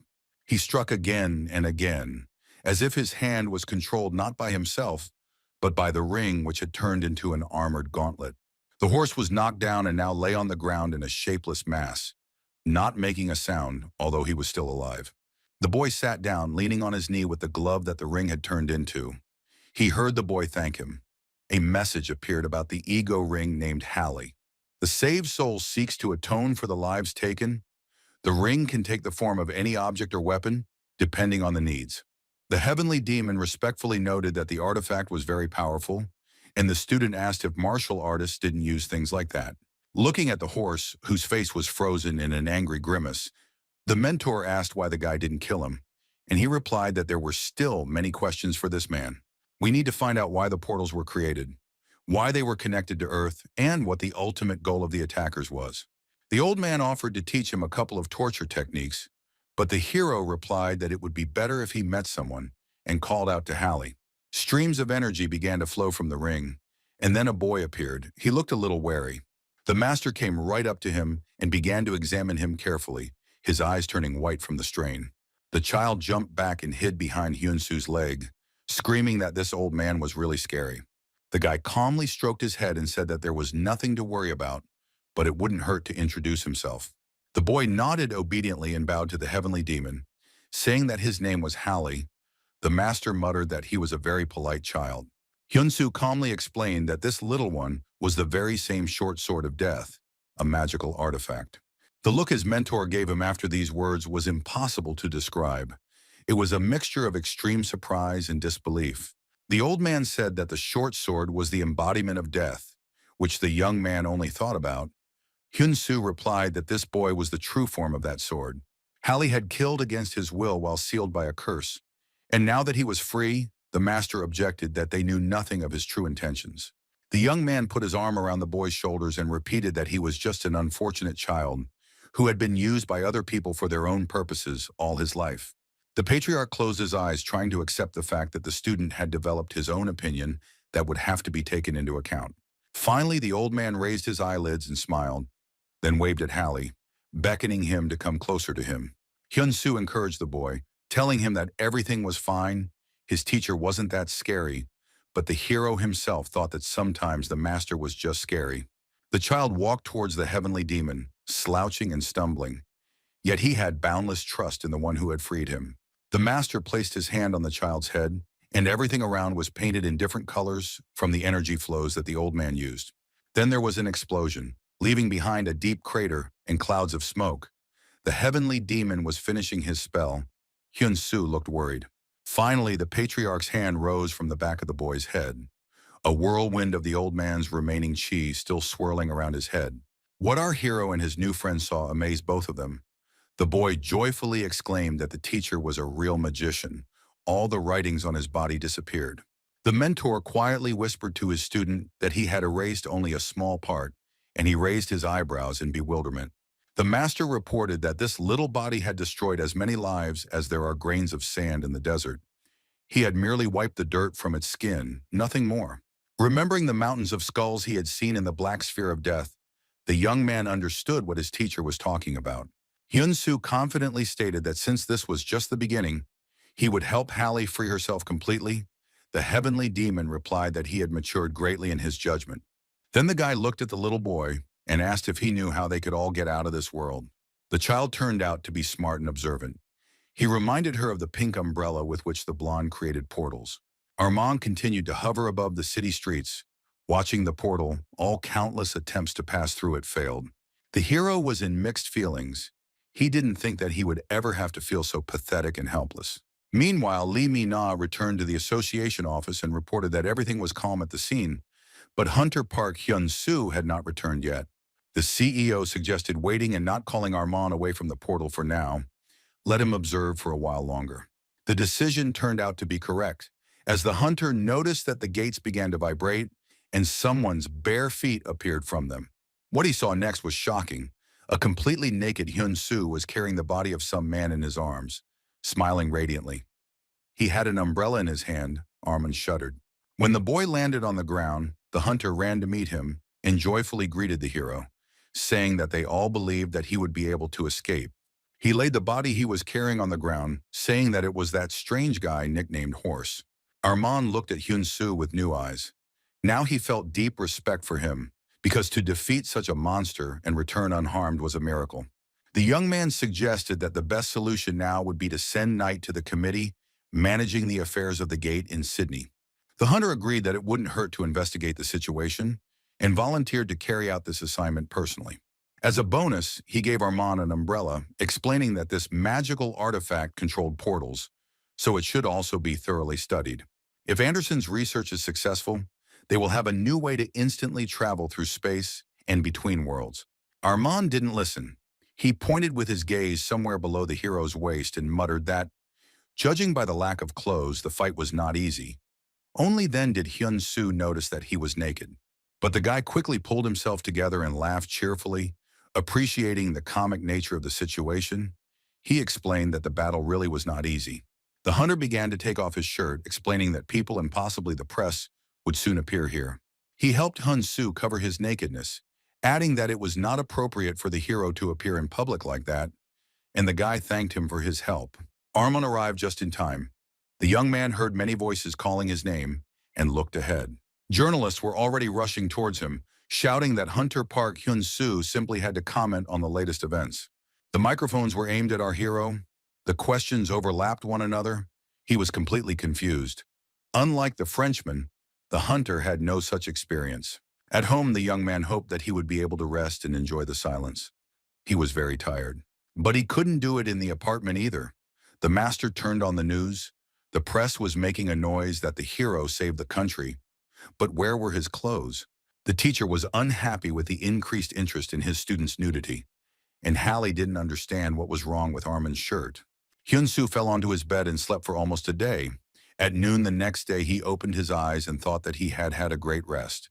The first thing he saw was the sky demon hovering in front of the monitor, and Hallie, who completely repeated his pose and behavior. The guy collapsed back into bed. He had expected that the next day the hype around his personality would die down, but it only got worse.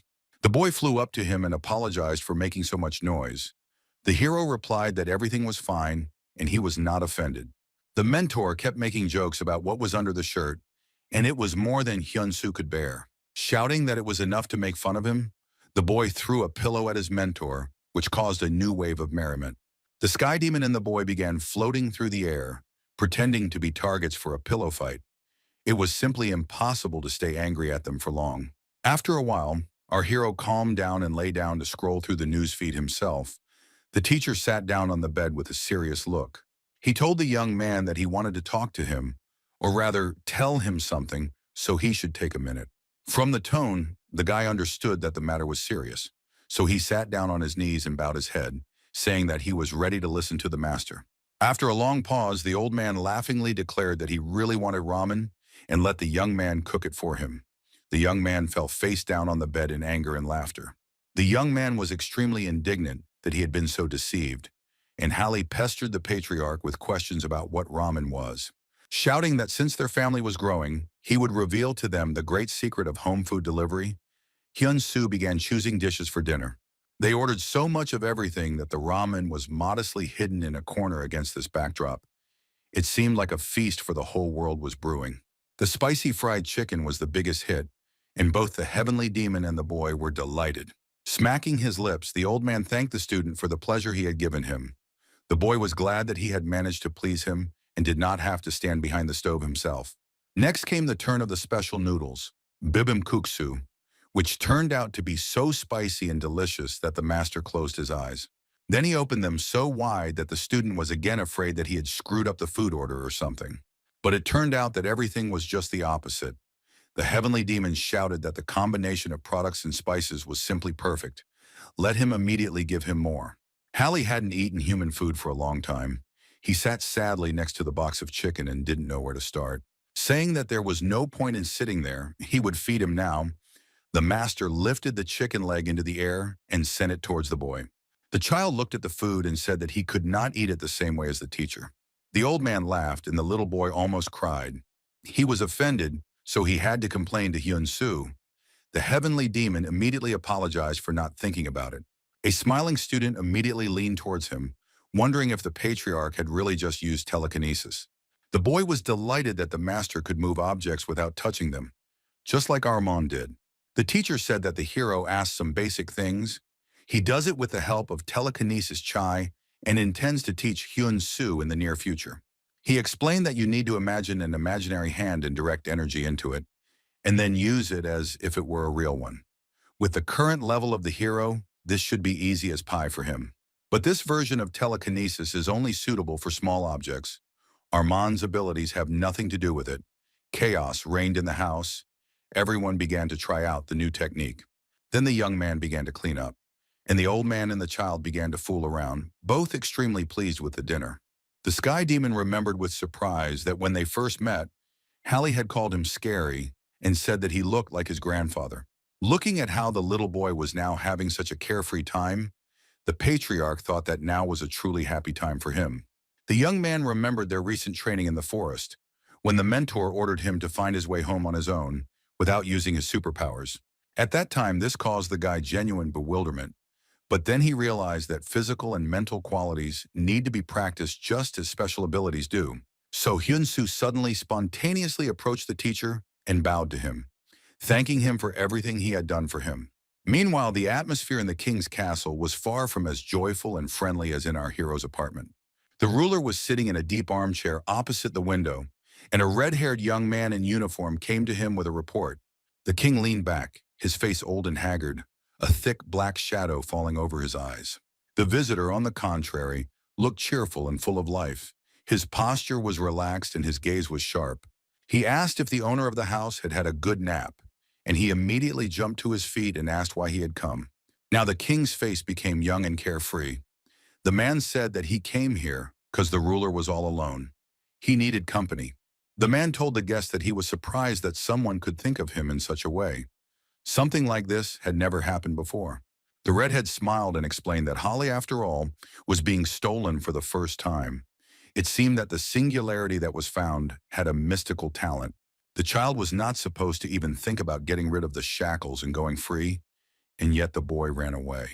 The conversation then proceeded according to the standard small talk pattern, with the host and guest exchanging meaningless phrases while each was thinking about his own. Here the king suddenly spoke out about the fact that the singularity did not kill the horse. The visitor asked if the boss wanted him to live. After all, if Knight opens his mouth, everything could become much more complicated. The Lord nodded. But then he explained that it is not so easy to make the horse talk. People think that they can get information, but this is doubtful. Red noticed that the king was calmer than he thought. The ruler said that in this world, everyone can be replaced.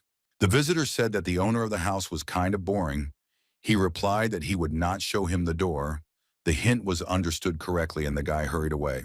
Already at the door, he turned around and waved his hand. saying that if anything was needed, let them send a messenger. The king rose from his chair, saying that it was very difficult for him to communicate with this man, but he had no choice. He came up and opened both window sashes again, letting fresh night air into the room. For some reason, it smelled like the sea. The ruler thought that he had not expected that Hallie could think about escaping. It seemed to him that he had completely suppressed the boy's will. So this is what Park Hyun Su is capable of. The horse was in Sydney, and his stay at the Portal Affairs Committee was not pleasant, with people using special equipment to try to get information. The young man said that there was no need to be so stubborn. There was no point in it. His white sneakers were so clean as if they had never touched the ground. Knight didn't answer. It was obvious that he was barely alive, and perhaps had lost consciousness. The man's eyes were closed. Isaac poked some more buttons on the remote, and it became obvious that the horse was, at the very least, alive. He screamed. Well, then he offered the boy to make a deal with him, or at least just talk. Apparently, the villain was tired of enduring the torment. The teenager leaned forward angrily and shouted that, in his situation, there should have been no strength left for conversation. The man gritted his teeth and began to promise Isaac that he would give him everything he could dream of, that he could get anything. In response, the guy said that he wanted one thing, to be the strongest man in the world, the horse answered, easily. Then the guy asked if he would then be the king. Knight cursed. Isaac pressed the button again. This time the flow of energy that hit the prisoner was even stronger than the previous one.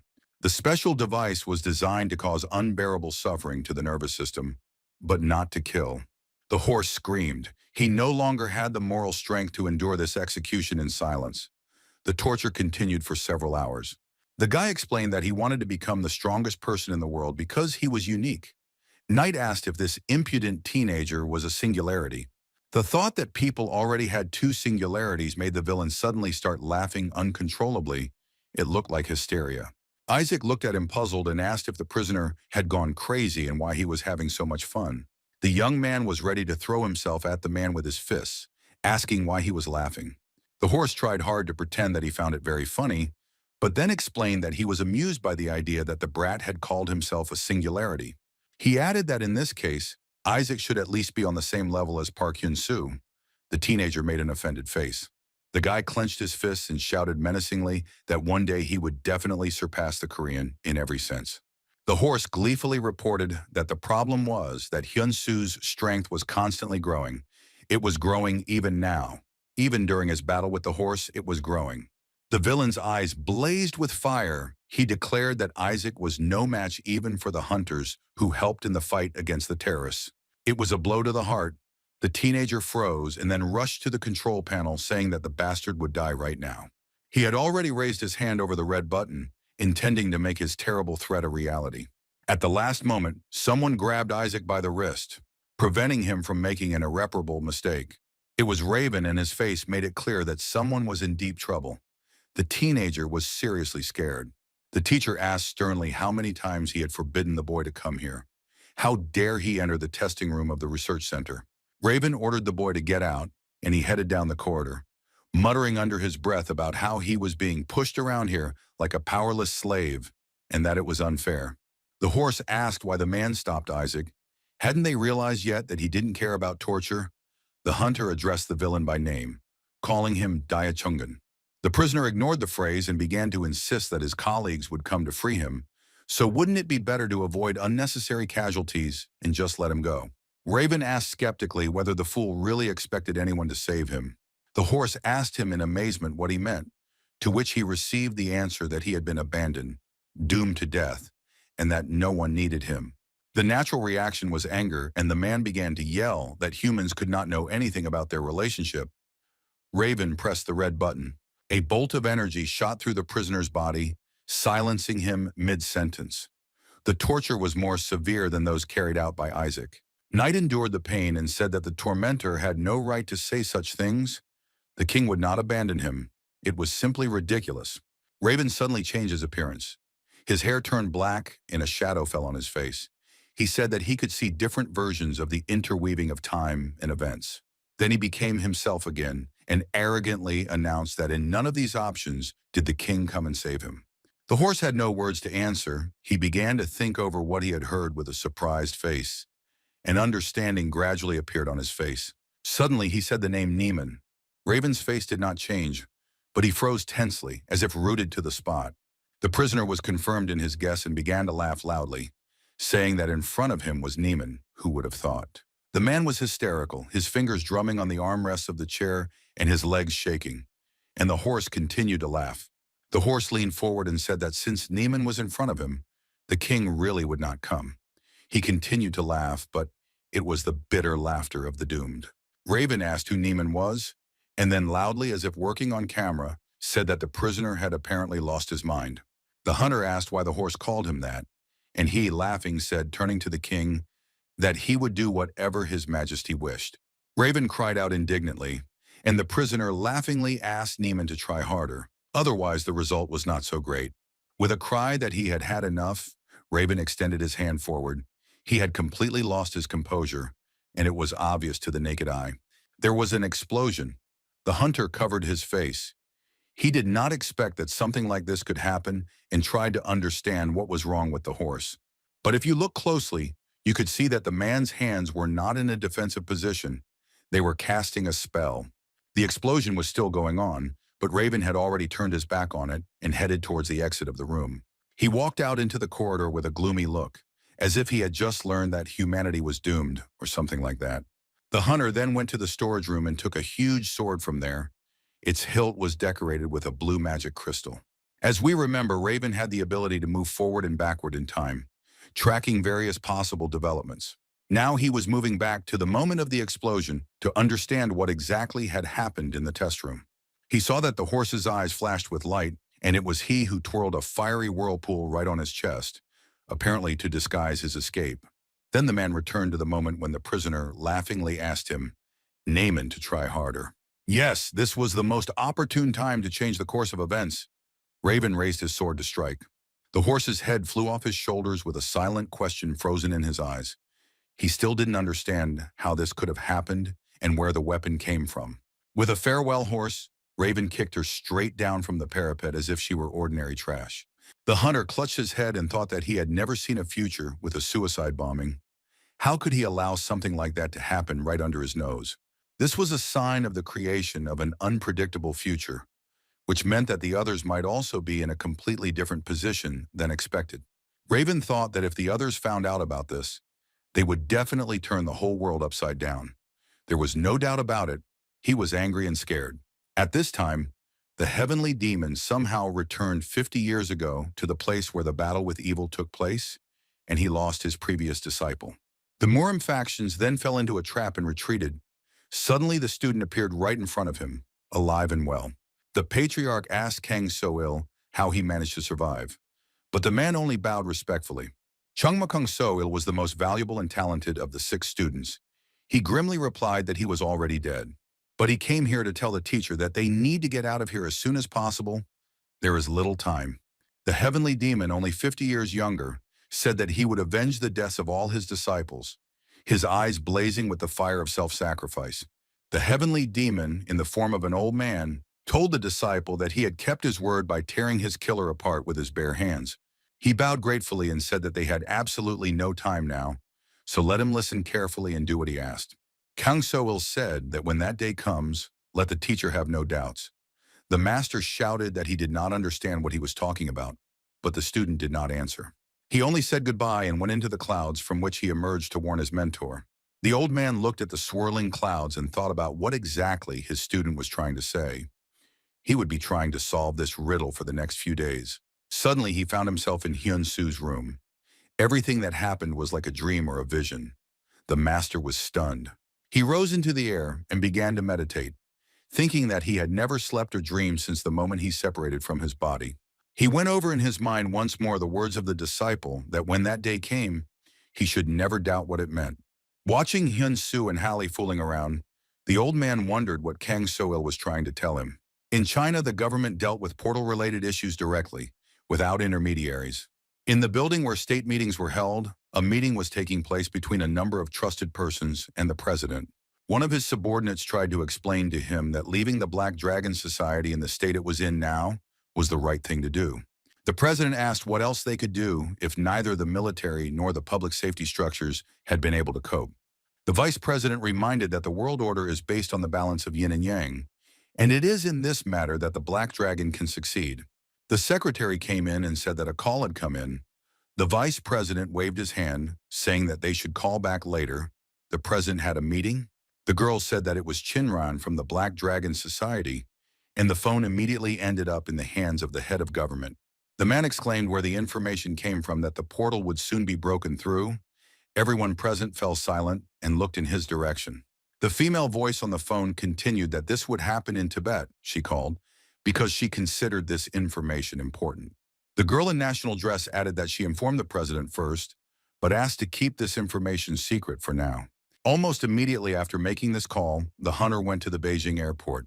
She walked around the terminal hall and tried to explain to the secretary that this unplanned trip to Korea was very important. The man asked if the boss was sure of her decision, and she replied that since they had already started, they couldn't stop. He reminded the huntress of the terrorist attack and the fragment of paradise, begging her to think before flying to this country. She was adamant in her intention. The girl added that she wanted to do it without any extra witnesses, so he should stop yelling and do everything quietly. Soon the high-rises of Beijing gave way to the residential developments of Seoul, as if someone invisible had simply replaced one set of scenery with another. Our hero was in his home. Now we don't say apartment, because he bought the entire building. It turned out to be very convenient. First of all, because of the portal, Hyun Su had a vision. Someone's voice said that the king was the main one among the enemies they would have to fight. The boy clearly felt the overwhelming presence of this person when he explored Hallie's mind. How strong must he become to defeat such a powerful opponent, perhaps the strongest being in existence? The guy started to crush rocks, practicing more and more new techniques. He trained so hard for many days in a row. When he finished, a whole mountain of rocks had formed behind him, his fists pounding the rock more effectively than an excavator. But this was not enough. Hyun Su concentrated and started the circulation of chi to restore the resource, while the hero thought that he should become even stronger. Then the heavenly demon appeared and praised the disciple, saying that he had performed very well today. The young man made such a face that the teacher could not restrain himself and asked what he had said wrong. What kind of face was that? With an awkward smile, the student explained that the old man had always scolded and berated him, so why on earth had he decided to praise him now? The master yelled that it was because Hyun Su was a masochist, but he laughed that such a reaction seemed much more normal. In the association building, everything went on as usual. The secretaries worked with papers. The hunters spent their time training. The CEO was sitting at his work computer and studying some papers, apparently contracts. There was a knock at the door, and the secretary reported that he had a visitor, and that this was not the kind of person he could refuse to see. The head of the association clarified who exactly he was talking about, to which the girl noted that now everything would become clear. A huntress in a red dress from China appeared on the threshold. She entered the office with a joyful face, without waiting for an invitation. The CEO greeted Chinran with open joy. They had been friends for a long time. The girl said with a smile that they hadn't seen each other for a long time. The man noticed that she had become younger. The head of the Black Dragon Guild, a hunter in third place in the S-Rank rating, was 77 years old. The beauty laughed that it was because of the limitation she becomes younger when she uses her ability. She asked if the chief would like to offer his old friend a cup of tea, and the man immediately gave the appropriate order. The visitor shook her head and said that she would actually rather have some coffee. 2 cups of the drink were immediately on the table. The association knew that when guests of such caliber visited, they had to give it their all. The old friend sat down at the table, and the man asked to what he owed such a sudden, albeit very pleasant visit. The huntress reported that a portal had appeared on the plateau in Tibet. It was now at 82 on the Anderson scale. The chief asked if it was time to evacuate the residents. Chinran said there was a small town there that had already been evacuated, and she had been instructed not to disclose the information. The association's director general suggested that since the government had even brought in the head of the Black Dragon, the situation was at a stalemate. The girl explained that in fact, no, it's just that only one person and only a man can enter that portal. None of those who entered there returned. The chief asked if this meant that they were all dead. The beauty took a sip of coffee and replied that she had no idea. Then she voiced the purpose of the visit. In the hunter's opinion, Park Hyun Su and no one else should enter the portal next. The head of the association did not like this request. He said that he saw no need to send such a hunter to clear out an ordinary portal. The girl replied that this was not an ordinary portal. It was classified as an S-rank. Hearing this, the man was stunned. Meanwhile, in China, the president and vice president were having a good time enjoying food. Taking another delicacy with his chopsticks, the head of government said that the situation was funny. His colleagues believed that nothing should be done regarding the Black Dragon Guild, and that this is dangerous. The servant brought tea and offered the gentleman to drink so as not to worry, it interferes with digestion. Then a man came up and started to move his chair to join the meal, and the president informed him that everyone was listening to Chinran like lapdogs. Chang, the king's subordinate, one of the pawns, folded his arms and explained that the huntress had just left for Korea. Meanwhile, our hero was called to the association office. It was evening, and he was surprised why they didn't schedule a meeting for the next morning. The CEO personally opened the door for the young man and invited him into the office. Something was clearly fishy here. As soon as they crossed the threshold, streams of flame and smoke rushed into the hero's face. It became so hot that it was impossible to breathe. The leader stood, engulfed in streams of flame, and looked at Chinran in surprise, not understanding what she had done. The man turned green. It became impossible for him to breathe. He still could not believe that his girlfriend was attempting on his life. And it wasn't necessary. Hyun Su put his hand on the leader's back and poured some of his own chi energy into him. His breathing was restored. The flame went out. The CEO asked what it was, and the guy, smiling, replied that someone was just having fun. Chinran sat back on the sofa with a satisfied look and reported that the hero was simply incomparable, as befits an S-rank. She invited the hunter to make himself comfortable. There was a serious and probably long conversation to be had. Hyun Su sat up and asked the beauty if she thought the greeting was a bit too rude. The huntress laughed and explained that it was a test. The matter was so serious that it could not be trusted to just anyone. The girl said that her name was Chinran, and her position was called the chairman of the Black Dragon Hunter Society. The guy also gave his name. The girl added that the more she uses her power, the younger she becomes, such a stupid limitation of her abilities. The hero was surprised. Chinran explained that this was the reason she looked so good now, and then apologized if the young man thought her behavior was rude. The chief and the huntress explained the essence of the question, and our hero replied that the task was perfectly clear to him. They waited for an answer, but the young man said nothing more.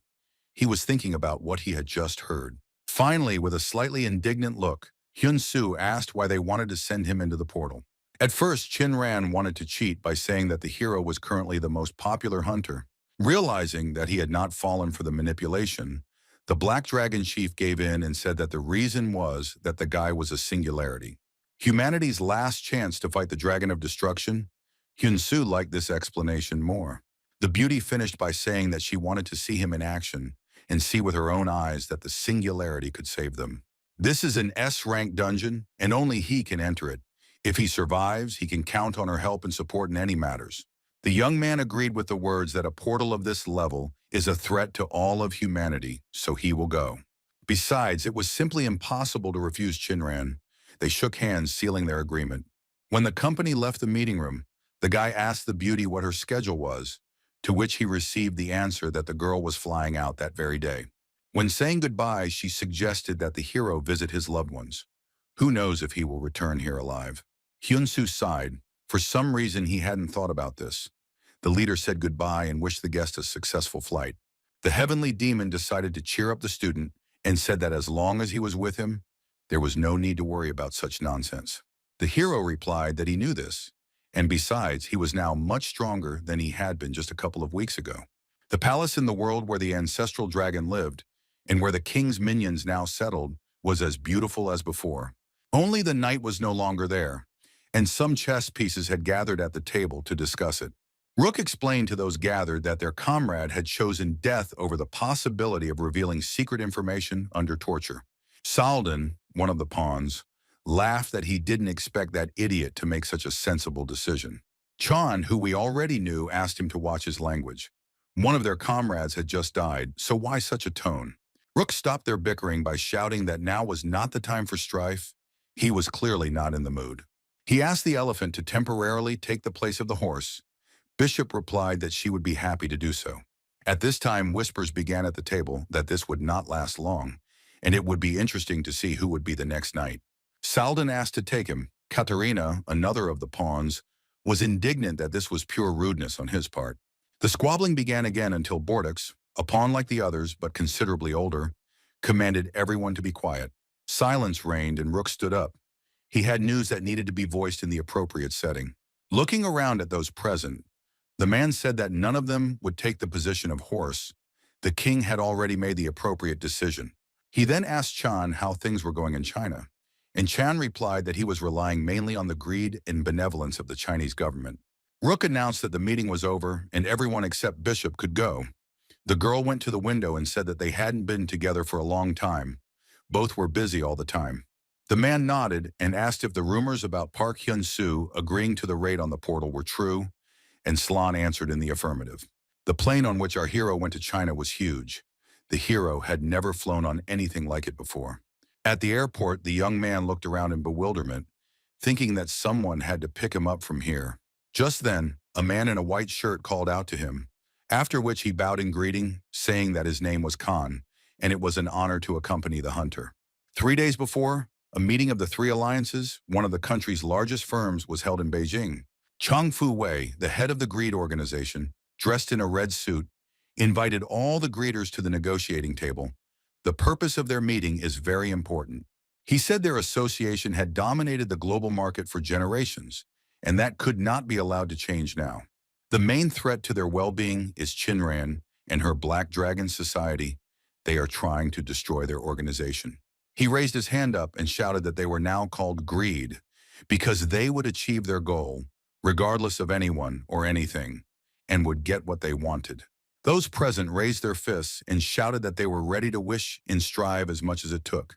Chang Fu Wei added that they were entering a new era, and all they needed to do was trust him. Before flying to Beijing, our hero visited his brother in the hospital, as Chinran advised him to do. The doctor reported that the condition was stable and there were no changes. Hyun Su thought that he was very grateful to Yoon for looking after Hyun Tai.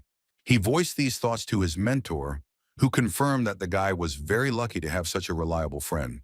The young man decided to leave, but the master laughed that there were rumors that gratitude could be expressed with a couple of bucks. Also, before the trip, it was necessary to drop by Hayurak.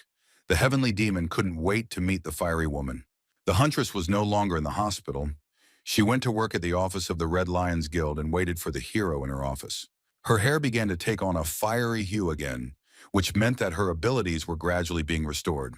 Hayurak handed Hyun Su a drink and asked if Chinran really asked him for help. The hero nodded.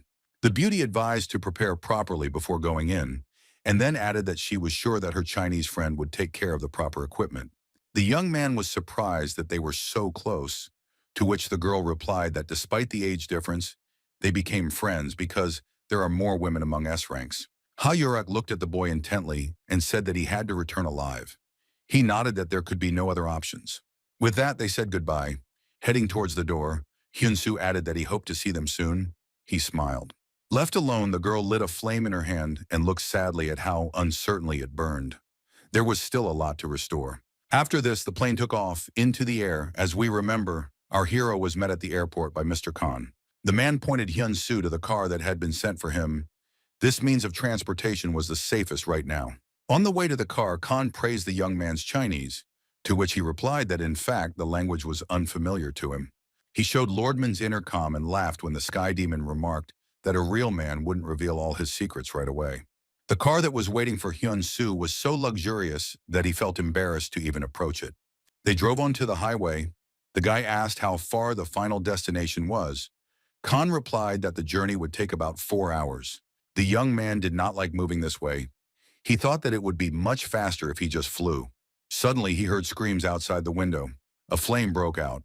The guy asked to stop the car immediately, but this did not happen. The Khan replied that such things happen from time to time.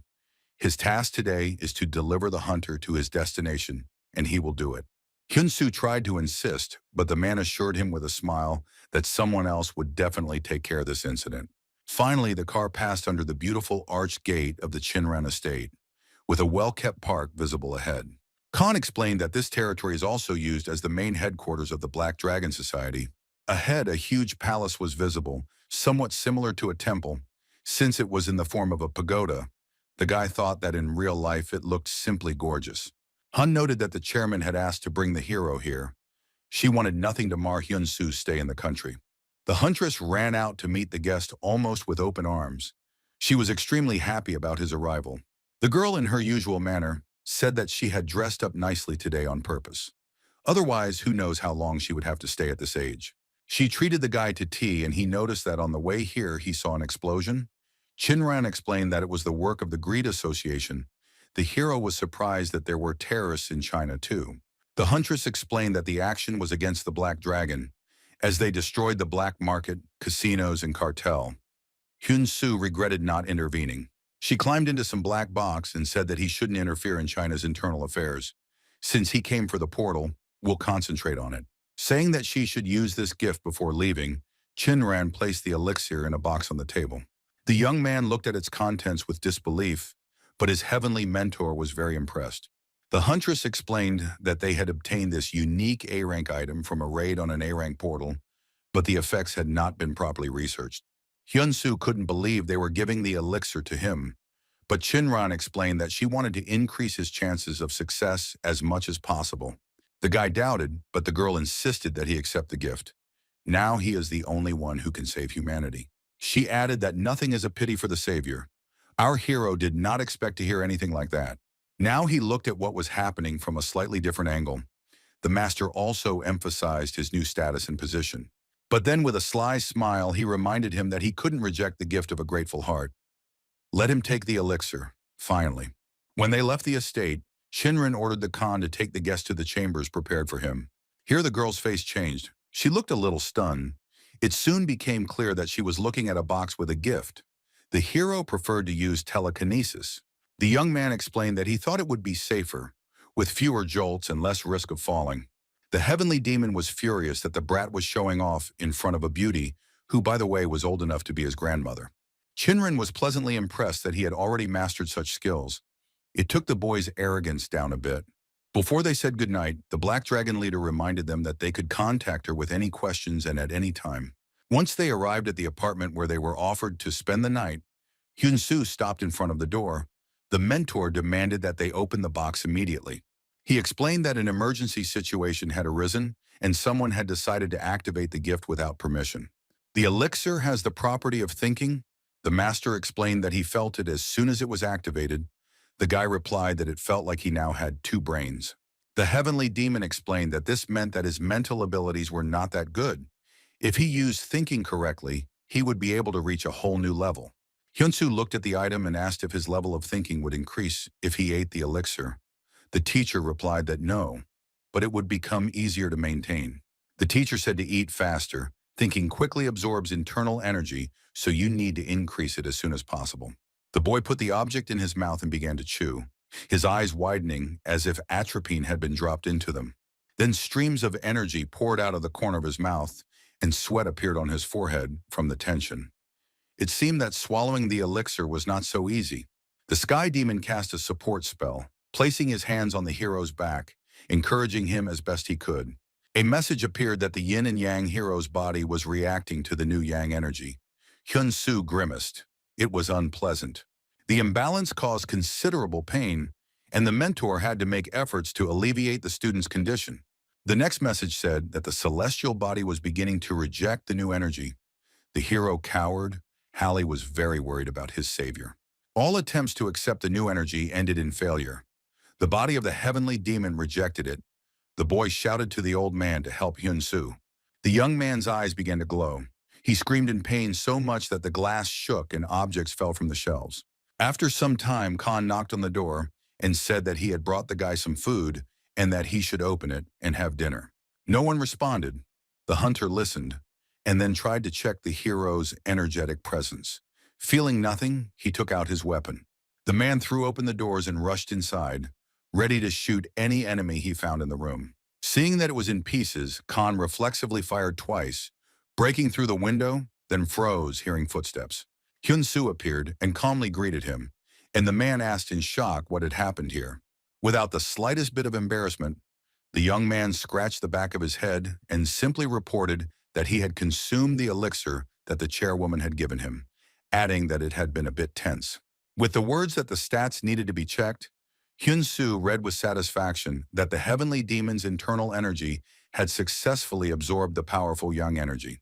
Due to the imbalance, the body of the heavenly demon awakened, mystical skills improved, and this body absorbed the hero's body. It was already too much. The master noted with satisfaction that they had barely managed it. The guy grimaced, remembering how difficult the process had been. He started to warm up and said that he felt great. Khan could not understand why the hero was talking to himself and generally behaving so strangely. The man asked if the guy wanted to move to another room. He shook his head. The secretary said that in that case he would leave the food and go. Before he could thank them, Hyun Su stared impatiently at the dish that was brought, and some people were eager to open the lid. Inside was a Peking duck, and the old man, the boy and the young man literally began to choke on their saliva from the delicious smell. The mentor commanded that he would try first, which caused a wave of indignation, but soon everyone calmed down and began eating. The duck tasted as good as it looked.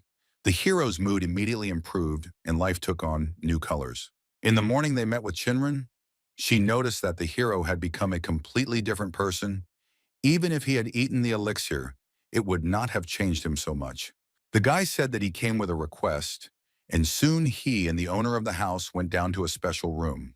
The girl said that she couldn't believe that he wanted to train so much. The hero explained that he was eager to test the effect of the elixir as soon as possible. When they reached the very bottom, the young man noted with respect that they were quite deep underground. Chinran explained that this was so that even in a nuclear explosion they would not be harmed, then added that there was no better place for training. She looked around the room with pride and explained that this was her personal training base. Hyun Su asked if it was possible to destroy everything here. The girl coquettishly reminded that she was the head of the Black Dragon Society just in case. Feeling the concrete wall with his hand, the guy swung and made an incredible punch, testing its strength. Cracks appeared on the surface, illuminated by the released chi energy. It looked very impressive. Then the wall collapsed. The hunters stood in clouds of dust, and it was clear that Shinran was not happy about what had happened. The young man looked at his hand, around which streams of energy were swirling. His abilities had increased by 150%. It was simply incredible.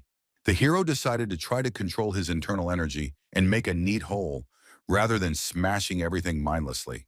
He was not very successful. The blow was still too strong and destructive.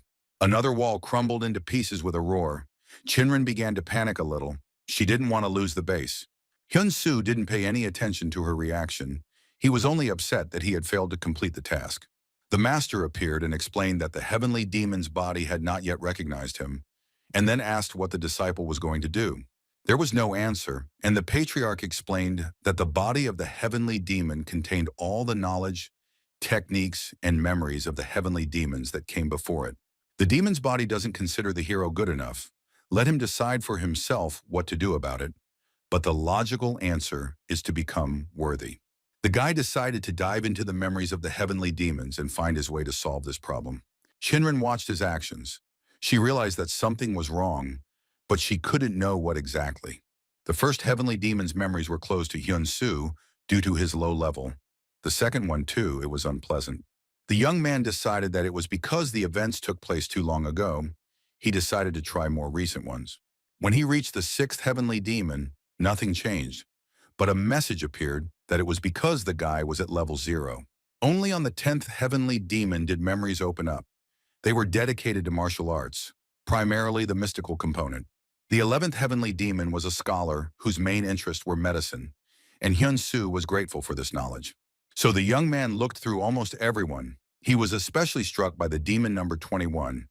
Despite his cold appearance, he practiced mastery of fire and control of explosions. The further they went, the more the heavenly demons differed from each other. Techniques familiar to Hyun Su began to appear. And on the 27th, the guy understood what was what. For many of them, it was very difficult to cope with their internal energy, just like our hero is now. The 28th demon found a way to control her, a way that was the best that could ever be devised. This was a technique of internal circulation of energy, knowledge, and experience of predecessors. It was this that the teacher showed among the first for the restoration of Hyun Su. The guy realized that each of his cells must interact with energy, and the higher the level, the more thoroughly this process must be carried out. Our hero concentrated and began to apply the already familiar technique, but now on a completely new scale. It seems he found a solution to the problem. Meanwhile, events were taking place in Shanzai that would soon have a profound impact on history. Fu Wei talked to the king's pawn, claiming that he saw a terrorist attack near the airport. It turned out just great thanks to Chan. He added that he would soon make all of China talk about them. The main thing is that Qinran does not interfere in what is happening. Fu Wei was an A rank but was willing to bet his life. His guest said that it wasn't necessary. Besides, there was a way to become an S rank. He showed a box of immortal transcendence pills, the same ones that Horse had taken in the battle with Hyun Su. Chan explained that for 10 minutes the product is able to remove all the power that is in the body. Previously, the post-effect was a year without movement. Now there is only severe pain. The head of greed took the pill in his hand and asked incredulously if his A rank would really rise a level. The king's henchman said that he could raise it even higher. But everything is very individual and depends on the specific person. Fu Bei decided not to test the pill on himself, but called the guard over to try the remedy on him. He approached cautiously and bowed, suspecting that he was now acting as a guinea pig. After swallowing the pill, the guard began to make strange sounds and writhe in pain. As if suffocating, his body began to transform. Quite unexpectedly, two huge wings, like those of a bat, grew out of the man's back. His eyes lit up with fire, and his mouth opened wide in a shrill scream. The guard clearly did not experience anything pleasant from taking the drug, but he was clearly changing. Finally, the hunter took on the final form of his maximum capabilities and happily reported that he felt A-rank energy within himself. He raised his paw and said that the energy was overflowing the body. What a miracle, the guard asked the boss. He thought that rising from rank C to A was really a miracle. Fu Bei thought that with such a stock of pills, they didn't need anyone's help at all, and it was time to get rid of Chan, who continued to calmly drink coffee. Hyun Su had just finished circulating the energy and obtained the body of a heavenly demon. His energy was now visible to the naked eye. A message appeared that the level of the heavenly demon's body had increased. It began to recognize our hero. All of his stats increased by 170%. But then the guy's hand clenched into a fist involuntarily. His mystical body began to collect energy that he could not control. It was the new heavenly demon annihilation fist technique. The boy swung wide. Then came the blow of the grain. It became much more powerful than all the time before. The young man began to understand that he had absorbed the experience and power of his predecessors. He struck one block of the wall, but somehow managed to break through all the subsequent ones standing at a distance. A series of holes formed in them, through which one could see Hyun Su, slightly stunned by his new abilities. He was delighted. The blow was exactly as he imagined it, but much more accurate and powerful. Chinran froze, trying to calculate how long she would have to delay her training because of this destruction. The heavenly demon was pleased with his disciple and praised him again in his usual cocky manner. Halley did not hide his joy and also gave his savior several compliments and words of admiration. Hyun Su himself was pleased. He thought that such control could already be considered a success. The first step had been taken, but there was something else that needed to be tried. The Tibetan Plateau was a peaceful place. The area was not densely populated, and now it was completely empty. Near the portal that appeared there stood a bishop with some sheets of paper. She was checking the data. As the numbers stood at 92%, the woman thought that she had put in a lot of effort to see Park Hyun Su suffer in this gate. Chang landed behind her. He also knew how to move at supersonic speeds like Hansen. Slon asked how it went. He replied that he slipped a pill to C rank. He rose to A rank for 11 minutes, but then died, unable to withstand the side effects. The girl gave him a remote control and said that it could be used to blow up those who had taken the pill when they became unnecessary. Chan bowed in gratitude. Then Bishop remembered something else and loudly called out to her assistant, who immediately responded, "The lady ordered Cho Jae-hyuk to be prepared in advance." The country continued to live its life. People quickly forgot about the terrorists and went about their daily business. As in the case of the Korean terrorist attack, the explosion thundered unexpectedly and instantly took dozens of lives. Panic set in, and the survivors began to run chaotically, trying to save themselves, but the smoke and fire made it difficult to move. Two figures appeared on the roof of the pagoda with some kind of red cloth, which they were trying to unfold. It was a huge banner with the organization's name, Greed, on it, looking like the swastika banners from World War II. Fu Wei was also on the roof of the building and waved his hand, shouting that it was time to notify the whole world that the time of greed had arrived. Hyun Su was still in the Chinran training hall at this moment, finishing up his internal energy and celestial body. The mentor and Hallie watched his successes with undisguised joy and even pride. And there were reasons for this. Both loved the student. The heavenly demon knew that the black energy was the sign of his kin, and the blue was mana. Hyun Su easily combined them, something no one had done before. The master could not restrain himself and said that it was amazing. And the guy was just a genius. He could not get used to praise from his mentor. Suddenly, Chinran's phone rang. Her voice became agitated. She asked several times what had happened, as if she couldn't believe it. The hero activated the detection of the heavenly demons, destroying fist energy, thus being able to scan the area. The territory of information discovery turned out to be quite vast. But what Hyun Su wanted to know, he found out right away. When Chinran, with a worried face, said that she urgently needed to leave, the guy confidently declared that he would go with her. The Black Dragon chairman looked at him with surprise. The hero explained that he had guessed. It was about the terrorists from greed. Let him not ask how.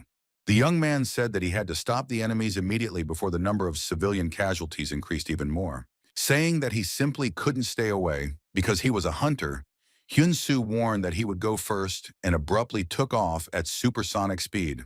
Chinran looked at him with a smile and thought that this was really cool. It was a pity that not everyone shared the same opinion. Black smoke was pouring out from near the building, covered with a red banner with the word greed, and the area of the fires was growing. Masked terrorists with machine guns surrounded a group of civilians and shouted at them to sit still. Fu Wei called the Black Dragon hotline, introduced himself and asked to pass on important information to Chinran. The huntress must transfer 30 billion yen to his account within half an hour. If the conditions are not met, the hostages will die. Shouting that the Black Dragon Society had brainwashed the idiots, the terrorists fired a couple of bursts into the air. They shouted to the people that they had no chance of being saved, that they should prepare for death, that no one would survive today. Here one of the bandits noticed a dark silhouette in the clouds of smoke and asked his accomplice who could be there. Saying that whoever was there would die now, the terrorists began shooting in the direction of the stranger. The bullets hit the cloud of smoke, but nothing else could be seen. The silhouette had disappeared. The enemy should have been dead by now, but Hyun Su caught the bullets with his bare hands, and the villains realized that they were dealing with a hunter. And he was very angry. No one has the right to just kill ordinary people, neither monsters nor other people. The heavenly demon said that if he had a material body, he would kill every single one of them, but let the disciples spare no one and punish them as severely as possible. The boy agreed with the teacher. The terrorists called him a damn lunatic who talks to himself. They started shooting again. Then Hyun Su caught the bullets and launched them back at the same speed they came out of the guns. The shooting was just what it should be, because the bandits were not only not prepared for the attack, but also could not imagine that such a thing was possible in principle. Watching from the rooftop, someone said that it seemed like the Black Dragon Society had sent someone. Fu Wei dialed the right number and gave the order to use what he gave them. Apparently it was about pills. The masked men immediately reached into their pockets and pulled out the magic potion, sending it into their mouths without a moment's hesitation. The men's appearance began to change rapidly. The transformation was fast, and now several monsters appeared before the people. They shouted that their strength had increased. Our hero looked at what was happening and realized that the terrorists used the same potion as the horse before. Apparently, they are also connected with the king. There were 7 monsters. The patriarch reported that in his world, they also made similar drugs that revealed all the strongest flaws and worst sides of a person. The monsters were getting closer to Hyun Su, but for some reason not too quickly and confidently. They had not yet gotten used to their new bodies. The hero didn't wait to be attacked. He jumped up and delivered several excellent kicks. Many of the terrorists fell to the ground, but one managed to sneak up on the guy from behind. He wished him death and prepared to attack. The young man used the same move from the heavenly demon's arsenal as in the Chinran basement. He struck once. But with this one blow, he destroyed all 7 monsters one after another. It was something never seen before. Fu Wei realized that there seemed to be another S rank in the Black Dragon Society, and he had no other explanation for what was happening. Since it was impossible to leave things like that, the hunter decided to take the pill himself and become an S rank to sort things out himself. Everything around was filled with light and a blue glow of energy, and someone else was watching what was happening in the sky. It was Chan who was keeping an eye on Hyun Su after the boy took down 7 A-rank hunters. The pawn realized that his level had already surpassed S. He planned an action to gather information, but something went wrong. A voice behind him asked if Chan was working for the king. Seeing Chinran, the man was truly horrified and couldn't hold back his scream. His glasses almost flew off his face. He asked the huntress what she was doing there, addressing her by name, and she happily informed him that since he recognized her, he should understand everything himself. Chan was thinking about how she had appeared behind him completely unnoticed, and the beauty was thinking about how he not only served the king, but also helped greed. What a coincidence. If so, then by catching it, you can get a ton of useful information that will affect a lot. Pawn muttered something about how if he got any younger, some problems would start, and the girl changed her mind about leaving him alive because of this insolence. Meanwhile, Fu Wei and his 2 bodyguards took the pills, and the transformation process of their bodies began. The head of greed shouted with fire and fury that he was simply overflowing with power. No one else had such power. He approached Hyun Su from behind and thanked him. The young man asked in surprise what for. With a beastly roar, Fu Wei shouted that if he had not appeared in China, the man would never have achieved such power. People looked at what was happening in horror. Now they were much more frightened because they had never seen such monsters before. Our hero decided that first of all, it was necessary to protect the civilians, to take them away from here. So he used the matter shift technique. The hostages screamed even louder. They were all lifted into the air together, and people panicked because they were flying above the ground. Fu Wei, who was blazing with fire, noticed that this was a very strange technique. But did the hero really think that he would just let the prisoners go? Screaming that he was going to die, the man headed straight for Hyun Su like a stream of fire. But he continued to stand there completely calmly. Only outwardly our hero did not move. In fact, he had already begun to use the technique of the mystic arts of the heavenly demon. His eyes glowed blue. He used Skyfall, and his opponent, along with 2 bodyguards and 2 projectiles, felt the world shake. A second later, everything up to the building with the banner was engulfed in such a fire that nothing could be seen. Meanwhile, Chinran was fighting Chan, using entire vortices of energy. It seemed like she and her opponent were inside a tornado. The girl then unleashed a hail of magical projectiles on Pawn, but he successfully parried them with his long sword. The man was surprisingly fast. His abilities surpassed A rank if we were to speak of human criteria. But even with such speed, it was difficult for him to resist the huntress. He suddenly realized that he would lose this fight. Chinran used the shockwave spell. It was clear that she was becoming younger and younger, turning into a girl. Chan summoned a second sword, resembling a machete, but he knew he couldn't hold out for long. The guess was correct. The shockwave shattered his weapon into pieces and threw the man himself far back. Hyun Su appeared before the fire monster. He decided to use the second technique of the heavenly demon annihilating fists. The enemy laughed that this wouldn't work on him because he had become nature itself and therefore would accept the blow as a gift. Then our hero decided to play along with him and defeat him using the methods of nature. Using the root's blow, the force was such that the world shook. He put out the flames with his bare hands, but the wave hit people a little, and the hostages decided that the apocalypse was coming. Then the guy used his mystical arts again and used territorial movements to push the people a little further away. After that, he erected a barrier above them that would protect them from any possible side effects from the battle that he had already won. But Chinran had not yet won. Having risen up, the young man assessed the result of his efforts and was satisfied. It was time to descend to the ground. People cried with happiness and wanted to thank the one who saved them, although they still did not know the name of the hero. The mentor was also pleasantly surprised and asked how the guy came up with such a wonderful technique. Hyun Su replied that he used mana, all thanks to the circulation of energy. Right in front of the heavenly demon, a magic projectile was fired, and an explosion was heard. It seems that the praise will have to wait for now. Everyone looked up and saw a black, disheveled figure fly past at great speed, almost falling to the ground. But at the last moment, it caught itself. Chan rolled over several times but still managed to right himself and headed towards Chinran. But he was thinking about something else. He realized that he couldn't feel the energy of the terrorists, and they were A rank. Had they all already lost, it was simply impossible. Chinran, enveloped in streams of energy, appeared right in front of the man and said that if he did not give in peacefully, she would collect herself piece by piece. The threat was so real that even Chan's pigtail attempted to escape to a much safer place. The man understood what Horse felt then. If he was caught now, the organization would abandon him. Chan took his true form. He had been hiding it all along, but now there were no other options left. The strength and power of the pawn were much higher than his rank. The clawed paws stretched out towards the huntress. They were shrouded in mana. Chan smiled his widest smile. Shinren responded in kind. She whispered that she didn't want to become younger, but now there was no longer a question of choice. Hyun Su shouted at the girl that there was no need for that. Using the leaf slicing technique, he attacked the monster with lightning speed. With his bare hand, the young man cut off Chan's paws and came down on him with another blow, this time with his foot. The monster screamed in a voice that was not his own. He was in pain and scared, and besides, he absolutely did not want to die like this. But he was destined to die today, or at least lose. Our hero wrapped his hand in metal, using Hallie. A long iron arm grabbed the enemy tightly by the neck, not allowing him to move or even breathe. Hearing the cervical vertebrae break, Khan let out his loudest scream. He thought it was the last one in his life. Our hero turned out to be a little more merciful.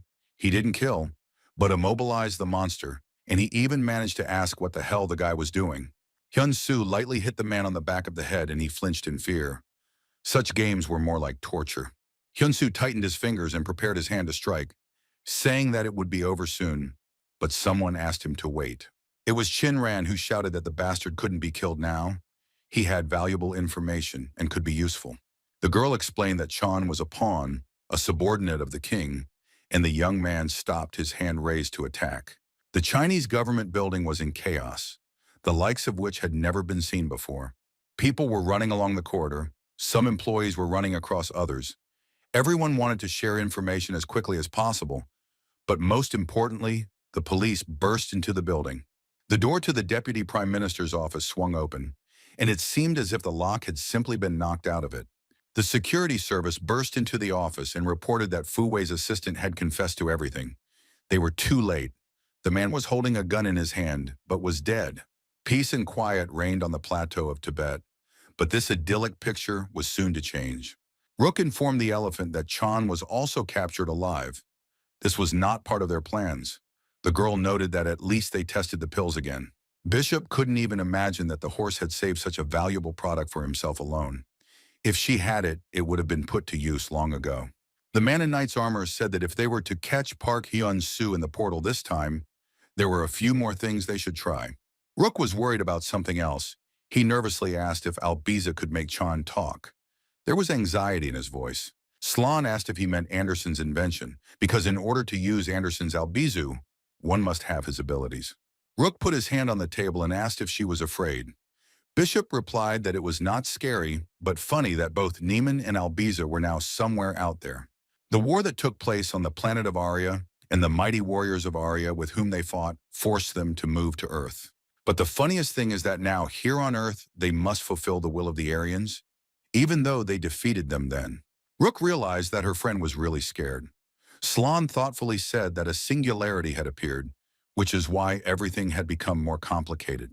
The man looked at her with silent reproach, and then noticed that the king was on their side, and he believed in her. When Bishop heard this, her face became proud, and the thought that the king believed in her made her feel calmer.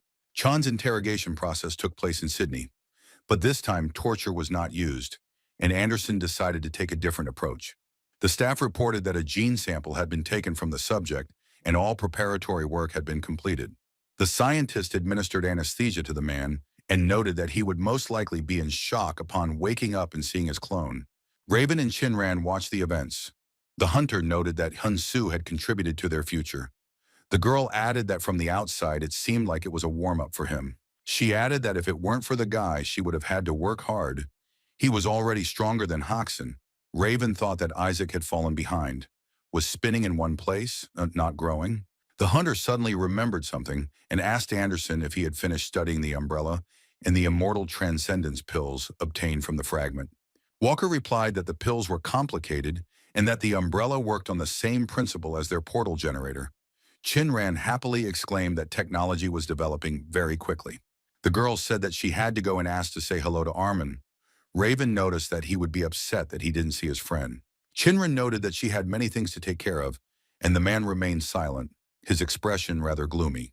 At parting, Shinran said that yes, the event will happen tomorrow, but it's enough to interfere with her future. Raven laughed that this happens arbitrarily. The next day, the huntress and Hyun Su stood high in the mountains on the Tibetan plateau, a landscape that was already familiar to all of us. The portal that appeared there changed color from blue to black. It was not quite typical. The guy was getting ready to step into it. There was still a little preparation left, and besides, the huntress insisted on a full briefing. On the hero's hand was an A-rank black dragon cannon. On his waist was a belt with an invisible B-rank shield, and on his neck was an A+ rank clearing. He clarified whether all of this could be used. Shinran replied that she just needed to return with them alive. The guy took a step forward and said goodbye, saying that in that case, see you later. The guard reported to the dispatcher that the guy and the chairman were there. The helicopter couldn't get any closer, and everyone was worried that Shinran would be left unprotected. Khan repeated several times that help was not needed yet, as it was impossible to get closer due to the pressure in the portal. Shinran approached unnoticed and said that she had arrived on her own and did not need protection at all, then added that Park Hyun Su had come in. She ordered the helicopter's engine to be turned off to avoid creating noise and vibration. Now all they could do was wait. Hyun Su was calm inside the portal. The forest of fir trees he found there was quite beautiful. There was something magical and even peaceful in this green landscape. The young man noticed that even the air smelled of freshness and pine needles. The sky demon agreed that this portal looked nicer than a fragment of heaven, but he shouldn't relax. Energetically, he felt something frightening. Our hero raised his eyebrows in surprise. He hadn't felt anything like that yet. But a second later, it became clear what the teacher was talking about. The guy felt movement, and at great speed, he looked back, just in time to jump out of the way of a magical projectile that struck right where he had just been standing. The tree that the shell hit was completely cut through, but the hero did not see this, as he was looking in the other direction, trying to understand what it was all about. Since several more trees followed after one, and they all started to fall, Hyun Su had to practice his acrobatics a little more. This was not the end of the matter. After the fall of the fir trees, there was a rather powerful explosion. Fortunately, such things no longer created difficulties for the guy, but they had to jump quite a bit.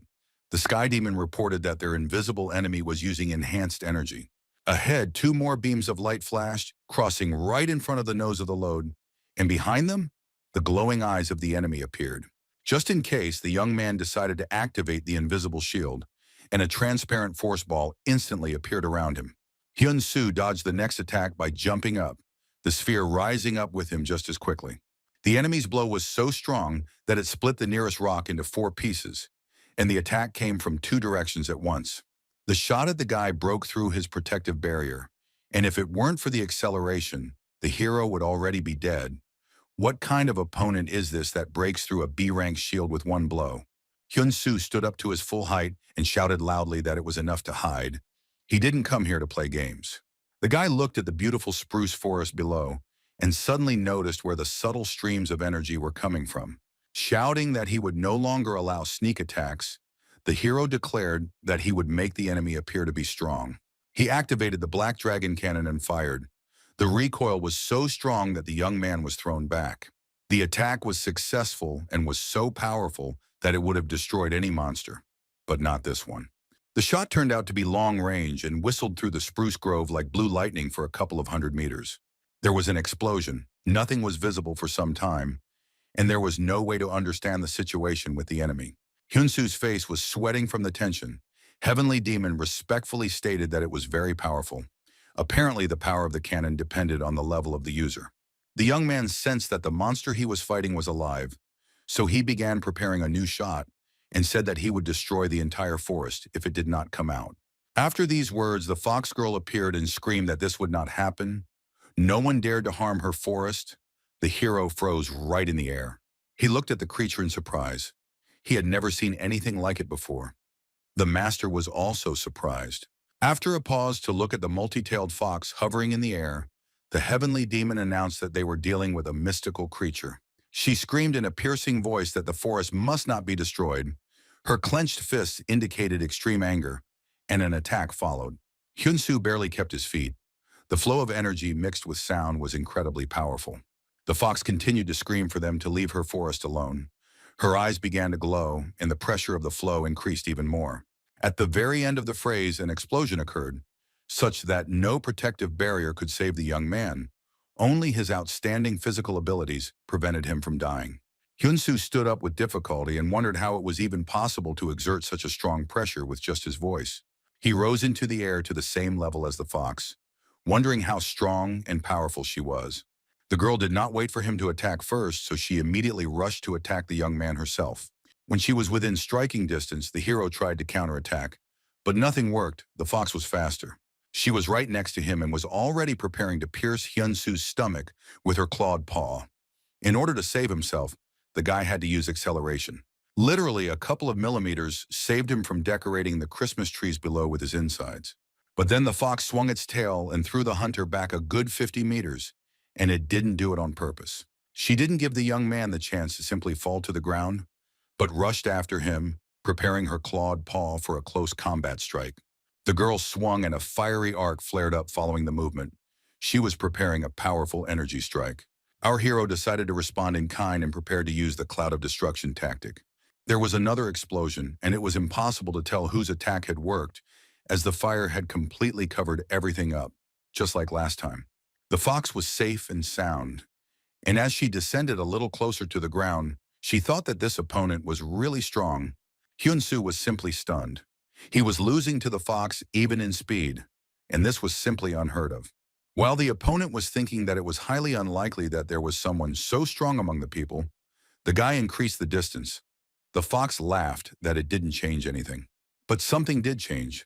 The young man got the opportunity to rest and consult with the teacher, who suggested using energy protection. This saved him from the enemy's attack and allowed him to strike at her with the mystical arts that the fox herself used. The hero then decided to use the Sky Demon's falling lightning tactic and stretched out his hand forward. His speed was very fast. The blow hit the fox right in the stomach. She screamed in horror. Her eyes rolled back. A cloud of energy enveloped the girl completely, and she began to fall down. At some point, the monster's consciousness left her. She had almost no control over her fall, but at the very ground, everything changed dramatically. The fox came to and instantly huddled up, slowing down enough to avoid crashing into the rocks. She landed on her feet, but the most amazing thing was that she was almost completely fine.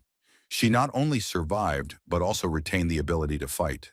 The girl screamed in rage that the man had taken her forest and was now trying to kill her, but this would not work. Only the hunter would die here. The guy hesitated because he didn't understand how he had taken the forest.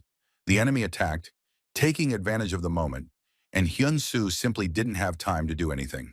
With a terrible explosion, he fell down, shocked and half dead. A small fire started, but the flames quickly died down. The fox flew above, waving its tail and shouting that this is what he deserves. He will learn how to destroy this forest. The young man lay on the ground, wounded, his eyes closed and his consciousness apparently gone. The enemy dived down, screaming that it was time to say goodbye to life. The heavenly demon barely managed to make the student wake up. The hero didn't move, but he activated Hallie and used the damage reflection technique. His ring glowed slightly. The girl, screaming that he was going to die, swung her mana-shrouded clawed paw, but for some reason the attack failed. The force of the blow did not cover the enemy, but returned to her. A pillar of glow literally shot up to the sky. The fox rose into the air in a cloud of smoke, completely unable to comprehend how this could have happened or what had happened at all. At first she was surprised that the enemy had already woken up, but then she felt that something was wrong with her. The girl descended to the ground and by inertia hit it with her fist. But the crater from the previous explosion was completely empty, and there was no new one. Hyun Su called out to her from above, spreading his arms out to the sides in triumph. He was jubilant that he had managed to fully recover so quickly and come up with a new technique. He boastfully explained to the teacher that he had managed to return the damage that was intended for himself to the enemy, and his body had been completely restored. The fox guessed what had happened, but there was nothing she could do. Her eyes widened in surprise and fear. Then she began to cough up blood, screaming that the man had committed a huge stupidity that would cost him dearly. The girl grabbed her chest and began to make threats, while something in her began to change subtly. Then there was a bright flash of light, and the space around the fox was filled with thick, white smoke. It became more and more, and soon the entire land in the shade of the fir trees was tightly shrouded in this camouflage haze. Hyun Su realized that a transformation was taking place in her clubs, and that his opponent had not only survived but had also become stronger. Two yellow eyes flashed. Now a completely different-looking girl stood before him. The main color of her fur had become snow white. Her face was distorted by a grimace of anger. The hero asked where the red-haired little girl was. The blonde was surprised. How could she not recognize her? She is a mystical creature. The guy forced her to take this form himself, and now she will regret it. Swinging her seven tails, the girl said that she could not maintain this form for long, but 5 seconds would be enough to destroy him. Hyun Su muttered that his body was not obeying him, and the heavenly demon shouted at his disciple to stop reacting like that to close contact with girls. The young man woke up and moved to the side using the acceleration technique. The fox looked at him in surprise. She crossed her arms and said that in that case, the hunter would be destroyed by sheer force without physical contact. At that very moment, the guy's body was entangled in glowing streams of energy, making him completely motionless in the air. The wounds were very severe. A message appeared that the technique reflect damage could only be used in 15 minutes. The hero began to fall down. In order to save himself, something had to be done. The young man chose the cleansing given to him by Chinren before heading into the portal. The fox was surprised to find that the guy had fully recovered and had even become stronger. Moreover, he was already ready to launch a counterattack. The master muttered that this was some kind of cheating. Hyun Su happily noted that it was not for nothing that there were only a few A+ rank items in the world. The heavenly demon said that he could speed up the activation process of the damage reflection technique. Let the guy just distract the enemy for now. The student thanked him. He used the heavens fall technique, and the fox began to descend, surrounded by black projectiles of his energy. She waved her arms incredibly quickly, beating them off. It took a lot of time and effort, which simply drove the heroine crazy. That's why she decided to take action and simply blocked Skyfall, screaming that she wouldn't fall for those tricks twice. Hyun Su thought that it was okay. It was just bait anyway. He intended to use the sixth technique of destructive strikes. A celestial body appeared and several fiery rings of the hero's magic projectile flew at the fox. The speed was incredibly high, but the girl dealt with them instantly, shouting that she didn't like such games either. The guy fired a few more projectiles, using up the maximum amount of energy, and for some reason the fox opened its mouth wide. She then blew towards Hyun Su, and his own attack turned against the boy himself, increasing both its power and speed in flight. The hero blocked it, but he understood that the power of this blow was so great that it could destroy him. And so it turned out, the damage was serious, but fortunately not fatal. The blow fell on the shoulder. The young man began to fall down, but as we know, he had the means to avoid crashing into the ground. Moreover, at the last moment he managed to attack the fox. There was an explosion. The girl was completely unprepared for such a turn of events. She had never met such a powerful person. The girl was seriously wounded, but she was not going to stop. Excitement was activated in her, and her determination to kill the hunter at any cost grew. Our hero felt about the same way. He understood that only one would emerge from this confrontation alive. The opponents hovered opposite each other and tried to figure out how to find a way to destroy the enemy and survive in the process. Suddenly the fox, with a sinister smile, announced that the man had managed to grow an eighth tail for her, something that had never happened before. With a cry that was all, she crossed her clawed hands and waved them several times. Beams of energy appeared. The young man waited for them to reach him and called upon Hallie, enveloping his hand in iron armor. He decided that since his spiritual body had not worked, he would use the teacher's technique, which was still unknown to him, but was still available twice a day. The master's heavenly spiritual body struck the fox with such force that it screamed, a cry that sounded like a death cry. But the young man did not stop there and approached her to inflict physical damage with the help of Hallie and finally finish her off. The fox couldn't withstand the attack and began to simply fall down, like an ordinary dead body, and not a formidable monster, her strength leaving her. The young man thought with satisfaction that she didn't stand a chance against the teacher's technique in metal armor. The heavenly demon explained with satisfaction that this was a matter of course, since he was simply magnificent. Looking at the fox lying on the ground, who had assumed his true form, Hyun Su thought that it seemed incredible that someone so strong even existed in this world. The mentor suggested not to take risks and finish off the enemy before she came to her senses. The hero replied that he intended to do so. He prepared to deliver a crushing blow with the glove that still wrapped around his hand. When the required amount of energy had already been prepared, the hero froze. The fox whispered that he should not take her forest. The girl muttered in a weak voice that this forest belonged to her and Reina, and she wanted to preserve it at the cost of her life. Sometime before these events, the fox and her dark-haired friend met with people who came to this world from the portal. They stood on a cliff and watched the explosions. Reina's eyes were full of horror. These terrible creatures from the portal were shamelessly destroying their native forest. She started crying and suggested that at this rate, there would soon be absolutely nothing alive left here. The fox consoled her sister with the words that she would protect both them and this beautiful forest at any cost. For a while, everything was calm, and they continued to live their lives. The fox went to pick mushrooms with the intention of making soup.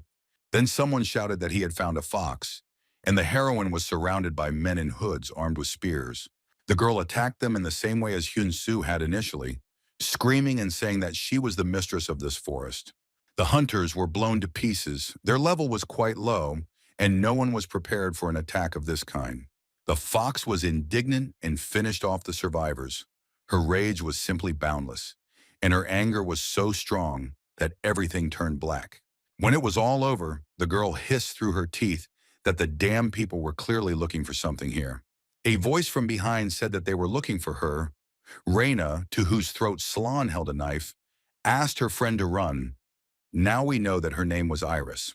Hyun Su felt sorry for the fox, realizing that she had no intention of destroying him personally, but was only protecting the forest, so he used cleansing and cured her. The artifact on her neck looked simply enormous. Iris's wounds gradually healed, and the girl began to come to her senses. The heavenly demon noted that after this, the magic item would become unusable, and the student confirmed that this was indeed the case. When the job was done, the fox sat up and began to look around, in complete confusion and bewilderment. She asked in surprise if the hunter had really cured her, and the young man simply nodded in response. He then briefly told Iris why he was in the forest and why he came here through the portal. She breathed a sigh of relief and asked again whether he really had no intention of destroying or seizing the forest. Hyun Su explained to her once again that this place is an artificially created world with an entrance through a portal, and she is as if imprisoned here. The fox's face looked stunned when he explained that this was just a simulation of the place she used to live in, and not the same forest at all. As soon as the moment comes, the portal will explode, and everything that is here will be thrown out into the outside world, onto the earth with which it is connected. So people came here and tried to kill her. Iris wondered in horror if they really thought she was dangerous. The young man rose into the air a little to look around and said that since they were now communicating, it was not too much. Our hero suggested to the mistress of the forest to simply leave here, but she did not understand what exactly this meant.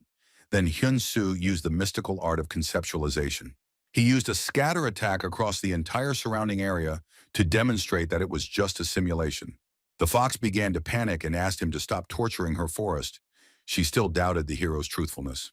Then she asked him how he was going to get out of there, and the guy replied that he was just going to destroy the place. At first she was indignant, but then she heard a sound and became scared. Hyun Su asked if Iris was afraid of ghosts. She nodded in confusion. There are still many houses on the Tibetan plateau from which residents were evacuated due to the threat of a portal explosion. One of these houses was occupied by Slan and her servant.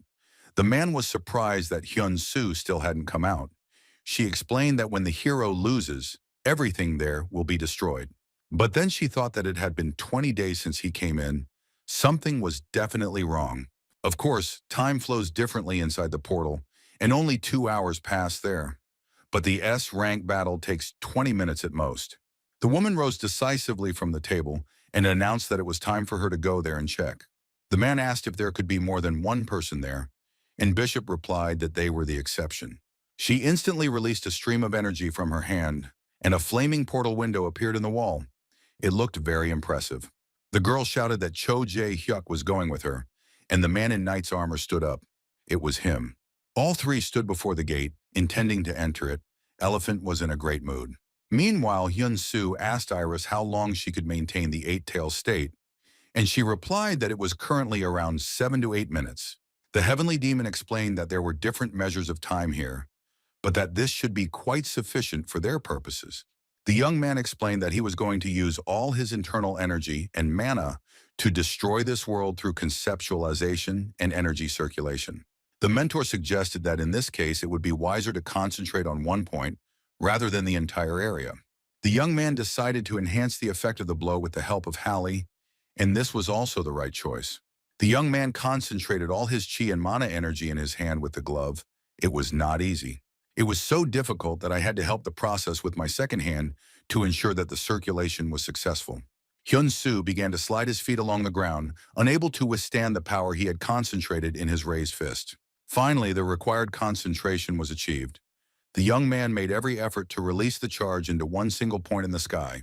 He felt like a huge cannon, loaded with an incredibly powerful projectile and firing it at maximum acceleration. A whole column of light formed above the hero.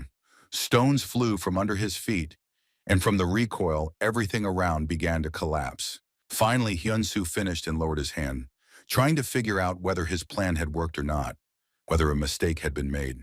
When he looked up to the sky, it became obvious that the decision he had made was absolutely correct. In the sky, as if in some kind of glass vessel, there was a gaping black hole from which a network of cracks radiated. The piece knocked out by the hero's blow fell to the ground, and now tongues of flame blazed there from the impact with the stones. A message appeared that the hero had awakened the unique conceptualization of mind destruction, and he looked at his hand in surprise.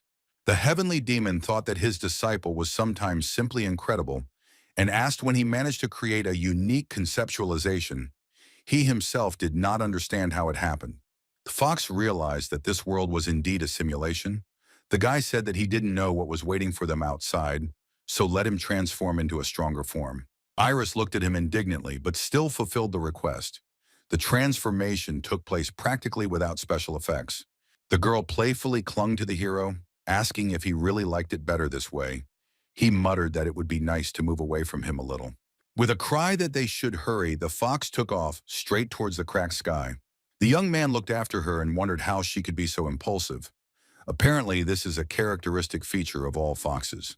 Upon closer inspection, it turned out that behind the hole, there was something like another portal.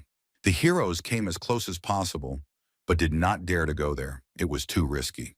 Hyun Su already had experience passing through the gate, so he looked a little more confident than his beautiful companion. Suddenly, Iris approached the young man and kissed him, gently holding him by the neck. The young man jumped back as if scalded and grabbed his face, screaming what she was doing.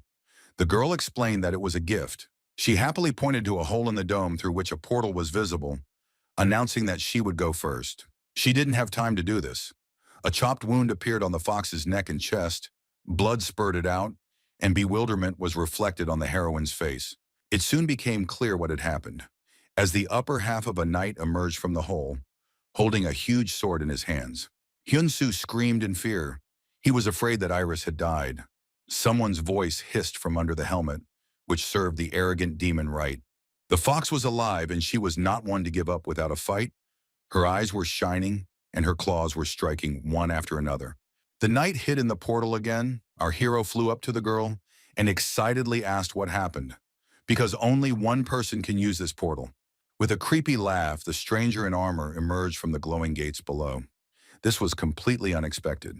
The fox quickly rushed to attack him, ignoring our hero's cry that there was no need to rush. Then the girl realized that he was right. Some flashes appeared behind her. She was attacked from behind.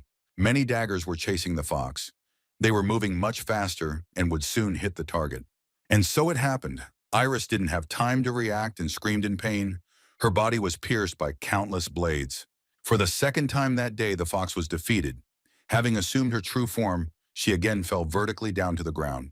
Our hero hurried to the place where she had fallen. He was extremely agitated. Because of the dust, it was impossible to understand what was wrong with the girl. The young man lifted her body and began to calm, but the beauty did not regain consciousness. Her eyelids were tightly closed. He heard footsteps and the light jingling of armor behind him, but the guy didn't pay any attention to it. Finally, the knight appeared before Hyun Su and declared that he would finally finish him off. He had been waiting for this for a very long time. Our hero looked closely at the blade of the impressive weapon and asked in surprise who he was. Then another portal appeared and the elephant emerged from it. She started saying something about how Park Hyun Su was simply an amazing person. Raising an eyebrow, she continued that it wasn't that easy to get Iris on her side and to make a hole in the portal she created. The guy found himself surrounded, with Bishop approaching him on one side and a man in knight's armor on the other. Muttering that it was now clear whose handiwork this was, the woman subordinate to the king, the young man took off the ring given to Chinran from his finger and put it on the fox's finger. The elephant replied that he was right, and according to etiquette, she should introduce herself before killing him, and then introduced herself. Hyun Su stated that the joke was a bad one, to which Bishop responded with a cry of indignation and immediately prepared an energy projectile. At that moment, the knight rushed to attack, holding his huge sword in front of him. The situation looked like a stalemate, but she wasn't like that. Hyun Su activated damage reflection with the ring on Iris's hand and thus saved both of them. Most of the damage from Bishop's projectile was directed at the stranger's plated armor, which withstood it. The witch herself was no less wounded, but she continued to run. Without realizing it, she put all her strength into the attack. The knight stopped in front of Hyun Su and managed to say that he intended to finish him off immediately. Instead, he received an incredibly powerful blow from our hero because he had not planned anything like that. The force of the attack caused the helmet to fly off the stranger's head and back, and he himself barely managed to stay on his feet. The enemy hissed through his teeth. Did the young man really not remember him at all? Hyun Su was a little taken aback by the sudden guess. The heavenly demon confirmed it, saying that the man was with them in the fragment of heaven, Cho Jae-hyuk. His appearance changed beyond recognition.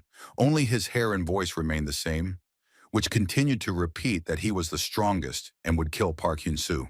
The young man's patience was no longer enough for this, and he ordered them to shut up, swinging his arm for another blow. The enemy flew back 10 meters and collapsed completely exhausted, like a pile of metal. Our hero used a leaf strike and secured the success, finishing off the enemy, or at least knocking him out. Jae-hyuk fell to the ground again, now unable to move, but continued to mumble something. The man was bleeding, there was a gleam in his eyes, and if you listened closely, you could tell he was saying that it was simply impossible. Hyun Su looked back to see how Iris was doing. She had already completely come to her senses and even managed to get up. The girl turned her head around in confusion, surprised to discover that our hero had healed her again. He said that they should hurry and help the fox rise into the air, holding her by the shoulders. Near the split in the dome, the guy explained that they needed to get out as quickly as possible before the enemies recovered, and she agreed. The young man was about to enter the gate when he suddenly saw a new portal glowing orange near the split. The elephant emerged from it with a terrible scream. She was not going to let Park Hyun Su escape so easily. The young man pushed the fox towards the split, shouting that she should go first this time too. Her face showed surprise when Iris realized that she would not pass through the portal on her own, but with the help of the acceleration received from the hero. Hyun Su had already prepared his fist to fight Bishop. The last thing he heard from the split was a plea for him to survive. The fox plunged into the portal and began her rapid journey into the complete and frightening unknown. Daggers were already rushing towards the young man, the same ones that had taken out his new girlfriend some time ago. Hyun Su decided to use the conceptualization of mind destruction. Everything around him turned blue from the light of his powerful energy. The hero then used a root strike, and all the blades melted in midair, falling to the ground before they reached their target. The young man rushed forward towards his opponent. He was not going to wait long and wanted to kill the elephant as soon as possible. The woman was surprised. She did not understand how the hero managed to figure out her incredible dagger technique so quickly. The heavenly demon was delighted and reported that the conceptualization technique invented by the student was simply a masterpiece. The elephant looked at the guy and thought that he had become much stronger than during the battle with the horse. How could a singularity be so strong? The young man looked her straight in the eye and threatened her with his finger, saying that he intended to ruin all the plans of his enemies. Saying that he would not spare her because he was fed up with their antics, the guy began to prepare another blow. The elephant was not frightened. Her face was full of determination to destroy the enemy, since she could not capture him. But the woman didn't want to risk herself any further, so she quickly created a new portal and stepped into it. Hyun Su struck, but his hand only touched the place where the portal had just been. It was no longer there. only a glow. But the most interesting thing is that a new one began to appear behind the hero. Apparently, this was the tactic used by the elephant. The young man used the heavenly demon flight technique to get closer to him. But as soon as he reached the tender spot, the portal disappeared again. The young man cursed. Exhausting him was a clever move, but ineffective. The young man decided to try to break through the portal in the same place and use the conceptualization of the mind with the greatest possible concentration. The elephant appeared from the gate, but her face showed that she herself had made this decision, not the young man. The hero used a grain strike, putting in the maximum amount of power he was capable of at the moment, his eyes glowing with fire. He knew what he was doing. The villainess barely withstood the attack. It seemed like she would just be torn to pieces. But this did not happen. Bishop gritted her teeth and closed her eyes tightly. She still couldn't believe that the singularity had become so strong and in such a short time. Hyun Su didn't give her a chance to recover, preparing a new attack of Heaven's Fall, its speed becoming colossally high. The witch realized that in order not to die, she must immediately use all available means. She summoned countless vengeful spirits and ordered them to tear apart the body and soul of our hero. A horde of creatures rushed towards the target. The sorceress gathered all the vengeful spirits that had ever found their death in the portals. While Slan was screaming that the hero would not be able to resist the vengeful spirits of darkness, Hallie called out to the hero and said that he could deal with it. The monsters were already rushing towards the young man. He began to doubt a little that the boy could somehow help him. But then his metal-clad hand began to say something, addressing the evil spirits in a majestic voice. The dagger of death separated from the hero's body and hung in space so as to have the widest possible area of effect. But this was not necessary. A glow appeared above the figure of the young man. The dagger announced that it would free all souls from shackles, destroying the chains that bound them. The vengeful souls froze and turned their gaze to him, a hope flickering in their eyes that they could truly become free. Hallie broke the chains. A huge magic circle formed above him, which became the exit from the portal for everyone who had ever died in the gate. The souls rushed to freedom. The most interesting thing is that all this was not noticeable to the naked eye. Hyun Su still did not know that his problem had already been solved. Hallie on his hand took on a slightly more anthropomorphic form and reported that everything was done. The guy was surprised that it could happen so quickly. The heavenly demon was impressed by the boy's actions and admiringly reported that he was incredible. The child waved to the old man in greeting. Absolute death is the ego that was born from death. This force has absolute power over the dead. When Bishop realized this, she cursed dirty. Hyun Su didn't delay his next attack and prepared to use the falling skies technique, black energy enveloping him. Almost instantly, this force rushed towards the elephant. The woman realized that she was in trouble. The space around her began to tremble. Then she tried to summon a shield to save herself. A pinkish glow appeared, but it was somehow weak and uncertain. It was no wonder that the protective sphere couldn't withstand the onslaught of the heavenly demon's black energy. Hyun Su was surprised to notice that his opponent wasn't that strong, and if compared to Iris and Horse, she was actually weak. With these words, he used the heavenly lightning technique and pointed his hand towards Bishop.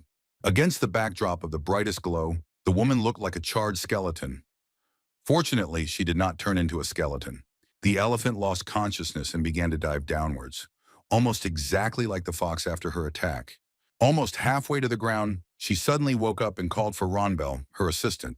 He flew up from the ground with lightning speed and picked up the lady in his arms so that she not only wouldn't get hurt, but also wouldn't twitch again. However, they still descended to the ground at a fairly high speed, and the man used his own knees as shock absorption. The elephant began to come to her senses and asked in a weak voice why it was taking so long. It seemed she was just looking for something to find fault with. The woman screamed that since he was so damn obedient, he should get rid of Hyun Su. And before she could finish speaking, Ronbel had already flown up. When he appeared in the sky opposite our hero, he asked in surprise who this new face was in their old play. Ronbel didn't answer, remaining silent, but there was no one else in the place where he had just been. The enemy appeared right in front of our hero suddenly and just as suddenly attacked him. And the guy was so taken by surprise that he forgot to block the blow. But he had already dodged the next one. As befits a disciple of the heavenly demon, although the situation did not become any clearer. In order to catch his breath, Hyun Su increased the distance. Apparently his opponent preferred the close combat type. Moreover, when he rushed at our hero again, a pink glow appeared, which meant that the attacker's magic was also fine. Meanwhile, Yun walked down the hospital corridor with a bouquet. The girl was glad that the flowers smelled very nice. Perhaps Hyun Tae would smell the aroma and wake up. She opened the doors and said hello, heading straight to the vase, after which she said that today was her day off, so she was in a great mood. After finishing with the flowers, Yun turned to go closer to the boy, but realized with horror that his bed was completely empty. Meanwhile, Iris was finishing her stay in the portal. It began to spin in some strange spiral. Time shifted a little. The girl couldn't understand where to move. Nothing was visible around her except a greenish-gray space with a bluish haze of mana. Then she heard a voice that said that she couldn't escape from them. It was Rook, who appeared as if from nowhere. She recognized him. The man declared that the fox would finally die in an hour. He extended his hand forward and cast the appropriate spell. The demon screamed that there was no way she would give in to them, after which she swung her claws, enveloped in energy. The blow passed through the man, and it became obvious that this was not his real body. The enemy was physically in another place. Shouting that it was useless to attack him, he attacked the fox from a completely different direction, moving as fast as a meteor. But the worst thing was that a circle of demon exorcism spell unfolded above Iris, almost pulling her inside. The girl's strength allowed her to cope with this problem, but now she was truly angry and ready to tear the enemy to shreds. The scoundrel realized that he would not be able to stand against her alive, so he went the other way, saying that her friend Reina was still alive, and the fox froze in place. Rook said that they were keeping her under strict surveillance. Iris looked at him carefully, trying to guess if it was a bluff or the truth. The girl remembered how happy she and her sister Reina had been, and her heart sank. A spark of hope flared up in it. Rook asked what she would do now and asked her to think carefully, pointing a huge magic sword at the heroine. But then he grabbed the weapon with his hand and added that while the fox was thinking, he would finish her off in a moment. An unfamiliar voice behind the man said only one word, and that was the word enough. A tall, thin guy, almost a boy, appeared behind him. His eyes were covered by long bangs and were not visible at all. The stranger extended his hand forward and, saying that the villain would now go back to where he came from, performed a forced teleportation. Rook began to dissolve into space. His face was literally stunned by the fact that someone would allow themselves such antics. The guy in the hospital pajamas made sure that the enemy was gone and went to Iris. She asked who he was. Maybe Hyun Su. The smells were slightly different. The boy pointed in the direction with his hand and advised her to move toward the light so she would get out of here to freedom. Lisa asked who was helping her. Someone from Hyun Su's family. Probably the guy answered that he was not, but the body he was currently using was. He advised her to go faster, and Iris rushed forward to the place where she came from, to the place where Reina was waiting for her. As she was leaving, she shouted that she would definitely thank Hyun Su someday for everything he had done for her. The hero himself was busy fighting with the elephant servant at this time. They went into hand-to-hand combat, once again almost falling to the ground. Somehow, the enemy managed to avoid our hero's blows. Even Hansen couldn't boast of such a thing. Ronbell attacked with the same lightning speed, which was certainly not expected from someone in his position. When he kneed Hyun Su in the groin, there was a bright flash of light as if a spotlight had been turned on. Noticing that the man was preparing a left hook, the young man took a defensive stance to minimize damage. The blow missed, but it did not cool the ardor of the combatants. Ronbell immediately pulled off another one. This time he used his elbow, but Hyun Su managed to put up a defense again. To be honest, he was already pretty tired of all this. The opponents exchanged blows without causing any significant damage to each other, and it seemed like this would go on forever. Receiving another elbow strike, the young man almost fell down. He decided that at this rate he would not have time to use any of his techniques. To change the course of events, he launched a mana bomb at Ronbell so that there would be time left for conceptualization. After the explosion, the enemy jumped to the side and ran away. Apparently, this was a diversionary maneuver. Down in the forest clearing, the elephant had already come to her senses and begun the regeneration process to join the fight. She was doing some kind of energy circulation to fully recover and fight on equal terms. The faster he regains his abilities, the faster he will deal with Hyun Su, and then victory will be assured. Our hero looked around in search of the enemy, but then the master appeared and informed the student that he was chasing the wrong thing. When asked what he was talking about, he explained that Ronbell attacks the hero without the intent to kill, unlike his mistress. Hyun Su extended his hand forward and said that in that case, he had a surprise prepared for the elephant, and then began preparing the fallen heaven technique. This way, he would pay more attention to her, while his subordinate dealt with the countless number of magic projectiles. The man realized that he would now have to work a little to save his life, and after all, he was just following orders. The explosions followed one after another, and the elephant's servant decided to simply run away before it was too late. He made an incredible jump, escaping from the explosion zone, and it seemed that his devotion to his mistress had completely evaporated. A moment later, Ronbel was already hovering high in the sky, moving at great speed and clearly not going to return. When the lady learned of the escape, she nearly burst with anger, and the epithets with which she awarded Ronbel were not intended for the ears of school-aged children. She began to cast some kind of spell around herself, continuing to persistently call the servant back, calling out his name. Hyun Su, who appeared from behind her, advised her to finally forget about this cowardly bastard.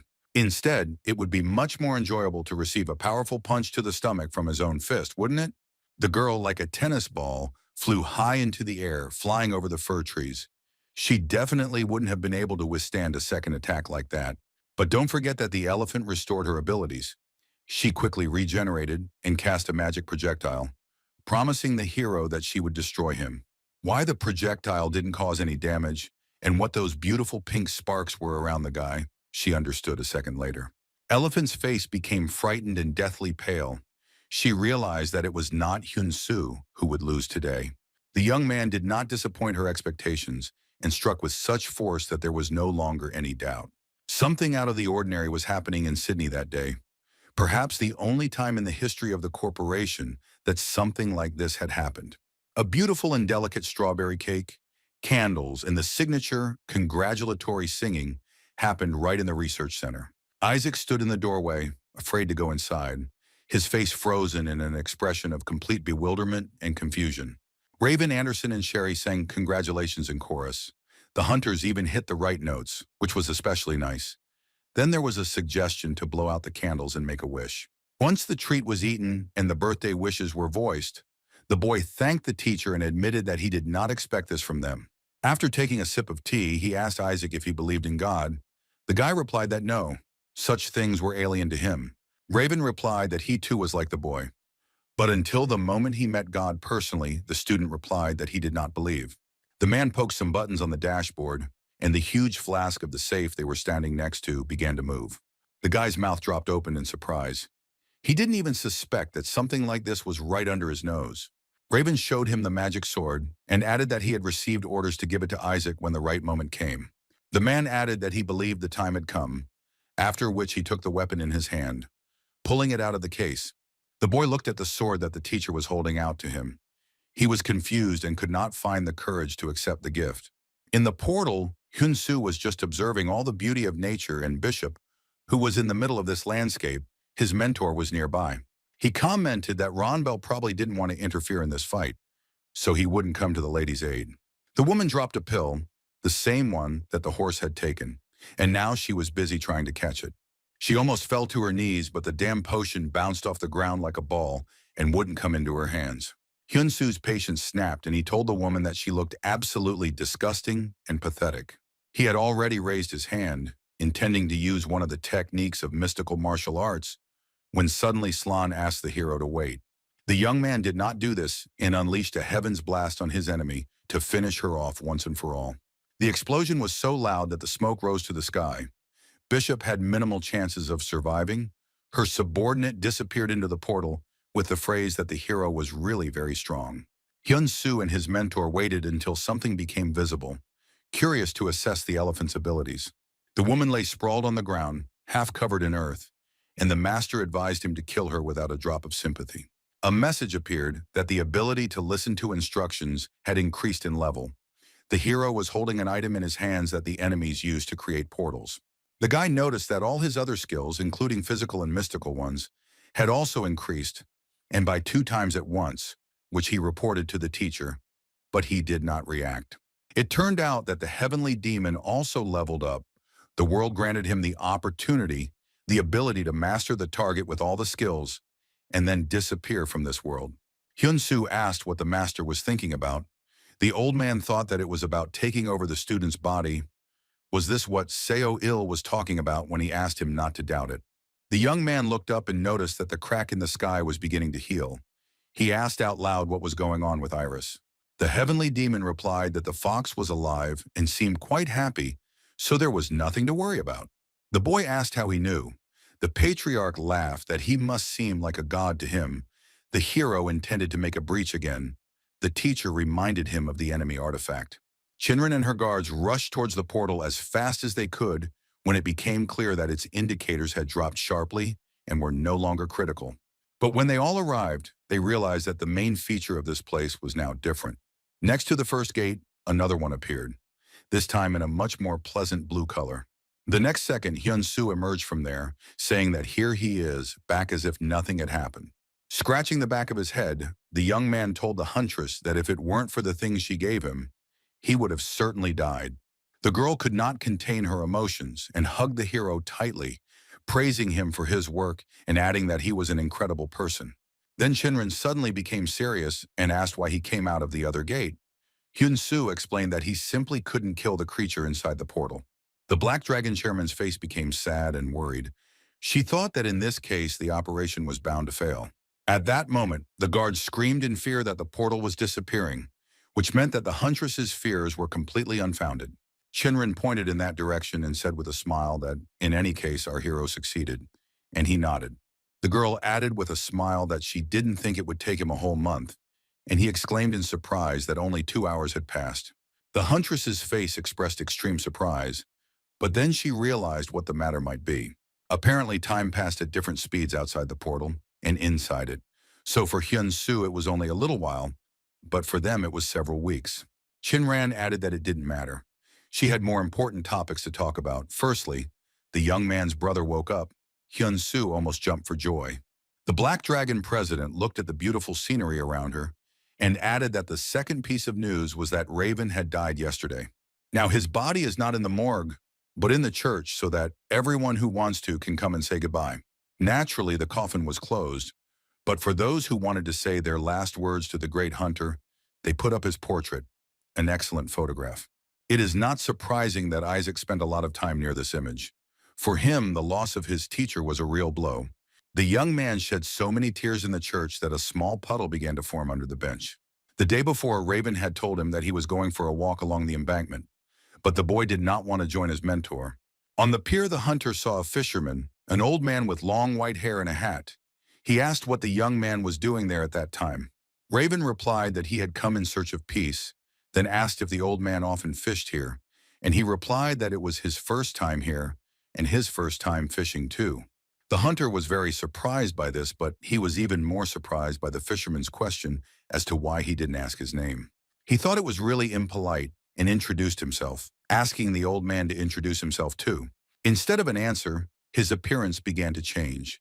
His beard fell off, his wrinkles began to smooth out, his good-natured smile melted away as if it had never existed. The fisherman's hat flew off his head and he, assuming his true form, announced that he was the king, although this was already obvious. He raised his hand and added that today Neiman would die again from these very hands. Raven stood, shocked. The king bid him farewell, but the hunter said that he would not die without a fight, beginning to envelop his fist with energy. Raven rose into the air and prepared to attack, saying that he would still see who would destroy whom today. At this time, Isaac was sleeping peacefully in his room in the building of the research center of the Gate Affairs Committee. He liked the teacher's gift so much that he did not part with it. He was awakened by Raven's voice, and the student sat up in bed, surprised that the hunter had come into the room. The teacher said that he could no longer support him, but the hero's potential is endless. Let him not stop developing and not give in to the evil lurking inside. Raven disappeared. Shocked, Isaac began to call him, but the room was completely empty. He realized that thanks to his ability, the teacher came from the future, or from the past. The area where the pier and embankment used to be was cordoned off with yellow tape. Workers combed the shore, and even the bottom. The water evaporated. They were dressed in gas masks and protective suits, and walking through the scene, wondered who could have done this. Suddenly, they saw a burnt skeleton, still standing in the clouds of smoke, as if it were a living person, without falling apart. As you probably already guessed, this was Raven, or rather what was left of him. Now it is clear why the body was not in the morgue, but in the church. There was simply nothing left on the bones.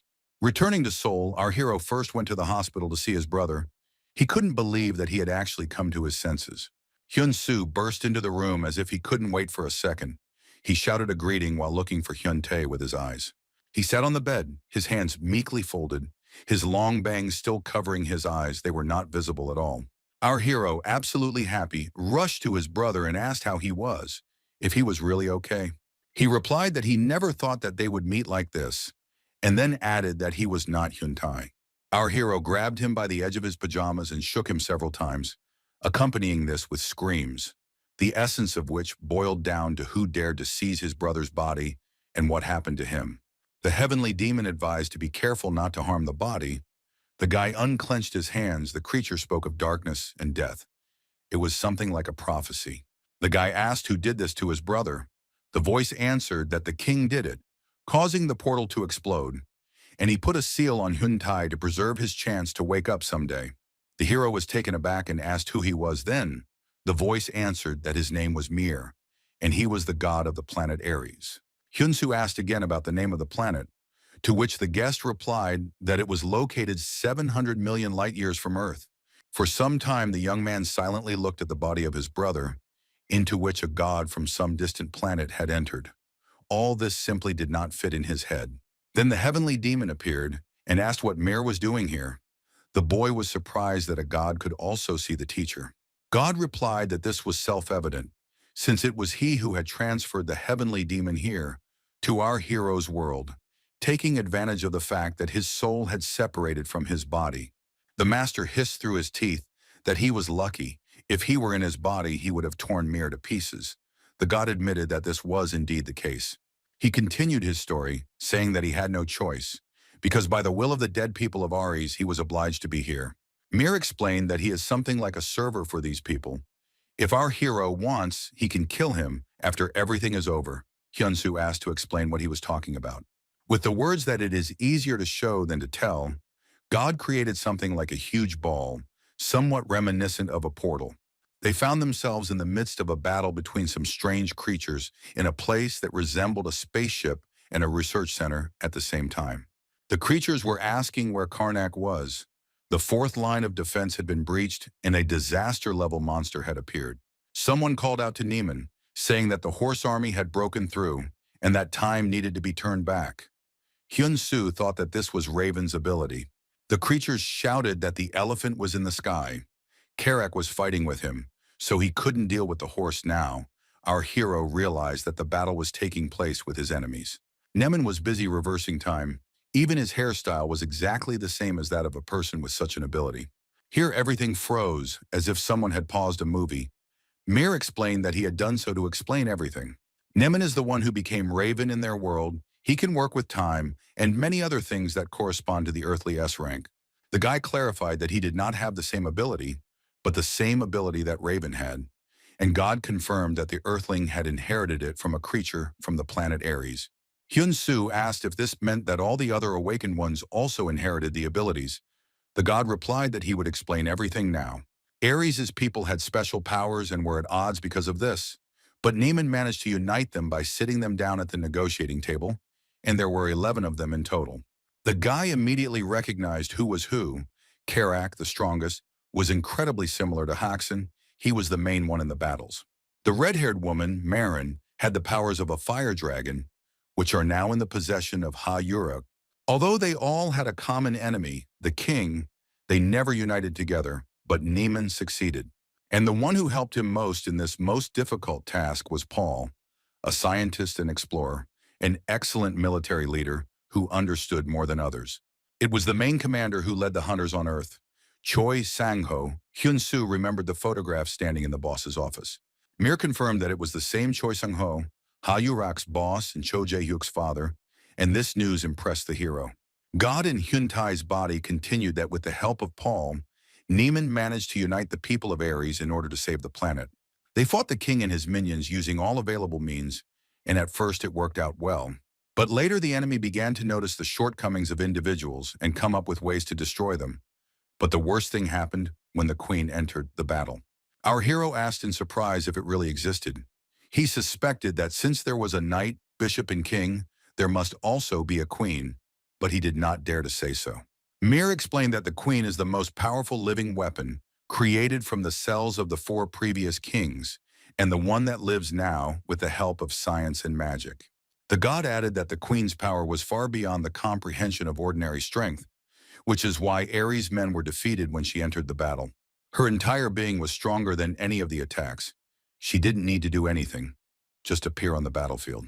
Ares' men were no match for the queen, but neither were her minions, and even the king himself was no match. Karak initially challenged her rashly. Nothing could convince the hero that he was the strongest creature. Seeing that the enemy was simply smiling and in no hurry to attack, he attacked the first, but it was practically suicide. Karak became a toy for the queen, on which she demonstrated her abilities, simply so that others would learn a lesson. She hit him 100 times in a second, and each time the fist left a hole in the body and soul of the opponent. A terrible sight. The heroes could still do something against the knight and the bishop, but the appearance of the queen made any attempts at resistance completely pointless.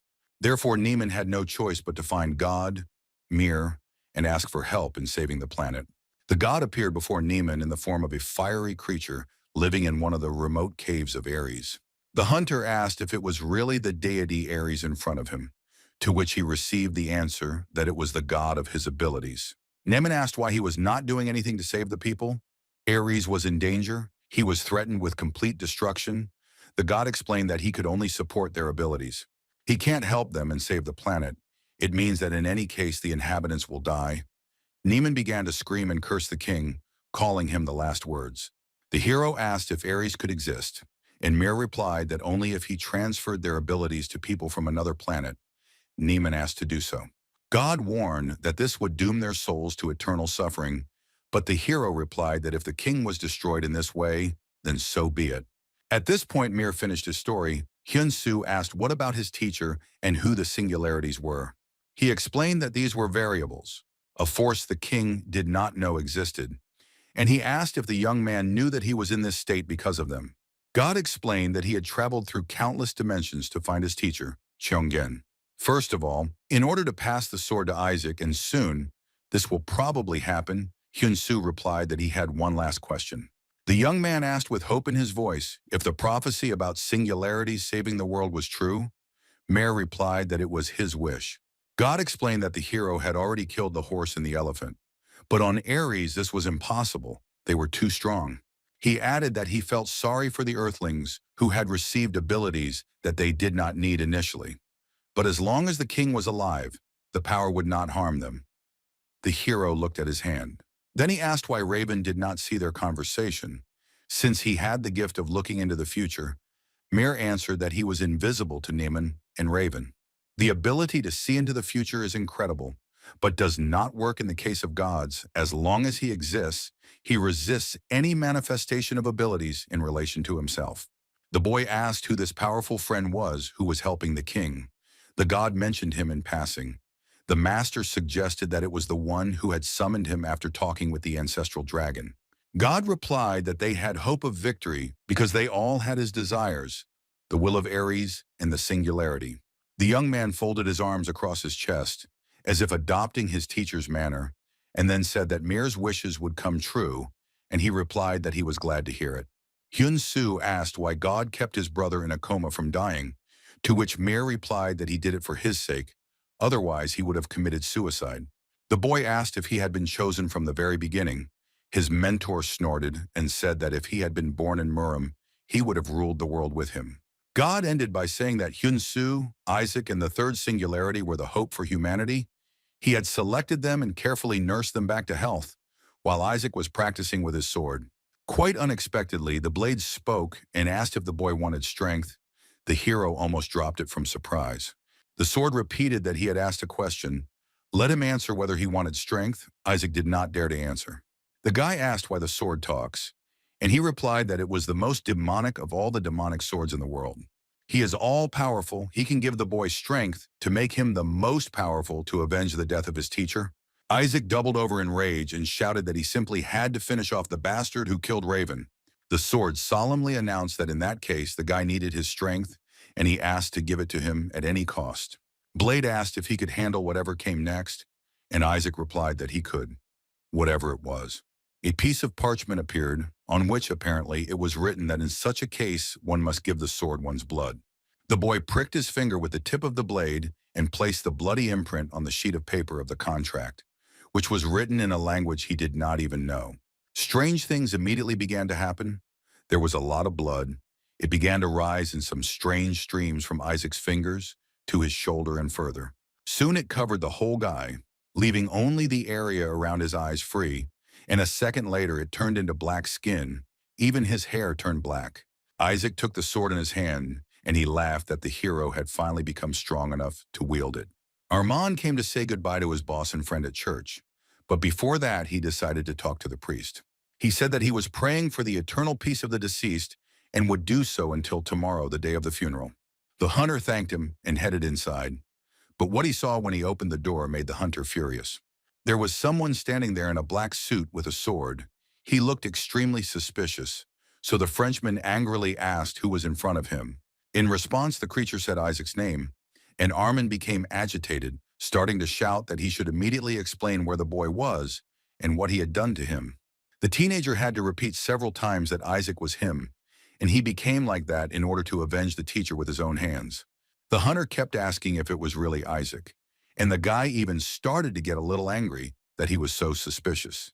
Having decided to end the conversation, the hero disappeared so quickly that Armand did not even understand in which direction. In the place where Isaac had just stood, only a little of his energy remained. Meanwhile, Hyun Su promised the god Mir from the planet Eri that he would destroy him as soon as everything was over, and he replied that he would wait impatiently. He said that now he needed to rest.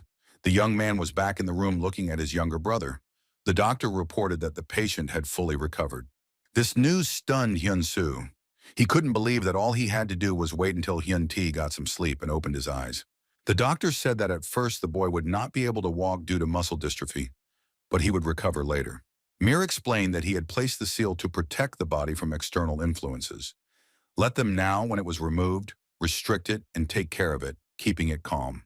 The young man looked back before leaving and said that it didn't matter. Let him just try to get out of his brother's body as quickly as possible. The god replied that he would try. Hyun Su walked down the corridor and the master noticed that he had learned a lot today. The hero replied that this was indeed the case and that he needed to tell everyone about everything. Mir, in the body of the hunter's brother, thought that he was sorry, but Park Hyun Tae had already played his role. The hero was about to head to the Portal Affairs Committee building. A meeting of all the main hunters and management was planned, but first he dropped by the Red Lion Guild. He entered Hayurak's office. The girl stood up to greet her friend.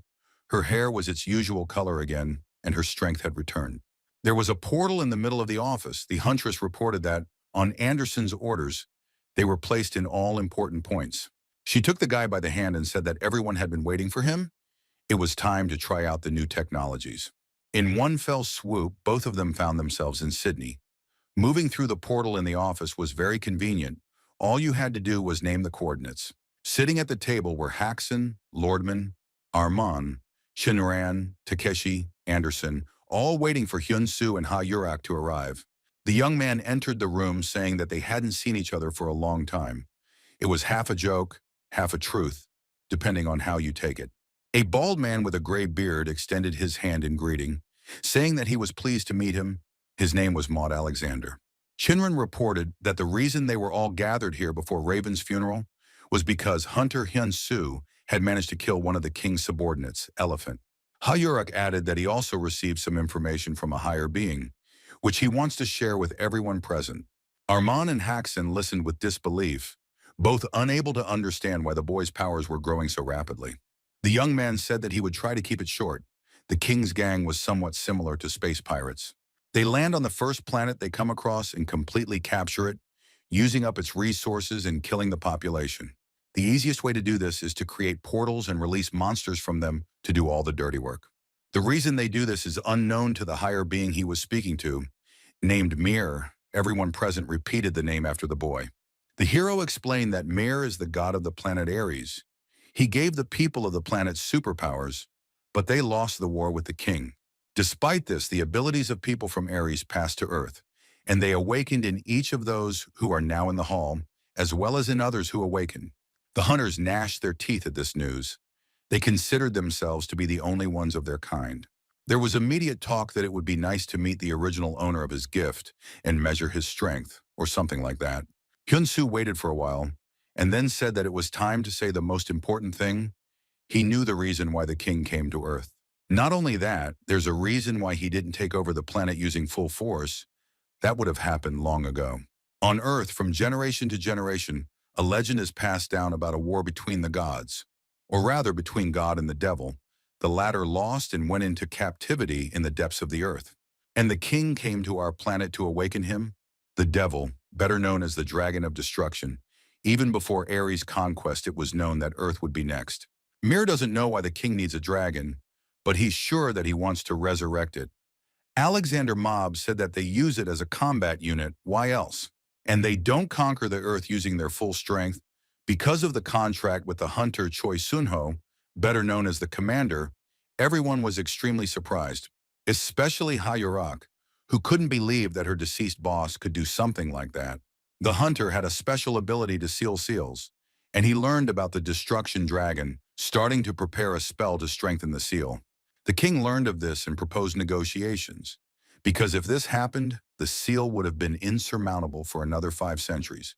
The king informed Paul, that is, the commander from Ares, that if he strengthened the seal, he would immediately destroy the earth. The hunter remembered that singularities would appear soon, as promised by Mayor, so he ordered in return not to attack the earth for the next 5 years. The king laughed, as it was impossible to prepare for war in such a short time.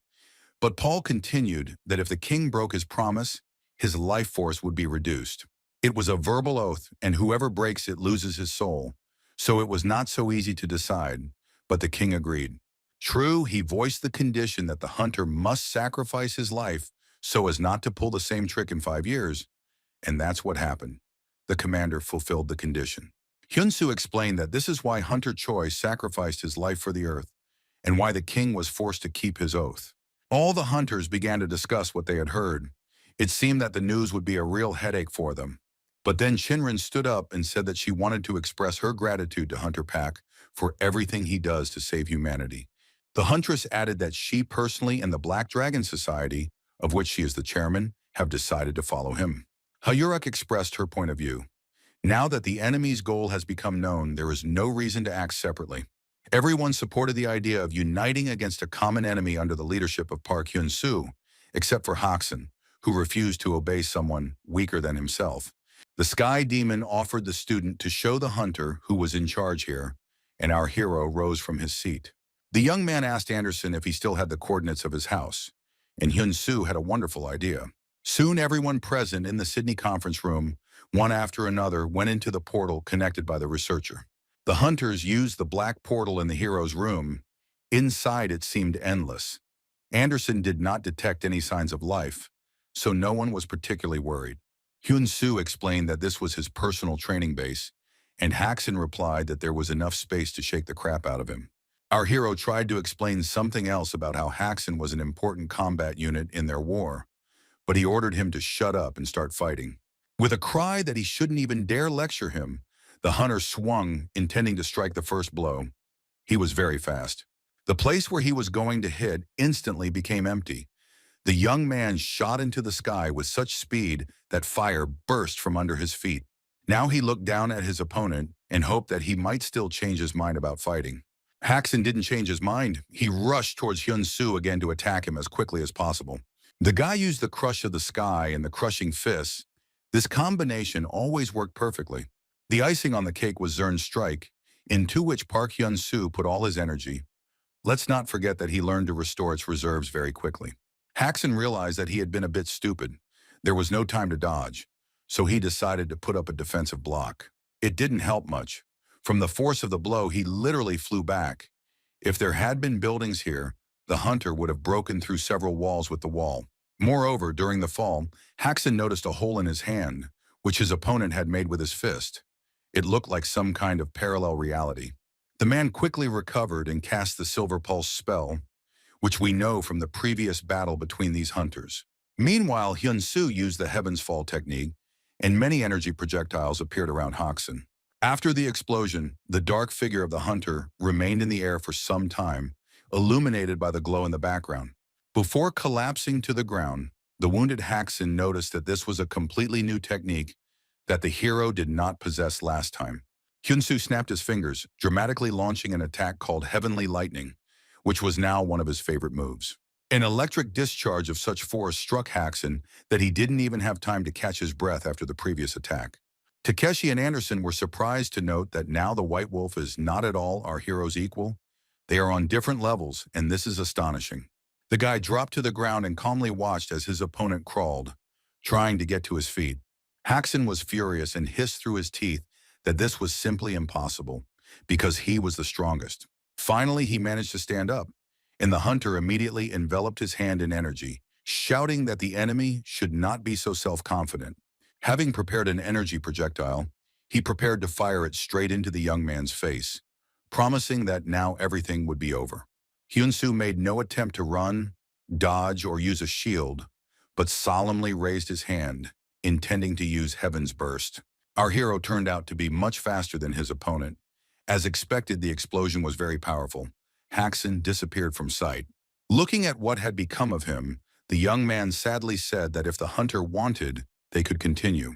The White Wolf lay face down, pressed into the ground, streams of energy and dust rising above him.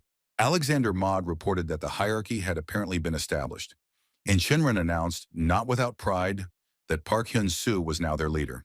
The boy headed towards the others, and the master reproached him that he should have taught a harsher lesson and brought the matter to an end.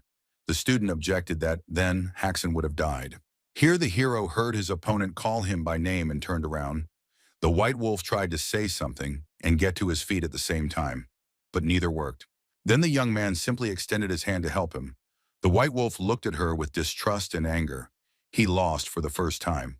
Park Hyun Su looked at him with a smile and said that the hunter lost today. But this is not the final verdict. As compensation, he wants to invite him somewhere. Pushing Hoxon by the shoulders, the guy promised him a great reward to recover and relieve stress, inviting him to the thermal baths. Oddly enough, White Wolf agreed. He was interested in the traditions of the Koreans and really wanted to relax. In the locker room, Hyun Su suggested that he undress. The fact that he had to swim completely naked confused the man a little, and for a long time he did not dare to follow the boy's example and undress. The hero egged the hunter on several times, but then his patience snapped, and he used a special skill to speed up the process of introducing the foreigner to his culture. The clothes were torn to shreds, and Haxon became even angrier than before. Hyun Su, with a beaming smile, invited him inside before the water cooled down. But once they got into the bath, the tension disappeared. But it was still a great way to relax and relieve fatigue. Our hero said that he doesn't really want to be a leader. To be strong and to lead people, these are different things. Haxon replied that he agreed to work with Hyun Su, not for Hyun Su. Once they dealt with the king and his henchmen, the agreement could be considered null and void. Suddenly, the White Wolf noticed that he had more than he thought, and then asked when exactly the portal appeared in the apartment and whether the guy was afraid of a monster attack. The guy replied that he was calm in this regard. His mentor and Hallie were frolicking in the bathhouse like little children, and this was partly true. They distracted Hyun Su a little with the noise. Haxon noticed that he was distracted and rose from the water, saying that he was going to go. The young man asked him to stay a little longer. He would put out the beer. The church where Raven's farewell ceremony took place was truly huge and very beautiful. Our hero came to promise the hunter that his work would continue, now that they knew the motives of the king and his gang. Hyun Su looked at the photo for a long time and then whispered that his revenge would be cruel and very well planned. All hunters united with a common goal, and the guilds ceased to exist. The New World Organization appeared. Its Korean office was located in the former association building. Lee Mi-na gave interviews to the press as an authorized representative. The main question that everyone was worried about was why Park Hyun Su gave up the leader's position to Ha Yurak. The girl replied that Hunter Pak was the strongest of them all and that he had too much responsibility, so organizational issues would only distract him. The curiosity of the press did not stop there, and the former director of the association had to rack her brains to answer everyone. When she returned to Ha Yurak's office, she was literally like a squeezed lemon. But her colleagues praised Lee Mi-nu for her excellent work, and she perked up a little. Most of the portals were closed. There was one A-rank one left, but Haxon took it upon himself to deal with it. The girls started giggling about how after the battle with Hyun Su, White Wolf had become too accommodating. Then the portal on the wall in the office became active, and it became obvious that someone would soon come to visit them. I wonder who exactly. And so it turned out Armand came out of the gate, and immediately everyone started asking what happened. The Frenchman would not have come for no reason. The hunter reported that a Y-rank portal had appeared over the Pacific Ocean, and the girls' faces changed from relaxed to worried. As you probably already guessed, the portal that appeared was the work of the king. He planned everything in advance. Special equipment appeared in the castle, on which the villain placed special hopes. The engineers and maintenance crews were finishing up their tests. Time was running out, and the king was not a man to tolerate delays. Then footsteps were heard and someone entered the room. For some time, he simply watched the staff work. The researchers greeted Rook and asked him if this was really the same creature that the boss had ordered to find and prepare. The man nodded. It was about the strongest body that the king had personally found in one of the countless dimensions. It was hard to believe that such strong energy could come from a corpse. Rook headed to the royal chambers. He had a lot to discuss with the chief and the others. The pawns had already gathered and were waiting for him in the hall. Their greeting was a little tense, because now there was neither a knight nor a bishop at the table. But there was one of the new pawns, a pink-haired man who didn't say hello, and when reminded of this, asked if it was really so necessary. Rook remarked that he was glad to meet him. This was their first meeting. Caven replied that it was exactly so. He was the best magician of the Eastern Kingdom, personally selected by the king. With the help of a special cube, those gathered learned that the Earth Hunters had found a portal and formed a squad of 30 A ranks and 1 S rank. There was no information about Park Hyun Su. Ladia reported that at the moment, work on establishing a connection between the 7 portals is almost complete. Caven noted that there were only 4 of them, so how could they be in 7 portals at the same time? Rook explained that the central gate unites the remaining 6. They will enter 4 of them. The 2 that are not occupied will be discussed separately. He explained that there was already a suitable candidate for the 5th portal, and the one who would fight Park Hyun Su would go to the 6th.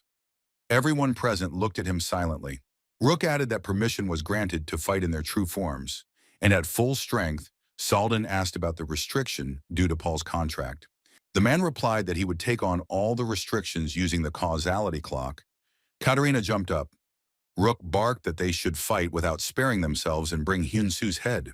3 warships were approaching a huge portal in the Pacific Ocean. The operation was prepared almost instantly. The hunters agreed that such huge gates had never been seen before. They were about 2 kilometers in diameter. Chinran noticed that she didn't feel any of the ominous energy that the Paradise Fragment had. Hyun Su approached unnoticed, but his appearance made everyone happy. The young man was smiling as if he was just out for a walk.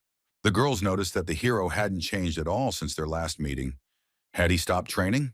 Lordman explained that the hero had reached the level of the reverse origin, and now his power had become invisible to others. It was so great.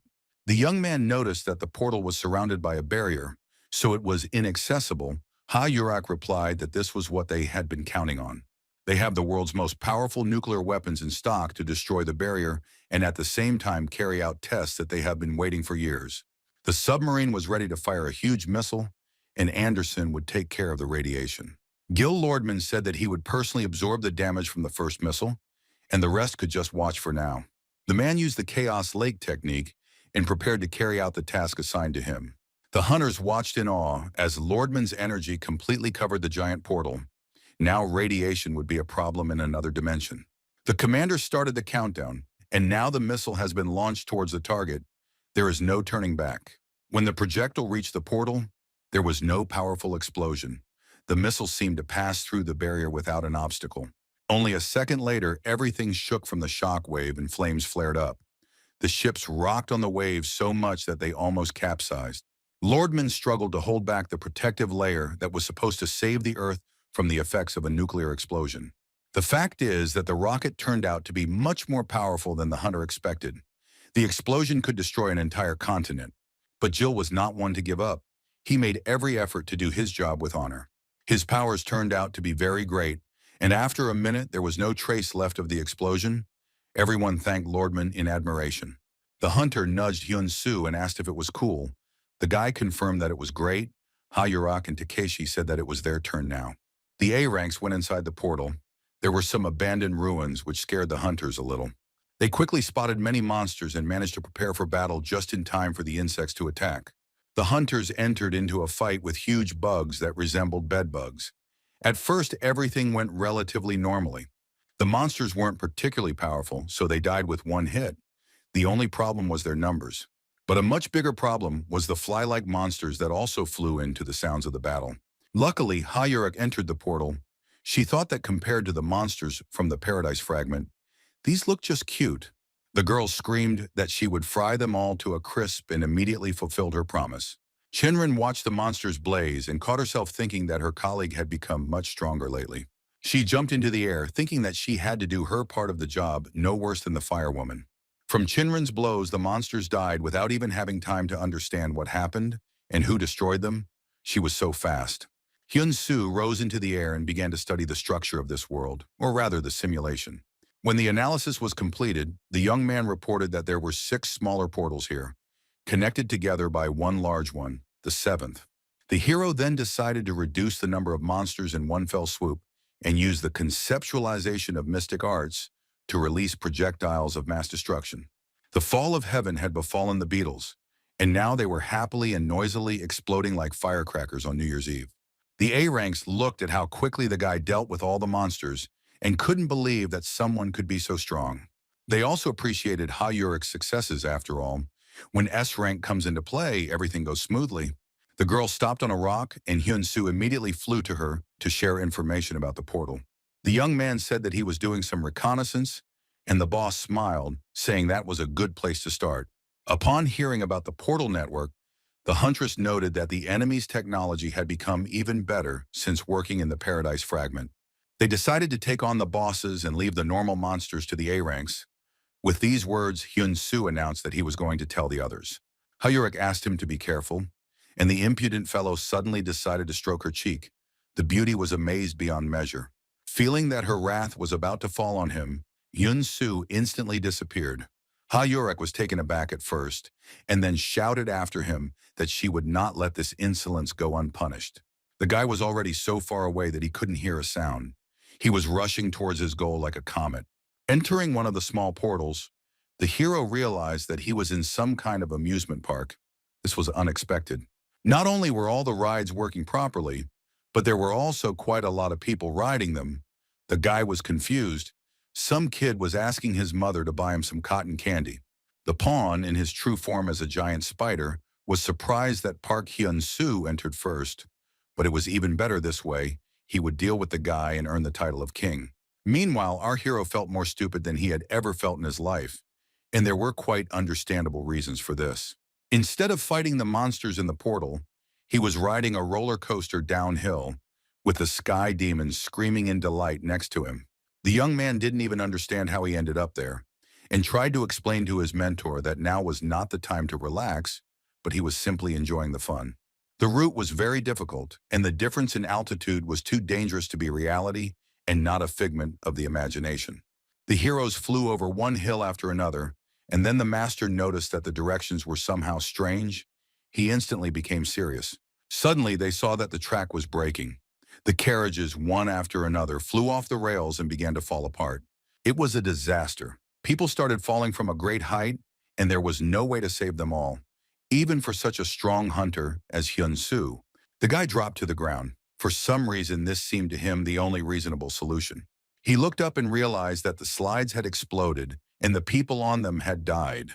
But for some reason, there were no signs of the incident around now. Here he heard a familiar voice asking his mother to buy him cotton candy. The boy glanced to the side and saw the same little boy.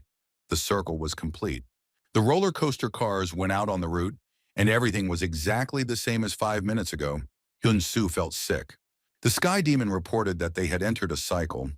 The boy nodded. He wondered what that could mean. He thought that time in the portal could be closed in the same way as in the realm of the ancestral dragon.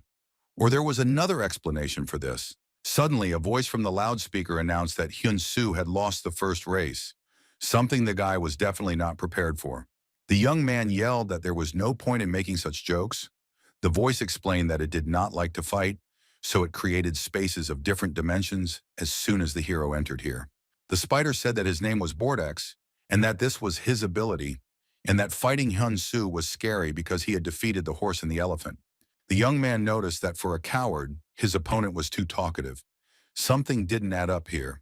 The man noticed that he was no weaker than the elephant or the horse.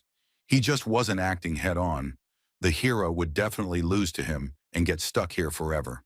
The spider's terrifying smile could have been the worst nightmare in any child's life. Fortunately, not a single living soul saw it. Bordex announced that it was time for the second game, to which our hero remarked that he would not play his games. The spider objected that it was his territory and he had to obey the rules. But Hyun Su stated that he would not obey someone who was so weak that he was afraid to show his face. The hero added that this place was an illusion, and if so, he would destroy it easily and simply, after which he used the conceptualization of the mind. He immediately discovered the spider. It was actually tiny and practically defenseless in the face of the enemy. Hyun Su used Zern's strike without even trying hard. It was obvious that it was enough.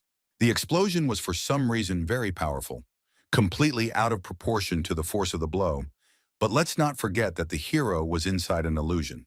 The spider, whose eye was glowing, and Bordex, who was sticking out of the monster's belly, began to rapidly fall somewhere down. The web crumbled. The young man carefully approached the defeated enemy. The man asked how he managed to notice, because the illusion was perfect. Hyun Su extended his hand forward and explained that he noticed it because he had met a mage who was much stronger than Bordex. The guy didn't wait long and used Heaven's Blast. The next explosion was already as expected, without special effects. Before his death, the sorcerer warned our hero that his main enemy, the king, was very strong. It seemed that the man did not hold a grudge against Hyun Su. However, the guy did not spare the enemy. He felt disgust towards him, like an insect, although why how? The hero looked at the spider, which had significantly decreased in size, and muttered that everything had ended too quickly. The heavenly demon agreed with him. At that moment, a message appeared that the portal was cleared. It was necessary to go to the next one before it closed. A pillar of blue glow rose into the sky. The A-rank hunters who were finishing off the insects saw him and were glad that one part of the task was already completed. Meanwhile, in another portal, someone had to fight a boss. It was a huge underwater snake.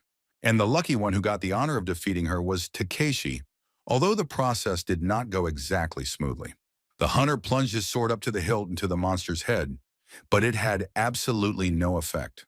When the monster finally emerged from the water, Yamamoto pulled out his sword, intending to strike again. This time he decided not to stab, but to cut, so he swung wide and put all his strength into the blade. The divine sword of space and time cut off the sea serpent's head. Since the boss was defeated, the portal could be considered cleared. The hunter jumped down onto the grass with a stern look, peering out to sea to see if the monster would grow a new head. This did not happen, but the portal did not begin to close. It became obvious that the boss in these gates was someone else. White butterflies began to flutter around the hunter. They definitely had quite a strong charge of energy. In another portal, A-rank hunters were fighting a whole horde of zombies, the walking dead advancing in a dense crowd. The men gradually retreated under their onslaught, hoping that one of the S-ranks would come to their aid. The hunters understood that the zombies were weak, and if there had been even a little less of them, they would have dealt with them themselves. But there were a lot of enemies. Suddenly, Hayurak appeared in the sky above the warriors in a halo of flame and asked if they were ashamed to lose to opponents of such a level. But then the girl looked at the number of zombies and understood everything. She rose a little higher and simply burned a whole column of monsters. Then she flew on like a comet and repeated the incineration ritual. The hunters shouted words of gratitude after their leader. But the fun did not last long. New monsters immediately took the place of the dead ones, and there were even more of them than before. Some strange worms were crawling around in the heads of the living dead, and it seemed that this was how they became zombies. On the top step of the temple, there was a throne in which Salden sat and cordially invited the parasites into his kingdom. He promised that soon they would all become like that too. Another batch of zombies with glowing eyes descended from the steps. They were also the product of the worm's life activity. Takeshi, meanwhile, continued walking through the beautiful forest, Surrounded by butterflies, he still couldn't understand what the catch was. Suddenly, his eyes were covered with a white veil, and his pupils narrowed and turned purple. Something strange was happening to the hunter. Two beauties, a brown-haired woman and a brunette, grabbed the man by the arms and asked him to take out his sword. They had plans for him. The girls began to treat Yamamoto to drinks and snacks. He sprawled on a soft sofa and received incredible pleasure from what was happening. In his thoughts, Takeshi was already climbing the steps to the hotel room with one of the seductresses. A blow to the cheek made the hunter wake up. Jill was standing next to him with a respirator in his hand, reminding him that he must always be ready to reflect an illusion. Yamamoto used the device and asked if the butterflies really were spraying illusory pollen. Lordman nodded. He then tried to make a joke about his friend's face when he was in the illusory world, but Yamamoto harshly stopped this attempt. Then behind the men, a thin female voice said that it was a real pity that their comrade had managed to save the hunter. It was Katerina, who said with a smile that she would drink all their yang energy to the last drop no matter what. The men asked if she was really the boss, and if so, then showing herself to them was a very presumptuous decision. The girl said that she knew the hero's abilities. She had already seen them in action on Ares, just as she had clearly seen their death today at her hands. Lordman shouted that the villainess would not succeed this time, and then began to prepare a magic projectile for an attack. Then the hunter's vision went blurry, and he found himself in a thermal bath, surrounded by beauties offering their help with clothes. One of them leaned as close to Jill as possible and suggested that he relieve his fatigue using a proven method. Katerina reported with satisfaction that her pollen was too fine for the respirators to catch. Takeshi asked if she was sure, holding his sword forward. The hunter explained that thanks to spiritual practices, he can go without oxygen for up to 10 hours. He was a bit stupid at the beginning, but that was due to carelessness. He said goodbye and swung his blade.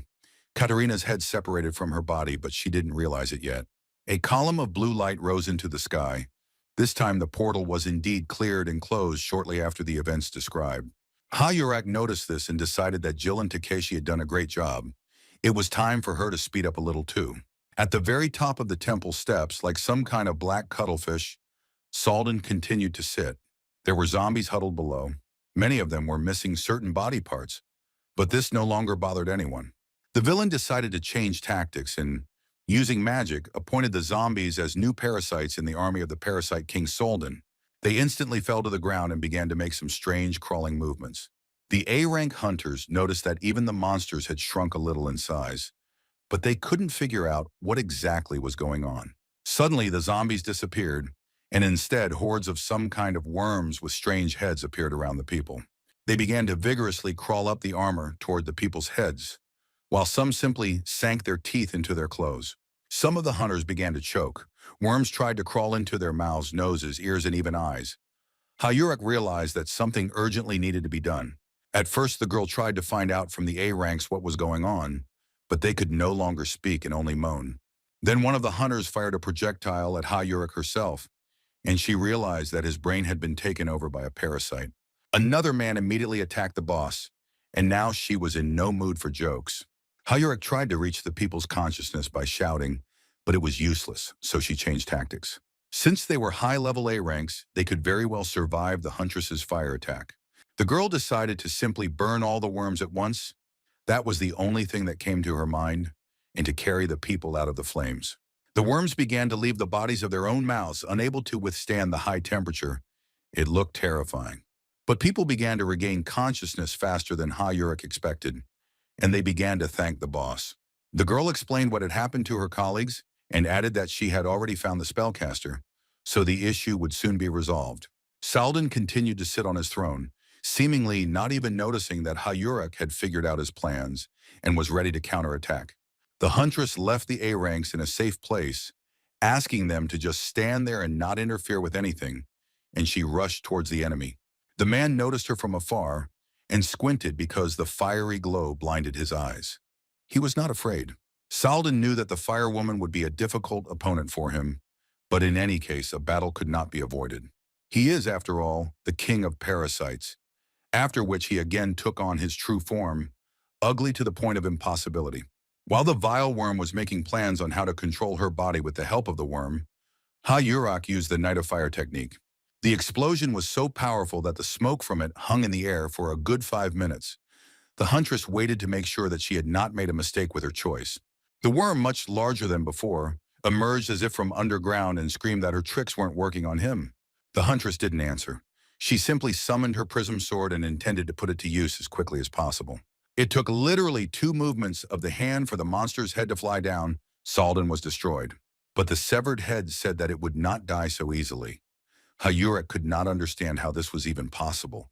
Someone was playing games with time. Rook and his assistant were drinking coffee near a huge hourglass and asked if it seemed to him that they had just lost a pawn. The girl replied that he knew better. The boss ordered her to shut up. She obeyed, saying that she was an ordinary military slave. She remembered the horse's servant and sighed that Eisen was very lucky to be the first of them to leave. Rook asked if she was thinking about death. The servant replied that no, her brother would come and save her. He is the 12th king of Ares, the god of battles.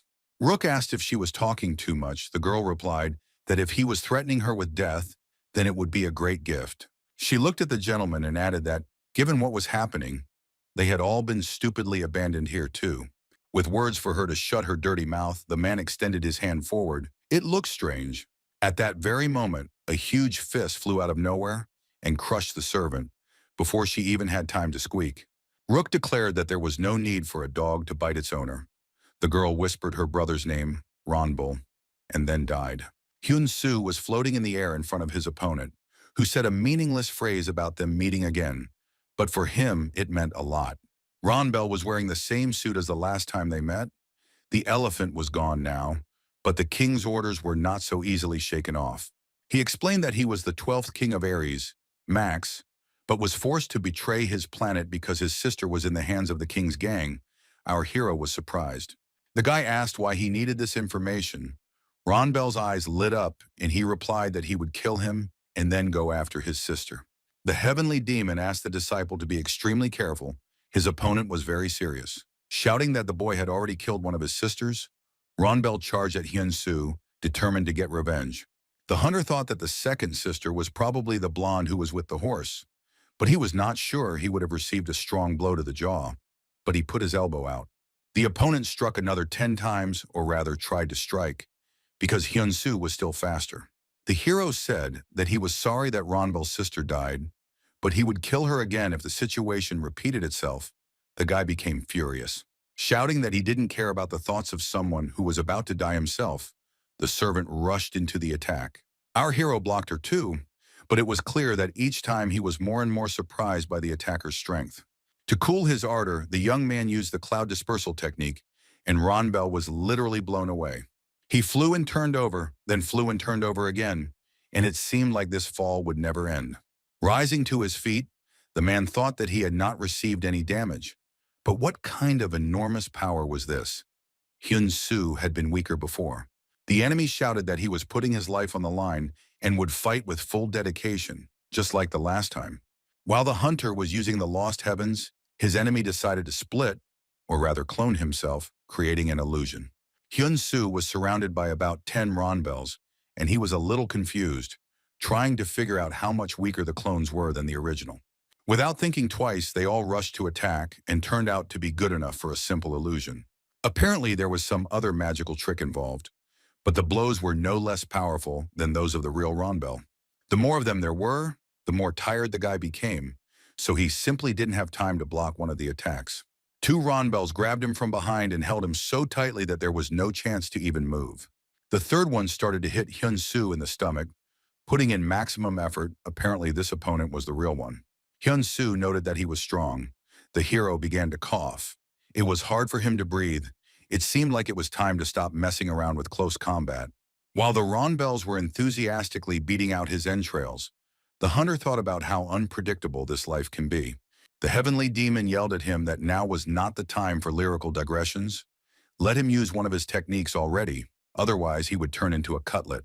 The enemy was just flying towards him in some incredible attack. Our hero used the heavenly shield of the heavenly demon. The blow landed in an empty space. The young man slipped out of the tenacious embrace and finally began to behave as befits an S rank. The Ronbels surrounded him again, but this time the boy knew exactly what to do and used Sky Walk and then Sky Burst.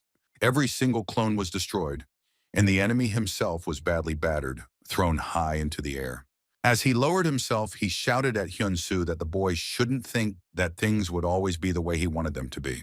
The techniques he uses are impressive, but the hero will be destroyed in any case, and with only his steel muscles. An even larger crowd of Ronbels than before surrounded the young man, each claiming to kill him. In another portal, a group of A-rank hunters were trying to fight a huge green monster, but were not very successful. He was so big that he would simply grab people with his hands and then throw them on the ground like an annoying toy. Chinren rushed to the aid of her subordinates, the girl holding a magic projectile in each hand. Their attack damage worked no worse than a sword. Literally in a second, the giant lost one upper limb. But in its place, some shoots appeared, and other shoots grew so quickly that they instantly reached Chinran and entangled her, immobilizing her. She tore them apart with ease, but the moment was still lost. The monster had already managed to recover and regroup. A huge fist, as if there hadn't been another one in its place just a minute ago, practically knocked the Black Dragon chairman off his feet. The blow sent her flying a good 100 meters, although she didn't receive much damage. But she needed to think through the attack better. Although it would have been nice to just stop at first, the girl flew, turning over her head and hitting the ground painfully. Finally, she just lay down on the grass and tried to catch her breath. The enemy was approaching. Fortunately, he was slow. It turned out that the boss of this portal was not the green big guy at all. A magician, Kavan, appeared in the clearing. He instantly cast some kind of tricky spell, and the monster fell to its knees before its master. A new arm grew back in literally a second, and Chinren realized that there was a powerful sorcerer in front of her. The man from above had already shouted that she had done well. It was a taunt that caused the huntress to immediately attack him, sending several streams of energy towards the target at once. With a slight movement of his hand, Kevin unfurled another magic circle in front of him, its glow beautifully illuminating his face.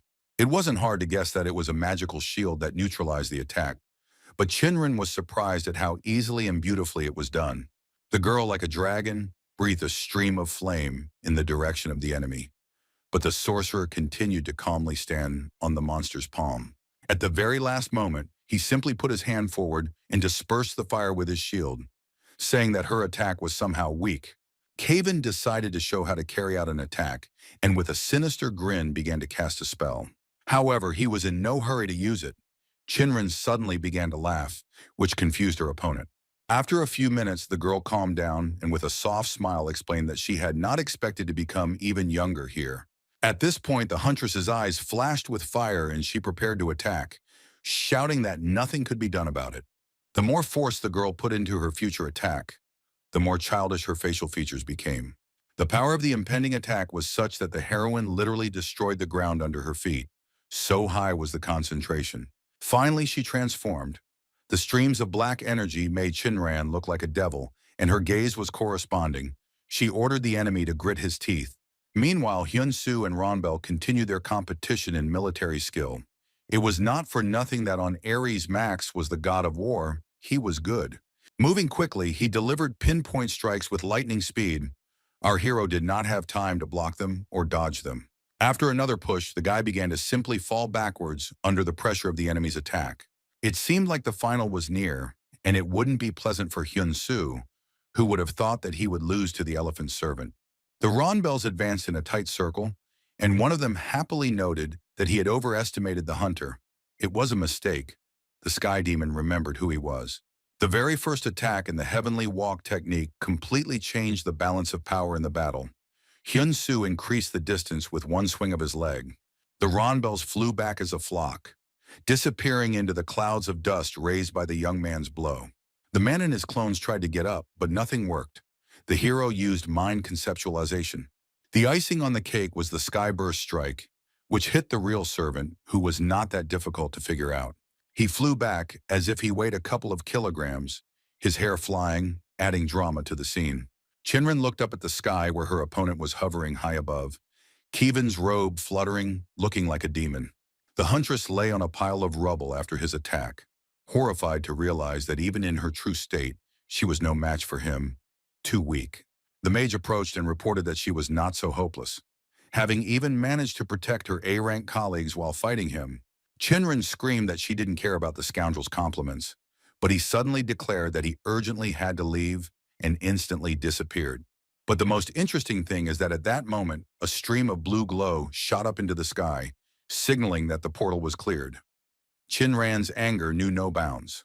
Hyun Su's final attack made Ronbel change his mind about his opponent, and as he stood up, the man noticed that he was indeed strong. Adding that he really hoped that the hunter would cope, the enemy unexpectedly hit himself in the chest as if tearing his body apart. The young man was taken aback and simply asked what the hell he was doing. It was obvious that something strange was happening. Ronbel pulled out his own core and explained that his second sister had just died.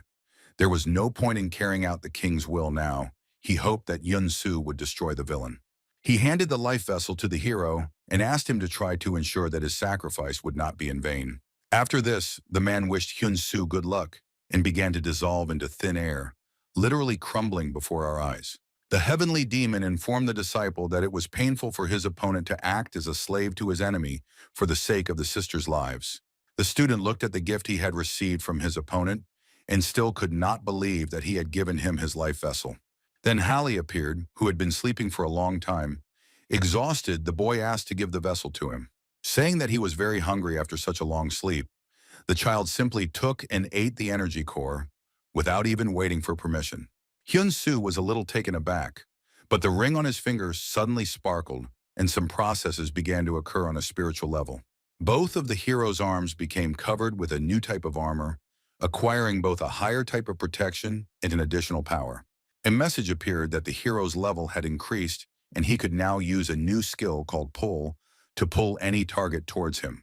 Happy that he had received a new skill, the hero watched as another portal closed in the distance. Apparently, everything was fine on the other side too. So, there was only one gate left. Hyun Su asked if Hallie was ready and then rushed straight there. After increasing the energy level, our hero had so much that he even increased his movement speed several times. At the same time as he disappeared, someone else burst into the gate, but it was still completely unclear who it was.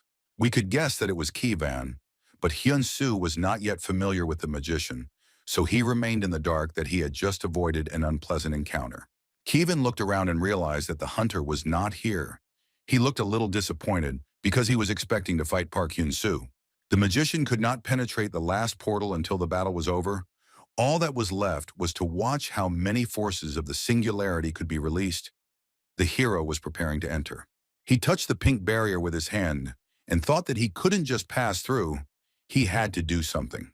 The technique of conceptualizing the mind helped, and soon the guy was already taking his first steps through the forest, noticing that it was somehow damp there. Suddenly, his teacher appeared and said that the vegetation around him was suspiciously familiar. Then he said that he recognized this place. If they go straight, they will see a lake. This surprised Hyun Su. The guy went in the indicated direction and pushed aside the thickets. Ahead, there really was a large and beautiful lake with blue transparent water. Instead of joy, the heavenly demon felt furious. He began to curse and ask what kind of bastard came up with the idea to do such a thing. The old man could not restrain himself and shouted in anger that some bastard dared to copy his native land. At that moment, some movement appeared on the surface of the reservoir, as if a portal was about to open there. The tip of a huge spear was the first to emerge from the water. It glittered in the sun, and it became clear that passing through the portal would not be easy. Further out of the water, a man rose, his shoes and clothes reminiscent of those worn by the heavenly demon. The old man froze in place, his eyes wide and his mouth open. He hadn't expected to see anything like this here. Hyun Su froze, looking at the man with the spear. Judging by his appearance, he was dead, but with the help of some incredible force, he came back to life. The heavenly demon called out the name of the enemy. So ill, and our hero was surprised that the teacher knew him. The master explained that this was the best student, his favorite in the evil tiger squad, who gave his life for the teacher on this very spot by the lake in Murom. Hyun Su didn't know how to react to what he heard, so he chose to remain silent and refrain from commenting. The patriarch, addressing himself, muttered that now it was clear why so ill came to him in his dreams. He cried out indignantly that he could not allow anyone to resurrect his disciple in such a state, whose courage and righteousness knew no bounds. Saying that he would not forgive the king, the master ordered Hyun Su to defend the honor of his dead student and his own as if he were alive. Our hero enthusiastically promised to fulfill the teacher's will. The situation struck him to the depths of his soul. So ill climbed up to the ledge above the lake and clutched his spear tightly, trying to figure out who he would have to fight. His eye flashed red and the weapon rushed forward. The man screamed that he would kill everyone who appeared here, and he would do it for the sake of the heavenly demon. It sounded so surreal that I felt very sorry for all the participants in the events. The dead disciple used the dark mist spear technique, and everything around was covered in a bluish haze. The master explained that if the smoke touched the hero, he was dead. He had to dodge. The hero used fallen heaven and rushed upward. So Will shouted that no one dares to imitate the heavenly demon's techniques. The opponent will be severely punished for it. With a cry that he would now answer for this, the dead student rushed at the living one with such speed that he was dumbfounded. The teacher explained that Soil uses three main techniques: Dark Mist Spear, Heavenly Wave, and Heavenly Black Wind Strike. He acted now in this order: first a dark wave, then fog, then an attacking dash. Once Hyun Su received the instructions, he no longer feared that he would not be able to figure out the enemy's new attack. The Sky Demon shouted that he couldn't lose sight of the spear tip. He had to go straight towards it, then everything would be clearer. The hero used Heavenly Demon Flight and rushed forward, his face full of determination to defend the honor of his teacher, his student, and his own. The attack was made using Zern's strike, and so Il was taken aback. He didn't expect to see his mentor's technique again. The spear almost took off the young man's head. His opponent was very fast as he was. They rose into the sky and began to fight there, with only sparks from the blows and flames from the exploding shells flying down. So Il used Dark Mist's second spear strike, Badger Hunt. It was his favorite strike. Hyun Su didn't have time to dodge. The blow was so good that the guy lost consciousness and began to fall down. Fortunately, he came to his senses in flight and managed to take certain measures before falling into the thicket of the forest. The energy from his feet hitting the ground shot up like a splash of water, but it wasn't water. So Il was already there, preparing to make another attack. But Hyun Su was already getting up. He felt like his whole body was burning. Su Il demanded an answer to the question of how the enemy managed to learn his teacher's fighting techniques. The young man remained silent. Then the living student turned to the elder, saying that he wanted to warn him that he was no longer in this world. The king and his gang were using his body and soul for their own purposes, like a toy. The dead man screamed that he didn't believe a single word the scoundrel said. He had only one mission: to buy a little time for the teacher to recover. He used the third mist technique, Eagle Strike, soaring high above the ground like a bird of prey. Hyun Su replied that his mission was to lay the dead student to rest with honor, which he would do immediately. The hero decided to use the demonic heaven-destroying fists, which was a close combat technique. And in order to shorten the distance, Heavenly Demon Flight was the best choice, and the young man rushed upward. Realizing that it was the heavenly demon's body, So Il decided to respond with the explosive spear. He was beside himself with rage. Two enormous forces collided, and the impact and explosion that followed were of incredible proportions. Hyun Su survived, but was pretty battered and not thinking very well, as the explosion had stunned him. The dead disciple was in about the same condition, but his hands continued to confidently hold the spear. So Il repelled the hero's attack and shouted that the enemy was only imitating the mentor's techniques and that he should immediately answer who he was. The young man answered honestly that he was a disciple of the heavenly demon, which caused a new wave of rage and another swift attack. The blow was repelled. The dead disciple shouted that the heavenly demon's mystical arts could only be passed on to heavenly demons. Let him tell the truth or die. Hyun Su replied that he didn't even expect that he could convince the enemy with his words. He would have to act. The teacher suggested that now was the time to use the new ability gained upon leveling up, attraction. If he manages to separate So Il from his weapon, he can be considered victorious. Without a spear, the enemy is weak. The young man replied that the idea was good, but the opponent was very strong. He did not see any gaps in his defense, so he would not be able to carry out his plan. Just at that moment, the dead student attacked. Our hero only miraculously managed to dodge the blow of his deadly spear. So Il noticed that the hero had something extra in his body, on his hands, so he decided to simply knock the item out. To prevent this, Hyun Su used the leaf strike technique, hoping to cut the spear shaft. Nothing worked. The enemy in turn repeated the eagle strike.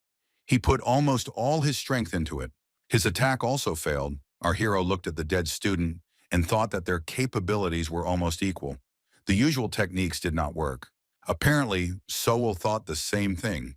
He used the sixth spear at the conceptualization level. the pinnacle of his martial art. The mentor told our hero that he should use the heavenly demon's spiritual shield to escape. It was not possible to do this. It turned out that So Il gradually immobilized the enemy, so that he, carried away by the battle, did not even notice.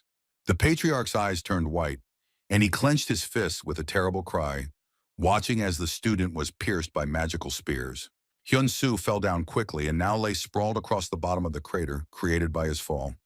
His arms spread out to the sides. The heavenly demon hovered above him. He realized that the moment had come when there was no need to doubt. He must take possession of the disciple's body. Hyun Su opened his eyes and smiled. He said that he had not yet had time to pay the teacher for his kindness. For everything he had done for him, the old man froze. He could not leave like that. Here Soel came down to our hero and resolutely walked forward to finish the job. He listened to the young man talking to the master, but decided that the guy was simply delirious. At this point, Hyun Su stood up and said that they weren't done yet. He was trying to find a gap in the defense to get hold of the spear. He noticed that the enemy was now holding the spear with only one hand. This was a chance to try the attraction technique, as he had been advised. The hero extended his arm, covered in Hallie's armor, forward and spread his fingers. A glow appeared, and the technique began to work. The spear flew out of Soil's fingers and flew straight towards Hyun Su. The enemy was shocked by this fact.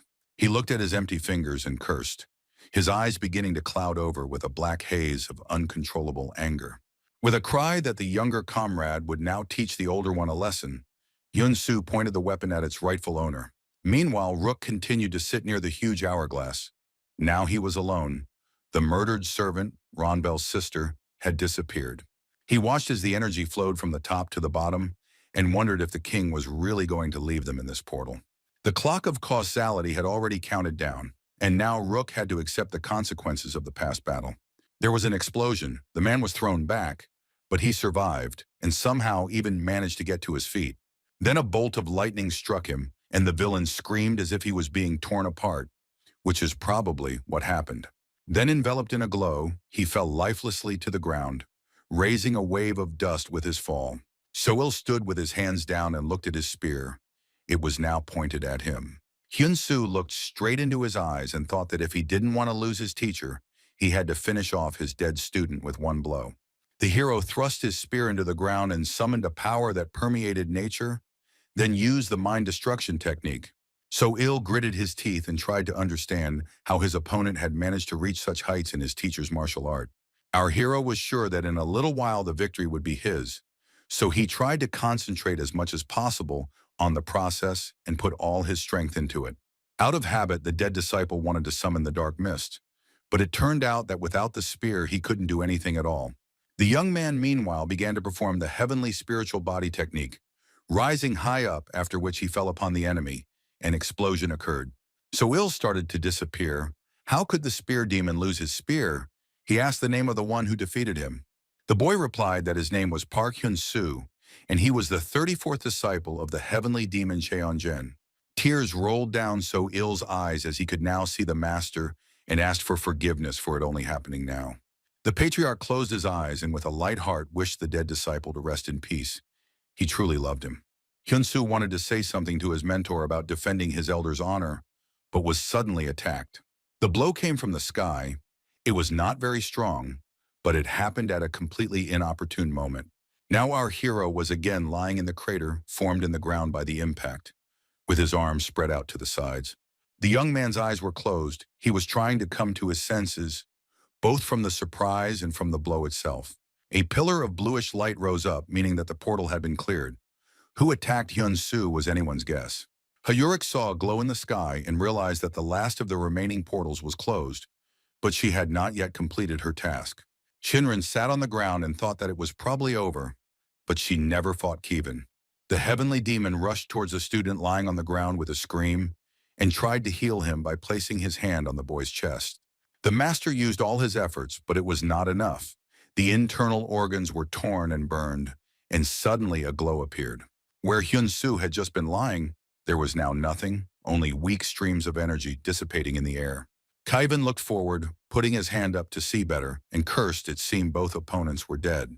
He descended closer to the ground and thought that since it was a draw, it could be considered that the king had won, which meant that Isaac was their last hope. With these words, the magician left the portal. It seemed that his role in what was happening was much more important than Rook thought. Rook lay motionless on the ground. It was unclear whether he was still alive or dead, but suddenly he coughed. The man attempted to rise, coughing out dust from the explosion that had gotten into his mouth and lungs. He sat up and laughed. It was incredible. He had endured something that would have surely killed him. Then a red-haired man in uniform appeared in front of him and said with a smile that this would be the end of it for him. The stranger explained that he had been watching the king and his gang for many years, and it was quite entertaining. Rook perked up. He was not used to someone speaking so disrespectfully about his boss. The man's face was frightened. He asked who it was. The redhead ignored the question and assumed a thoughtful pose, adding that he hadn't reached Ares after all, which was a shame, and that he also seemed to have overestimated the king. Rook began to shout at the top of his lungs for an immediate answer as to who he was. The stranger replied that he was the author or director. In some places he is called God, and in others the devil. He explained that it had been fun watching them act in his play, but now it was time to reorganize the characters. He approached Rook closely and said that since he was a secondary and rather weak character, he had bad news. Having shouted that from that moment the Rook was erased, the author carried out his threat and destroyed it with one wave of his hand.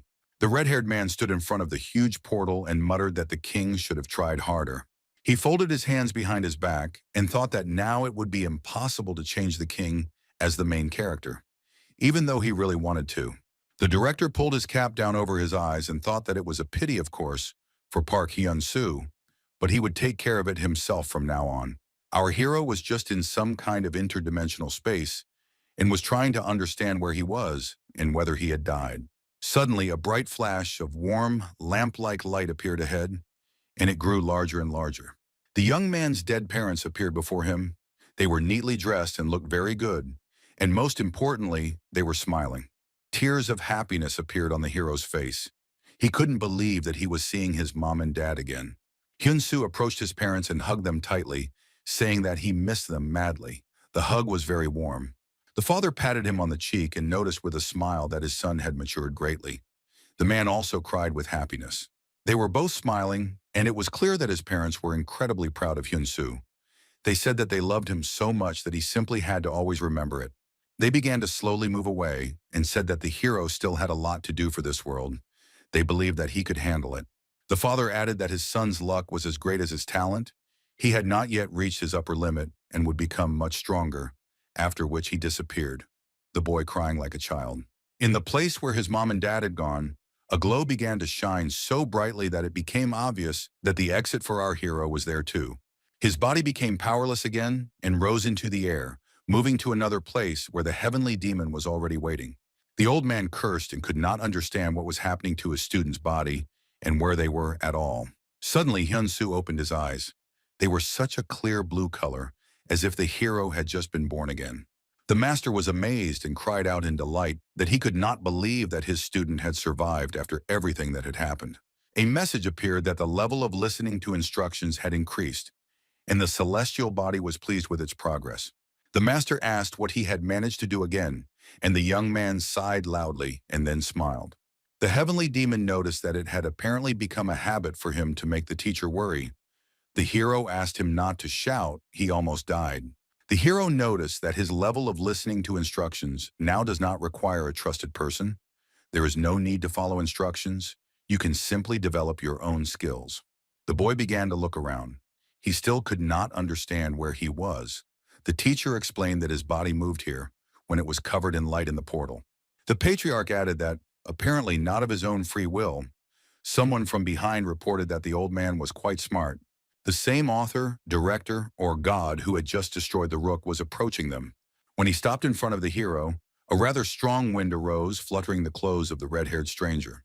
Then he lowered his head and ominously said that since he had decided to make an open move, they had no chance. Hyun Su suddenly realized with a frightened look that his body was no longer moving, and what's more, even his breathing had begun to slow down. The director remarked that it was a miracle that he could stand, and that with the king in the leading role, his play was excellent. But it was time to change everything. Because Hyun Su ruins all his scripts by popping up in the foreground despite all efforts to remove him from the game. The man added that he usually does not appear on stage in person, but this time they have a special occasion. The thing is that he decided to remove the character who had become inconvenient, and with these words he began to advance towards Hyun Su. The heavenly demon shouted for the student to immediately move away from the director, but it was too late. The author's hand had already penetrated the hero's chest. The guy's eyes widened. It was noticeable that something had changed in them, but it was not yet clear what exactly. While the redhead was looking for his core, the hero was still standing on his feet, emitting dying sobs. But then he resolutely grabbed the director by the wrist and said that he would not remove him from the script so easily. Hyun Su's eye flashed blue, as if he had completely regained his strength and multiplied it 100-fold, after which he asked again who he was going to remove. The author's face twisted. He looked absolutely confused. No character had ever allowed himself such liberties. He realized that the heavenly demon had used his disciple's body, and since his specialty was destroying gods, the director's life was in danger. The master smiled with satisfaction when he realized that God had figured out what exactly was in his plans for the near future. Hyun Su's fist made a test strike on the god's body. He was quite material, so he could be physically killed, which was what needed to be proven. The next blow threw the red-haired man back a good 100 meters. He didn't even try to resist and apparently didn't know how to fight at all. I wonder how the author will feel after he falls to the ground the way he made most of his characters fall. God flew and turned over. He lost his cap. He got his clothes dirty. But the only thing he cared about was how dare Hyun Su hit him. The man lay prostrate on the ground, arms outstretched and eyes closed. As if that could change anything, he continued to think that such a thing was simply impossible. Folding his arms across his chest, the heavenly demon noted that the enemy would be at least a little stronger than the mediocrities he had encountered on his path before. The god stood up, his eyes burning with fire, and asked the annoying old man how he liked being in a young body again. The master said through the disciple's lips that if he wanted to talk to him, he should first kneel down, and then he used the heavenly demon steps. The enemy flew back again, turning over several times and almost breaking his neck on the rocks. He actually landed on his knees and began to cough, not even realizing that he had just carried out an order. Shouting that this should not have happened, the author jumped to his feet with the intention of attacking the insolent man. He was not just furious, he was going crazy with anger. Hyun Su stopped his punch mid-flight by simply holding his wrist with his own. It was simply incredible. Then he counterattacked with his foot, and the author's neck cracked as if it was already broken. Perhaps his jaw cracked too. The man flew back and thought that this was some kind of dream. Absolutely just a dream. The young man used one of the new techniques and accelerated, moving as quickly as possible to have time to strike again. Then he thought that it was not necessary to hit. You can just grab the enemy by the head. It is much more humiliating. The redhead rolled his eyes, trying to understand why the flight had stopped and what was going on at all. He looked downright stupid. Hyun Su, or rather his teacher, raised his fist over the enemy and said that this was just some kind of mortal boredom. Then shouting that he would not allow anyone to be so impudent, the heavenly demon struck. The author jumped back and replied that he would not lose like that. He simply didn't have time to finish speaking. Exactly half of his face disappeared after the blow, as if it had never existed at all. There was an explosion, a fire broke out, and stones began to rain down. Apparently, these were the obligatory special effects at the death of a god. However, it was too early to talk about death. The red-haired man materialized once again. In this world he was in charge. Our hero stood in front of him and said that it was quite interesting. The heavenly demon inside this body was raging. He wanted to destroy the bastard as soon as possible, once and for all. His student, on the contrary, was absolutely calm. He understood that the teacher would undoubtedly get what he wanted. He reported that the author's end would be quick. He asked to shut up and rushed into the attack with such passion as if someone had promised ice cream cake as a reward. The opponents hit each other, and it became obvious that both put maximum effort into this blow. The blow from our hero's tree literally tore his enemy in two halves. I wonder if the god will die again. Red didn't die. He used liquefaction and merged his two parts into one without much effort. This did not dampen the heavenly demon's determination to deal with him once and for all, in any form. After the phrase about how he was as tenacious as a cockroach, the author went into a real rage. It seemed like he was about to self-destruct from anger. The very moment everyone was waiting for arrived, the red-haired man accepted his true nature and shouted at the top of his voice that he was a god here. Hyun Su had already extended his hand towards him, intending to clarify something. First of all, how powerful the god was. He squeezed the enemy's neck so hard that he returned to the form of a red-haired man and wheezed, dying from lack of air. The enemy said that he was glad to get rid of the enemy before he could stand in the way of his student. The author realized that the only chance to save himself was to escape, so he offered to make a deal. He said that he would not touch the earth, he would simply disappear, and besides, he knew how to return the heavenly demon back to Murim. Our hero replied that he already knew that he would return to his world as soon as the possession ended, so why complicate things? With a scream for him to disappear immediately, he squeezed his opponent's neck so hard that everything around was filled with the blue glow of his energy. The redhead screamed that he still existed, that he was still a god, then completely inarticulate sounds began to come from his mouth. He began to take on a demonic appearance and managed to hiss that he could not disappear from the world like that. It turned out that maybe the hero had made the final blow, and only clouds of black energy remained in the place of the enemy. Hyun Su stood in the middle of this strange place, completely alone, with a vortex swirling around him, somewhat reminiscent of the entrance to a portal. He found himself in the interdimensional level again, and suddenly heard the teacher trying to tell him something else. He thanked the boy for everything he had done for him, for teaching him to be happy, and for being such a wonderful student as one could only dream of. He ended by saying that the hero became a son to him. He literally grew up before his eyes. It was incredibly touching. The master also asked the student to never stop and grow beyond himself, moving only forward despite the difficulties. On his own behalf, the old man asked to protect those who would follow the hero and those who loved him and whom he loved. The patriarch said goodbye to the 35th heavenly demon, after which he left him alone, disappearing from this world as predicted. The energy currents were still in the air, but now everything was completely different, because our hero had returned to Earth. Hyun was the first to notice him. Then the rest of the hunters were surprised to see someone appearing from the portal. Hyun Su walked out with his head down, wearing the heavenly demon's attire, which looked unusual to modern people. The guy was crying. He wasn't embarrassed by his tears and didn't try to stop them. Everyone silently froze and waited. Our hero clenched his fist and screamed. He had never learned to fight his emotions, and now he felt the same grief as he had in the columbarium. The girls wanted to come up and console him, but stopped, seeing a stream of energy spreading from the guy. Soon everyone returned to Seoul. It seemed that it was time to return to normal life, but for some, it was extremely difficult to do so. Ordinary people walked along the streets and went about their usual business, all of them occasionally checking their phones or TVs to find out news about the portal. Lee Mi-na acted as the spokesperson for the New Hunters Society. The announcer asked if there was any news about the King's gang. The girl replied that it was destroyed. Hyun turned off the news and sat sadly, holding her head in her hands, wondering where Hyun Su had disappeared to. The girl decided that something unpleasant had probably happened to him, so unpleasant that the young man had not been in touch for a month. Chinrin entered the office, and the first thing she asked was whether Park Hyun Su had returned yet. It seemed that everyone in the new world was worried about this question.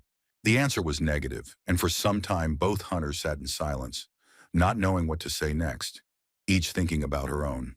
Hyun remembered the young man who came out of the portal and noticed that back then he had the eyes of a child who had just lost his parents. The girl lowered her head again and thought that it was very hard to know that a friend was feeling bad and not be able to comfort him. Chinrin hugged her friend and said that the hero would soon return, and then her sister would be able to confess everything to him. The fiery woman almost exploded from this joke. At about the same time, a much more interesting meeting took place in the king's castle, and the conversation was much more meaningful. It all started with several powerful explosions right above the castle. This could only mean one thing. The mistress was returning here. On the way, she lured a huge troll through the portal, and now she intended to deal with it as effectively as possible. The best way, of course, is with bare hands, the brunette smiled. She hadn't had such pleasure for a long time. The girl used the Fist of Storm, and that is how the first of the explosions occurred. The attack was very powerful. The king sat in his favorite chair and looked out the window. The first thing he thought was that the noise level was too high. Raising his cup of drink, the man thought with a smile that, after changing her appearance, she had become even louder. The doors shook and then swung open, illuminated by the flames of the fire. The brunette stood on the threshold. She came to this house again. She can again do whatever she wants because she is the queen.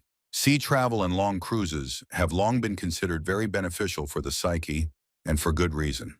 A huge sperm whale jumped out of the water. As if obeying some unknown force, he followed the call. Several times the huge animal turned over on its belly and went underwater again, and then turned into something like a small island, drifting on the surface. This was exactly what Hyun Su had asked him to do. The boy lay there and looked at the sky, surrounded on all sides by the waters of the ocean. It seemed that there was no more secluded place to be found. But even here, someone found the courage to distract the hero by sending telepathic messages. The guy ignored them and simply swam on. Yun was just finishing her shift, wiping down tables. She was humming something under her breath, when suddenly Hyun Tai appeared at the door. She was very happy about his arrival. The young man asked if there was a free table. The girl laughed and reminded him that it was better to do without formalities. A couple of minutes later, the hero began to eat, and Yun sighed that his brother had disappeared somewhere for too long, probably busy with something very important. The girl also asked how Hyun Tae was doing at work. But before he could answer, someone came through the door, and Yun clapped her hands in joy. It was Lee Mi-na. It was she who helped the girl with money to open this cafe. That is why the beauty was so happy about her arrival. Then Ha Yurak appeared, who provided Hyun Tae with a job. It seems that many of our hero's friends had warm feelings not only for him, but also for his loved ones. I wonder what they would say if they knew that right now Hyun Su was just sitting on the rocks near the sea. He sat without changing his position for several hours. It would seem that such a beautiful landscape should give peace, but this was not the case. The voice that had been pestering him telepathically had now moved into reality and belonged to the man we had already seen. Kevin hovered just above Hyun Su's eye level and introduced himself, asking if the boy intended to continue ignoring him. He added that he was the third singularity mentioned in the prophecy. The young man replied that he didn't care at all. Kevin sighed that he would go to Isaac. If he knew that Hyun Su was weak, he would not have wasted so much time. He added that the king was still alive, and the dragon of destruction might appear. Our hero remained silent again, but made one barely perceptible movement with his hand, so imperceptible that it seemed accidental. A vortex of energy swirled around Kevin and carried him forward 100 meters, as if hinting that he should move away quickly. The sorcerer was spinning so much that he almost fell down and thought that with such successes, there was not much point in him being the king's spy. Hyun Su warned that if he pestered him, he wouldn't get off so easily. The man laughed that his abilities were weak. Wasn't it shameful to be a student of his master with such skills? In the place where our hero had just been, only a trace of his energy remained, twisted in a spiral.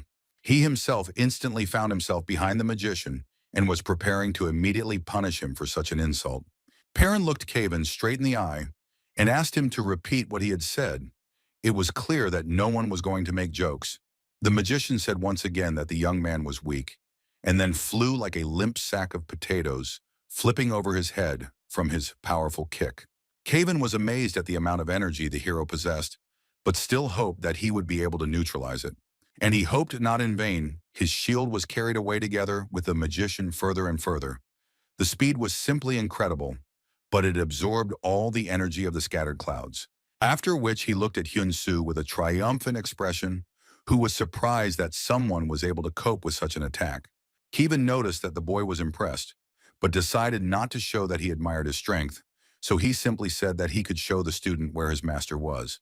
The fact is that from the first days of his life, Kevin lived in a mystical atmosphere. He was a student of Carlyle, the greatest magician of the Eastern universe. He began practicing dimensional travel about 5 years ago, and now he has no equal in this art. He added that Mir used his power to look at them in the space-time continuum. Hyun Su heard a familiar name and became wary. Kevin pointed at the hero and exclaimed that he too was a singularity created to save humanity using Mir's life energy. Noticing that this information had somehow caught Hyun Su's attention, the magician waited silently. But in response, the guy only sighed. Then he said that he was not interested in this and had nothing to do with these matters, but he would not refuse the opportunity to be transported into the teacher's world. Kevin was happy that they finally spoke to him and explained that there were no exact guarantees. The paths of the universe were tangled, but he would risk trying, although the guy would need something. The sorcerer explained that he would deliver the young man there only after they had finished with the king.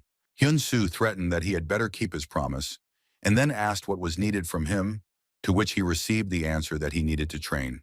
Kevin exclaimed that he must become stronger by fighting the most powerful creatures, so strong that he would not be ashamed in front of his teacher. He raised his hands up and cast some huge spell that covered half the sky above them, and a moment later, both heroes disappeared. Meanwhile, evening had fallen in Seoul, and the windows of skyscrapers and simple houses were gleaming with a beautiful, gentle light. Hyuntae was walking down the street in a bad mood. He was quite tired after work. He had to study quite a lot of papers. The guy was almost about to go and look at Yun when someone called out to him, and that someone was burning with flames right in the middle of the street. It was Mir, and Hyuntae went cold with horror. He felt not very pleasant emotions at the sight of the invader of his body. The guy pulled back and asked what Mir needed. The further he was from him, the better he felt. God explained that he kept him alive while the hero was in a coma, and the boy explained that he felt his presence. Mir explained that the time had come to play his part. The power of Neiman passed from Aries to Raven, and after the death of the hunter to Hen Tae. This information shocked our hero's younger brother. He didn't even notice how he had become awakened and that he had special abilities. Mir asked the boy to fight for peace with this power, and a glowing ball appeared in the hands of the god. With its help, he activated Hente's gift, after which he disappeared. Apparently having spent all his energy, the rays illuminated the surrounding buildings almost to the very roof. Let's return to the king's Gothic castle, where, as we remember, something rather interesting happened. The queen entered his chambers and asked if the red soulstone was already here. It seemed they had prepared well for her arrival. She remembered that the king already had blue, now red appeared, which meant that all that was left was to get black. A shadow passed over the man's face. It seemed he understood that this task was difficult and perhaps even impossible. The queen asked what about the portals. The king replied that in his current state he couldn't create new ones, but there were several that had been created earlier, and that the red-haired guy in the cap had been killed. The girl's eyes widened, and then she asked if the singularity was really strong enough to do such a thing. The king replied that no, not she, just an ignorant imbecile, but he would not bother them anymore, he was sure of it. The Great Parade of Planets will be in 2 months. It is impossible to imagine a better moment for the awakening of the Dragon of Destruction. He explained that he had no intention of rushing, planning to eliminate the Earthlings as needed, but the situation had escalated a bit and gotten out of control. The queen gave him a sly look and said that she had noticed, in which case she was going to get the black stone right now. The girl turned around and went to the door, but then the king said that she shouldn't do this, not yet.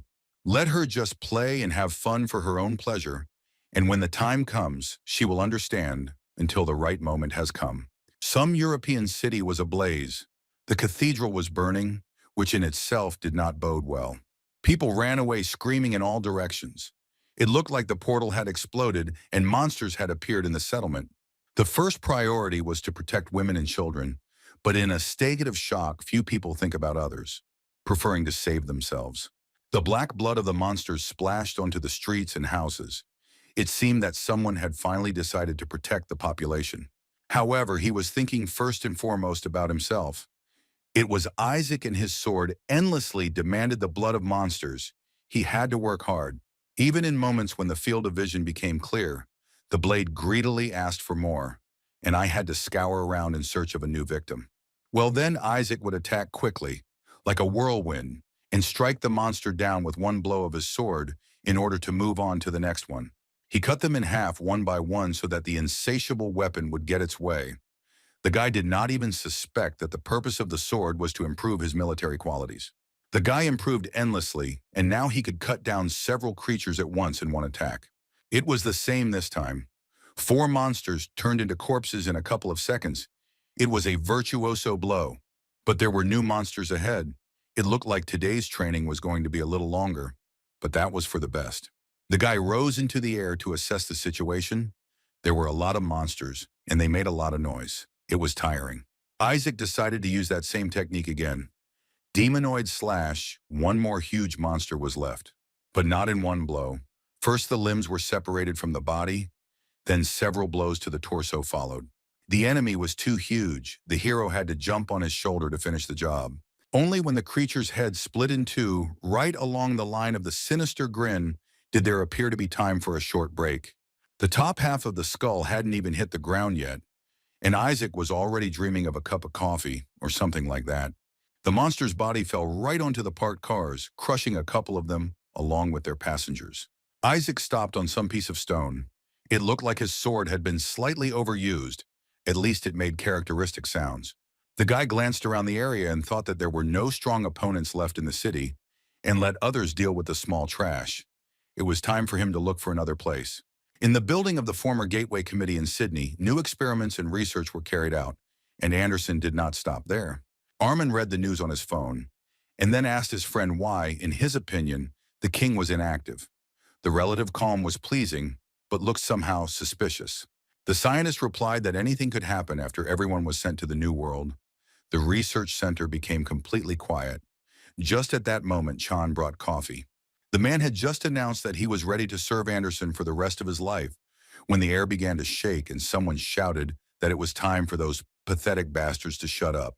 The wall of the room was blown to pieces by the explosion, and the queen flew into the room, spreading deadly streams of energy around her.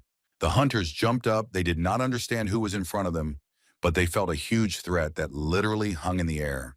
And the queen's very appearance indicated that she had come here not to drink coffee, but with completely different goals. Tu looked at Chan with narrowed red eyes and asked who this wonderful defector was. The Chinese man's lips trembled. He realized that the words were addressed to him and did not know what to do because he had just confessed his loyalty to Anderson. The boy fell to his knees and bowed at the queen's feet, begging her to have mercy on him and not kill him. She swung her leg and, saying that he knew his place very well, delivered a powerful blow. Armand clenched his fists and was ready to rush into the attack. There was so much hatred in his gaze that it literally spilled out. The hunter didn't have time to strike. The counterattack threw him back with such force that the hunter's back broke through several walls. But let's not forget about his special ability to control objects. The fragments served the hero well. He aimed them all at the enemy. The queen was fast and very agile. She did not use a shield or a spell, but easily and simply dodged all the stones. For some strange reason, they started to explode, and for some time nothing could be seen due to the flashes. The girl then rose into the air and took off, capturing the debris in a force field and carrying it along with her. She ducked to the floor as the rocks continued to fly, hitting the hunters and breaking equipment. Finally, the queen stopped right in front of Armin. She wanted to quickly feel the taste of victory. The man made a movement with his hand and tore a huge metal pipe from the wall to crush the enemy. But the queen was strong and grabbed it with both hands, intending to use it as her weapon. She tore off a huge chunk completely and began to spin it around like a lasso, at incredible speed, regardless of its size. The attack ended with the edge of the pipe falling on Armand with incredible force, almost smashing him to the floor. The hunter did not die, but it was not so easy for him to get out from under the heavy debris, and besides, he did not see where the enemy was. The queen herself appeared before his eyes and informed Armand that he did not have to strain himself or waste his last strength in order to rise. After that, the girl delivered a kick of about the same force as the one that took the life of Chan, or his clone. We don't know which man was in the office then. Armand did not die, but the queen continued to kick him, inflicting new blows, noticing that the S-Rangs, due to their thick skin, make good punching bags. Then came a punch and the hunter began his flight again to the other end of the room. And again he broke through the wall, collapsing it almost completely. Fortunately, he did not receive fatal injuries, but he could not fight either.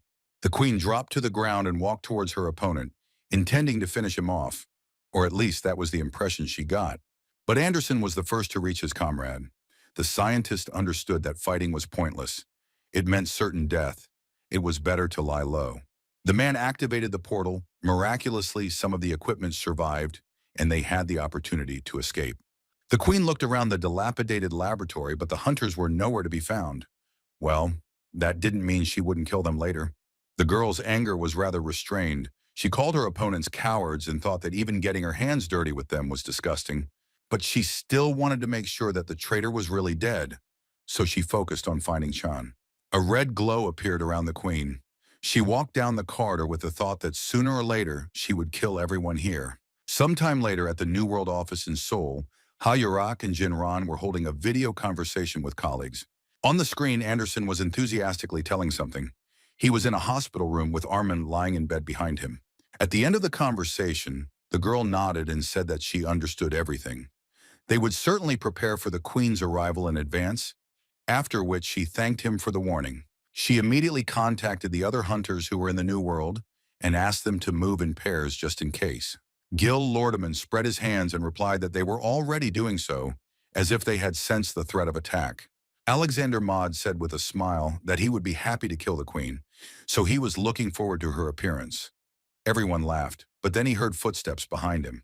With a smile, the girl suggested to the grandfather that he try to implement what he had just said.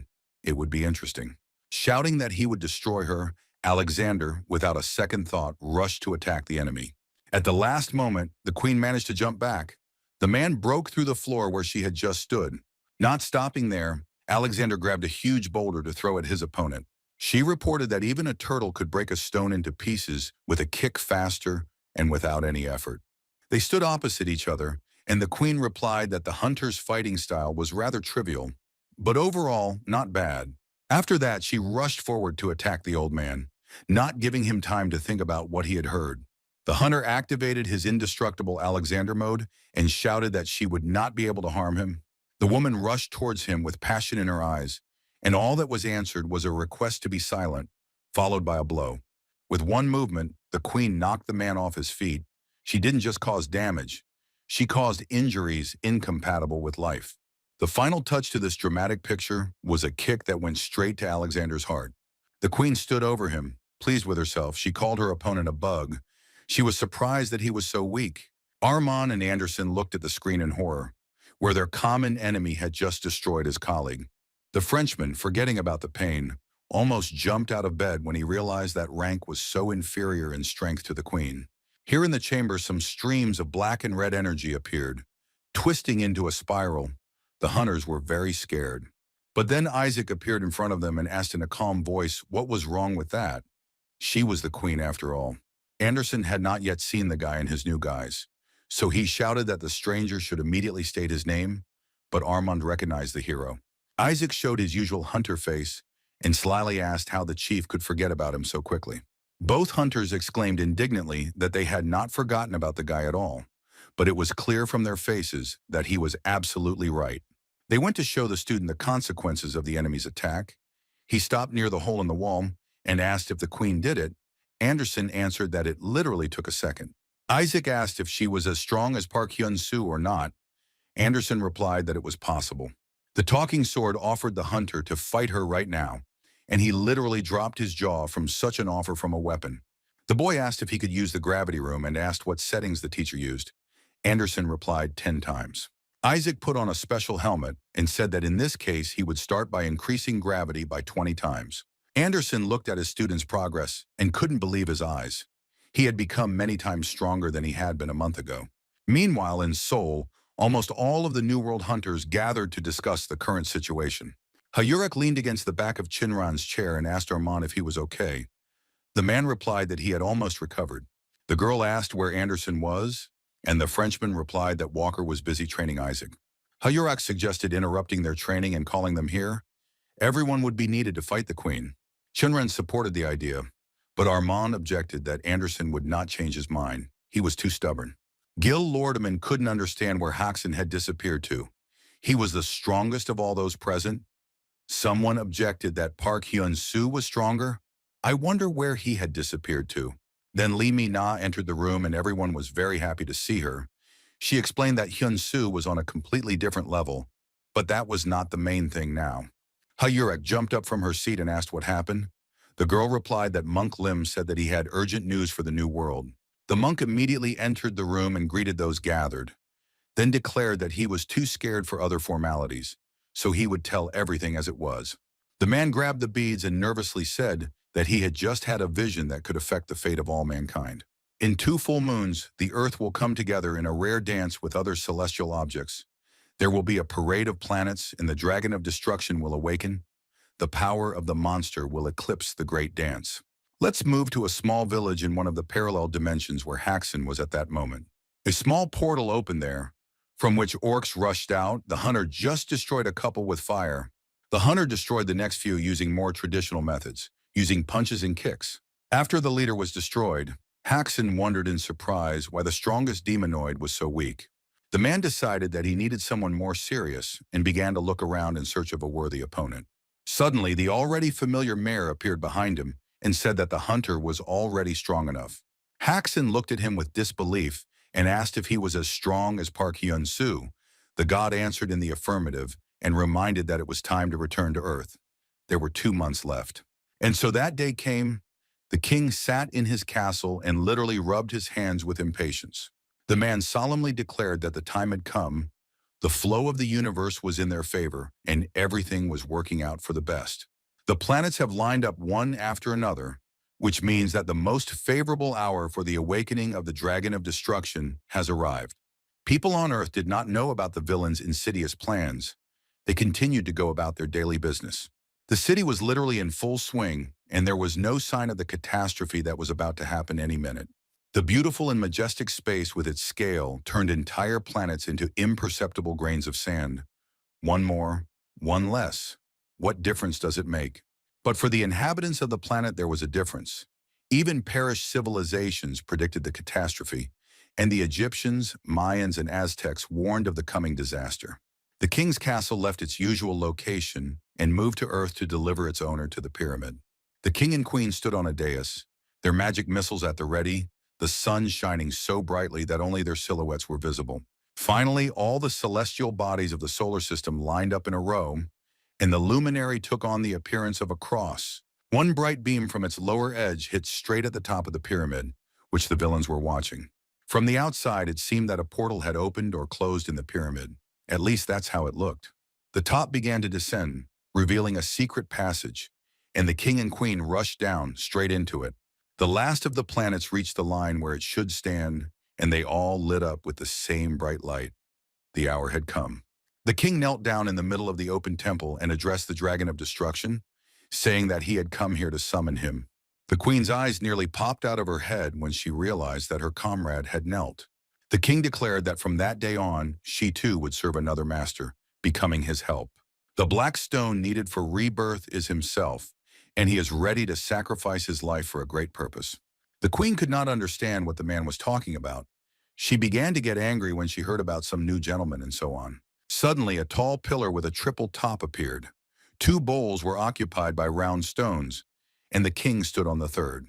He announced that the very idea of collecting 4 vessels for the sake of its creation belonged to the master, and the time had come to resurrect him.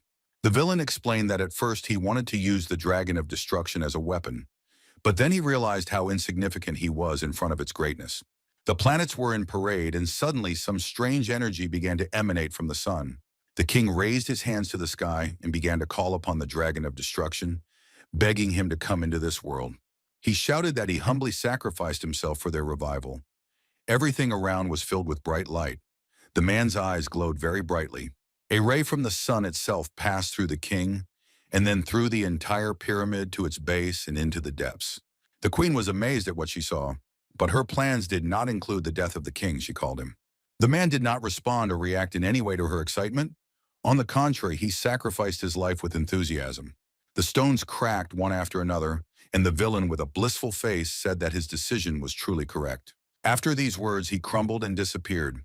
The pyramid trembled and plunged into darkness, after which it began to fall apart. The flash of light blinded the queen for a moment and would have left any bystanders blind forever. It was so bright. The dragon appeared in the new world in anthropomorphic form. He was majestic and full of dignity. In some way, he subtly resembled the king. The queen looked at him with wide eyes, and with dry lips, she whispered that it was simply incredible. The dragon continued to stand silently. His eyes were empty and somehow dead, perhaps because he felt indifference to everyone and everything. Finally, he looked at the girl and frowned, praising her for her work and promising that she would stay with him until the end of time. The queen was in a state of shock, trying to comprehend that the Dragon of Destruction was now in front of her, and that it had just absorbed the king. She looked at the dragon and felt that the energy of this creature was on a completely different level. Even the king was no match for him. She dropped to one knee and proclaimed that she was happy to offer her allegiance to the new master. The dragon frowned in order to follow him, They will burn this world to the ground, and in its place they will build a paradise. Everything around was filled with red light. A snake with long gray hair appeared out of nowhere and hissed at its children to wake up.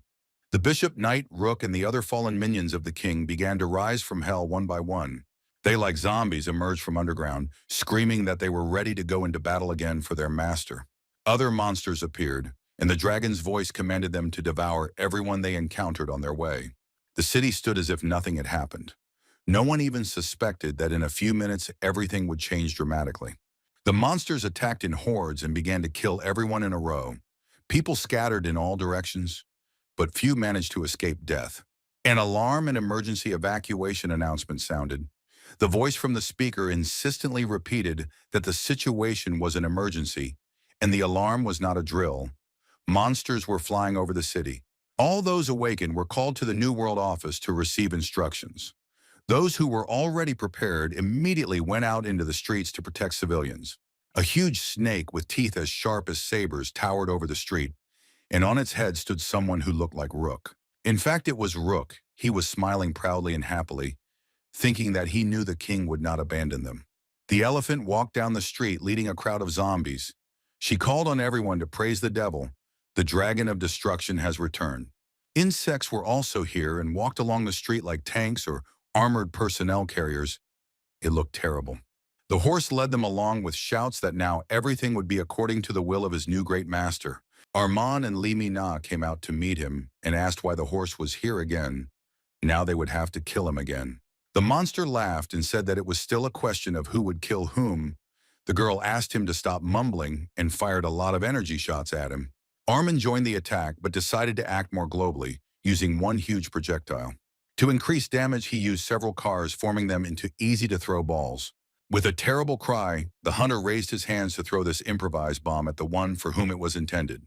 The explosion was very powerful somewhere there. Under a huge block of machines, the horse had just been standing.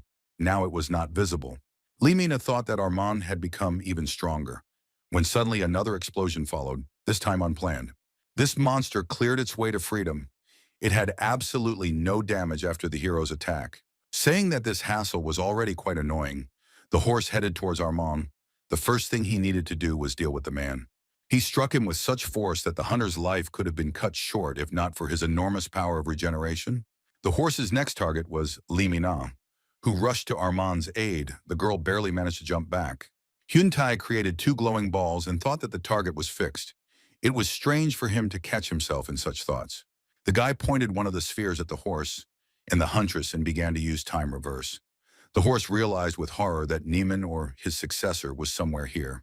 With a loud cry, Hyun Su's younger brother carried out his plan, and both spheres went to where they were supposed to. Li Mina was picked up by one, Khan by the second. The opponents began to rapidly move away from each other, frozen in one pose. Finally, the girl stopped in a safe place and came to her senses. There was pain under her ribs. She did not understand at all what had happened. The horse, on the contrary, understood everything perfectly, and his eyes lit up with the fire of rage, and his teeth gritted in a grin. At that moment, Takeshi attacked him with his sword at the ready. The hunter arrived just in time. A minute later, Gil Lordeman used the Lake of Chaos and finished what he started, his most powerful spell striking many enemies at once. It spread throughout the city, clearing the streets of monsters and protecting people from the threat of a new invasion. At one point, the portal collapsed and everything became as it was before the appearance of the Dragon of Destruction. Yamamoto and Lordeman were very pleased with the work done. They approached Hyun Tai and thanked the guy, because if it weren't for him, the hunters wouldn't have been able to do anything. Li Mina was surprised to ask if Hyun Tai had actually awakened Raven's powers, and then was indignant that she had not been told about it. The guy apologetically said that he simply didn't have time. It happened suddenly and quite recently. He explained that Takeshi and Jill were helping him train. At this time, Hayurek was rushing over the street at the other end of the city. It was full of zombies, wandering around uncontrollably. The girl flew and simply burned them in batches along her path, as if they were not walking dead, but excellent firewood. But the most disgusting thing was that new ones immediately came to take the place of those who died. The huntress was already quite tired. Then behind her back, she heard insulting words. It was the elephant who was approaching, spreading her arms as if for a warm embrace. But in reality, her intentions were the exact opposite. The villainess moved her hands together and directed a stream of zombies at Hayurak with the order to absorb her completely. The huntress was not going to forgive the insults, so she replied that someone here had forgotten the taste of damp earth, so she would be happy to remind them. Shouting that the easiest way to burn everything here to the ground, the former head of the Red Lion Guild used the Inferno Night technique. The zombies burned instantly, as they were supposed to, but the most interesting thing is that they were not the only ones. The elephant also turned to ashes. She raised her hand in an indignant gesture and then crumbled to ashes. Ha-Yurik noticed that she had no time for such weaklings and thought that it would be nice if Park Hyun Su returned to the city now. Another area suffered from an invasion of monsters, somewhat reminiscent of wolves, eagles, and other mythical creatures, with A-ranks selflessly fighting them. The battle was going with varying success, because the forces were approximately equal, but the monsters had a numerical superiority. On the other hand, Chinrin was with the hunters. Although she had a special opponent, she just received another blow.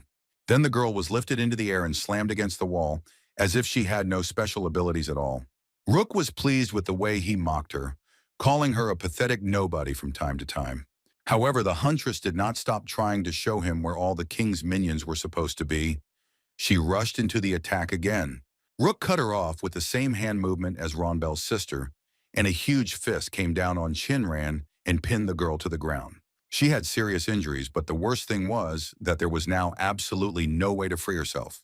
The bastard raised his hands to cast a spell and promised that he would beat her up so badly that her own mother would not recognize him, when suddenly a whirlwind of black energy flew at him.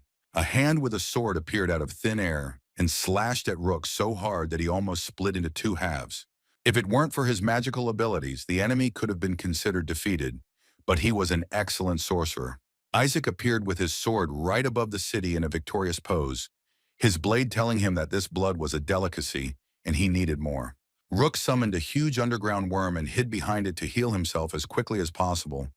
The idea seemed good. The monster pounced on the young man, but its attack was completely pointless. With a few blows of his sword, Isaac cut the monster into portion steaks. Rook was a little discouraged. He thought it must be a singularity because he had never seen anything like it before.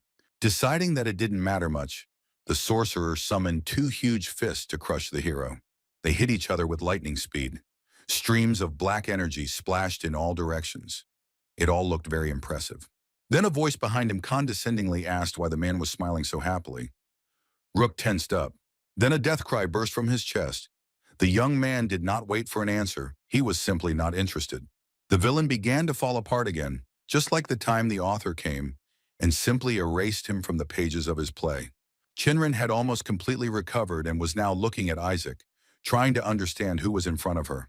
Just then, Ha-Yurik arrived, first asking her friend if she was okay. Armand was also there.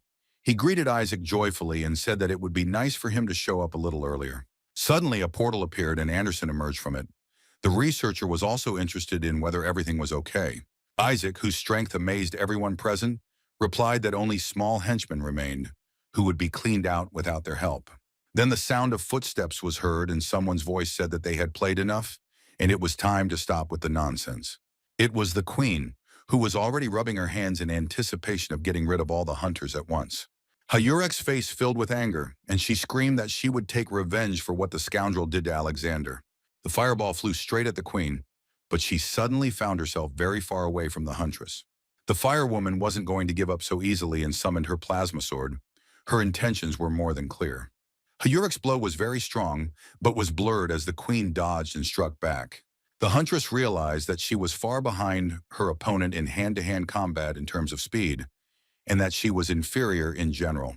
But she continued to burn her with her fire, without even noticing it. Then the queen, screaming that she was hot, kicked Ka-Yurik with her foot, so hard that she was blown away as if by a hurricane. The girl was slammed into a skyscraper. An explosion thundered, and for a while it was possible to forget about the attacks of the fiery woman. Anderson took advantage of his ability to appear behind his opponent and unexpectedly grabbed the villainess under both arms. He shouted for Takeshi to attack immediately while the queen was immobilized. The Japanese man hesitated. If he struck with his sword, Walker would die too. Anderson shouted that it didn't matter. Let him do it immediately, but he forgot about the one he was trying to stop. The queen grabbed the man by the hair so suddenly that he didn't even notice, continuing to order Yamamoto to attack. The opponent threw him over herself and slammed him to the ground, screaming that he had to take into account that she wouldn't allow that to happen to her. Her hand fell on the hunter's face, his glasses crunched, the bridge of his nose with them. Anderson didn't scream, but he really wanted to. Then the queen lifted him from the ground, again by his hair. His body was relaxed. It seemed like the man had lost consciousness from the pain. That was not the case. Without opening his eyes, Anderson whispered for Takeshi to immediately strike the enemy. This got on the woman's nerves. She simply threw the hunter away from her like trash. It was obvious that she was uncomfortable being near such a weakling. The Japanese hunter was waiting for this moment and immediately rushed to attack her, preparing his special magic sword. The hunter used the space-time sword technique and threatened to cut the villainess into neat pieces. A glowing energy grid appeared on the queen's face, and she realized that the enemy was not throwing words to the wind. But instead of trying to dodge, the woman rushed straight at Takeshi and came very close to him. The man asked in surprise what she was doing. The answer was simple. The girl did not give him the opportunity to carry out his attack, kicking him in the stomach and knocking him off his intended trajectory. Yamamoto flew back a fair distance, hitting the ground several times. It was necessary to come up with another tactic. At the last moment, his fall was stopped by Isaac. The boy appeared just in time to prevent the queen from killing the hunter. He said that his colleagues were somehow too weak. He was distracted for literally a second, and they were already being made into cutlets. Saying that it was time to rest a little, the boy carefully placed Takeshi on the ground and headed towards the queen. He stopped a few meters away. The woman folded her arms across her chest with curiosity, attracted by the hero's weapon. The queen smiled and said that she could sense the Demon King's power. And the sword was surprised that she recognized him and warned Isaac that the opponent was very strong. But when this stopped the guy, he instantly disappeared from the place where he stood, and a second later his hand was already emerging under the opponent's nose, intending to attack. The blow must have been incredibly powerful, simply crushing. The hunter put a solid portion of energy into it. Everything around was illuminated with red light. But the queen stopped the blade with just one look. It turned black and simply went out. Isaac suddenly realized that he couldn't move, and the realization of this fact made him feel sick. What was it like to be so close to the enemy and not be able to reach him? The woman did not torment him with a long wait and simply struck first, her fists working incessantly. Isaac was thrown back quite far. He smashed the wall. The sword explained that the queen is not a person, but a monster created from the genes of 4 kings. He is powerless against her. Lordaman and Shinran began to panic. If even Isaac was not effective against the queen, then what could they do?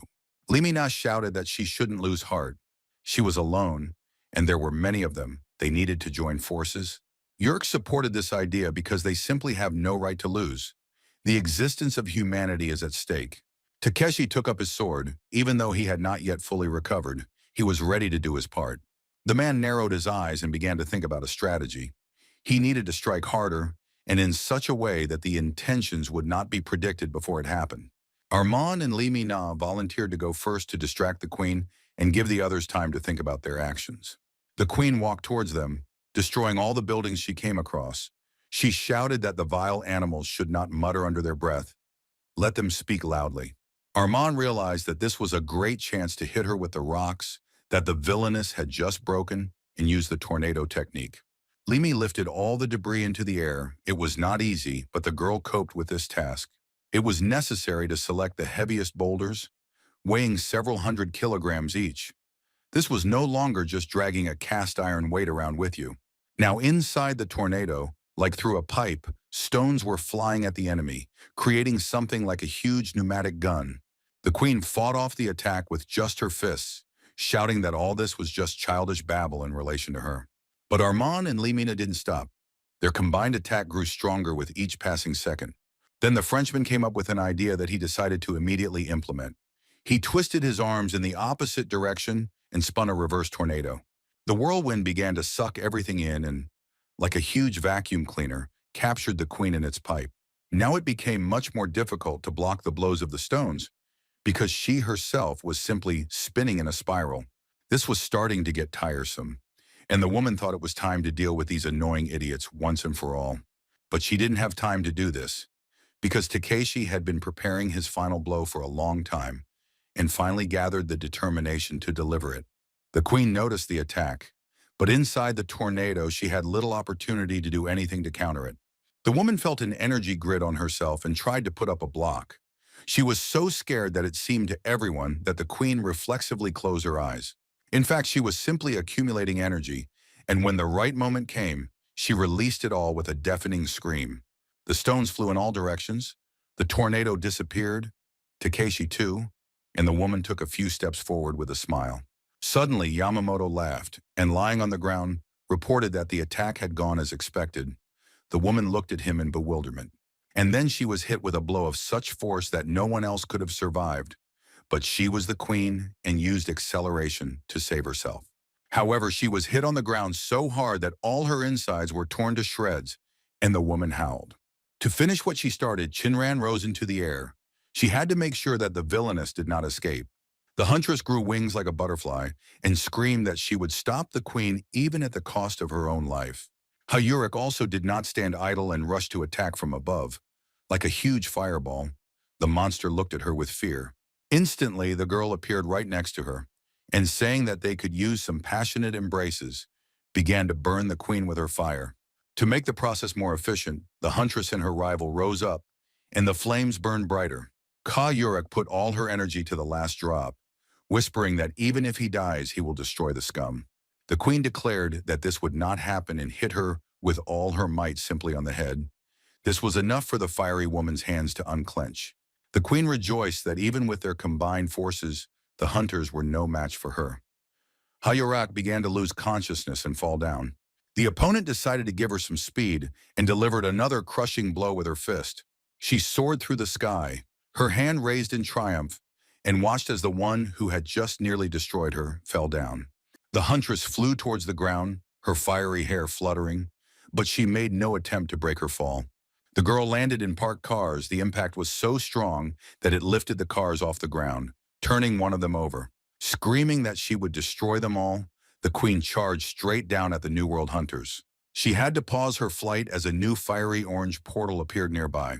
The crushing blow caught the woman right in the air, and she almost flew into pieces from its force. By breaking through the skyscraper, the queen caused a huge explosion that destroyed the building almost completely. But she was alive, albeit mortally angry, and with a cry of who it was this time, the villainess rushed at the enemy. It was Haxon, ready to repel her attack. The man noticed that she was weaker than he had assumed. Saying that he wanted to see what she was worth, the hunter struck again. He was so fast that the blow instantly reached its target. The queen fell to the ground, knocked off balance by the White Wolf's blow. During his absence, he had indeed gained unprecedented power. The hunter proudly said that he was the strongest here, so from that moment on, his body was at her complete disposal for battles. Colleagues from the ground joyfully greeted their friend. They almost jumped for joy. Now there was hope for success. Suddenly, a spiral of black and red energy began to spin behind the man. Someone seemed to disagree with his plan. It was Isaac who said that the title of the strongest here was reserved for him, so he shouldn't get too cocky. The man had not yet seen Raven's student in his new guise, so he was quite surprised by his spectacular appearance. The White Wolf hugged him and praised him for the fact that the boy had managed to grow and mature so much. The hero muttered something about how they hadn't seen each other for a long time. The queen became angry at this, and screaming that she couldn't hear what they were talking about, she broke through the asphalt and broke free. She looked up and said that the guy with Karaka was completely different from the weakling who couldn't even look at her before. Haxon told her that she would die by his hand today, so let her learn the name, and then he gave his name. With a demonic laugh, the queen rushed to attack him and asked him not to play such dangerous games. Her blow was aimed straight at the man's body, but for some reason he couldn't decide whether to block it or dodge it. At the last moment, the White Wolf simply reached forward and grabbed the woman by the fist. It was something incredible. With a trembling voice, the opponent asked how he had caught her, and there was fear in her eyes. Haxon, with a beaming face, replied that he would not repeat it a second time. That he was the strongest here, it was obvious anyway. The hunter used the lightning knuckles technique and battered his opponent so much that she almost fell down. Then came another blow, and it happened after all. The queen fell, gritting her teeth in silent rage. Haxon prepared a magic projectile to make her fall more energetic and fun, and most importantly, faster. He released it on his rival, and it became obvious that now she would no longer be so pleased to mock the hunters of the New World, calling them weaklings. The queen flew into the wall of the building. There was an explosion. Now it was necessary to understand whether there was a need to attack her again. There was such a need, the villainess took advantage of the smokescreen and increased in size. Now the white wolf looked like a sparrow in comparison to her. One wave of her hand and Haxon flew far, far away, testing his new flying abilities in this role. He rammed into several buildings but still found the strength to return and attack again, completely in vain. The queen's new blow was not long in coming. Chinran decided to come to the hunter's aid before it was too late. She fired several fire projectiles. The queen was distracted. She was sure that only Hyun and Haxon could perform long-range fire strikes. The attack left no scratch on the queen. The white wolf fell to the ground, and she prepared to trample him with her foot. Her face filled with joy from the realization that she had had a great time and could now finish the battle and have a full rest. The woman decided that it would be more effective to destroy the white wolf with a punch, and besides, he deserved a beautiful death. The impact was so strong that lights flashed from the cracking asphalt and debris flew like hail. The force of the vibrations from the earth caused the cars to overturn again. The queen got really mad and did not stop delivering countless blows. Everything around was burning and humming. Hyun thought with horror that it was the end for them. Everything was over. The guy was very scared, and he thought only about saving himself. An open sewer hatch caught his eye, and the young man went towards it in the hope of hiding underground. He went down into the sewer and walked forward, cursing himself for his cowardice. Hyun hunched over in shame and pulled his head into his shoulders. The guy mentally called for his older brother. Meanwhile, Isaac turned to the sword with the message that he was ready. The blade asked in surprise whether the guy really understood all the risks. According to the agreement, he would have to let the sword consume him. Irrevocably, Isaac replied that he remembered this and was ready. The next second, the young man pointed the sword at his stomach and started the irreversible process of transforming himself into a demon. The transformation was successful. The hero's appearance changed again in a radical way. He became completely unlike a human being, and with an ominous laugh, began to burn and destroy everything around him. Only after trying out new possibilities did the demon decide to attack the queen, but she was not going to give up easily. However, the guy's attack knocked the woman down to the ground. She fell, breaking her back through the pavement. Everything around was covered in dust. Since she was now on the ground, the queen decided to get even with the rest of the hunters and asked what they were so scared about. Lordman, Armin, and Li Na froze in place, unable to think of what to do. The enemy was huge and very dangerous.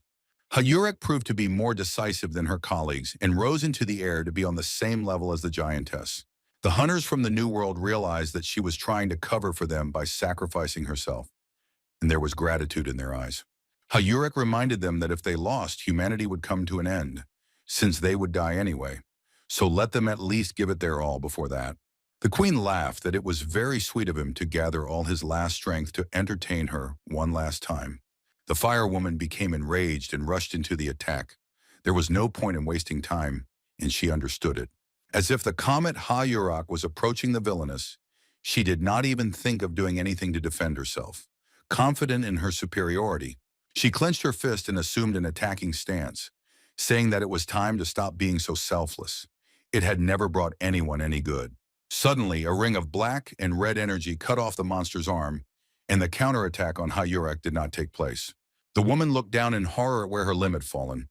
She couldn't understand how this could have happened. It was Isaac, or rather his new incarnation, and it was clear from his appearance that he was intent on having some fun. The demon's eyes and mouth were ablaze with fire, and every muscle was playing, anticipating the next attack on the enemy. The queen looked at him, clutching her stump, and thinking that she was experiencing a new disgusting feeling of fear. She looked at the joyfully smiling demon above her, and realized that she couldn't do without the help of the dragon of destruction, or rather, the devil. The hunters looked in the same direction. They noticed that Isaac had changed again, but now his appearance was truly terrifying. The demon turned his face in their direction and said that Isaac was no longer here. This body was starved for blood. After these words, he rushed into a swift attack on the queen. It seemed that there was no force in the world that could stop him. The queen reattached her arm and revealed that this body had inherited the power of 4 ancient kings. She had no intention of denying herself the pleasure of fighting someone truly worthy and powerful. The demon screamed that it was a fake and brought his blow straight into the queen's forehead. It seemed that someone really had overestimated the strength of the kings. Hyurik and Shinran were initially taken aback by how the villainess had grown her arm back, and now by how fast the former Isaac turned out to be. Blood spurted from her cut eyebrow. The monster almost lost an eye. She was in a real rage. The demon thought that the blood of 4 kings should be treated with respect after all, so he decided to give her the opportunity to rise to her feet. After that, I marked everything with an energy grid and decided to make it so that the queen would have nothing to restore next time. The attack was surprisingly successful, with a series of blows cutting the woman to pieces, causing her to let out a heart-rending scream. She fell to the ground, breaking through the asphalt once again, and flames burst out around her, adding drama to the scene. The queen lay flat on the ground and thought that she was doing some kind of nonsense, but the situation had a logical and simple ending. Taking advantage of her helplessness, the hunters from the New World decided to attack all together to finish off the enemy. Former Isaac blocked their path, reminding them that this was his sacrifice, and if they did not want to lose their lives, they should not interfere. Hearing this, the queen smiled, saying that he had entered into a battle which he could never win. The demon smiled that it was not worth saying this, but at that very moment, some uncontrollable force struck him and swept him aside. Former Isaac rammed the skyscraper, leaving behind a long pink trail of energy. The one who hit him had immeasurable power. The impact left a hole in the building from which the energy of the explosion continued to pour out. The dragon appeared in all its glory and asked his friend if she had spent her free time well. The queen apologized for calling him so rudely, to which the devil laughed that everything was fine and ordered her to get up. She was not weak enough to do it on her own, and the dragon helped her carry out the order by making a characteristic movement with his hand. The woman's body rose into the air with outstretched arms. Her eyes were burning with fire, and everything around was filled with a dazzling pink glow. The speed of movement below caused another explosion. It seemed the villains didn't skimp on special effects. In a split second, the woman hung in the air next to her master, now in a vertical position. For some reason, she decided to tell him that, apparently, they were in Korea. In reality, it didn't matter in the slightest. The dragon smiled and replied that it all looked like he liked it, his eyes turning warm and yellow. Seeing the queen clinging to the devil, the hunters were horrified. They did not expect that the dragon of destruction was actually resurrected.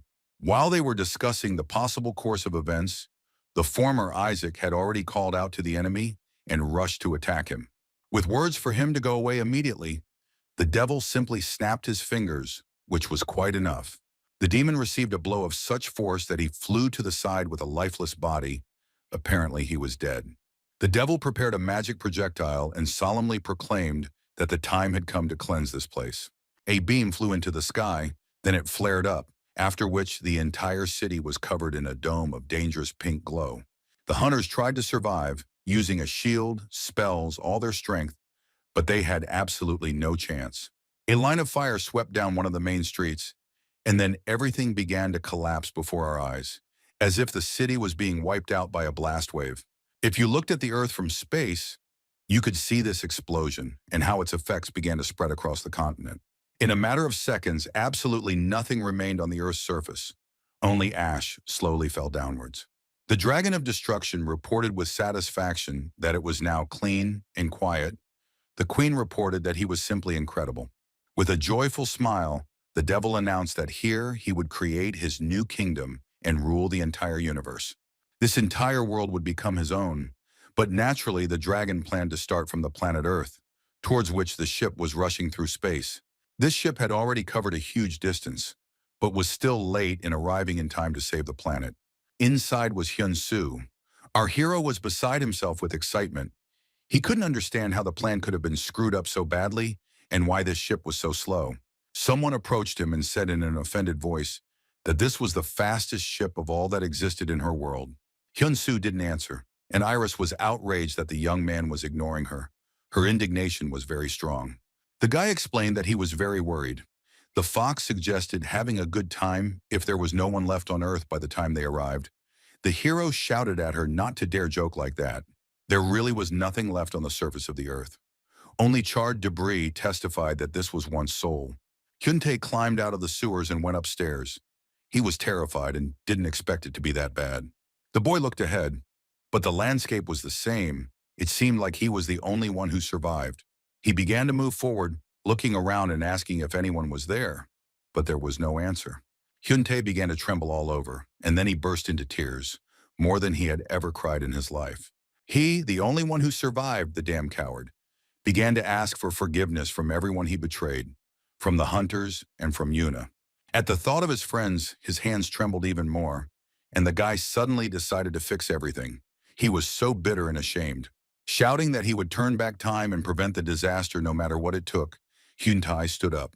His brother's ship was approaching Earth, but the young man did not suspect it. He began his most important mission. As soon as they entered the atmosphere, Hyun Su told Iris that he would go first. He was too impatient. The hunter abandoned the ship and regrouped to break into his hometown at supersonic speed and save it. Like a blue meteorite, the young man headed towards the Earth, determined to play his part. Hyun-tae, as we remember, decided that he lived precisely for this moment and also tried his best. The young man already had a sphere shining in each hand and was preparing to launch the space-time continuum. All that was left was to pour enough energy into the spheres, and this was what turned out to be the hardest thing for the guy. He almost died. The hero was supported by Raven and Neiman, who together with the gift were now invisibly present next to him. Finally, the target was found, and the time reversal occurred.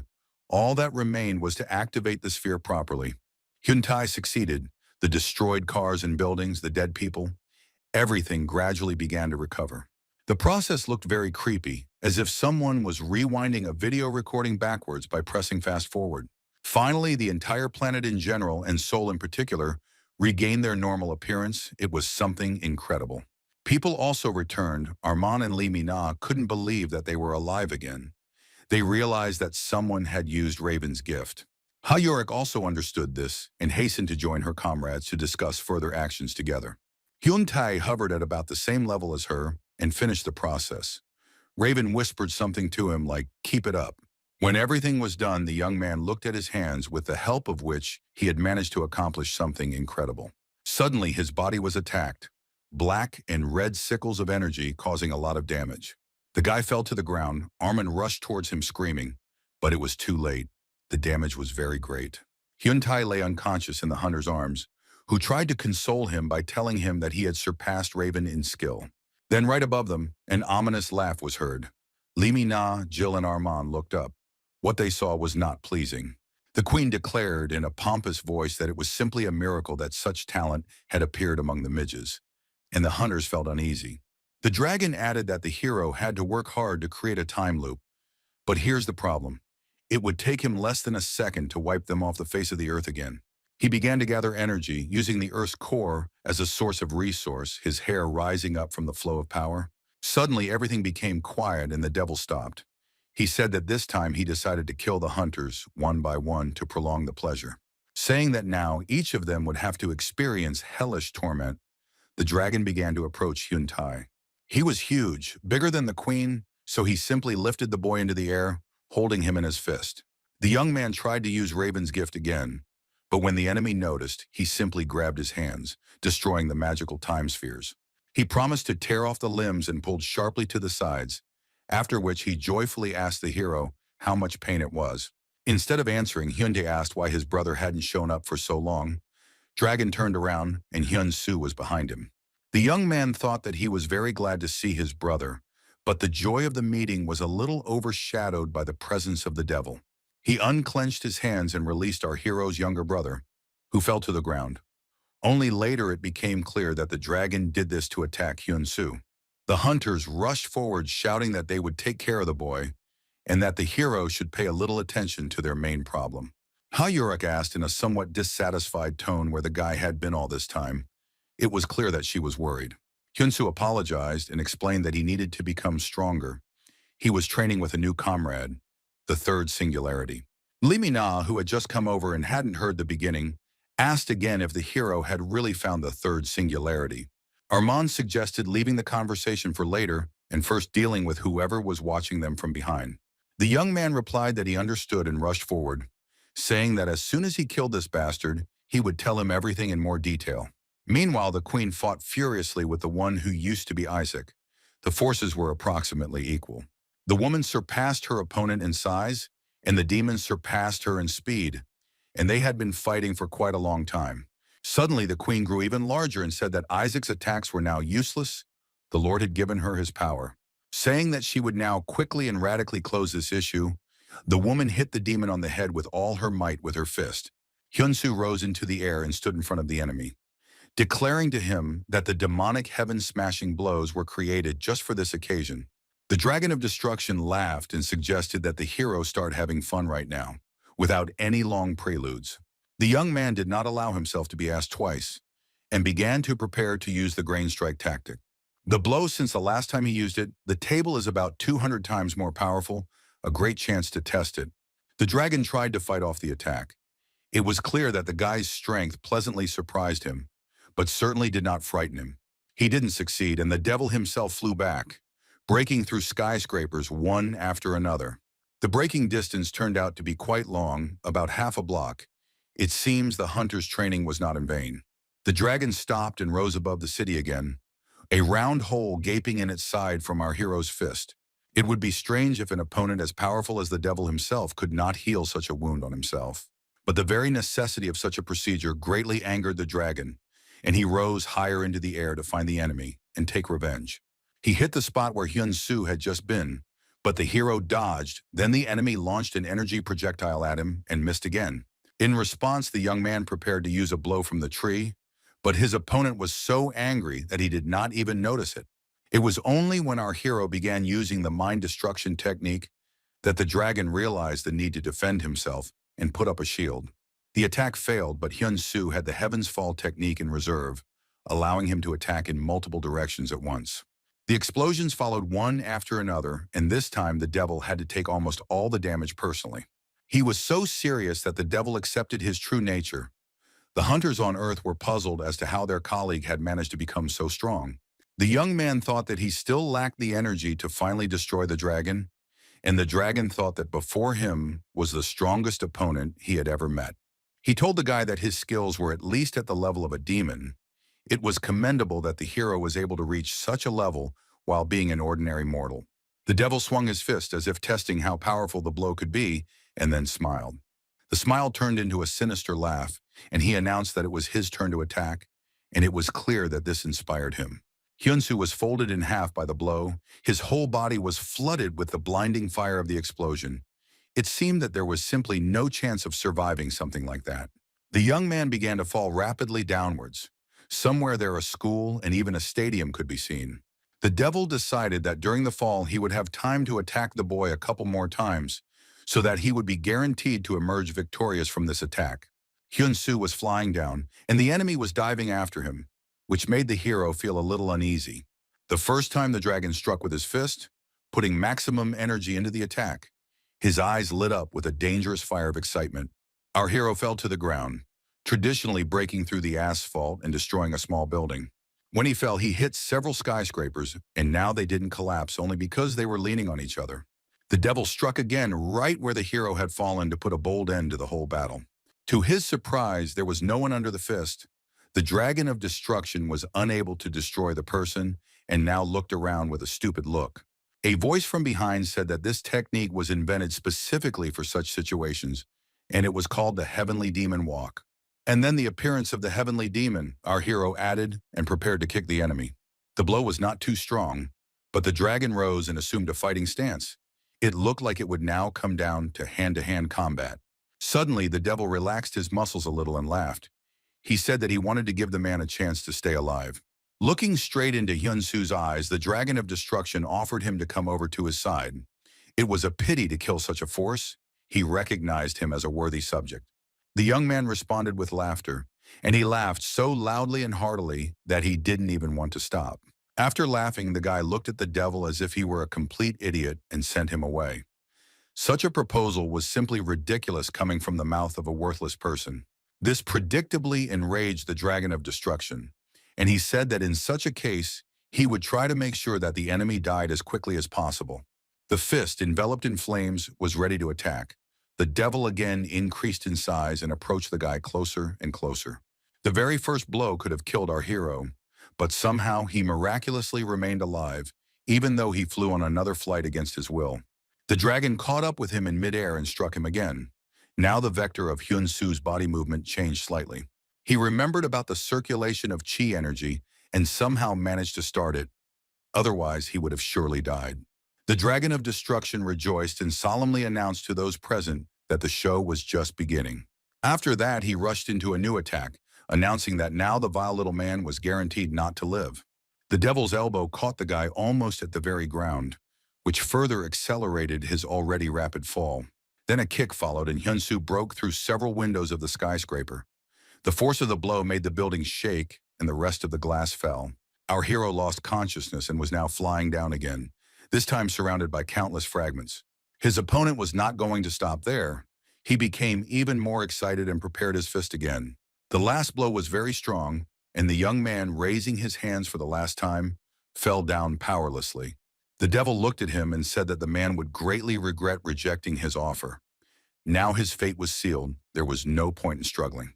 To his great surprise, our hero rose to his feet and assumed a fighting stance, preparing to attack. He was strong not only in body, but also in spirit. Saying that fate had already chosen him as the winner, the dragon soared into the air and rushed to attack from above.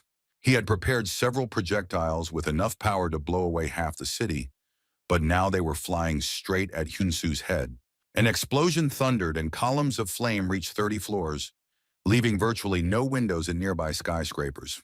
The hunters from the New World watched what was happening. It was an incredible battle, and they understood that they had absolutely nothing to do in it. Armand looked thoughtfully in the direction where Hyun Su had fallen and asked if there was any way they could help him. Anderson replied that they could transfer their energy to Hyun Tai so that he could recover and use the gift again. The hunters got down to business. The idea was good, but it was still unclear whether it would be possible to implement it. Suddenly, a rather impressive spaceship hovered in the sky above the area where the battle was taking place. Li Mi-na and Armand stopped working with energy and looked up in amazement. This was something extraordinary. The queen also stopped beating the one who had recently been Isaac and looked at the flying object. Someone was coming out of it. Well, after leaving, he quickly rushed down on the enemies. It was the fox, Iris, who was going to intervene in the duel. She screamed that no one dared touch her Hyun Su and pushed off from the side to get down as quickly as possible. The girl enveloped her clawed paw in a huge amount of energy and made her first strike. He was supposed to tear the dragon to shreds. Several streams of light from the claws flashed past the enemy. The lacerated cut wounds must have divided his body into several fairly large fragments. The impact was simply incredible. And yet the devil recovered faster than the fox fell to the ground. All the damage instantly healed. The girl jumped up again to assess the attack and realized with horror that there was not a single scratch on the enemy. Just then he counterattacked and Iris was thrown back so far that it was hard to even see if she was okay. But this was not necessary. The queen was already rushing towards her, and she did not like the fact that someone was distracting her master from his main task. The fox saw a threat in her rival and prepared to repel the attack, her face distorted with anger and resentment. The girl repeated the same technique she had used on the devil, hoping that the effect would be better on his servant. The queen managed to dodge but lost most of her hair. It was offensive. Changing her hairstyle was not in the plans. The counterattack was very powerful and sudden, and the fox only miraculously escaped from under the enemy's claws. But the queen's next blow still reached its target, and the girl, engulfed in flames, began to fall down. She reached the ground, having managed to group herself, but still did not manage to rise to her feet in time. This was a mistake. Hyun Su was also trying to get up at this time to continue the fight. He told his opponent that he recognized his strength. Yes, he was stronger than any other devil the hero had ever encountered in the universe. But they all fell under the blow of his demonic fists. The young man used the heavenly demon appearance technique and headed straight towards his enemy. He was amazed that there could be so much strength and energy in the body of an ordinary person. It seemed like it would never end. Our hero looked the devil straight in the eye and advised him to concentrate because everything would happen very quickly. A moment later, Hyun Su pushed off the ground and soared into the air, preparing to use Grain Strike, and he did so with lightning speed. The fist was already approaching the opponent's face, but he began to say something about how this trick wouldn't work a second time. He was already familiar with this technique. The dragon dodged and an explosion occurred behind him. The villain was very pleased that he did not fall for the trick. The guy calmly said that it was a trap, but he would now demonstrate what exactly it was intended for. It was a combination blow from the tree, and one of the mystical techniques, so much power was put into it that the devil could not withstand it. He fell to the ground, and our hero followed him to bring the attack to its logical conclusion. It was necessary to use acceleration to make it in time before the dragon came to his senses and took action. The young man began to gather energy into the edge of his palm, saying that he had inherited this power from many generations of heavenly demons. Before he struck, he added that 35 of his predecessors had worked hard to ensure that he could destroy this enemy. With a cry that it was the end, Hyun Su rushed straight down onto his opponent, who was lying with his arms outstretched. The devil did not move and looked at him with wide eyes, as if inviting him to finish what he had started. But then something went wrong. The queen, who was busy with what was previously Isaac, noticed what was happening and jumped up. Drops of black blood splashed onto the Annihilation Dragon's face, his eyes bulging out of their sockets and frozen in mute surprise. Our hero was also surprised and just as covered in black blood. For some reason, there was no expression of victory on his face. Instead of killing the devil, Hyun Su's crushing blow destroyed the queen who was shielding her master. She fell to the ground and was killed by the explosion, or at least the damage was so severe that it left her unable to move. The dragon took advantage of the confusion to rise to his feet. He grabbed the hunter by the scruff of the neck and lifted him into the air to make it easier to strike. The enemy's fist flew at our hero with such force that it threw him back several dozen meters, depriving him of the opportunity to immediately attack. Watching Hyun Su break through one building after another, Dragon declared that the enemy had missed his opportunity. The explosion where the young man stopped falling was so powerful that his enemy knew there would be no attack for the next few minutes. He went to the queen's corpse and said that she had been a good child and had served him well, just like the king. Now it was time to sacrifice herself again, becoming a source of nourishment for the master, just like her colleague had done, and now they would be inseparable. Having swallowed the queen, the devil licked his lips. He had shrunk a little in size, but now looked cheerful and full of strength. With a loud laugh, the devil rose above the ground in a victorious pose, now confident that he would achieve his goal. He went down without seeing his opponent. Hyun Su appeared a minute later. He confidently walked forward, saying that it was an extremely disgusting sight. The hero said that the devil really was the spawn of hell. Let him remind him what his name was. Instead of answering, the enemy beckoned the guy to him with his hand. The young man rushed to attack. He was very fast, but the one to whom the blow was intended behaved too calmly. The hero realized that there was a catch, but he could not figure out what exactly his enemy had planned, and it was too late to stop. The hero struck with all his might, but his fist missed the target. The dragon of destruction moved to the side literally at the last moment. The hero launched falling skies at him, but not a single explosion caused damage to the enemy, who only smiled that the man was too slow and weak. The counter blow came instantly, and our hero was unable to dodge it. He was thrown back. An energy projectile flew after him, and the guy thought that his opponent had become many times faster and stronger. When the blow reached Hyun Su, it almost made a hole in him. Fortunately, the circulation of energy helped the hero not to die instantly. Despite the fact that he remained alive, the guy was guaranteed not to be able to fight for some time. He fell to the ground, trying to maintain consciousness. The dragon descended, intending to kill the young man with his own hands, and to do this, he had to come closer. Hyun Su fell, causing a burst of flames, just like the previous times, breaking through the asphalt and scattering rocks as he fell. Iris saw this epic flight and screamed that she would not allow anyone to do this to her. Hyun Su. The fox was determined. She, without thinking, rushed into the attack on the dragon to give the guy time to recover while he was busy fighting her. The fox jumped up and prepared to hit the enemy with a blast of energy to stun and stop him. The attack in the form of a glowing ring surprised the devil. He thought it looked like cheating, but it did not pose much of a threat to him. The dragon parried the projectile with his hand and shouted that it was too rough and too weak, senseless, in a word. Iris replied that she would use any methods to achieve her goal. Let him accept it. The enemy did not waste time on conversations. He counterattacked so quickly that the fox only managed to soften the blow a little with her tails. It was thrown far back, and there was one building less again. Well, at least part of it. It looks like the area will soon disappear altogether. While the fox was trying to get out of the crater in the wall of the skyscraper that appeared as a result of her fall, the enemy enjoyed his power. Iris managed to get out and get down to earth. But the most important thing is that she managed to start the process of transformation. The girl's eyes sparkled and she assumed her strongest, nine-tailed form, healing all the damage at once. The heroine was ready for battle. She was confident that she would easily defeat the Dragon of Destruction in this form. Having announced that there would be no jokes from now on, the fox rose into the air to assess the situation. The opponent was ready for the fight, smiling and noting that things should now become a little more fun. Hyun Su had already recovered and asked his friend to give him the opportunity to kill this bastard with his own hands. Iris suggested doing it together, and the two of them launched a lightning-fast combination attack on the enemy. The dragon laughed that they had apparently lost their minds, but the fox had already spread a net of energy flows directly over the devil's head. His face became somewhat alarmed as he realized that the attack had taken effect, and the damage had been quite severe. But the devil would not be the devil if he did not immediately recover. Nevertheless, this distracted him, and our hero managed to make his strike. The bastard just laughed and said that the little man he had come across today was cunning and quite funny. And if so, then he will not hold back and will also take on his true form. The transformation began. Everything around glowed red. The guy didn't wait to be destroyed with one blow. He created a super powerful energy bomb into which he put a huge charge. He launched it at the enemy and rushed after it at great speed to enhance the effect of the attack with his fists.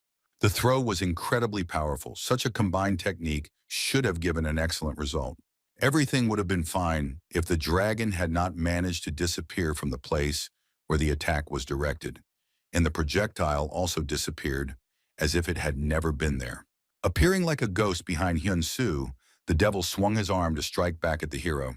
He turned out to be so strong that the boy arched his back in pain, but the fox was already rushing to his aid.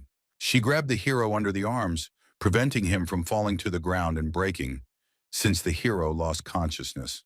Screaming that they had gotten him, the dragon cast some incredibly powerful spell. Everything turned red. The fiery strike was approaching Hyun Su and Iris, who were simply standing there meekly and waiting for what would happen. There was simply no chance to escape. Suddenly, the red glow changed to blue.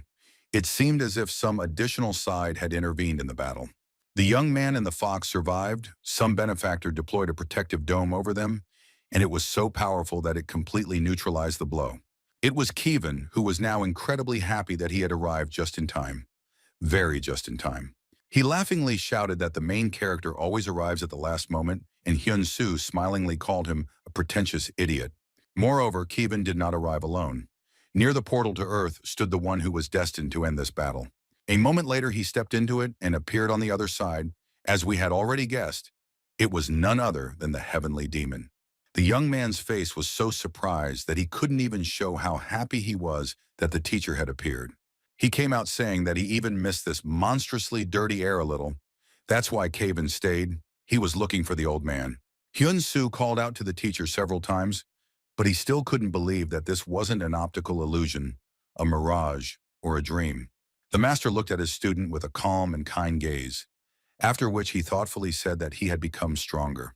The hero rushed toward the teacher, but the Dragon of Destruction suddenly appeared between them, blocking the way.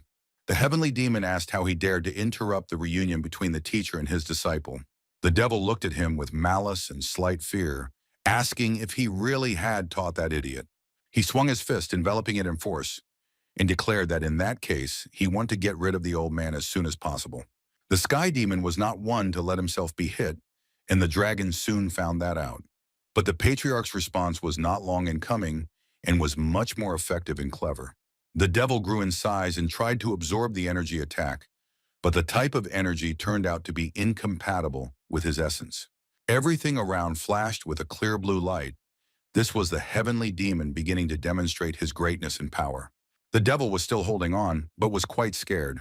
Hyun Su thought that the mentor had become even stronger, probably because he had regained his body. After the attack, the master said that he used a technique that he had invented specifically for such cases.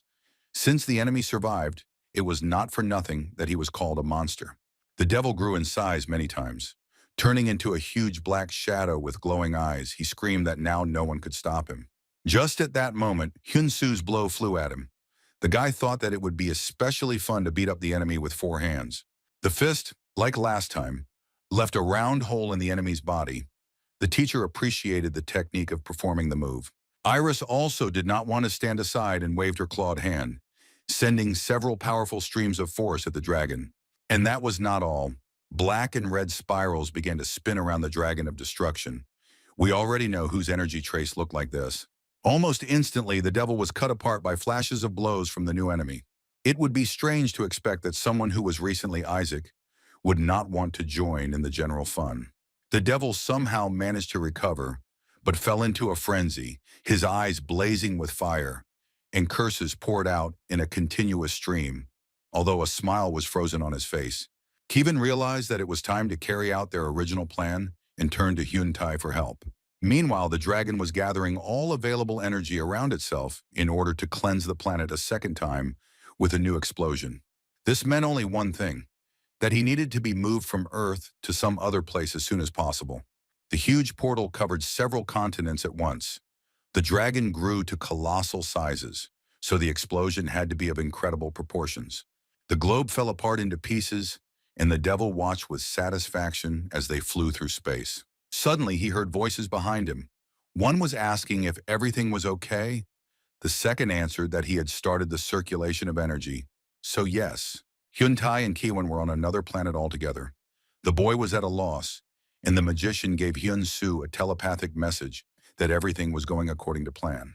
Then the heavenly demon and his disciples shook hands and rushed to attack the enemy in order to once and for all protect humanity from this threat. The two of them used a specially prepared Heaven's Blast, and the effect of the attack was exactly as expected. With a cry that this simply could not be, the devil began to crumble before our eyes, the wind picking up the ashes into which he was turning. But this was not the end until his essence was completely erased. There was no time to relax. The heavenly demon and his disciple prepared to attack once again. Like two blue comets, they headed towards the target, which continued to spew curses and threats. The dragon of destruction's head flew off its shoulders. Its eyes glowed for a second, and then went out forever. The master solemnly said that it was all over, after which he praised Hyun Su's heavenly body technique. Together they watched as the globe began to come together from the rubble, meaning that Kevon and Hyun Tai had succeeded too. They returned to Seoul as soon as possible and informed the New World hunters that they were alive thanks to their combined efforts. Jill and Takeshi were ready to kiss the boy, who apologized for not having enough strength to move time a little further to avoid destruction. Hayurik and Shinran were in no hurry to rejoice, noting that if the devil was not killed, then there was not much point in this. A familiar voice said that they didn't have to worry about that, and the girls looked back and saw Hyun Su. He explained that the dragon of destruction was dead and would never recover, and he and his teacher had done everything to make it happen. Lee Mina jumped up with joy and shouted, "Hooray!" Armin just started applauding the heroes. Everyone expressed their joy in their own way, but Ha-Yurak, in a fit of emotion, could think of nothing better than to throw herself on Hyun Su's neck. She hugged the hero with such tenderness that some thought that the relationship between the boss and subordinate would soon reach a new level. The planet continued to live its life. 6 months had passed since the events, and during this time Seoul had recovered. New portals had not appeared even once. The news reported that the hunters of the New World are preparing for an important event, the wedding of the hero Hyun Su's brother. Everyone without exception gathered for the event, so the episode did not go unnoticed by the press. Lordman happily congratulated Hyun Tai. Finally, the guy and his bride, Yoon, began to dance in a wedding dance. It was very tender and beautiful. After the event, Hyun Su went to the apartment where Kiwon had prepared a gift for him. The black portal had now been remodeled and adapted for public use. At parting, the magician thanked our hero and urged him not to waste time and to use the gift for his own pleasure. Stepping through the gate, Hyun Su said that he would return, after which he looked at Murim with a pure heart. The heavenly demon was meditating by the waterfall, and it seemed as if nothing in the world could disturb his peace. But when he saw a student appear from the portal, He soared towards him, as if he had been just waiting for the moment. The boy's bare feet were already racing towards the master. He couldn't help but start jumping. Instead of greeting, the teacher and Hyun Su started fighting. Although without any malice, this was how they expressed their joy at meeting. Having received a huge bump on his forehead, the young man shouted that he was not the same as before, and therefore offered to fight at full strength. Soon, flashes of blows and screams finally disturbed the entire peacefulness of the landscape of this plan. After the battle, the hero lay down on the grass. He seemed somehow small and helpless. The heavenly demon, on the contrary, increased in size. He said that there was no point in lying around. Together, they went to the monastery, where the mentor promised a meeting with famous masters, noting that his student, in truth, was already stronger than them all.